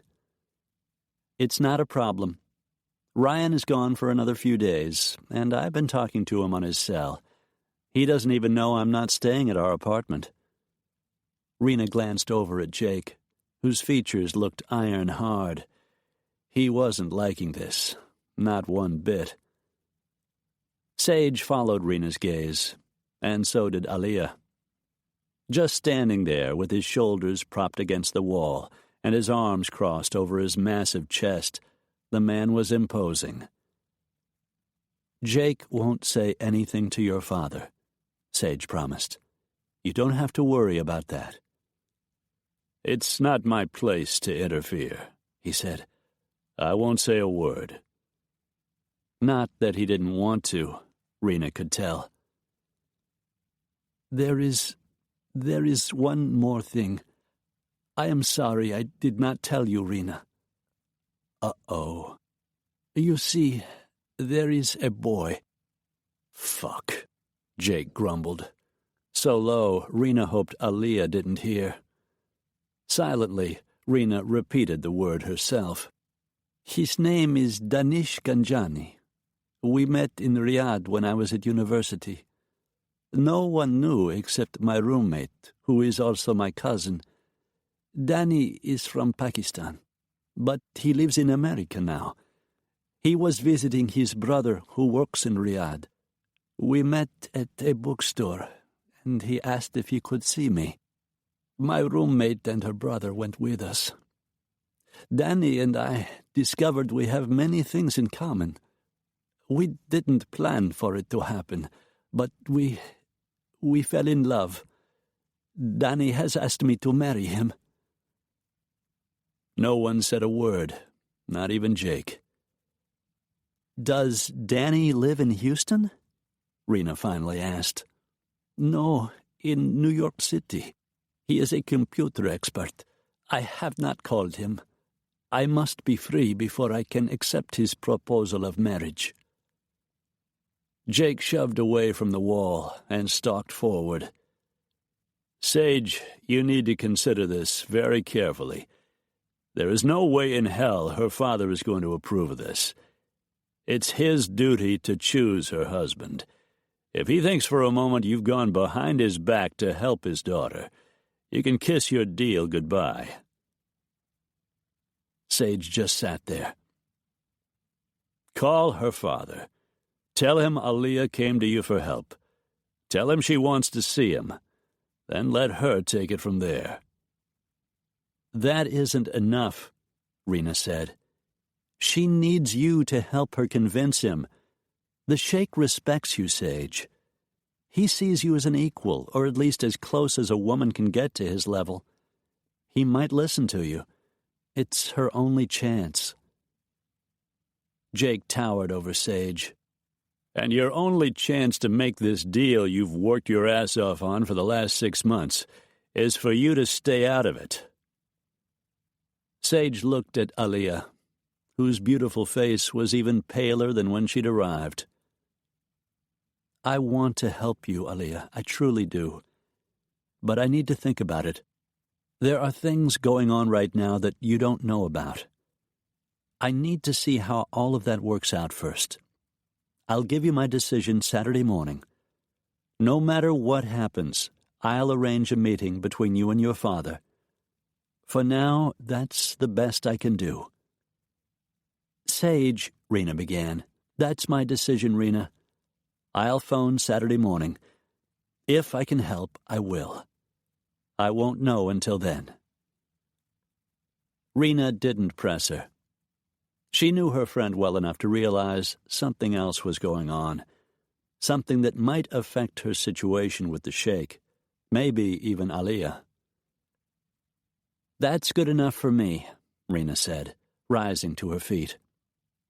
Aliyah stood up too. "Whatever happens, I know you and Rena have done your best to help me. I will always remember." Sage walked them to the door, then leaned over and hugged Aliyah. "Rena will make sure you're okay. She's a very good friend to have." Rena felt a sharp sting behind her eyes. "You're a very good friend to have, too," she said, and the two of them hugged. They left the apartment, Aliyah looking even more forlorn than she had before, and Rena not feeling much better. What would it be like to love someone so much you would risk your entire future, maybe your life, just to be with him? She wondered if she would ever know. Sage felt Jake's hands settle gently on her shoulders. She turned to look into his handsome face. "I know I shouldn't get involved," she said. "I know you don't approve, but Aliyah deserves a chance to be happy." He bent his head and very softly kissed her. "I gave you good, sound advice, and I meant every word. Staying as far away from Aliyah and her troubles with her father and brother is exactly what you should do. Doesn't mean I don't admire you for wanting to help her." "She's in trouble, Jake. If it weren't for Roshan and whatever he's planning, I might have gone ahead and agreed to talk to her father on her behalf." "If you do, he might blow your deal right out of the water." "I know." She released a shaky breath. "But it's the right thing to do. And in the end, I don't think I can turn away from that. After all I've learned, I understand why Aliyah feels the way she does. I understand why she ran away, and I don't see how I can stand by and not help her." Jake caught her chin between his fingers. "I wondered how you'd feel if it came to something like this. I should have known." And then he kissed her again. It was the gentlest, most tender kiss she had ever known, and it made her heart turn over. She slid her arms around his neck, and for several long moments just hung on. Her heart was beating softly, and she felt close to tears. Dear God, she was falling in love with him. It couldn't be happening, but it was. She swallowed past the lump in her throat. There was no way it could work for them. Just looking at Jake and thinking of the mission he would be undertaking tomorrow night told her that. She inhaled deeply, steeled herself, and eased away. At least I have until Saturday to make my decision. We'll know more by then, and you handled it just right. If Roshan and his friends are bringing drugs into the country, we'll have to tell the sheikh. Resolving that problem has to come first. Yes. Jake eased her back into his arms. but nothing is going to get resolved tonight. So why don't I take you to bed?" There was hunger in those blue, blue eyes, and the way he said the words made her stomach quiver. She knew what it was like when Jake Cantrell took a woman to bed. Knew that after the hot, erotic sex, she would sleep more soundly than she had any time before she'd met him. She went up on her toes and kissed him. A hotter, deeper, wetter kiss than before. Jake responded as he always did, taking control, kissing her back until her toes curled inside her high heels. As promised, he took her to bed and made love to her, slowly, gently. Sage tried not to think of the broken heart she was going to suffer when Jake was gone.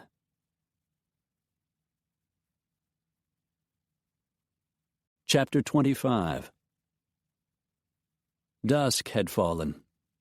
It was Friday night, and time was ticking toward the mission ahead. Jake's mind was already focused in that direction. "You ready?" he asked Sage. "Let me get my purse." One of his big concerns had been what to do with Sage while he was out with the men. Whatever was going down didn't change the fact that a bomber was still out there. Jake's guess was the man hadn't meant to kill Sage or anyone else, but there was no way to know for sure until the cops had him in custody. Jake had discussed the situation with Trace, and they decided to change their base of operations and assemble their gear at his place. Jake would leave Sage with Maggie until the mission was over. Trace's house was a fortress, armed with every kind of alarm system imaginable. Security was his business, and he wanted the best. There was no such thing as being too careful. On top of that, Jake had asked Rex Westcott, a guy who worked stakeouts for Trace, to position himself on the street out front. Sage would be safe till they got back. "I've got it," she said, slinging her big leather bag over her shoulder. "I'm ready to go." Amazingly, when he'd told her his plans, Sage hadn't argued. She was beginning to know him, to understand when to back down and accept his decisions. "We're out of here," he said, as they left the apartment and headed for the Jeep. They went over the mission on the way. "If you find the drugs," Sage asked, "what will you do with Tariq?" "Take him to the Sheikh. Explain what's been going on." "If that happens, I have to be there. I'll need to go with you." He'd known this was coming. He wanted to say no, but he knew she deserved to go. Knew that what happened tonight would be crucial to the deal she was making, a deal that would greatly affect her future. "Don't say no, Jake, not this time." And the look in her eyes warned him that if he did, she would find some way to be there, with or without him. "We don't know for sure what we'll find. Until we do, there's no sense talking about it." "I want to be there when you confront Roshan. I have to be." Jake clenched his jaw. She was right, and he knew it. "Okay. If it goes down the way we think it will, I'll take you with me." She didn't say more, just sat back in her seat and stared out the window. A few minutes later, he pulled up in front of Trace's single-story wood-frame house. As Jake walked Sage to the door, he felt her tremble. "You okay?" he asked. She caught his arm, turned him to face her. "I'm worried about you." When she looked at him with those golden brown eyes, something squeezed inside his chest. "I don't want you getting hurt." Jake reached out and touched her cheek. "There's a saying. You can plan the party, but you can't plan the outcome. Something can always go wrong. But if everything goes right, this'll all be over soon." She managed a nod, gave him a half-hearted smile. "And I like that you're worried.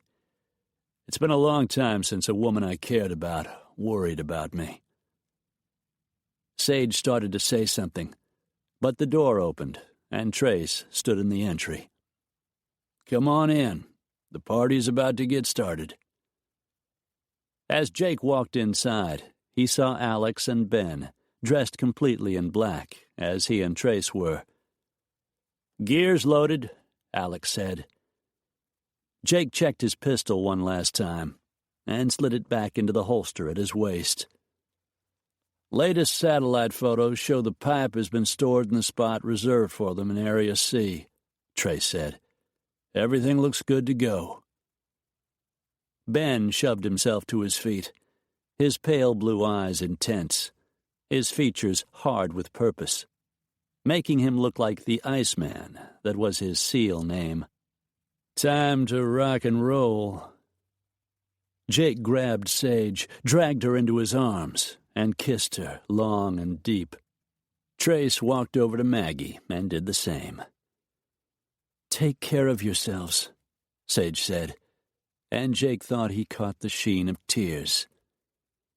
Jake ignored the tightness that had returned to his chest. He needed to focus on the mission. "Okay, kiddies, time to play." After a last quick glance at Sage, he was gone. "How do you stand this?" Sage asked Maggie, who gazed at the closed door the men had just disappeared through, a worried expression on her face. "It doesn't happen that often," she replied. "And I've come to trust Trace's judgment. He was a ranger. They're all ex-military, and they've worked together enough to form a competent team. Did you know that before we were married, Trace saved my life?" Sage stared at her. "No, I didn't." "Why don't we have a glass of wine, and I'll tell you about it." "I'd better not. I need to stay alert. If they find drugs, Jake will be taking Tarek to the Sheikh. I'll need to go with them. As wired as you are, one glass of wine isn't going to do any more than calm your nerves. Besides, it's liable to be hours before they return." Hours of worry. Sage's nerves were already strung so tight she was shaking. "You're right. I think I could use a drink." She followed Maggie toward the kitchen.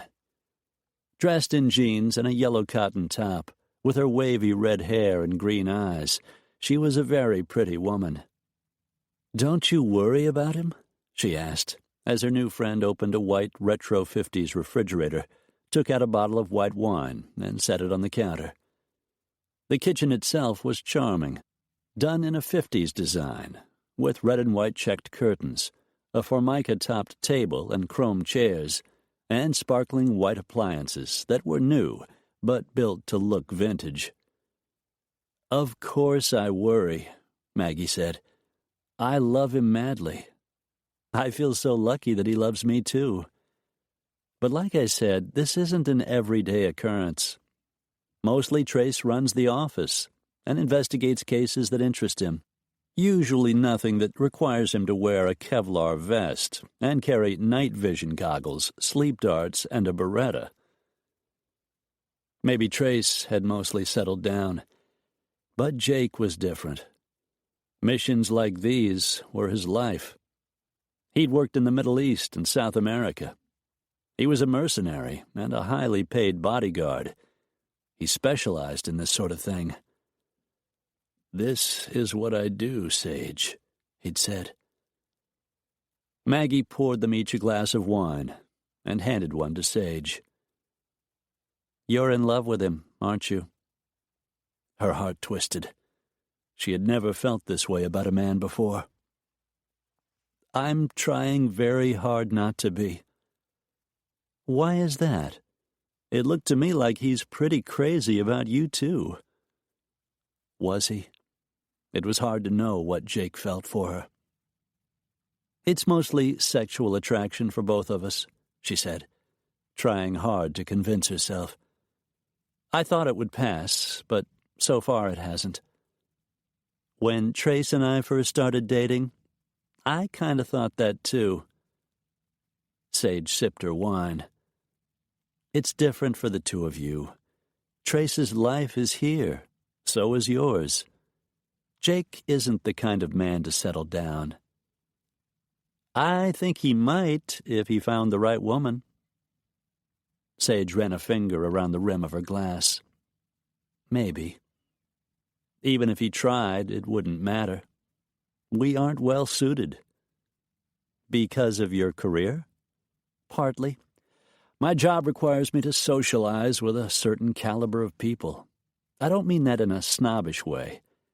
But my grandfather runs with the country club set. MDI sponsors benefits and community events I'm required to attend. Jake would hate that kind of thing." "Maybe. But I've learned that marriage is a give and take. If he loved you, I think Jake would do just fine with those kinds of things. Not all the time, of course. He's a man's man. So is Trace. But I can tell you from experience, Trace looks amazing in a tux. Jake might just surprise you." Oh, yeah. The man was full of surprises. Sage tried not to think of the way they'd made love that morning, but she could feel the heat rising in her face. "Even if you were right," she said, "Jake told me himself he never stays in one place very long. He gets bored, I think. There's no way he'd be happy staying in Houston for the rest of his life." "But you would be." "My family's here, my business. Houston is my home. I don't think Jake cares about that kind of thing." "You could be right. I don't know. He does move around a lot. Trace told me that. I suppose time will tell." "I suppose." But the thought of Jake leaving made Sage's insides squeeze into a knot. Sooner or later, he would be gone. If she were smart, she'd rein in her feelings before she got seriously hurt.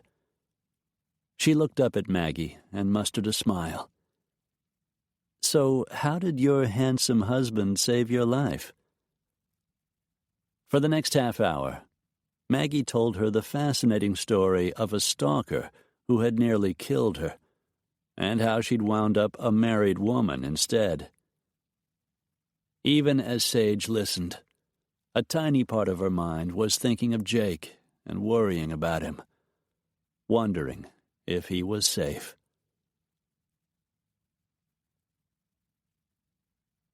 The drive through the main entrance went smoothly. Even this late at night, trucks rumbled along the roads, disappearing into one location and appearing from another. There were private as well as public facilities along the 25-mile-long complex that made up the Port of Houston. Fortunately, no work was being done in the section of Storage Area C that housed the recently arrived load of pipe. As the black Atlas security SUV got closer, the men finished putting on their gear and blackening their faces. Trace pulled the vehicle behind a cluster of equipment parked outside the locked gate, and they all got out. Jake fastened the clasp on the front of his Kevlar vest, put on his mic and earbuds, and the others did the same. Ben and Alex snapped their stun guns in place and grabbed a bag each of tranq darts. Ben picked up the parabolic mic, while Trace set up his laptop on the tailgate, and Jake made a final check of his air rifle and tranquilizer darts. "Alarm's off," Trace said, hitting a key on his computer. "Power's off to the mercury lights around the perimeter. You can go in whenever you're ready." "Can't think of a better time than now," Ben said, parabolic in hand. "Let's kick some drug smuggler ass," Alex said with his trademark grin, and the men took off for the gate. Ben slid it open, and he and Alex disappeared inside, heading for the positions they had decided on last night. As Jake set off for the oil storage tank behind the stack of pipes, he tested his mic and earbuds and got replies back from Trace and the other two men. With the dart gun slung over his shoulder, he climbed the stairs that wound around the tank and took a position on a platform near the top.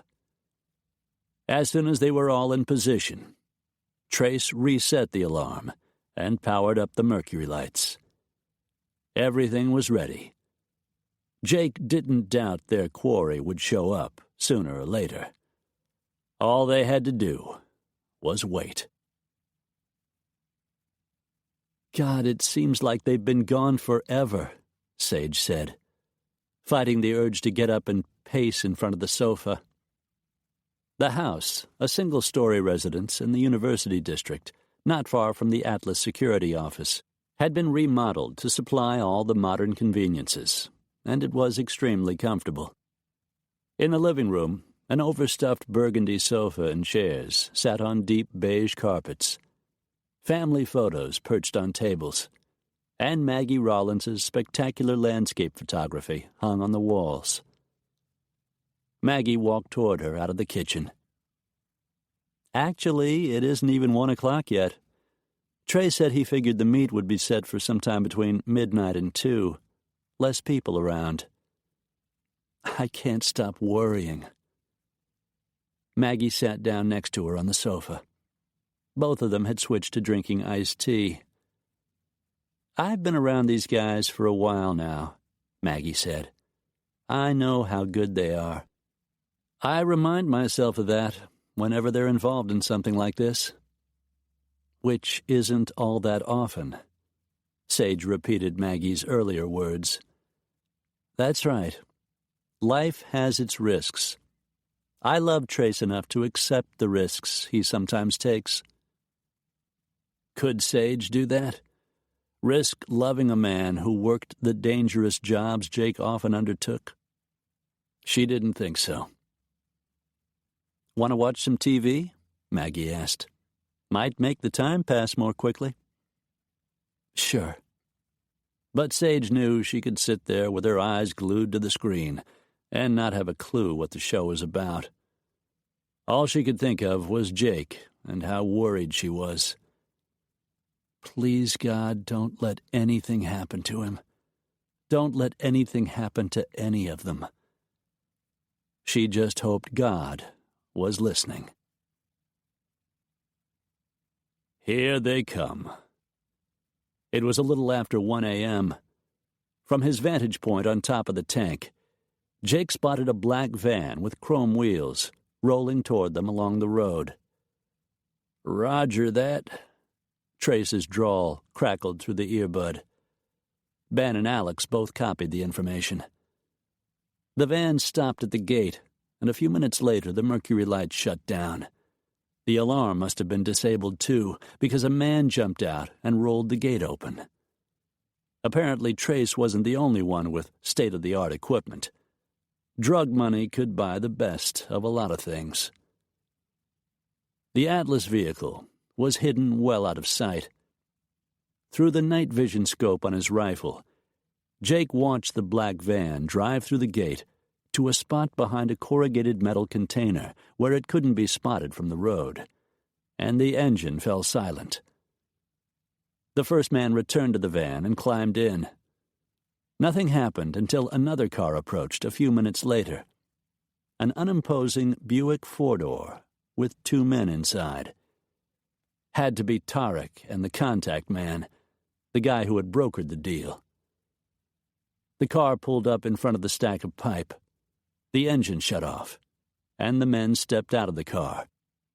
It was too dark to tell which one was Tarek, but Jake figured he was on the passenger side, since he didn't have a car.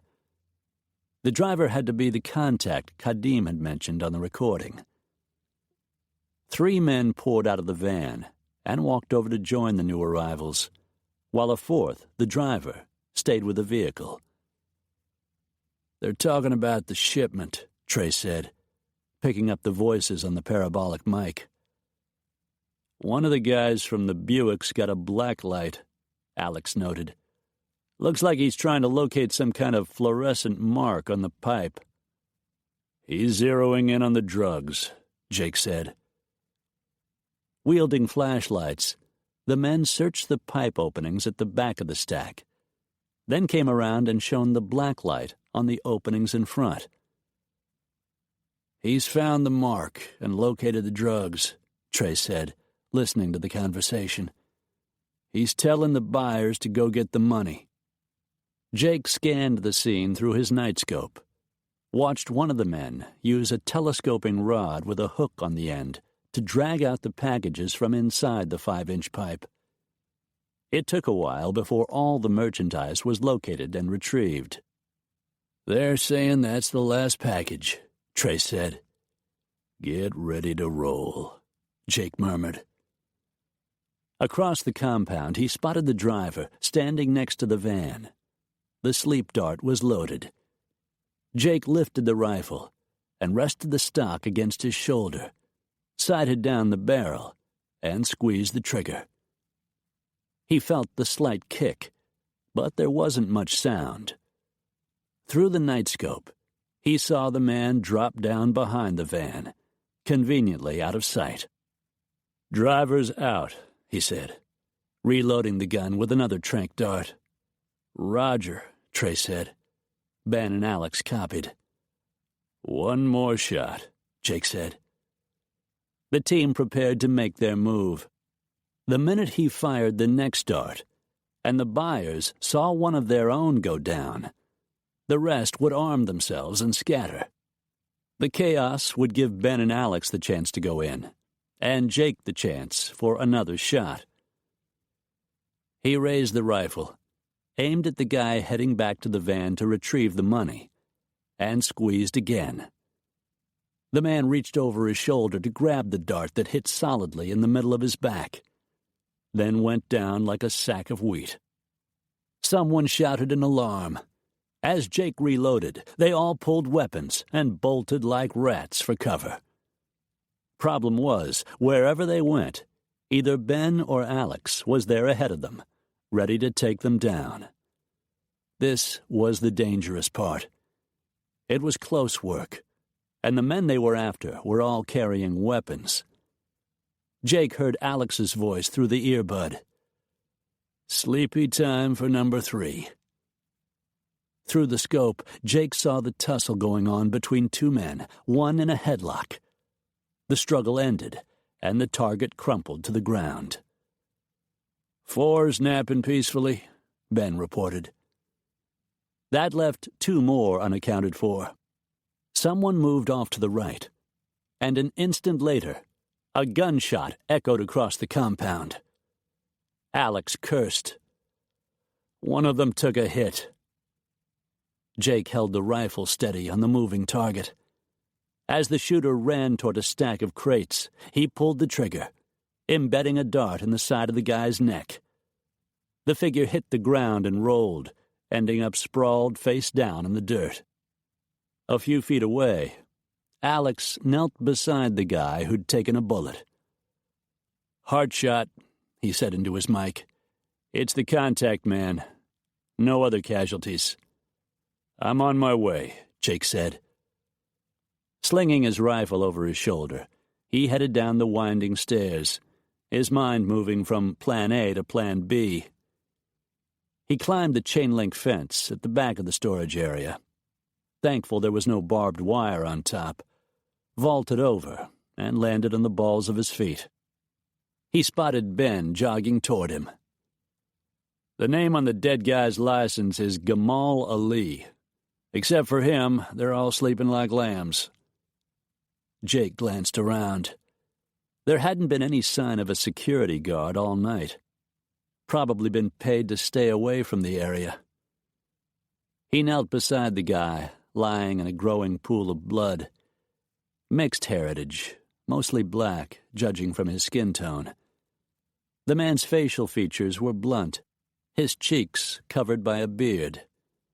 Both arms sported a maze of one-color primitive tattoos. "Gamal Ali," Ben said. Sounds Middle Eastern, but he doesn't look it. With all those tats, looks like a guy who's been in prison. What do we do about him? Drug smuggling's a dangerous game. The guy's luck ran out. Leave him and the others where they are. Jake checked on each one, saw they were all breathing steadily. 3 Hispanics wearing earrings and do-rags, and a white guy with a sunburn. Since no one was supposed to get killed, Ben said, what's Plan B? On a mission, there always was one, and usually a Plan C. You remember that DEA agent who debriefed us after our little adventure in Belize? A mission they'd gone on a few months back with his friend Johnny Riggs. Richard Haskins? Ben said, as they loaded the drugs into the van next to the money-filled briefcase. Yeah, I remember him. He's a level 13 agent. Got plenty of pull, and after what went down in Belize, he owes us. We gonna tip him to this? That's Plan B. We leave the money and the drugs in the van. Leave our friends peacefully sleeping, and the problems to the DEA. They'll match one of the guns to the bullet in the dead guy. That takes everyone else out of the equation.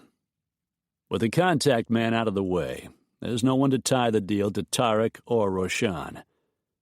The feds leave MDI out of it, since all the company did was buy a load of used drill pipe.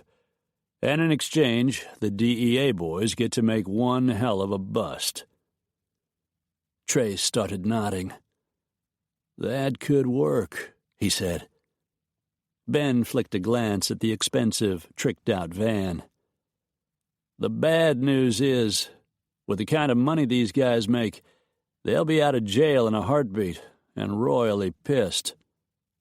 Maybe, but they won't be dead, and they won't have a clue what went down. That's it then, Alex said. Let's load Tarek and our gear into the SUV and get the hell out of here. They wiped down the Buick that belonged to the dead guy, erasing any prints Tarek might have left, loaded themselves into the SUV, and hit the road. They left the alarm turned off and the gate open. It looked like a drug deal gone bad, and that was exactly what it was. How much do you figure they had? Alex asked. Looked like pure heroin, Trey said. I figure $1 million plus inside the briefcase. After it's cut, that's about $20 million street value. Alex whistled. As Trace pulled the SUV onto the freeway, Jake pulled one of the sealed packages out of a canvas bag. I kept this one for the sheik. Proof his little boy was playing dirty. He stuffed the heroin back into the bag and drew out his cell phone. He had Haskins' cell number from the debriefing. He'd loaded it into his phone before they'd left the house, just in case.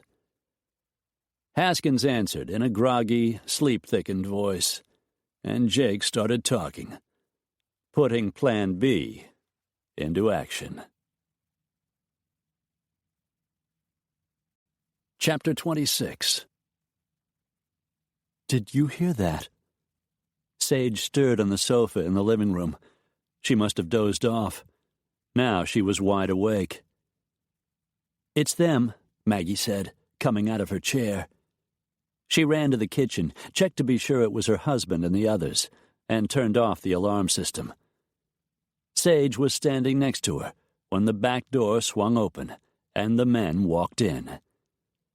Sage's heart swelled. All of them were still wearing their flak vests over the black clothes they'd set off in. Now those clothes were dusty, torn in a couple of places, and their faces streaked with black paint they hadn't completely wiped away. They looked fearsome and dear. And as Jake tossed a canvas bag onto the kitchen counter and walked toward her, she ran to him, threw her arms around his neck, and just hung on.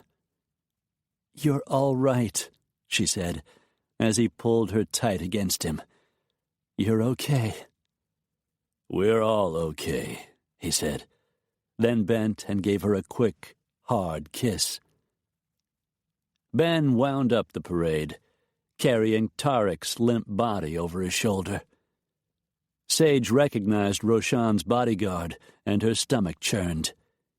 He isn't dead, is he?" "Just sleeping," Ben said.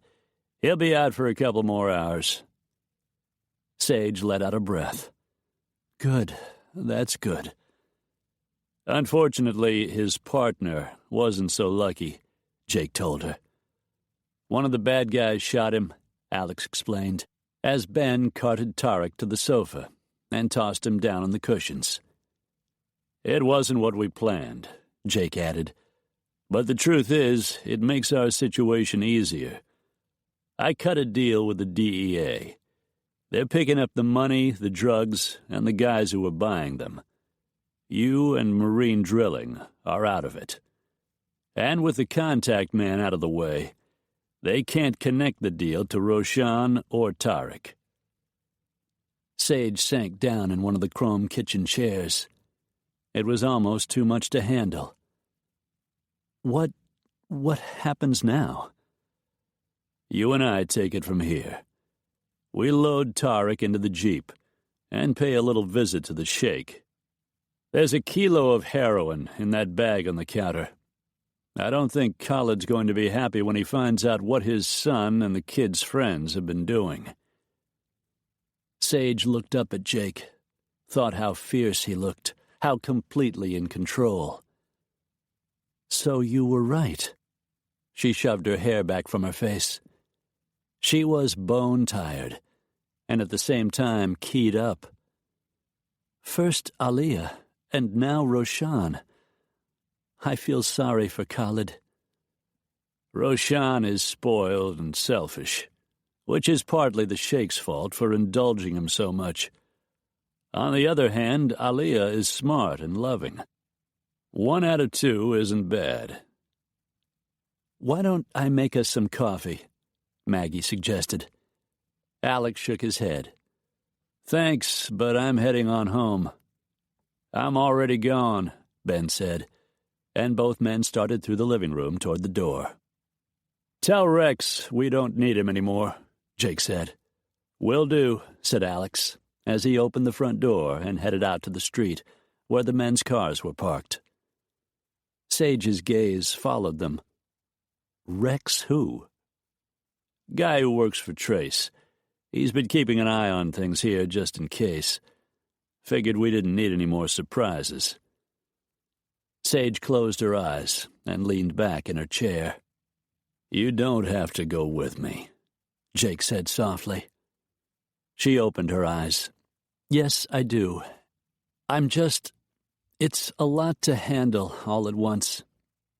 "I know it is, honey." He sat down in the chair beside her, took her hand between both of his. "But you know as well as I do, life isn't always easy." No, it wasn't. Her first 12 years had taught her that. Still, a man is dead, Jake. A man who smuggles illegal drugs into the country.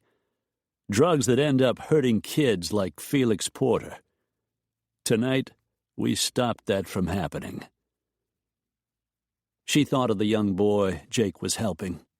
A kid who was doing his best to stay out of trouble. The notion that they might have helped kids like Felix in some way made her feel a little better. Yes, I guess we did. Her words made Jake smile. As big as he was, with his face still smudged with grease paint, and his eyes so incredibly blue, he was the most virile, most attractive man she had ever met. It was insane to want him now, when everything in her world was completely upside down. But she did. "I wish it was tomorrow," he said, his gaze locked with hers. "I wish we were somewhere else. Someplace where I could give you what both of us need." She reached out and stroked his cheek. I was so worried. She remembered what he had said. It's been a long time since a woman I cared about worried about me. Those words had touched something inside her. His eyes remained on her face. We're going to get through this, Sage. Everything's going to be all right. Maybe it would be. But once it was over, what would happen to her and Jake? Her heart squeezed. The pain was already starting. It was only going to get worse. We've got to go, Jake said, rising to his feet. When Tarek doesn't return to the hotel, Roshan's going to get worried. We don't want him to panic and do something stupid. She got up out of her chair. She wasn't dressed for a meeting with the sheikh. She was wearing jeans and a turquoise short-sleeved knit sweater. It would have to do. She turned to Maggie. Thank you for everything. Maggie walked over and hugged her. If you need me, just call. Sage managed to smile. Thanks. Keep me posted, Trace said. You bet. Jake handed Sage the canvas bag from the counter, then walked over to Tarek, who was dressed in beige slacks and a dark blue polo shirt, instead of his usual black suit. How are we going to get him into the hotel like that? Jake bent down and hoisted the man over his shoulder in a fireman's carry. We just tell the doorman he partied a little too hard. Staff at a first-class hotel like that are used to being discreet. Adjusting the strap of the canvas bag over her shoulder, Sage grabbed her purse and hurried ahead, opening the door while Jake carried Tarek outside. Moments later, they were in the Jeep, Tarek settled in the back, and rolling down the road toward the Four Seasons Hotel. Sage had no idea what was going to happen when they got there, or what she was going to tell Aliyah when she called, as promised, in the morning. Getting inside the hotel and up to the presidential suite on the 20th floor wasn't a problem. Jake had been there a number of times with Sage, the sheikh, and his entourage. And looking at Tarek hanging over Jake's shoulder, no one doubted he was dead drunk. Jake knocked on the door to the suite. A few seconds later, the door swung open. Kiron, one of the sheikh's tall, imposing bodyguards, stood there staring at the incongruous group of people in the hall. When he recognized Tarek, his black eyes widened. We need to speak to the sheikh, Jake said, when the man made no move to invite them inside. It's a matter of extreme importance, Sage added. Finally, Kiron stepped back, allowing them into the suite, but barring them from going any farther. What you ask is impossible, the bodyguard said. I will take care of Tarek, but you cannot disturb His Highness at this late hour. You may speak to him in the morning. Jake walked past him and dumped Tarek on an elegant white sofa. He lay there with his eyes closed and his mouth hanging open, his shoulder-length hair a black cloud around his face. We need to see the sheikh now, Sage insisted. It's important, or we wouldn't be here. Tell him there's a problem that involves his son. For several long moments, Kiron didn't move. Then he gave a faint nod and strode out of the room. He returned a few minutes later. The sheikh will see you, but he must have time to dress. You may wait for him there. He pointed to a conversation area at the opposite end of the opulent living room. Jake took the canvas bag from Sage's hand and guided her in that direction. They sat down in overstuffed chairs around a gilded, glass-topped coffee table. They waited a full 20 minutes before Sheikh Khalid walked into the living room, perfectly groomed and dressed in his usual white robe and headdress. Jake and Sage both rose from their chairs as he approached. "Your Highness," Sage said formally, letting him know how important this was. "I hope you will pardon my dress. There was no time to change." Khalid acknowledged the remark with a frown, his gaze going to Tariq, who sprawled ignominiously on the sofa at the opposite end of the living room. "Please, tell me what has happened. What has brought you here at this hour?" "Perhaps we should all sit down," Jake suggested. They returned to their seats around the low table, and the sheikh sat down as well. Jake opened the black canvas bag and pulled out the kilo of raw heroin he had taken from the storage area. "This is what brings us here. $20 million worth of this, and more than $1 million in cash that is now in the hands of the United States Drug Enforcement Agency.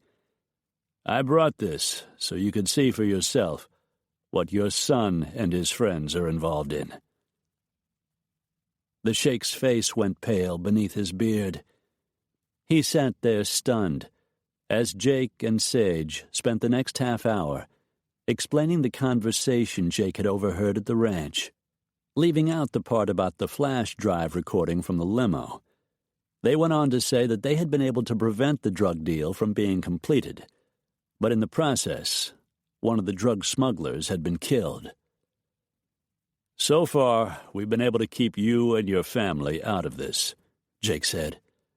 "But you need to get Roshan and the others out of the country.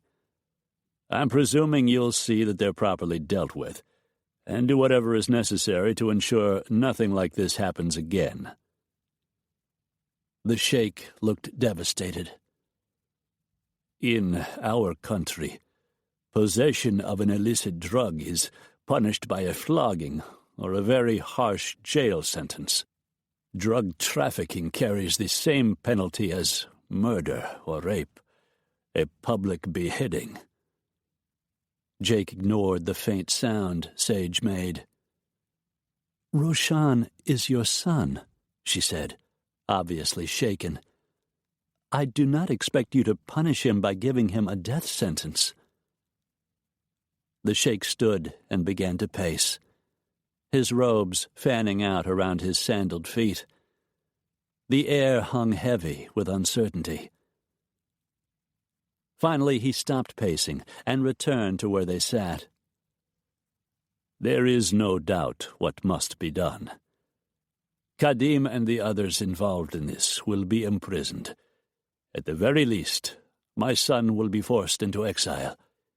He will receive no more money, and to his family, from this night forward, he will be dead." "Sheikh Khalid," Sage began. He fixed his attention on her. "You must not interfere in this. Roshan has broken our laws. He is fortunate that he will continue to live." The sheikh turned to Kiron, who stood at the far end of the room with his hands clasped in front of him. "Bring my son and Kadim, and also Yusuf, Roshan's cousin and his other bodyguard." "We don't know if Yusuf is involved," Jake said, though Kadim clearly was, since his voice was on the recording. "I will discover the truth." No one spoke as Kiron left to collect the men, nor while he was gone. He returned a few minutes later. "Kadim and Yusuf are gone, Your Highness." "Gone? Their rooms are empty. Their beds have not been slept in." So Kadim and Yusuf were both in the wind. No doubt now the other bodyguard was involved. The sheikh's features hardened. "And my son?" Kiron stepped out of the way, and Roshan walked into the living room. He was fully dressed in his robe and headdress, obviously waiting for news. The moment he saw Tariq sprawled on the sofa, his handsome face went pale. "Join us, my son." He hesitated only a moment, then started forward, stopping in front of his father. Though he tried to mask his expression, a muscle ticked in his cheek. His features were set in defiance, but his hands were shaking. "According to our friends, you and your cousin have been busy this night." Khalid turned, pointed at Tariq. "As you can see, all did not go as planned." Roshan drilled Jake with a glare. "I do not know what lies these people have told you, but do not compound your shame by trying to place blame where it does not belong. The least you can do is have the courage to admit what you have done." "I admit nothing." "Then we will see what Tariq has to say when he awakens from his slumber." He turned to Jake. "How much longer?" "Shouldn't be too long now." As if on cue, Tariq began to mumble and stir.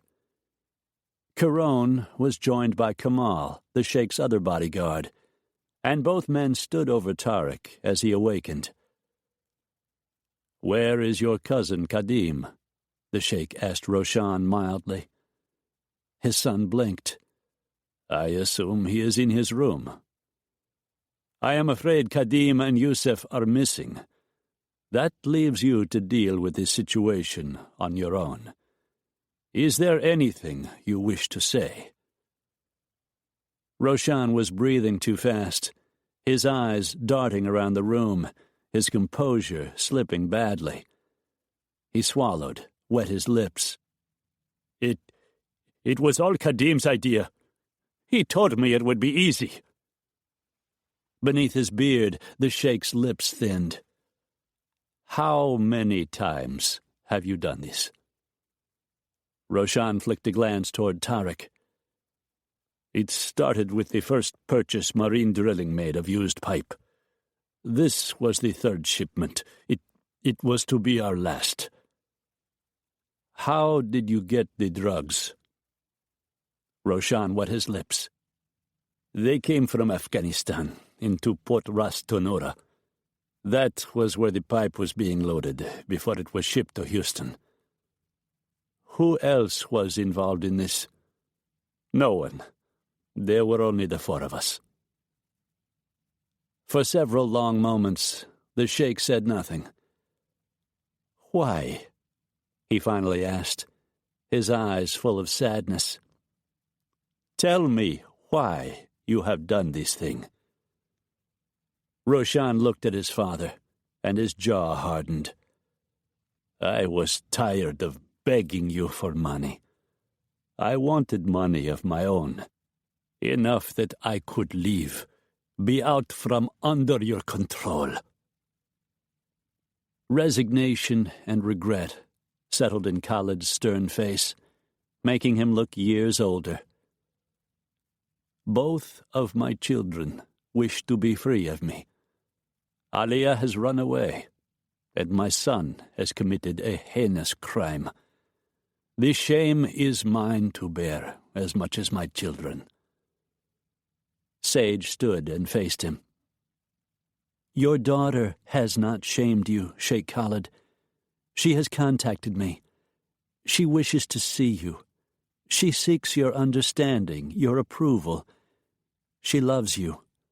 She does not wish you to lose the love you feel for her in return."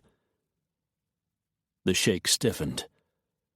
"I cannot think of Aliyah now.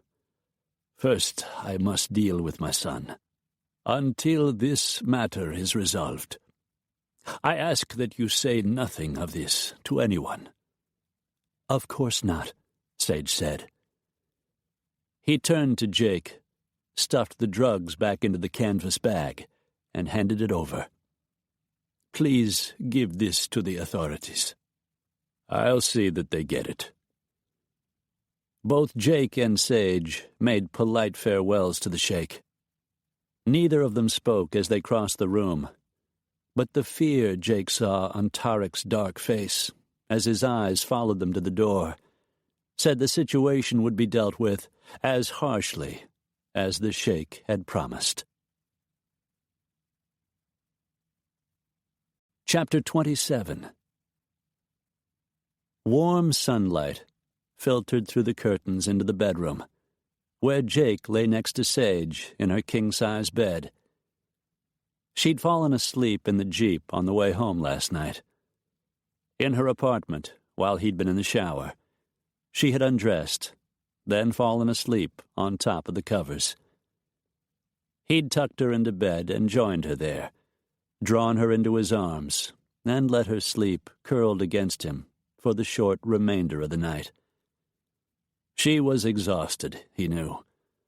Worry and uncertainty did that to a person.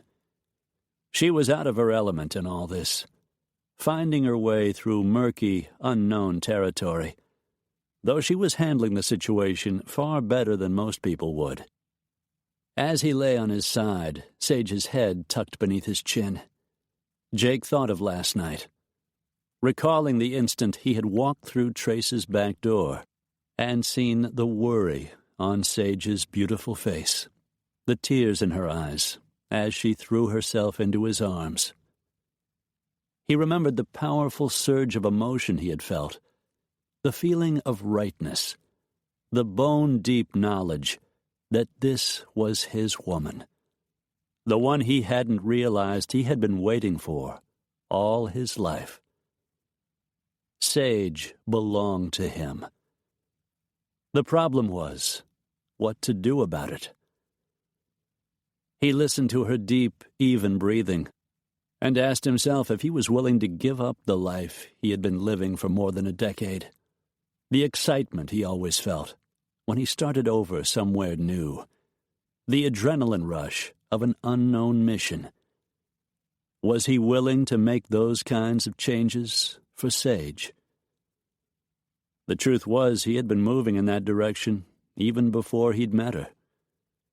He'd been sending down roots here in Houston, making friends, allowing himself to feel things, experience life in a way his work wouldn't allow before, like joining the Big Brother program, like spending time with Felix Porter and his family.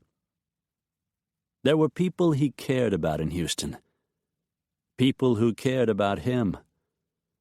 A wife and family wouldn't be the burden he'd once believed. They would be his joy. Sage would be his joy. He waited for the punch in the gut, the voice in his head that warned, "Time to hit the road, buddy. Get the hell out before it's too late." But the punch never came. Maybe he was finally ready to settle down, to explore a different side of himself than the tough, go-it-alone guy he'd been since his father had died. He thought of that day, and a sharp pang centered in his chest. He'd been a senior in high school, and his father's death had hit him hard. He remembered his mother's grief, and how he had worked the farm every extra minute, dawn to dark, to help her. He thought of his stepfather, the man his mother had finally married. Jake had left the farm, so she would have a chance to be happy again. He thought of how he had joined the Marines, hoping to make a place for himself in the world. And it had been. He was good at his job, one of the best. His kind of talent was always needed somewhere. But that existence was lonely. He had come to a point where he wanted more. Unconsciously, he smoothed the hand over Sage's heavy, dark hair. Trouble was, he wasn't sure what Sage wanted. He knew she cared about him. She had made that clear last night. Did she love him? And even if she did, would she want a hard man like him in her life? Because the raw truth was, no matter how much he changed, he'd still be the same man. The work he did involved a certain amount of risk. Though he could choose assignments that involved less danger, there were times he'd be needed, and he knew he would go. He was who he was. Sage would have to accept that.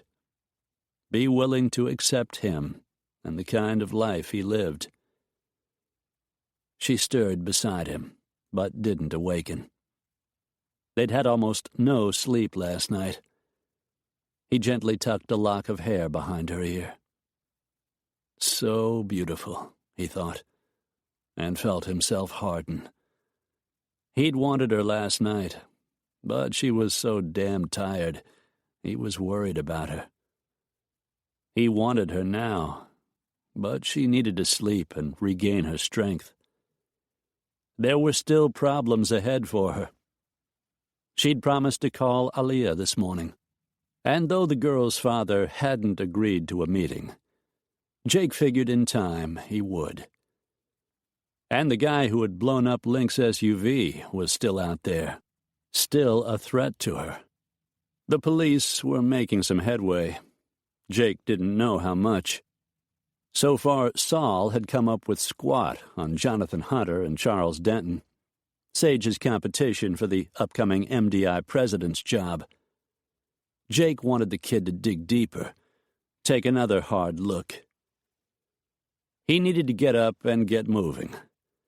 Instead, he drew Sage a little closer, ignored his raging hard-on, and let her drift deeper into sleep. Yawning behind her hand, Sage sat up in bed. A brilliant sun shone through a crack in the bedroom curtains. The place beside her on the mattress was empty. Jake no longer there. When she looked at the clock, she saw it was almost noon. She took a deep breath and swung her feet to the side of the bed.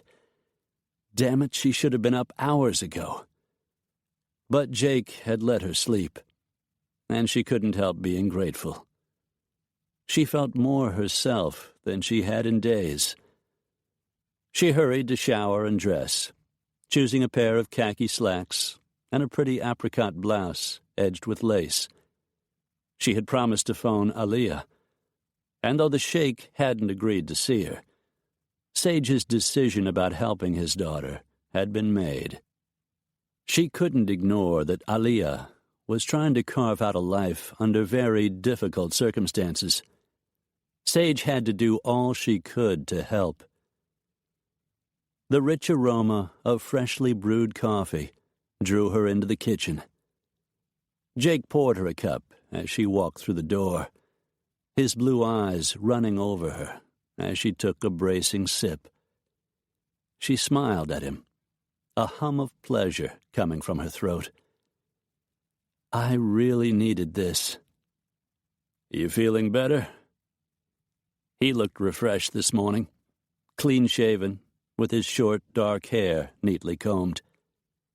He was wearing faded blue jeans and low-topped leather work boots, and a fresh, light blue T-shirt stretched over his massive chest.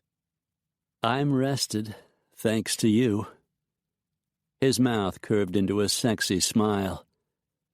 If I'd had my way, you'd have slept a little less, but felt even better.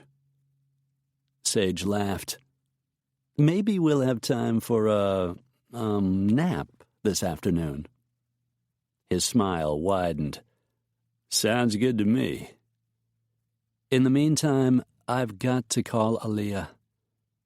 Jake took a sip of his coffee. You gonna tell her about Roshan? Definitely not. That's family business. I'll leave that to her father. Jake nodded in approval. I'm starving. How about an omelet and bacon? Maybe a couple slices of toast. I'm not a great cook, but I can put that much together. That'd be great. I'll be back when I'm finished.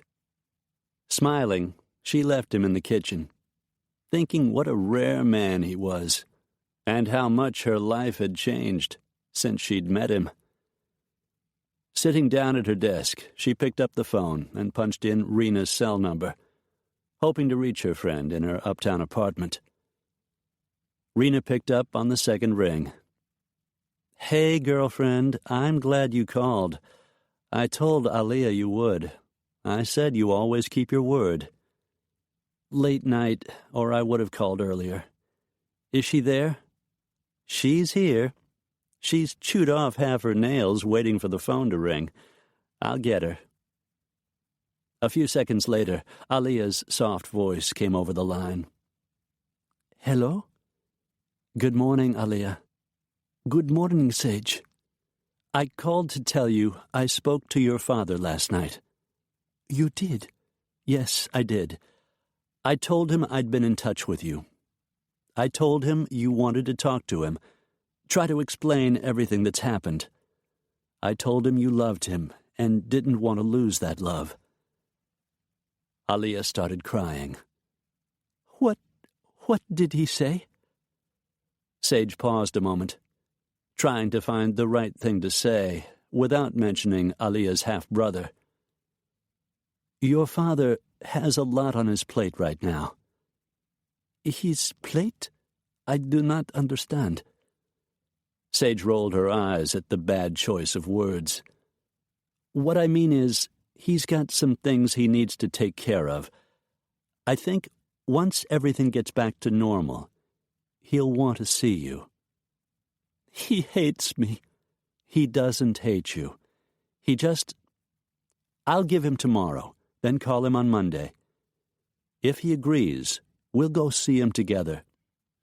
I'll do what I can to help you convince him to give you his permission to go to school in this country." Do you think he will?" "I don't know. We'll have to wait and see. But I'm fairly sure I can arrange a meeting." "Thank you," Aliyah said softly, and Sage could hear the tears in her voice. Rena came back on the line. "You spoke to the sheikh last night?" "Yes, in regard to a different matter." "What was it?" "Something that didn't involve Aliyah." "You're being evasive," Rena said. "That's correct," Sage said, hoping her friend would understand her tone and not say too much in front of the girl. She couldn't tell anyone about Roshan. She had given the sheikh her word. "I need your help with this, Rena. I need a few more days. I'll explain everything as soon as I can." "Okay, no problem. Do what you have to, and don't worry. I'll take care of things on this end." Relief flowed through her. "I really appreciate what you're doing for Aliyah. She's a good kid. Unfortunately, Ryan's coming home Sunday night. He's going to expect me to be at the apartment when he gets there. Aliyah can stay here, but I hate leaving her alone. I'll do my best to speed things up. As soon as I have something to tell you, I'll call." "Take care of yourself," Rena said. Sage thought of the man cooking breakfast for her in the kitchen. "Jake's here. I'll be okay." And it was true. He always seemed to be there when she needed him. She tried not to think what it would be like once all of this was over and he was gone. She ended the call and wandered back into the kitchen, her stomach rumbling at the savory breakfast smells. "I put her off a few more days," she announced, pouring herself more coffee, then refilling Jake's cup. Rounding the breakfast bar, he set 2 steaming plates on the table, each holding a cheese omelet, bacon, and buttered toast. Her mouth watering, Sage seated herself in front of one, while Jake sat down across from her. "What do we have to do next?" she asked, forking in a mouthful of eggs. She gave a little moan of pleasure. The omelet was so delicious. "I've been thinking about that. It's the weekend. I doubt we'll hear from the sheikh before Monday. We need to turn that last bag of heroin over to the DEA. But aside from that, there's not much else we can do before the first of the week. How about we take the rest of today and tomorrow and just wind down?" Some of the stress she'd been feeling eased from between her shoulders. "I need to check on my grandfather sometime this weekend. But aside from that, winding down sounds great. I think we deserve it." "After last night, I think so too." They smiled at each other, then dug into their food. Jake finished first, but waited politely for her to finish her last crispy piece of bacon. "I haven't been to the gym since all this started," Sage said. "Maybe after we run your errand, we could go downstairs and work out for an hour or two." He rolled his powerful shoulders. "I could use a good workout." His blue eyes gleamed. "Afterward, maybe we can shower, then take that nap." Oh, yes. She felt hot just thinking about it. Showering with Jake, then another steamy round of sex before they fell asleep. Sounds perfect. They finished their late breakfast and cleaned up the dishes. Jake phoned Agent Haskins, his DEA connection, and set up a meeting at the Atlas security office to hand over the bag of heroin they had taken in last night's raid. "You're going to come up one bag short," Jake explained to the agent over the phone. "I needed to borrow it for a couple of hours. It's all yours now." Haskins said something Sage couldn't hear. "You don't want to know," Jake replied. Then he added, "All right, I'll meet you at my office in 20 minutes. He ended the call and shoved his iPhone back in his pocket. He looked over at Sage. "I figured the sooner we left, the sooner we'd get back." Sage gave a fake yawn behind her hand. "I'm feeling sleepy already." Jake laughed, and they headed for the door. Unfortunately, the phone rang as they stepped out into the corridor. Jake held the door for Sage, who hurried back inside, ran to the kitchen, and grabbed the receiver off the wall. "Good afternoon, Your Highness." She flicked Jake a glance as he followed her back into the kitchen. "I see." Features suddenly tense, she started nodding. "Yes, I understand. I'll speak to her. I'm sure she'll be happy to meet you whenever you wish." The sheikh said something more. "All right, I'll check with her and call you back." She hung up the phone and took a deep breath. The sheikh's personal jet has left the country. Roshan and Tariq are aboard, on their way back to Saudi Arabia, thank God. The sheikh, his cousin Yasser, Zahra, and the sheikh's 2 bodyguards are still here in Houston. He says he can't go home until he speaks to his daughter. "That's good, I guess. You can be sure Roshan and Tariq will get what they deserve. I just wish Kadim and Youssef were on that plane." "I need to set up a meeting between the sheikh and Aliyah. I think a neutral place would be best. Maybe tomorrow they could both come here." Jake's smile was wry. "There goes our chance to wind down." "I know, but you've got a job to do. You have to do what it takes to get it done. Believe me, I understand." Sage seemed relieved. She made a call to Aliyah, got her okay, then phoned the sheikh to suggest the meeting be held at her apartment. Then she hung up the phone and heaved a long, slow sigh. They're meeting here tomorrow at 11. So, everything's set. Looks like. I'm hoping Khalid will stay a couple more days. We're really close to making our deal. She walked over and locked her arms around Jake's neck. You and I may not have tomorrow, but once we get back, at least we'll have the rest of today.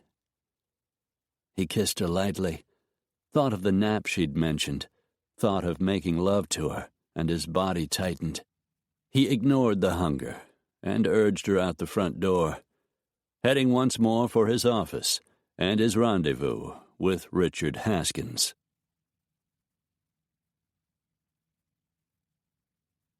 Chapter 28.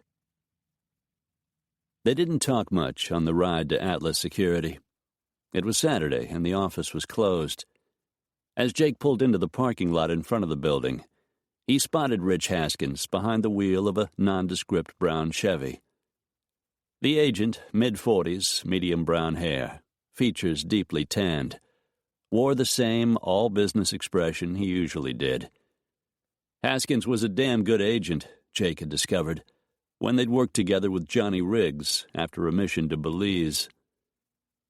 The DEA agent got out of his car at the same time Jake and Sage exited the Jeep. Jake walked toward him, and they shook hands. "Sage, meet Special Agent Richard Haskins. Rick, this is Sage Dumont." "Nice to meet you, Ms. Dumont," he said, though clearly he knew who she was. The drugs had arrived in a load of pipe purchased by Marine Drilling. By now, Rick knew Sage was in charge of acquisitions and distribution, a vice president in the company. He would also know everything there was to know about her personal life and her powerful, wealthy family. "It's nice to meet you, too," she said. "This is all yours." Jake slid the strap off his shoulder and passed the canvas bag to Rick, who unzipped the bag, took a quick look at the drugs, and pulled the zipper closed. Unlocking the trunk of his car, he tossed the bag in and slammed the lid, relieving Jake of at least one problem. "Anything else you want to tell me about all this?" Jake thought of Roshan and the Sheikh, and his responsibility to Sage and her grandfather. "Not at the moment. You've got the bad guys in custody. You've probably got them singing like birds. Anything new you want to tell us?" Haskins' mouth curved faintly. "Not at the moment." Jake just smiled. "If nothing else comes up, our deal's still on, and you're out of this," Haskins said. "But until we nail things down, don't stray too far." "Not a problem," Jake said. Haskins flicked Sage a glance. "That goes for you too, Ms. Dumont." "I've got a job here in Houston, Agent Haskins. I'm not going anywhere." The agent nodded. Jake watched as he climbed into his car, cranked the engine, and drove away. "You didn't tell him about Kadim and Yusuf?" "Not yet. Unless you want the DEA descending like a horde on the Sheikh and his family. We wait until Khalid and his relatives are on a plane headed for home. Besides, we don't even know the two missing men's last names. Soon as we have more information, I'll let Rick know." "With all the trouble Khalid's been having, he may leave before our deal is closed." "Maybe." "You think he'll give Aliyah permission to stay?" "I don't know. She's embarrassed him, caused him to lose face with his family. But then so has Roshan. Hard to tell what he'll do." "She might be in danger if he denies her. Yusuf and Kadim are still here. They might decide to punish her themselves." "You're right. Anything could happen. Let's hope the Sheikh loves her enough to forgive her." But Jake wasn't all that sure he would. Saudi rules were strict. Aliyah had broken more than one. Only time and tomorrow's meeting would bring an answer. Still standing in the parking lot in front of the office, Jake glanced toward the door. "I need to go in for a few minutes. There's a couple of things I need to check." Sage let him guide her to the front door, then waited while he used his key to get in. She was walking next to him, heading for his desk, when a noise in the back room caught her attention, and a thin black youth came out of the room and walked toward them. "Nobody in here but me," he said. He was in his late teens, tall and thin, his eyes as dark as his skin. She noticed he was carrying a broom. A faint sheen of perspiration covered his forehead. "Bo," Jake said, "Trace told me you took the job. I'm glad to hear it. How's it going?" Good. Trace is teaching me some stuff. Thanks for, helping me out. You're helping yourself out, Bo. That's what you need to remember. The young man smiled. There was a hint of pride in it. Yeah, I guess I am. Thanks anyway. He disappeared back into the rear of the building, and Sage heard the swish of a broom across the floor. Looks like it might work out for Bo, she said, knowing he was the teenage boy Jake had mentioned. Jake nodded. So far, so good. Sitting down at his desk, he started sorting through the stack of messages Annie had left him. Sage settled in the chair beside him, watching him prioritize the notes, toss a couple in the trash, then make a few calls. About 5 minutes had passed when the bell above the door rang, and Alex Justice strolled into the office. Dressed in chinos and a yellow polo shirt, his blonde hair neatly trimmed and gleaming, he looked GQ gorgeous as always. Sage thought of Rena. Too bad her friend had her mind made up against him. Sage liked Alex. On top of that, he was a really good-looking guy. "So, how'd it go with the shake last night?" he asked, tossing his briefcase on the desk, then walking over to join them. "Roshan and Tarek are on a plane back to Saudi Arabia. The sheikh is taking care of their punishment personally. They weren't happy, to say the least." "Yeah, I can imagine." "Unfortunately, Yusuf and Kadim are in the wind." Alex's brow creased in a frown. "Not good news, that's for sure. I met with Haskins, gave him the last kilo of drugs." "Deal still in place? Everything still okay?" "Long as nothing new comes up, we're good to go." "So what brings you in today?" "Divorce case. I started out feeling sorry for the wife of the cheating husband. Looks like the guy's a straight shooter. So now I'm feeling sorry for the husband with the crazy, jealous wife." Jake chuckled. "Just part of the job, I guess." The bell rang again, and Sage looked up to see a young man with brown hair and black horn-rimmed glasses walk in. He waved at Jake and Alex and disappeared inside his glass-enclosed office, seating himself behind the desk. "It's Grand Central Station in here today," Alex said. Jake stood up from his chair, gave Sage a look. "That's Saul Greenway, Trace's computer guy. I need to talk to him. I'll be right back." He left the desk and walked into the young man's office. Through the windows, Sage could see them talking, see the young man nodding. A few minutes later, Jake returned to his desk. "What is it?" she asked. "Nothing much. Just a little side project I've got him working on." With Jake, there was no way to know what that was unless he decided to tell her, which he seemed disinclined to do. "I'm finished," he said. "You ready to go on home?" His gaze slid over her, the heat in those incredible blue eyes impossible to miss. "I need to check on Ian, but I think I'll call him first. Find a good time to drop by." She gave Jake a sassy smile. "Maybe we should do that workout after our nap." Jake grinned.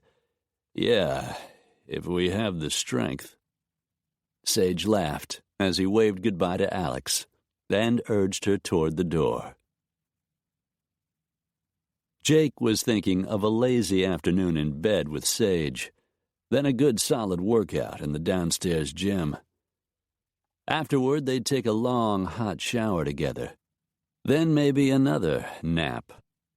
Anticipation had his arousal stirring as she walked beside him into her building. I might as well get my mail before we go up, she said, pausing in front of a row of brass boxes.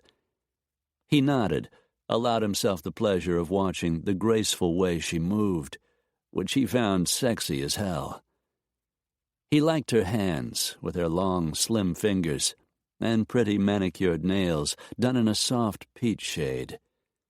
He liked it when she raked them down his back while he was inside her. Heat flowed through him. It wouldn't be long until he had her upstairs, and they were making love. He waited as she unlocked the box and pulled out the day's mail. A couple of bills and a grocery store flyer. A stack of charities wanting money.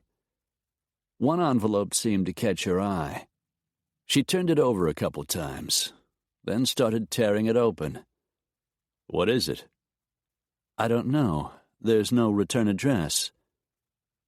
She drew out the neatly folded piece of white paper, opened it, took one look, and her face went pale. "Oh, my God." Jake plucked the sheet from her trembling hand. It was a note made of words cut out of newspapers and magazines, pasted onto the page. "I tried to warn you. You and your company are traitors to this country. The Sheikh is next, and this time it won't be a warning. He'll be dead." Son of a bitch. "Oh, my God," Sage said again. "We need to call the police," Jake said. "Let Brady and Vasquez know. Maybe the guy left fingerprints, or maybe he licked the envelope and left some DNA." Though he doubted it. So far, whoever it was had been extremely careful. "I hate this," Sage said, carefully refolding the note, touching it as little as possible. Jake slipped it back into the envelope. "Stick that in your purse, and try not to handle it any more than you have to. We'll call the cops as soon as we get upstairs." Damn, he'd been afraid the guy would try something else. Whoever it was wanted the negotiations ended and wasn't ready to quit. As a follow-up to the bombing, the note wasn't a bad idea. Sage would have to tell the Sheikh. And with Roshan and Aliyah both giving their father fits, this time Khalid would likely head for home. Her deal would be dead, but at least the Sheikh would be alive. "I need to call Sheikh Khalid," Sage said. "Tell him about the note." Jake nodded. "As soon as we talk to the police." As he walked into the apartment, Jake used his cell to phone HPD. Since neither Brady nor Vasquez worked on Saturday, he explained to the cop on the desk what had happened, and a few minutes later, Brady called him back. "Did y'all touch the note?" he asked in his thick Texas drawl. "It was mailed. Sage opened it. We tried to be careful. Maybe you can get some prints or some DNA." "My partner's off for the weekend. I'll be there in 30 minutes.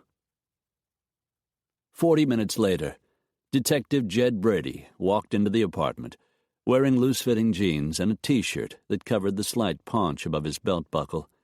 Weekend clothes instead of his usual suit. Sage explained how she'd found the note in her mailbox, and Jake handed it over. "We'll see if the crime lab boys can find something. Maybe this time we'll get lucky." "I hope so," Sage said. "Anything new turn up lately?" Jake asked.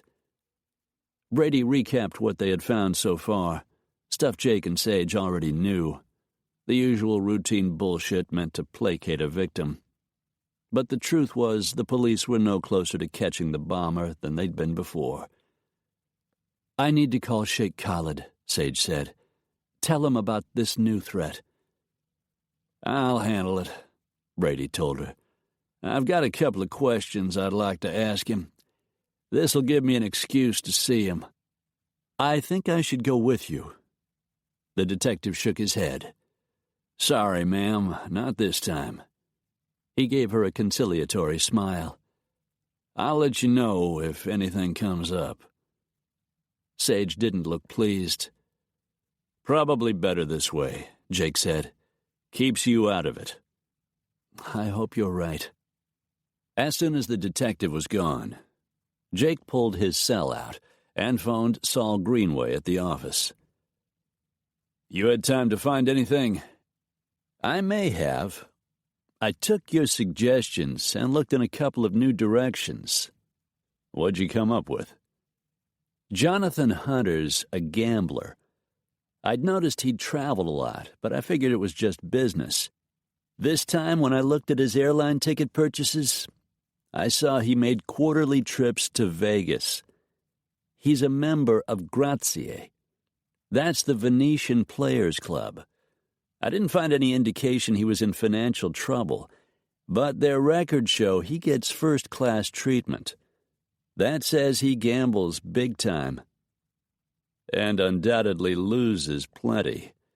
Expensive hobby, for sure. And a man with a gambling monkey on his back could use the raise that came with the promotion to president. Was it enough to hire a bomber to make sure Sage's negotiations failed? Anything else? Jake asked. I'm not sure. I took another look at Charles Denton. Didn't find anything new on him, so I checked out his wife. Her maiden name was Shirley Tubbs. She came from a poor family, was raised in a small town south of Houston. From the articles I found in the papers, it looks like she managed to claw her way up the social ladder and finally married Denton. He isn't really wealthy, but his family is Houston aristocracy. I looked at Shirley's credit card charges. She spends money like a sailor on leave. She does a lot of charity benefits and seems to thrive on getting space in the society column of the paper. Interesting. Maybe she's pressing good old Charlie to get that promotion.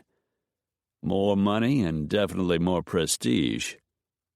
Could be. Thanks, kid. I owe you.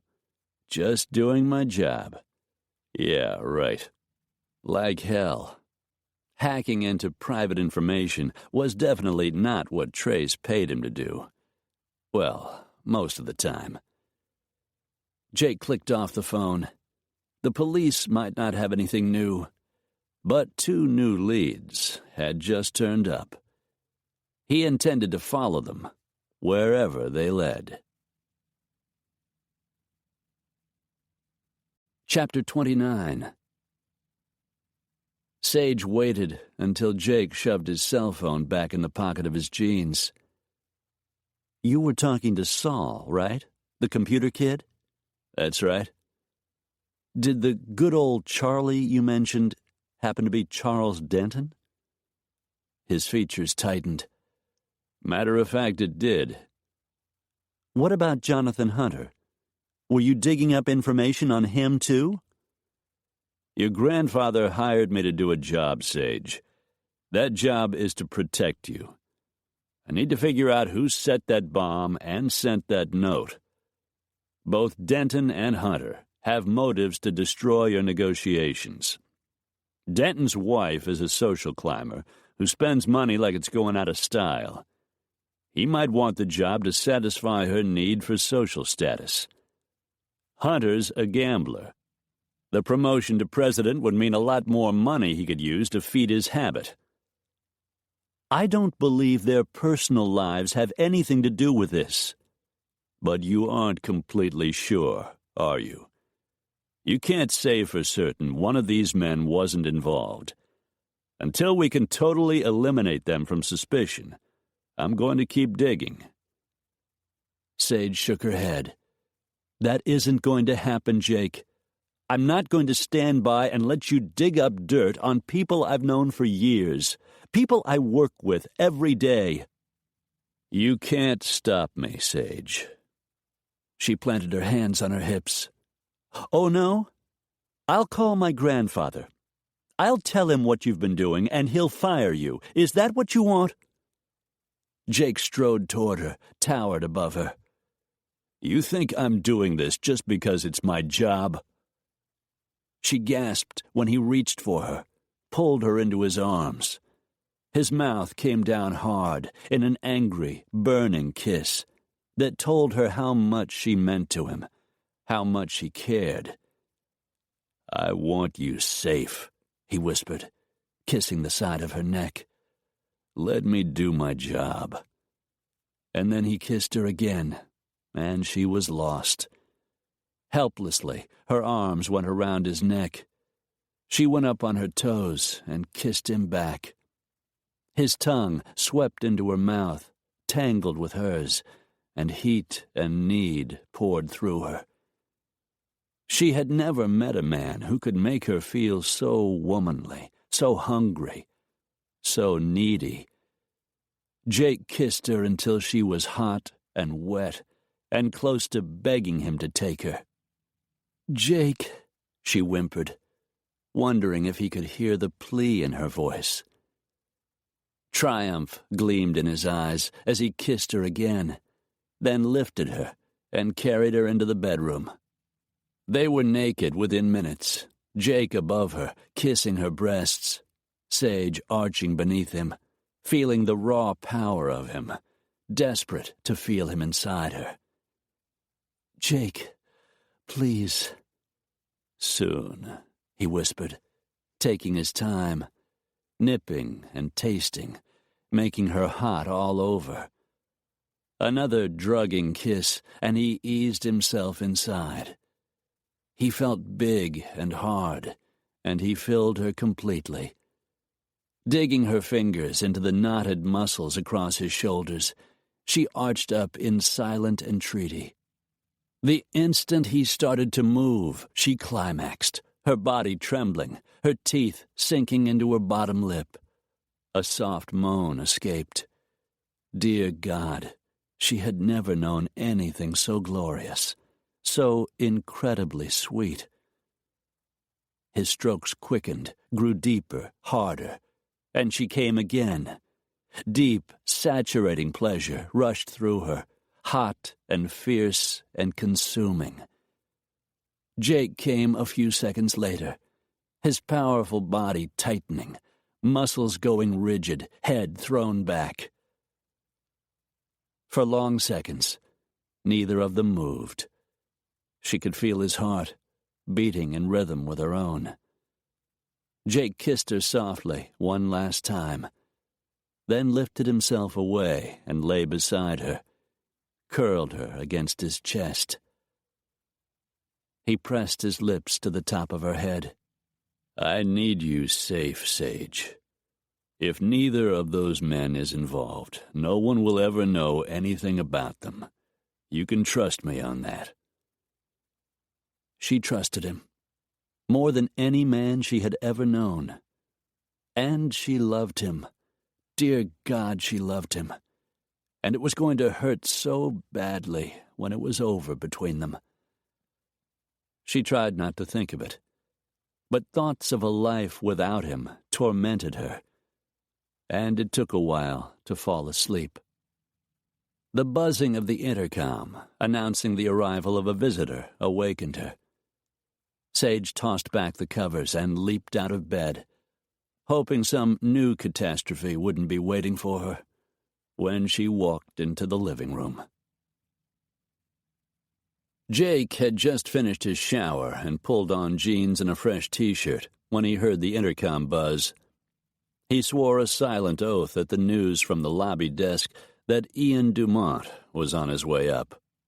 No time to worry about his bare feet and damp hair. He blew out a resigned breath. At least Ian knew he was staying there. Jake wasn't sure he knew what else was going on. Crossing to the entry, he pulled open the door, inviting the slender, silver-haired man into the apartment. His bodyguard walked in behind him, a beefy guy named Hamilton Pierce that Jake had met and knew to be good at his job. Ham nodded a greeting. Jake nodded back.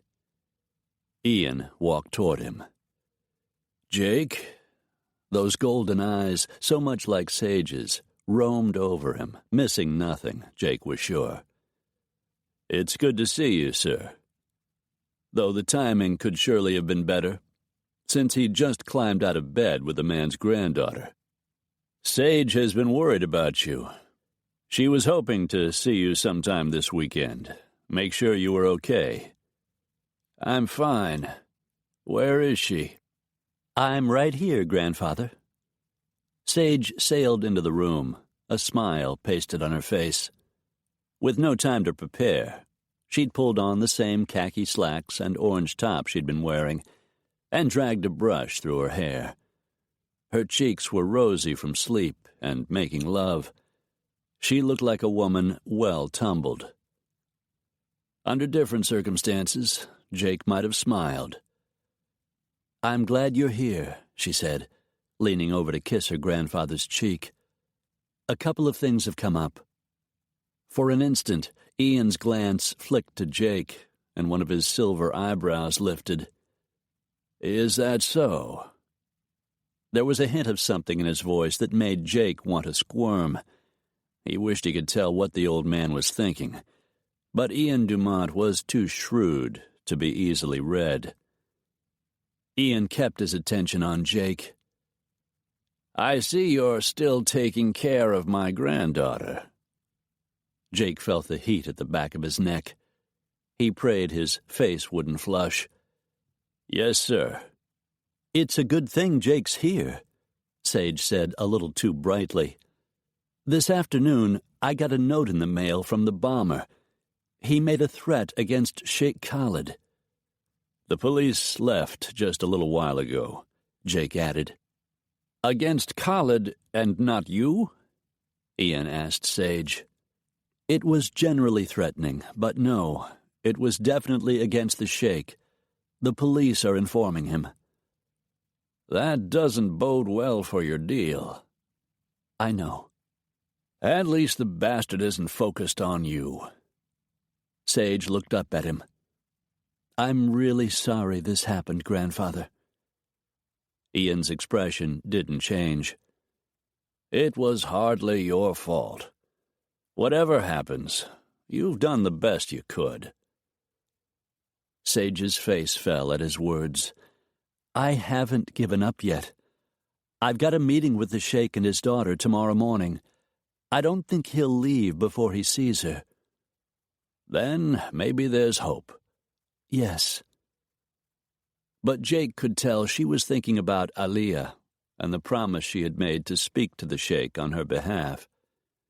If the deal had any chance at all of coming together, it would be over if Sage went against Khalid's wishes. Assuming he remained in the country after his talk with the police. Then again, he'd have to wait for his jet to get back and refuel. And it was a damned long flight to Saudi Arabia, more than 14 hours, as he recalled. Sage was still talking to her grandfather. "The afternoon is pretty much gone," she said. "Why don't you stay for supper? We can call for takeout from the China Palace. You know how much you like Chinese." Ian cast Jake a sidelong glance, then turned back to Sage. "Not tonight, dear heart. Maybe another time. Let me know what happens after your meeting tomorrow." "Of course." They chatted amiably as Sage walked him to the door. But Jake could sense her nervousness. She didn't release an easy breath until her grandfather was gone. She was worried about the deal falling through, and Jake thought maybe she was also worried that Ian might know they were sleeping together. The old man was no fool. Jake figured he knew damned well what was going on. It didn't change a thing as far as Jake was concerned. He wasn't ready to give Sage up, and was fairly sure he never would be. But that would be up to her. Meanwhile, he would give her some space, let her come to grips with her demons. For the next few hours, he worked at the computer in her study. Sol's information had stirred up some new ideas he wanted to explore. Whatever happened, they still had a bomber to catch. Early the following morning, Sage dressed in her exercise tights and a cropped t-shirt and headed for the gym.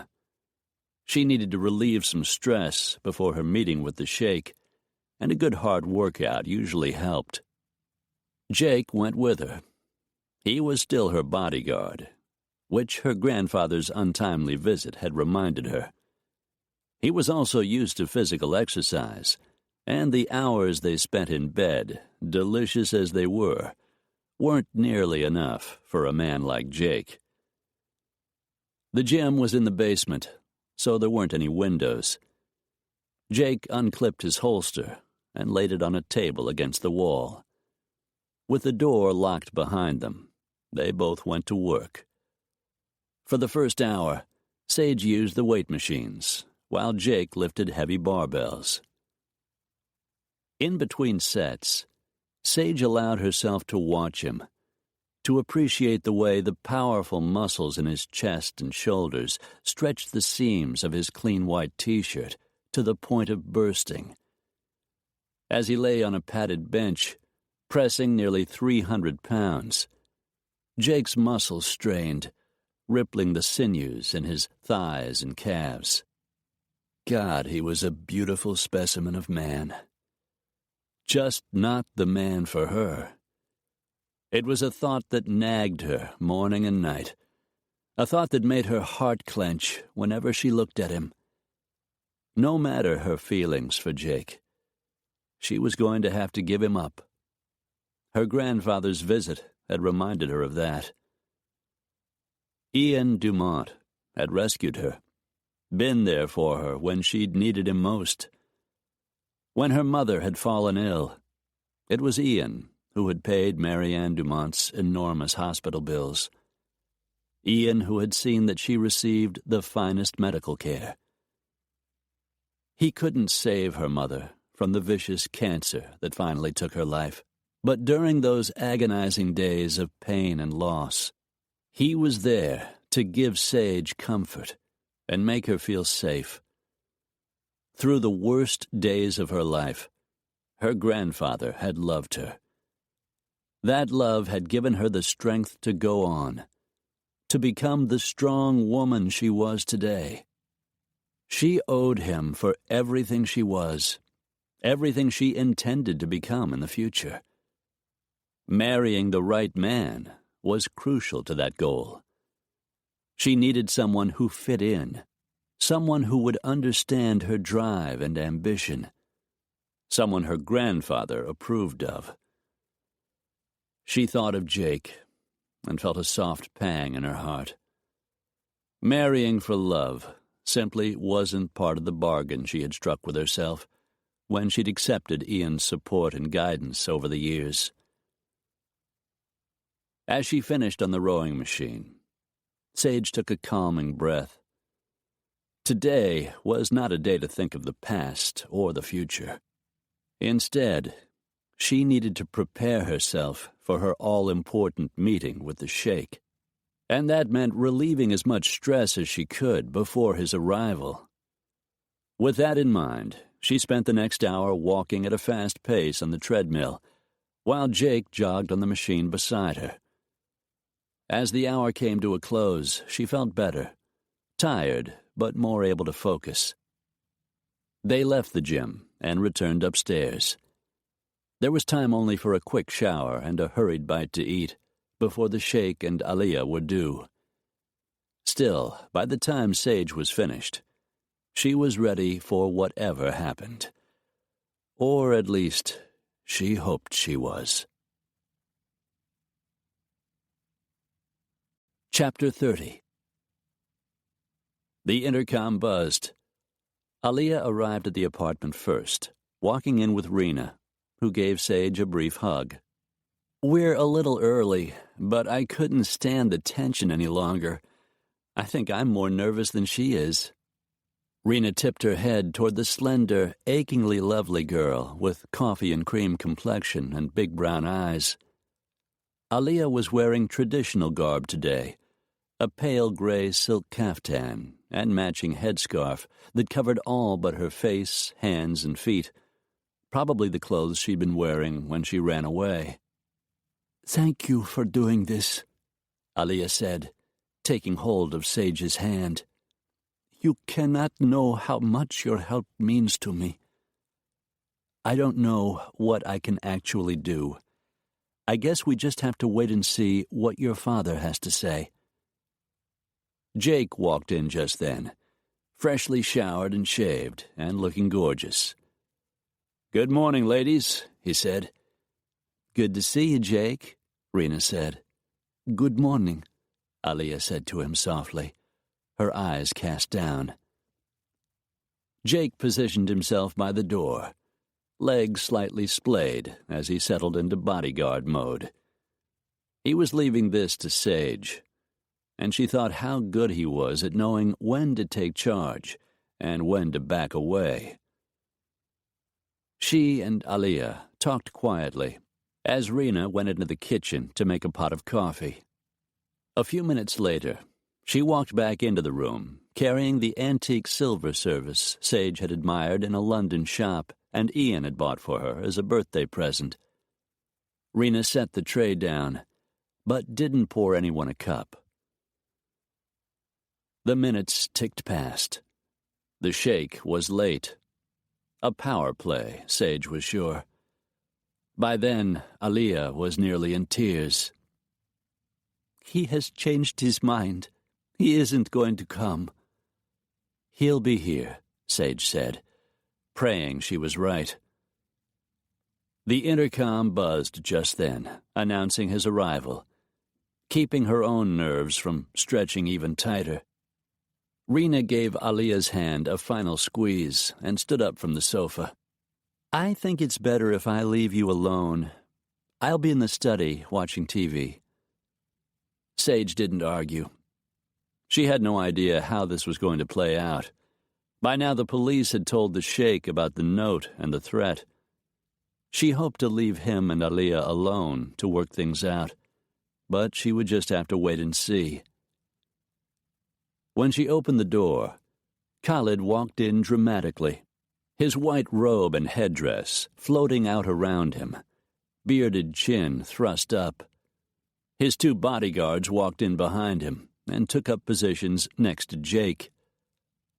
"Assalamu alaikum," Sage said, forcing herself to smile.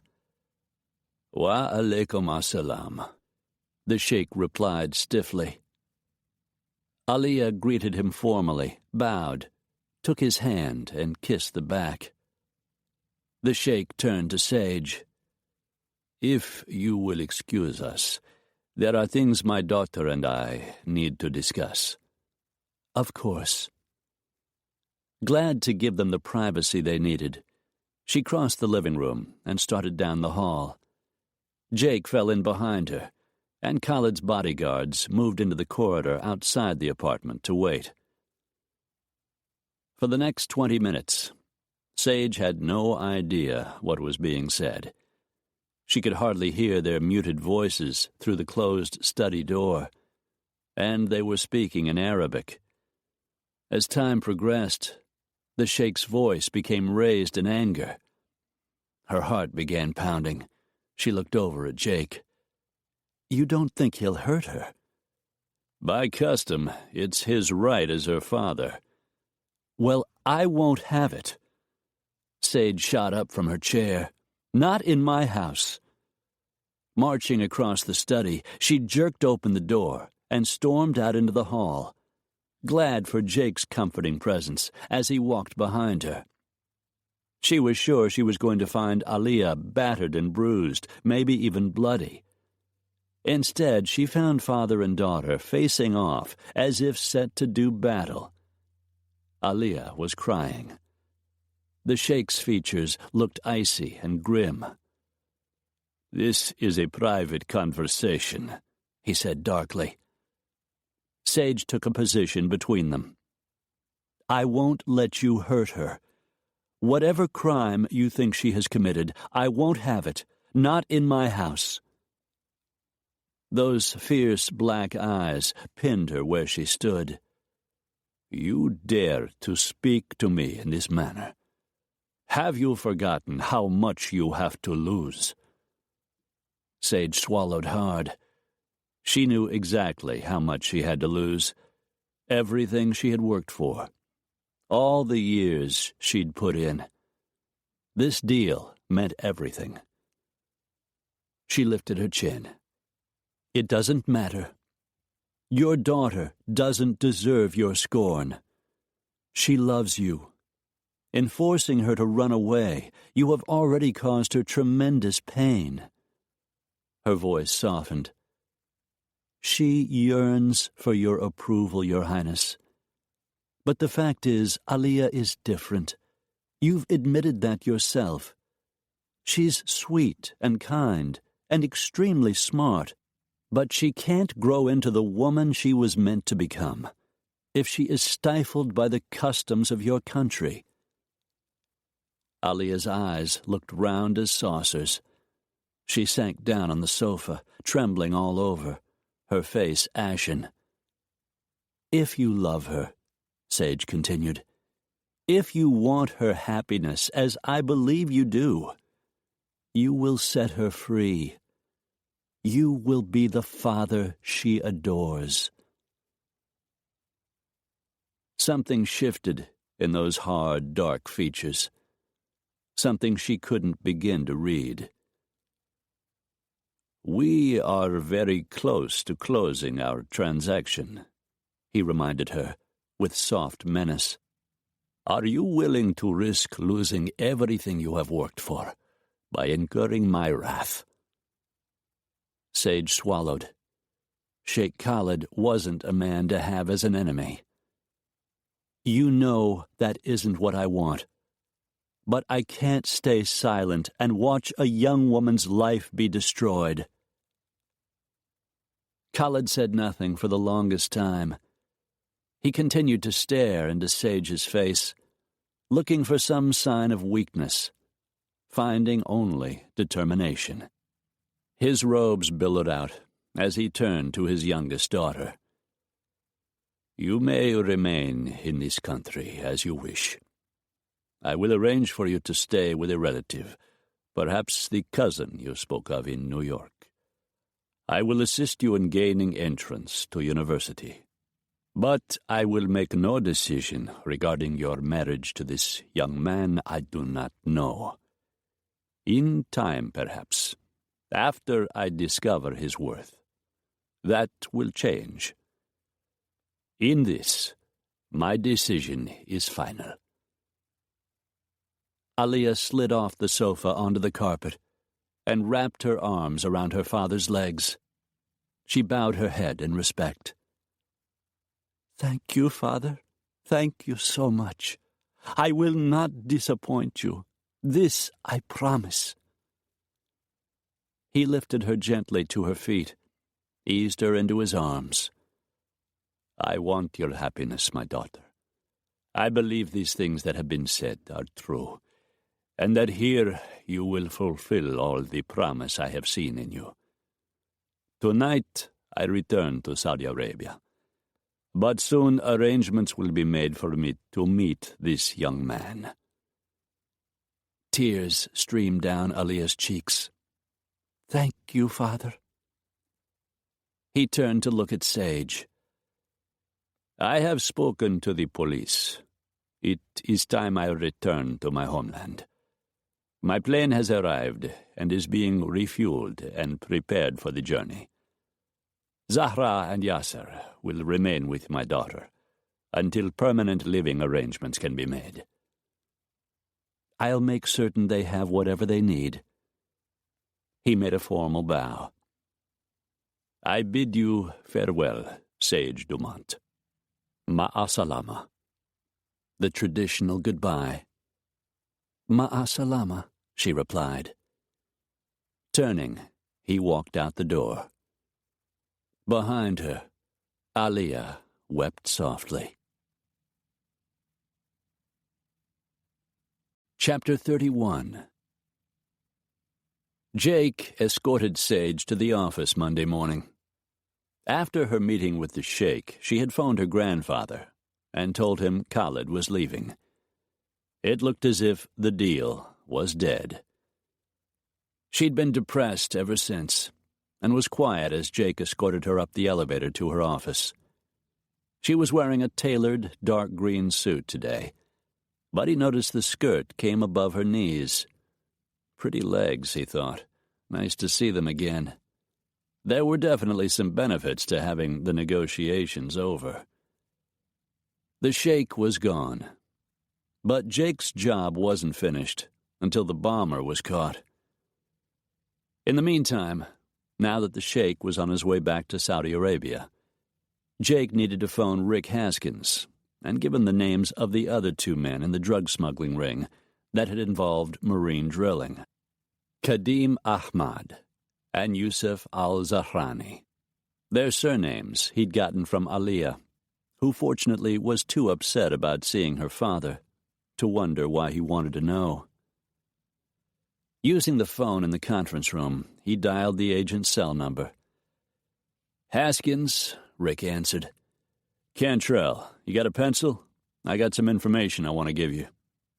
"Jake, I'm glad you called. I need to talk to you. Both you and Ms. Dumont." That wasn't good news. Jake warned himself not to jump to conclusions. "All right. How about we meet at my office?" "I'd rather you came down here." More bad news. "You still out on the West Loop?" "Still there." "When?" "Now would be good." Jake took a deep breath. "I'll have to check with Sage. Unless I call you back, we'll be there in half an hour." Good enough. Rick signed off, and Jake went in to confirm the meeting with Sage. "He wants us to come to his office?" she asked, worry creeping into her voice. "That sounds pretty official. Do you know why he wants to see us?" "If you can get away, we'll know in about 30 minutes.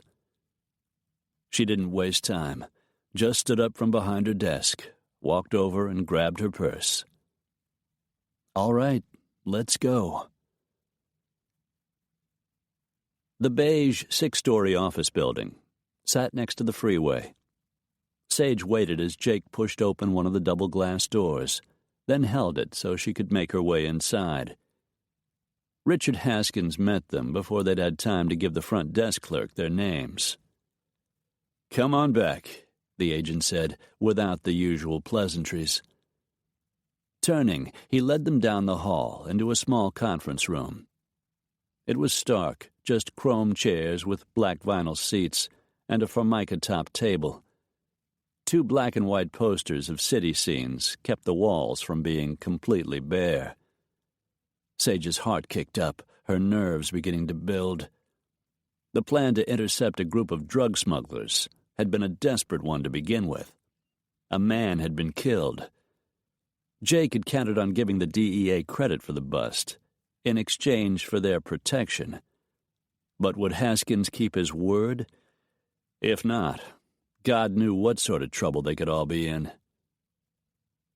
The agent waited until she and Jake were seated.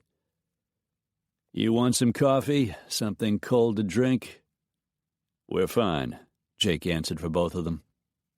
"What's going on, Rick?" The agent took a seat across from them.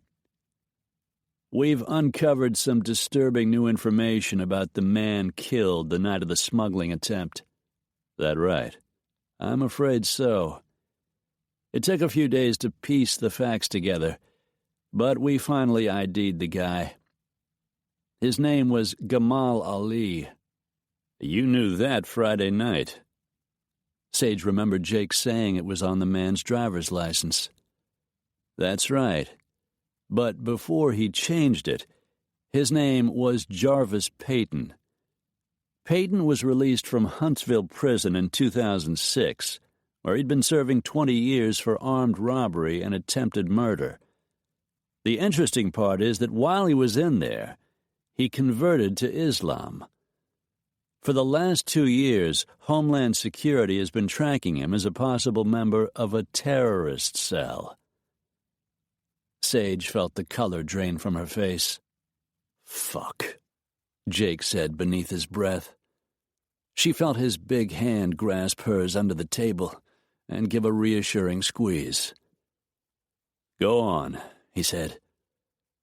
Under interrogation, one of the suspects taken into custody that night confessed this was the third shipment of drugs they'd smuggled into the country.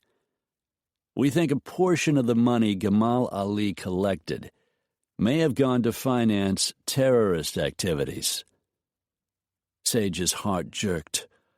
Oh, dear God. And Kadim and Yusuf were still missing. Jake muttered another curse. "We need any information you might have that could help us locate that cell." There was no choice now. They had to tell the authorities everything. Jake's gaze went to hers. Silently, she told him she understood. "From what we know," Jake began, "the smuggling involved a man named Roshan Al-Qazaz. He's the eldest son of Sheikh Khalid Al-Qazaz. You might have read something about the Sheikh's visit to Houston in the newspapers." "It was headline news for a while," Haskins said. "Khalid came here with his family to negotiate a deal with marine drilling." He looked at Sage. "We were trying to buy a used offshore drilling platform and other miscellaneous equipment," she explained. "As far as we know," Jake continued, "neither Khalid nor his immediate family had anything to do with the smuggling, which involved shipments of used pipe purchased in a smaller deal earlier in the year. But the Sheikh's son, Roshan, his cousin Kadim, and Roshan's 2 personal bodyguards were involved." "Where's Roshan now?" "He and Tariq Mohammed, one of the bodyguards, are on their way back to Saudi Arabia. According to the Sheikh, their punishment will be severe." "I don't doubt it. Drug trafficking in the Middle East is a major offense." "Roshan has diplomatic immunity," Jake said. "There wasn't much you could do to him anyway. The problem is Kadim Ahmad and Yusuf al-Zahrani, the cousin and the other bodyguard, have skipped. No one knows where they've gone, including the Sheikh." Haskins' features hardened. "We'll need to talk to him." "Unfortunately, the Sheikh's plane left for Saudi Arabia last night." The agent's face turned red. He stood up from his chair and leaned over the table, his hands fisted on top. "So you're telling me there is no way to find these 2 men? Men we believe may be involved in a terrorist plot?" Jake's chair grated on the floor as he rose to his full, towering height and leaned across the table in turn. "Listen, Haskins, none of this could have been predicted. Sage did everything in her power to keep this from becoming an international incident, which I'm sure the DEA, Homeland Security, and every other agency in the country would have wanted her to do. The Sheikh has diplomatic immunity, just like his son. Even if he was still here, he wouldn't have to talk to you." Resignation settled over Haskins' face. His shoulders slumped as he sat back down in his chair and rubbed his forehead. "We're going to need a photo ID on these 2 guys." "I can help with that," Sage said. "We had security cameras installed out at our ranch before the Sheikh and his family came for a visit. I can have the digital cards delivered to you right away." He nodded. "Once we narrow it down, I'll need you both to come in and ID them." "Glad to help," Jake said. "We may have more questions for the 2 of you. I told you most of what we know Friday night. You've heard the rest today. We made a deal. I understand you've got a problem, and if there's anything either of us think of that will help you solve it, you can believe we'll let you know. In the meantime, I expect you to keep your word. The situation is different now, not our part in it." Haskins just nodded. I'll do the best I can." Jake helped Sage out of her chair. "Stay close," Haskins warned, as they started for the door. Jake made no reply. Sage knew he wished there was something more he could do. She just hoped Special Agent Haskins and Homeland Security found the men and the cell before something terrible happened. Tuesday arrived. Jake had talked to Alex, Ben, and Trace about the conversation he'd had yesterday with Richard Haskins. There wasn't much need for them to worry. He'd never mentioned their names. Still, he wished there was something they could tell the feds that would help them find that cell. Hell, he didn't like the idea of those bastards planning to blow up a nuclear plant or a city somewhere any more than they did. He and Sage had gone back over every conversation they'd had with the Saudis, gone over the transcripts the professor had translated, but come up with a big fat zero. For now, Jake had to leave it alone, had to get back to doing the job he was being paid to do, and that meant protecting Sage. Last night, when they'd gone back to her apartment, he had again used the computer in her study. While Sage did some catching up on paperwork, Jake had spent nearly 2 hours pursuing an idea that had been niggling at the back of his mind ever since his last conversation with Saul. Prowling the internet, he had finally located the article in the Houston Chronicle that broke the story of the Sheikh's arrival and the deal being negotiated with Marine Drilling International. The story that had set off the protests. News that was supposed to be kept secret. Information known to only a few people in the company. Jake wanted to know who had leaked the story. While Sage worked at the office, under the watchful eye of Ian's bodyguard, Ham Pierce, Jake ordered a coffee to go from the counter in the Espresso Loco a few blocks away. Carrying it outside, he seated himself at one of the wire mesh tables to wait for Susan McAllister, the reporter who had written the article. This morning he'd phoned her and dangled a carrot she couldn't resist. Fresh news about the Sheikh and Sage Dumont, and the journalist had agreed to meet him. Susan wanted some juicy tidbit about Sage and her meeting with the Sheikh, and Jake was prepared to give it to her, in exchange for a little information. Leaning back in the white metal chair, he spotted his quarry walking toward him. He'd found a photo on the net showing a 30-something blonde with short curly hair and stylish tortoiseshell glasses, attractive in a business sort of way. Watching her approach, he saw that she was average in height, sexier than her picture had shown, not afraid to display a little bosom at the front of her light blue pantsuit. Maybe she had done some research on him as well. Figured being ex-military, he had an appetite for a sexy female.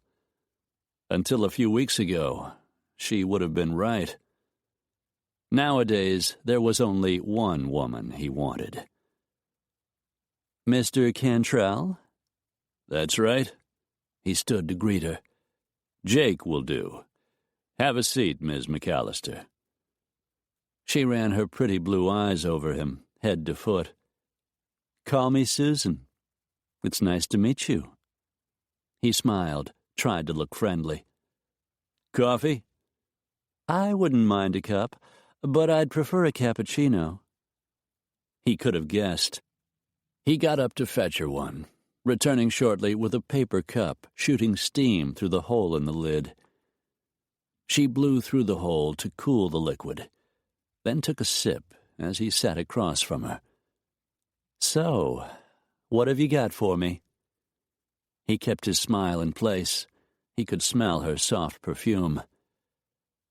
"The question, Susan, is what have you got for me?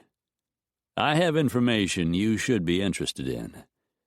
In return, I want to know who leaked the story of the Sheikh's arrival in Houston and the deal he'd come to negotiate with Marine Drilling.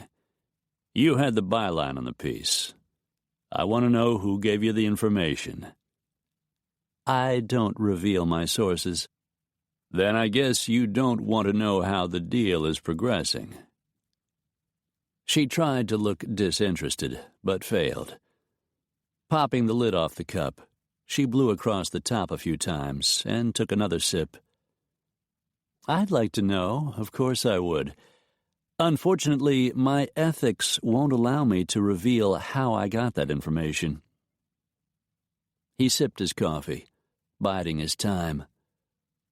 All right.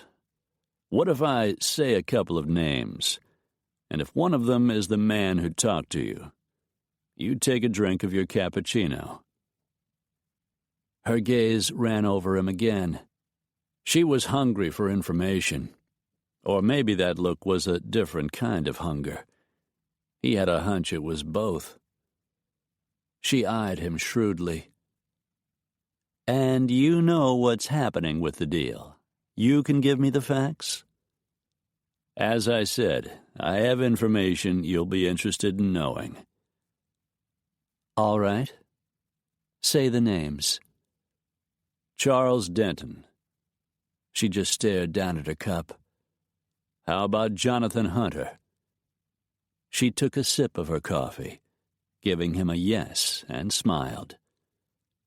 Tell me about the deal. It was hard to speak with his jaw clamped shut. Hunter had leaked the information.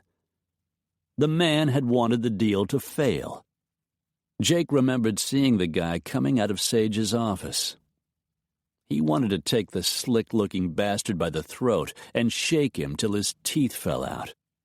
Every bone in his body said Hunter had to be the guy who'd arranged the car bomb. The sheikh has left Houston and gone back to his home in Saudi Arabia. I have no comment on whether or not the deal was made before his departure. Jake stood up from his chair. That's it? That's all you have to tell me? I could have found that out by calling the airport. What about Sage Dumont? She was in charge of the negotiations. How does she feel about the sheikh leaving? She's up for promotion, isn't she? If the deal has fallen through, chances are she won't get it, right? Jake smiled thinly. No comment. He started walking. Hey, wait a minute. Susan hurried to catch up with him. Look, maybe we could have a drink sometime. Talk a little more about Jonathan. He turned, stared down at her. So, now it's Jonathan. Sounds like the two of you are pretty chummy. Not really. He's married. What about that drink? You know Hunter. How far is he willing to go to keep that deal from being made? He wants to be president of the company. He wants it very badly. That's all I'm willing to say. She smiled up at him. At least for now. She took his arm. So, how about that drink? Jake just smiled. Sorry, honey, I'm just not thirsty. Thanks for the information. Turning, he walked away. Chapter 32. Jake strode down the sidewalk, his long legs eating up the distance back to Marine Drilling, his features more and more grim.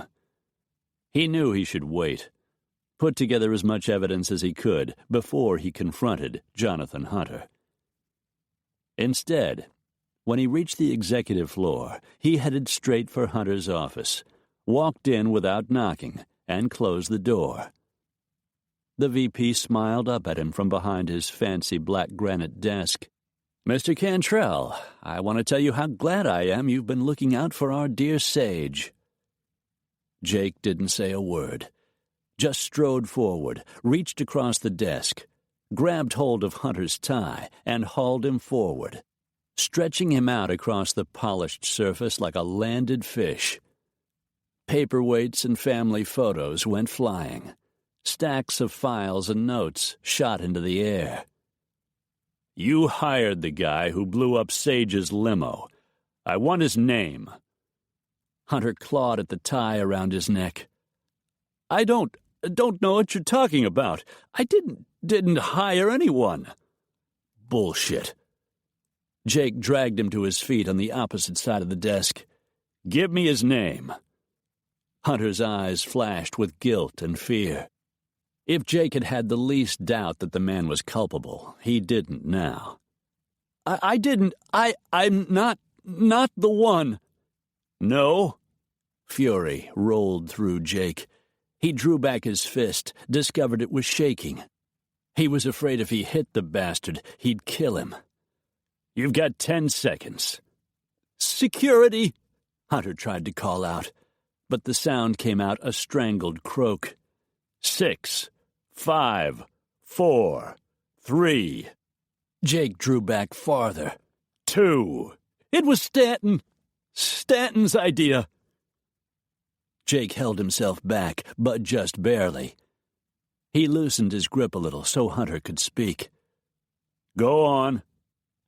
Philip didn't want Sage to get the president's job. He was planning to marry her. He didn't want her to outshine him. She broke their engagement weeks ago. Why would he care? Jake jerked on the tie.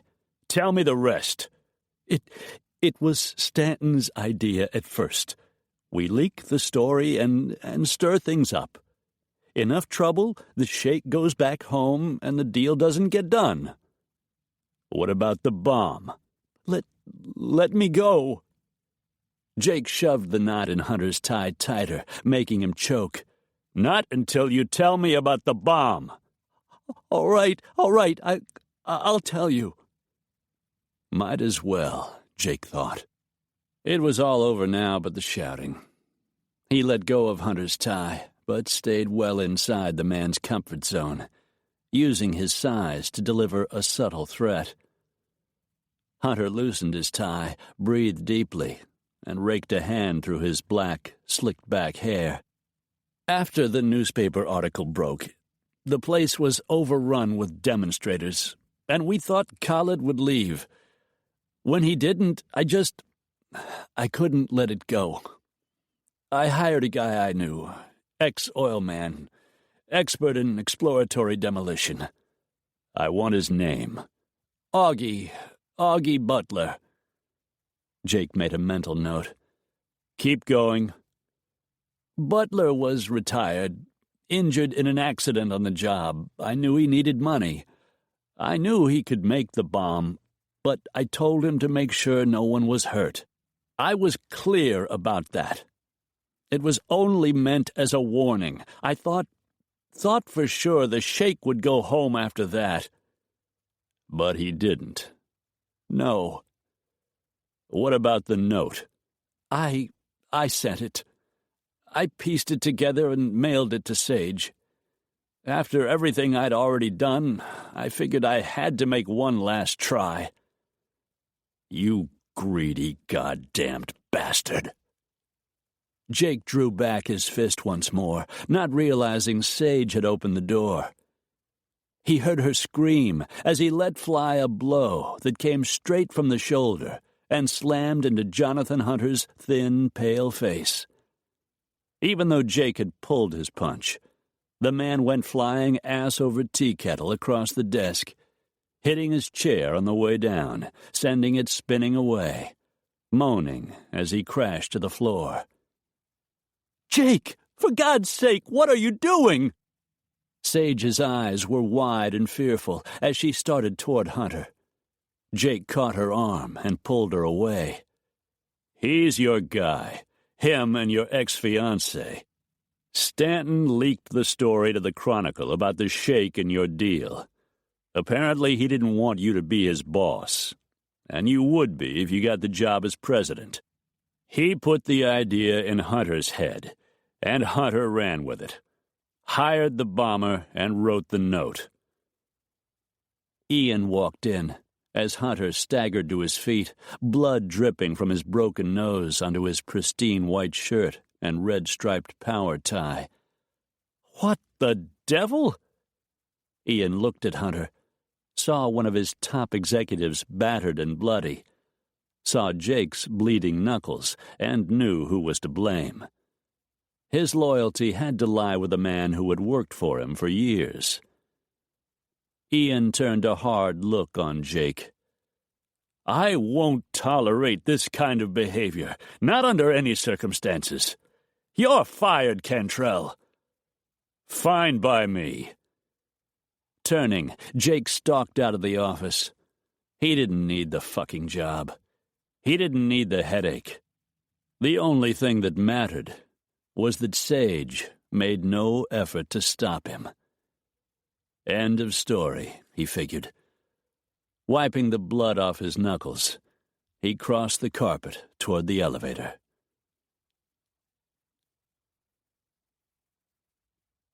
Sage forced her gaze away from the man teetering on the other side of the desk. She was shaking all over, trying to forget the image of Jake's big hand smashing into Jonathan Hunter's stricken face. She turned to her grandfather, braced himself. "Jake says Jonathan is the man behind the bombing." Her glance returned to the disheveled executive, then veered out the door to Jake's retreating back. "He says Philip was involved." Ian's hard gaze swung to Hunter. "That true?" Jonathan hesitated, glanced wildly around, trying to decide what to say. He opened his mouth, but Ian cut him off. "Don't lie to me, Hunter. If it's true, you had better say so. If you lie, I'll find out, and it'll go a hell of a lot harder on you. That I personally guarantee." Jonathan's battered face went a pasty gray. He spoke to Sage, hoping to summon her pity. "I only meant to warn the Sheik away. I knew you wouldn't get the job if the deal fell through." He returned his attention to Ian. "I've worked for this company more than 20 years. I deserved that promotion. Even Philip thought I should get it." "The only thing you're going to get now," Ian said harshly, "is an orange jumpsuit and time in jail to think about what you've done." He tipped his head toward Sage. "You had better go get Cantrell. I don't condone violence, especially in the office, but I have a feeling your bodyguard's protective instincts got in the way." He raked Hunter with a look. "Since I feel like beating you to a bloody pulp myself, I understand how that might have happened." He turned back to Sage. "Go." Sage spun and raced out of the office, her heart still hammering. She should have stood up for Jake, gone after him the instant he stormed out of the room. She should have known he had a reason to behave the way he had. But seeing the terrible blow Jonathan had taken, seeing him beaten and bleeding, and the fury in Jake's blue eyes, had held her shocked and immobile. The destruction he'd wrought with a single blow had left her stunned and shaken. She didn't know the man who'd stood with his fists clenched and shaking, the cold-eyed, dangerous man who could use those powerful hands to kill a man if he wanted, and considering his background, likely already had. She spotted him across the parking lot, almost to his jeep. "Jake! Jake, wait!" He looked up, and something shifted in his features. A little of her uncertainty remained, but when he turned, it was her Jake, whose beautiful eyes met hers. Jake, who pulled her into his arms. "I'm sorry," she said breathlessly. "What happened? I couldn't handle it. I'm sorry."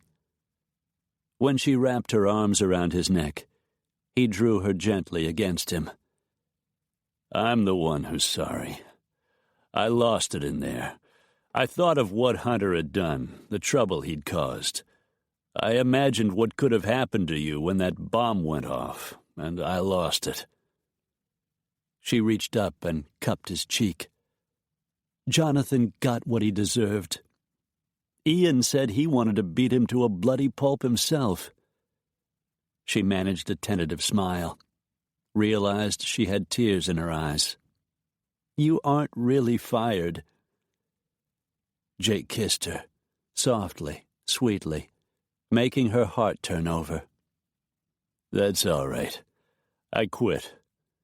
He ran a thumb beneath her eyes, wiping away the wetness. "You don't need protection anymore. You're safe now, Sage." The words should have comforted her. She didn't understand why they didn't, except that she was in love with Jake. And now that she understood the man he truly was, now that she was completely sure he wasn't the right man for her, it was only fair to him that she end their relationship.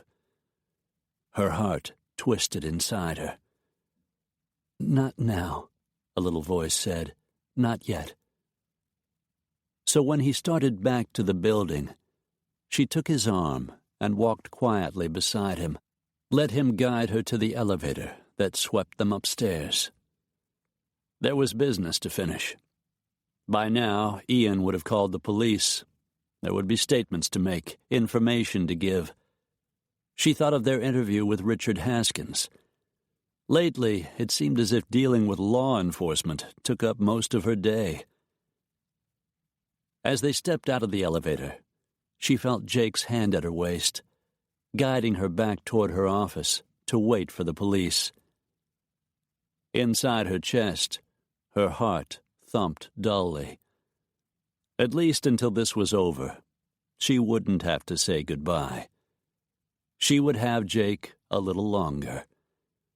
She would take whatever time she could get.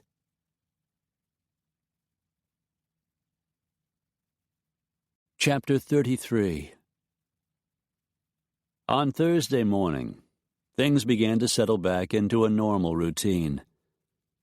The day before, as soon as Sage left for work, Jake had moved out of her apartment. It didn't take much effort.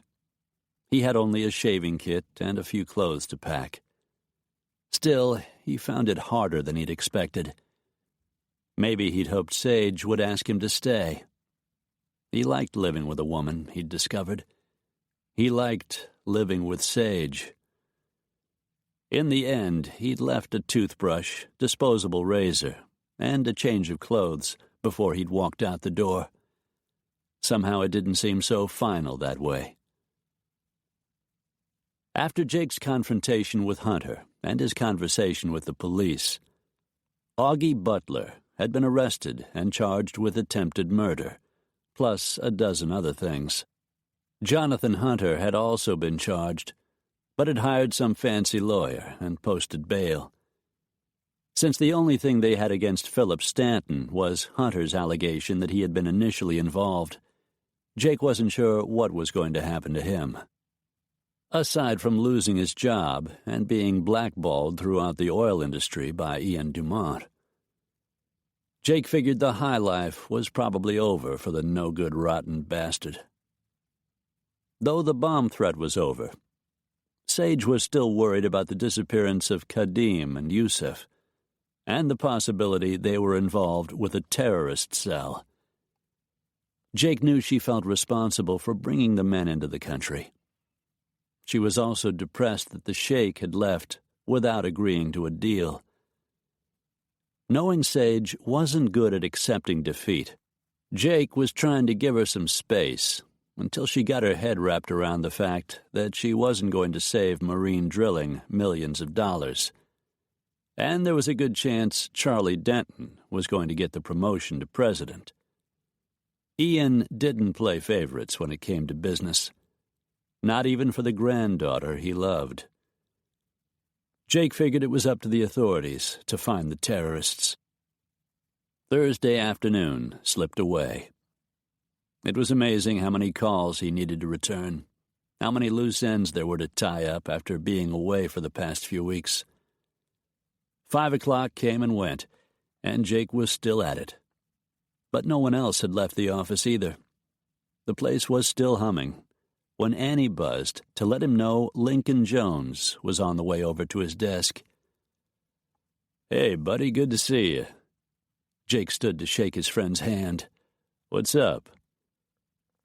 "Heard they arrested the a-hole who blew up my car, thanks to you. Congratulations." He shrugged. "Just got lucky." "Sure you did." "Want a cup of coffee? Got some fresh in the back." "Sounds good." They started in that direction. "I talked to Felix," Link said. "He told me you got Bo Johnson a job here in the office." "Trace hired him part-time and weekends." "Felix said you called. Told him Bo was doing real good." "I talked to Felix on Saturday. I hope Bo keeps up the good work." "I think he might. I saw him the other day, told him if he kept going the way he was, I'd help him get his chauffeur's license. He said he decided to become a private investigator. Funny, huh?" Jake shrugged. "Stranger things have happened." "Kid was excited about the chance to drive for me, make some extra money. He wants to get his GED. Jake smiled. "Sounds like he's coming right along." "Trace is good for him. I think the kid has a case of hero worship, Trace being an ex-ranger and all. Tell you the truth, I think he has a lot of respect for you too, Jake." He just nodded, glad to hear the kid was straightening himself out. It didn't happen that often. "Felix misses seeing you." Jake ran a hand over his face. "I need to call him again. Now that this last job's wrapped up, I'll have some time. Maybe we can take in a football game or something. The Texans lost more than they won last year, but the new season's starting, and so far they're doing great. And it's always fun to catch a game." "Felix asked about Sage. He likes her." Jake smiled again. "So do I. I'm going to ask her to marry me." Link grinned, slapped him on the back. "Good for you." They reached the back room, and Jake poured them each a cup of coffee. "I've been thinking along those lines myself," Link said, accepting a steaming mug. Jake's eyebrows went up. "That's so." "Me and Tanya Porter have been seeing each other. I've known her a couple of years. Just never thought she'd say yes if I asked her out. Finally worked up the courage. We went to the show one night and have been together ever since. I think it might be the real thing." Jake grinned. "That's great, Link. It'd be good for Felix to have a real dad instead of just a guy who's around part-time. He loves you, man." Jake's chest felt tight. He'd just begun to open himself up to those kinds of feelings again. "He's a great kid. I'd be proud to call Felix my son." "I don't blame you. I hope it works out." Link grinned. "Same goes." They talked a while longer as they finished their coffee, then walked to the door. Link waved as he crossed the parking lot. His steps so light, he seemed to skip across the asphalt. Jake waved back and returned to his desk, his friend's happiness reminding him that if he wanted some of that for himself, he needed to talk to Sage. He needed to work up the courage to ask her to marry him. The possibility she might turn him down made the coffee he'd drunk turn sour in his stomach. He just sat back down at his desk to make a few more calls when the bell above the door rang, and Sage walked into the office. She looked so damned pretty. He wanted to drag her out of there, caveman style, and haul her off to bed.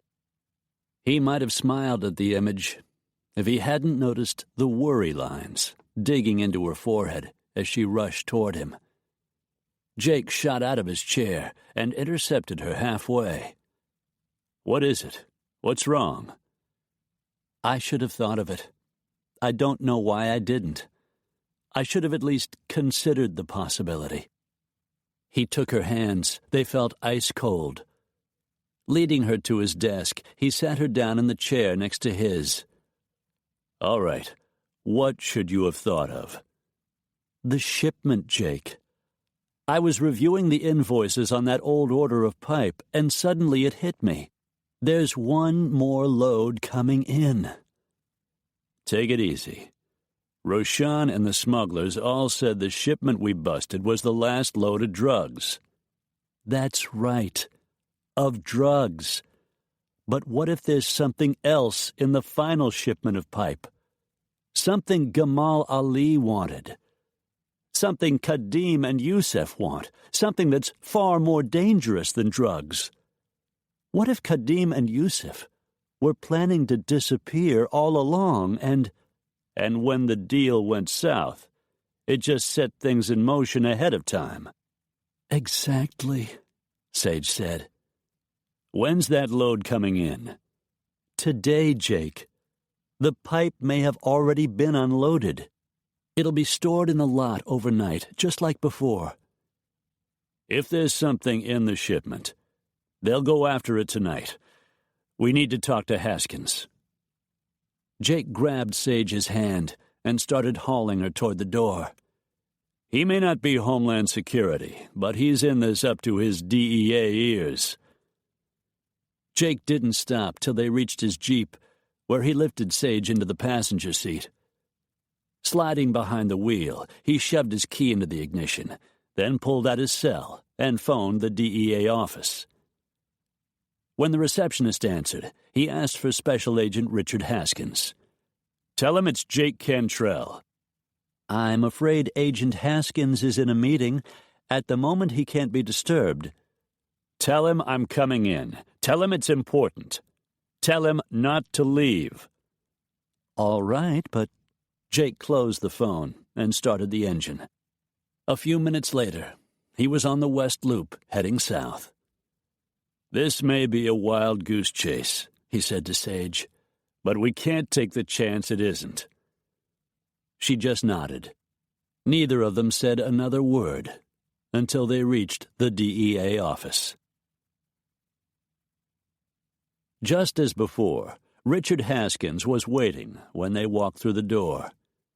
He was wearing a plain tan suit, his brown hair neatly combed, his wingtip shoes gleaming.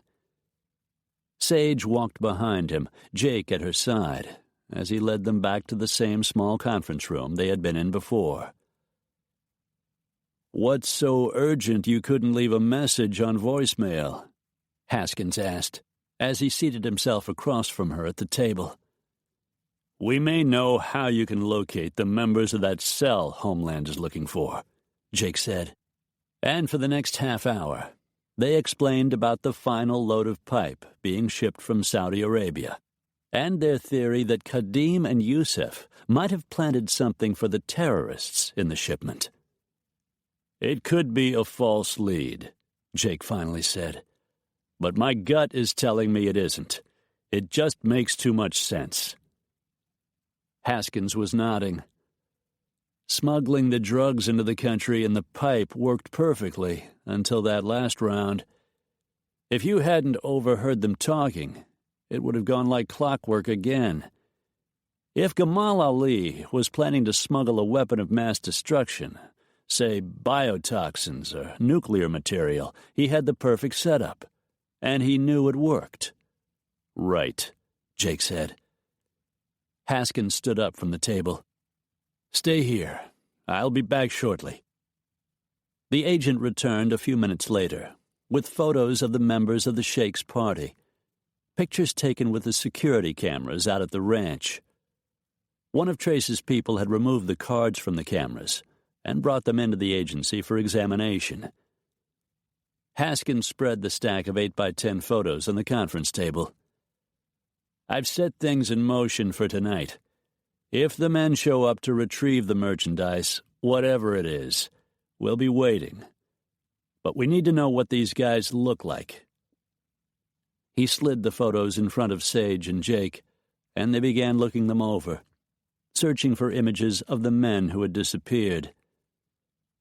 Sage reached out and picked one of the pictures out of the glossy spread in front of her. "This is Kadim," she said. Jake separated another from the group. "Here's his buddy, Yusuf."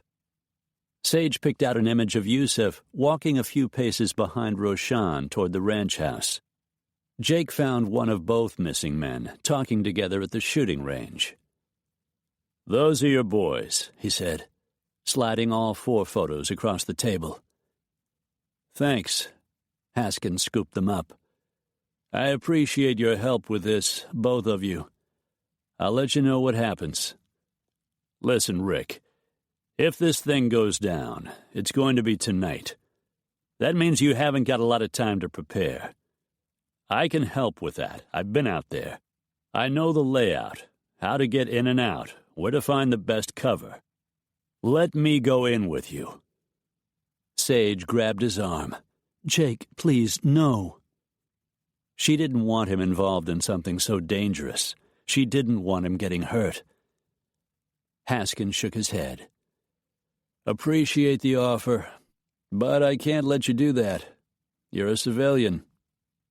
I'm ex-military, and I'm licensed to carry. I'll stay in the background, just give you any relevant advice when we get there. Plus, I'll recognize these guys if they show up. I know their size and shape, the way they move. That's better than any photo." Haskins' face looked strained. "I don't like it." Jake cocked his arm and pointed to the heavy steel watch on his wrist. "Time's ticking away, my friend." Sage looked at her own wristwatch and saw it was past 7 o'clock. They were down to hours, and the agents were barely getting started. Haskins blew out a breath. "All right, fine. You're in. The truth is, we can really use your help.